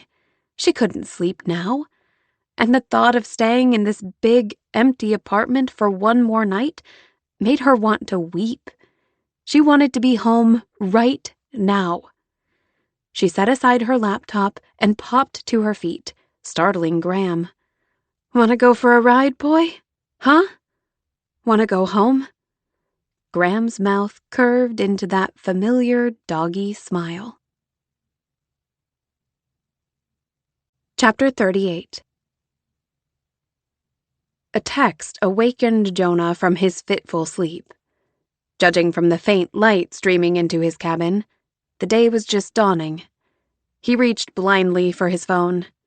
The text was from Javi. "Morning. Thanks for lending an ear yesterday. Let's get together again soon." Jonah set the phone back on the nightstand. They'd gone snowmobiling yesterday and had stopped at Birdie's Deli for a late dinner. Javi and his wife were doing much better now that the slow season was underway. Jonah was glad to hear it. When Javi had asked about him, Jonah tried to put on a good face, but Javi had seen right through him. I know you miss her, man. You don't have to pretend. I'm not trying to pretend, there's nothing to be done, you know? It is what it is. I just have to forget her, fall out of love with her. How did a person even go about that? Move on. Javi leaned back in the booth. Allison told me about Carson. Is that what's eating at you? Because, yes, Carson had gotten that residency in Boston he'd been hoping for. He'd soon be in Lauren's backyard for the foreseeable future. He'd probably already reached out and invited her to dinner or something. Jealousy twisted Jonah's gut. He should want the best for her. So why did the thought of her with another man make him crazy? She deserves to be happy. She was happy with you. I saw it firsthand. Sadly, she doesn't remember that. He gave his head a shake. She's made her choice. She doesn't want me anymore. Voicing the thought made his bruised heart ache. Javi regarded him for a long moment. I'm sorry. I really am. I'd hoped it would work out. Jonah shoved the memory away and pushed out of bed. He just had to keep putting one foot in front of the other. These past 7 weeks, he'd powered through the days 1 hour at a time, and he'd go on doing so. What choice did he have? He stretched out his back. Cedar didn't have the most comfortable mattress, but he'd refused to take Lauren's cabin. No way would he live and sleep in a place that still smelled like her. But he couldn't get away from her.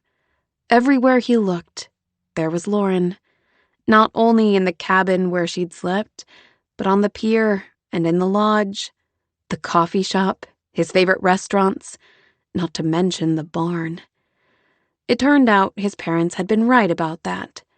Her fingerprints were on every square inch of the place. It was a monstrous monument to the woman he loved. And there was no avoiding it, because he had to maintain it and oversee its rental. A day didn't go by that the venue didn't absorb some of his time. Part of him wished he could just let the weeds claim it again, but that wasn't an option. The renovation had been costly. It would earn itself out, but that would take time. Maybe it had been a smart business decision, but it was eating away at his soul. When he got down or felt lonely, he tried to imagine Lauren in Boston, living her best life. He pictured her thriving in her new job, happy and fulfilled. But there was no man in this imaginary utopia. He couldn't quite get there yet. In reality, he had no real idea what her life was like. She rarely posted on social media. But he had been stalking the Glitter website. A few weeks ago, they'd added her professional headshot along with a bio. The brief paragraph told him nothing new, but he spent way too much time gazing at the beautiful photo, wondering if she was happy, if she missed him at all. Enough wallowing. Jonah went to turn on the shower. The best thing he could do was stay busy. So, as he stepped under the spray of water, he turned his mind to his job, mentally reviewing his chores and errands for the day. First on the list, restocking the dwindling woodpile. A thud awakened Lauren. She stirred from the semi-conscious state she'd been in since she'd flung herself into bed. She pulled the covers to her chin, hunkering against the morning chill as the memory of last night rose like fog in her brain. She'd arrived at the resort around 3 and searched for a vacancy. Apparently, Jonah had not taken her old cabin. The dusting of snow in front of the door was undisturbed. She made herself at home in her old bed and waited for morning. She must have fallen asleep. She stretched, becoming more aware. Early dawn light seeped through the curtains, and the rhythmic thudding coming from outside jarred her wide awake. She smiled at the familiar sound. Jonah was chopping wood. She flung off the covers and went to the window. Through the parted curtains, she spotted him down the way, and her heart bucked. Then, slowly, trepidation leaked through her veins like poison. What if he'd given up on her? What if he didn't want her back? She'd left him in the dust for a job. How stupid she'd been. Why was hindsight so clear? Graham nuzzled her hand and she petted him absently. Then she went to the bathroom for a quick refresh. The mirror revealed a disheveled, worried version of herself. After swishing the complimentary mouthwash, she smoothed her hair and slapped some pink into her cheeks. All right, girl. This is it. Be brave. She left the bathroom and put on her shoes and coat, then regarded Graham. We're gonna do this, buddy. You ready? When she opened the door, he shot out like a torpedo. She followed in his path, watching as he approached Jonah. Watching as Jonah spotted him. He stopped mid-swing and turned abruptly, searching for her. Then he found her. Lauren froze as their gazes collided. She couldn't look away. The moment drew out, long and intense. Awareness crackled in the distance between them. Her heart stuttered, waiting for some sign from him. Then his lips turned up. And that was all she needed.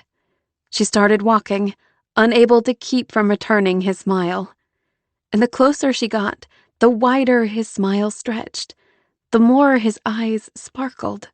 He tossed the axe aside just in time to catch her in his arms. She wrapped herself around him and held him tight, breathed him in. Jonah. It felt so good to have his strong arms around her. She never wanted him to let her go. She squeezed her eyes against the sting of tears. I missed you so much. I'm sorry for everything I put you through.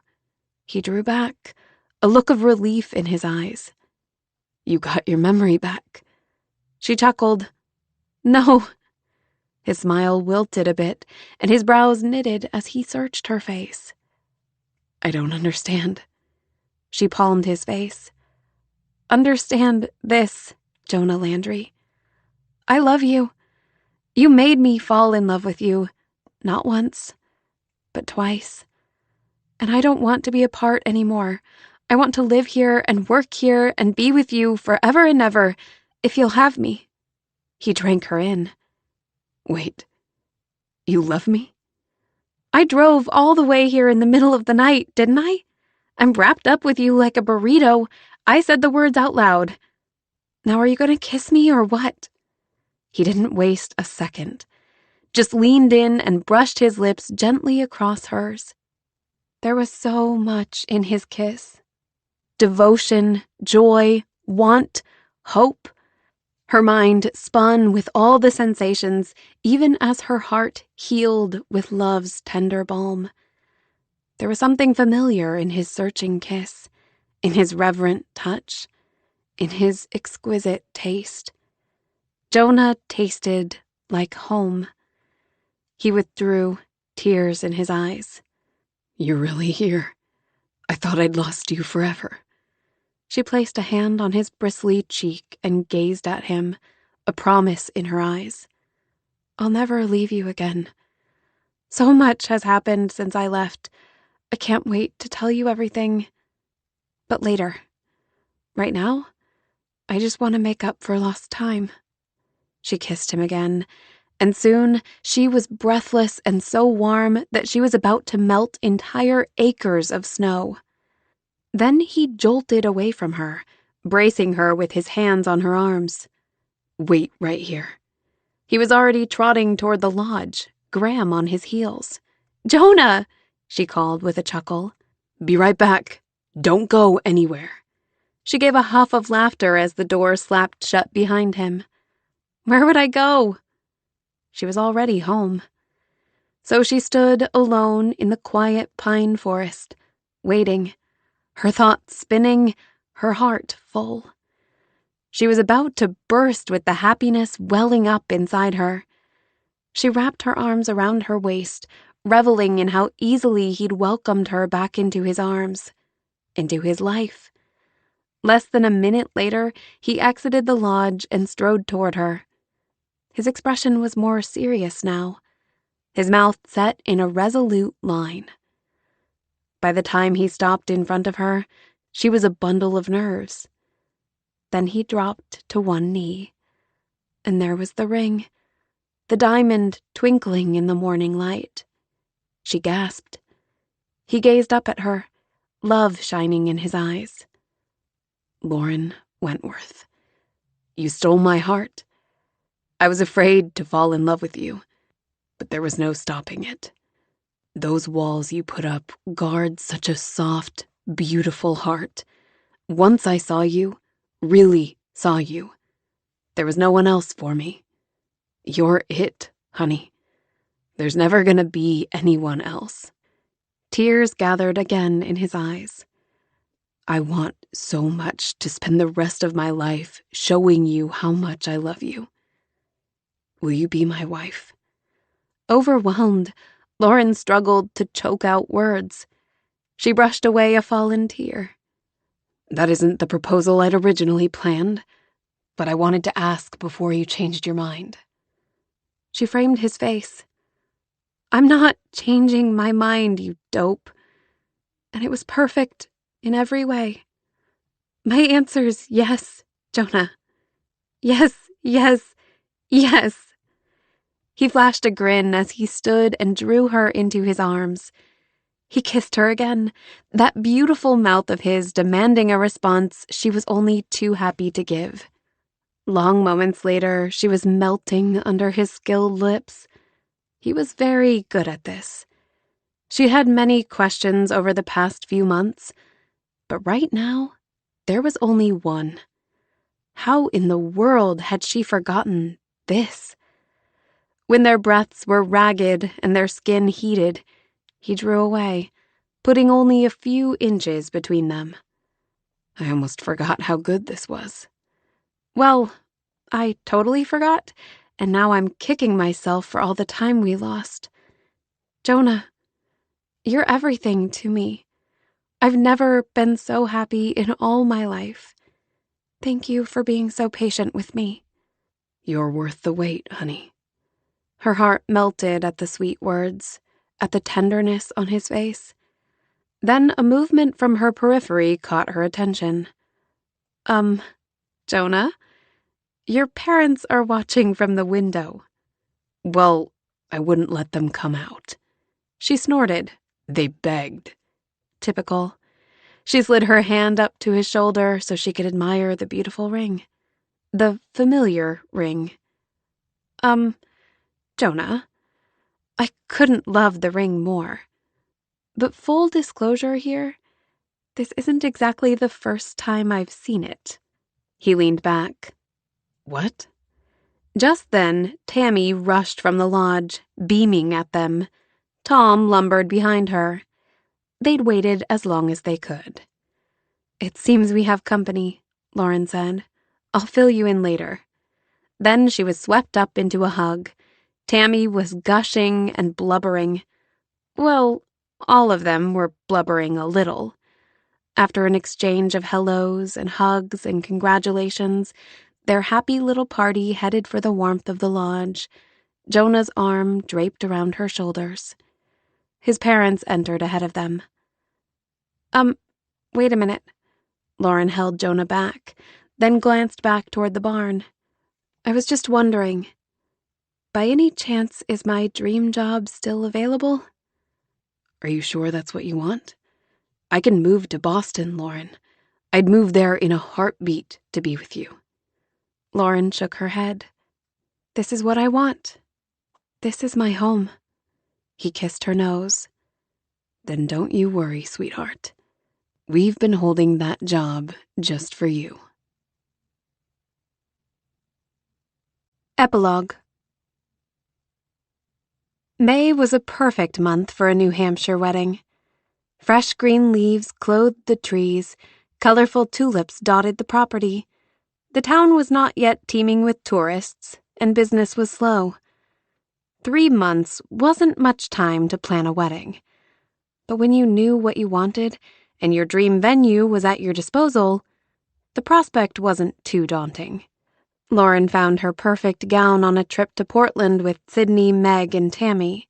The satin A-line dress featured off-the-shoulder sleeves with a fitted waistline. She felt like a princess in the elegant gown. It would be a smallish wedding anyway, with only 70 or so guests. Sydney and Meg would serve as her bridal party, and Javi and Tom would stand with Jonah. Lauren swept her gaze over the barn's interior. Tomorrow, this place would be filled with friends and family here to witness her union with Jonah. It was still afternoon, so she couldn't gauge the effects of the twinkle lights just yet. But sunlight would stream through the windows during the ceremony, making it perfect for photography. And by the time the reception was underway, the festive fairy lights would set a celebratory tone. At the spot where they would exchange their vows, a beautiful archway stood, draped with blush tulle. Tomorrow, peonies in blush, white, and ivory would be added. At the thought of exchanging vows with Jonah, Lauren smiled. She'd only grown to love him more in the weeks since her return.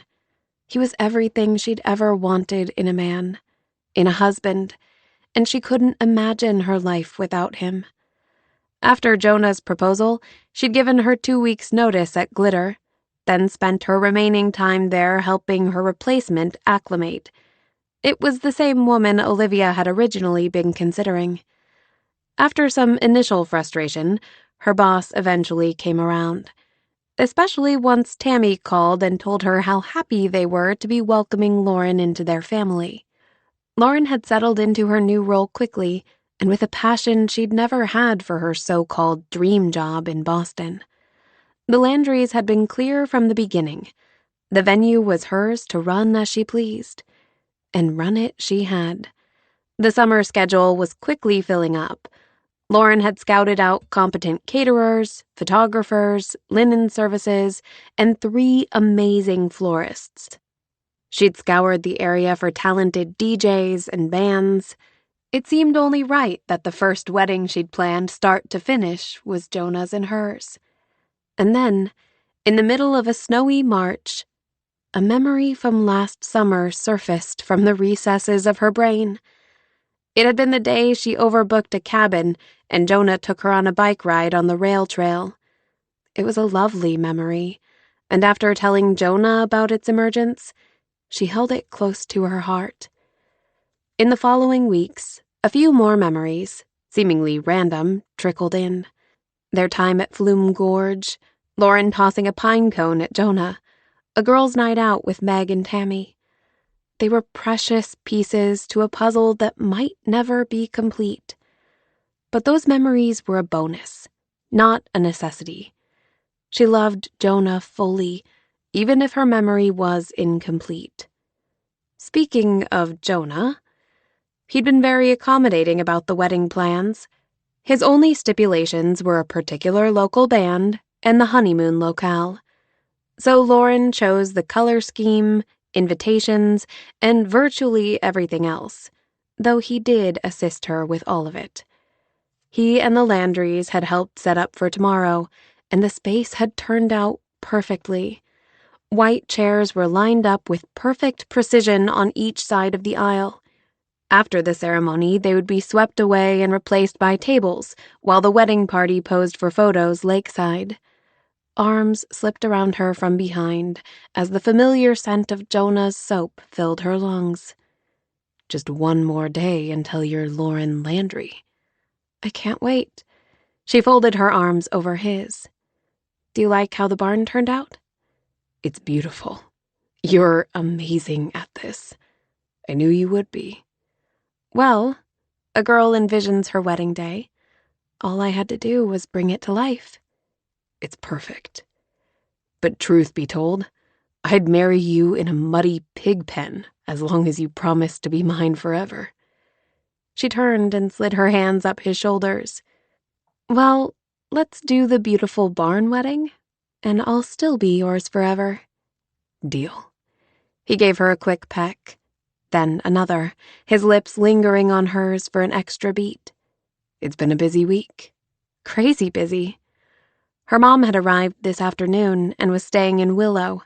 They'd met up several times since their reunion in February and kept in touch via texting. Lauren didn't know if they'd ever share the kind of relationship Tammy had with her children. They'd been separated so long. But she was willing to build a relationship, and her mother seemed grateful for the opportunity. Jonah nuzzled her neck. I'm so looking forward to having you all to myself for 7 sunny days in Bermuda. I can't wait to lounge on the beach with an umbrella drink and soak up all that sunshine with my new husband. Are you in a bikini in this scenario? I am, and it's red. He groaned. You're killing me. Tell me more. She chuckled. You'll see it soon enough, my love. Maybe we should go over a few details instead, as we do have a wedding tomorrow. Did you pick up the tuxes? For the record, I'd rather think about the bikini. But yes, I picked them up this morning, and I took Graham to get groomed this afternoon. He smells like a spa. Perfect. Because yes, Graham would be their ring bearer. Lauren had been working with him for weeks, and their sweet little mutt had his part down pat. Can I at least see the bikini? She snorted. Let's see. What else? The rehearsal starts at 5, followed by dinner at the landing, but that's all set. The flowers will be delivered in the morning. Do you think we should start boxing up my things? Jonah's parents had bought a little craftsman near town, and Jonah and Lauren would be moving into their old place above the lodge when they returned from their honeymoon. It would be a new start for them all. I've already boxed up my stuff. His lease expired at the end of the month. I think yours can wait till we're home. Home. Such a nice word, and never more fitting. After years of searching, she had finally found the place where she belonged, and the people with whom she belonged. Joy welled up inside her until she nearly burst with it. I have something for you. He reached down and lifted a manila envelope with a white bow from a chair. What's this? He handed it to her. It's your wedding present. But I haven't even wrapped yours yet. She'd gotten him a watch he'd been eyeing online. She loved the idea. The gift of time. I can open yours later. I wanted you to have this a little early. It's a document? Open it up. She slid her finger under the flap. The envelope was about 1/2 inch thick. If this is a prenup, I should inform you that's not an appropriate wedding gift. Also, you have a very thorough lawyer. Funny. Stop stalling. She reached inside and pulled out a sheaf of papers secured with a clip. There was only one line centered on the front page. Before we were us. Her gaze darted to him. Remember that writers group we hosted back in October? I've been working with one of them, Donna, since you came back. She wrote our story. Her eyes stung with tears. Oh, Jonah. Thank you. It includes scenes from every date we went on, and every interaction I could remember. I recorded it all. How we fell in love. And she wrote it all out in story form. I hope you like how it turned out. She hugged the pages to her chest. I haven't even read it, and I already love it. Maybe you'll get all your memories back. But if you don't, I figured this was the next best thing. I can't wait to read it. She couldn't believe this man. Had never known there was someone so wonderful meant just for her. She was in awe of him. What's that look for? Jonah smiled down at her, his expression full of love and affection. How to describe the overwhelming, exquisite feelings flooding through her right now? I'm just so happy. I can't wait to be your wife, Jonah Landry. He leaned his forehead against hers. I'm happy too, honey. We've been through a lot already, and it's only made me love you more. Just imagine how much I'll love you 50 years from now. 50 years of Jonah. She grinned at the thought of their life together. Imagine the story we'll be able to tell our children and grandchildren. Once upon a time, before we were us, we were just two lonely people in search of one another. I like the way our story begins. She palmed his face. I like the way it ends. Jonah pressed a soft kiss to her lips, then smiled into her eyes. And all the parts in between. You've been listening to the audio production of Before We Were Us by Denise Hunter. This program was produced by B Audio Limited. Executive producer, Sydney Matthew. Text copyright 2024 by Denise Hunter. Production copyright 2024 by Thomas Nelson. All rights reserved. No portion of this recording may be reproduced without the prior written consent of the publisher. For more information on other books and audio products from Thomas Nelson, please visit your favorite retailer or visit us online at thomasnelson.com.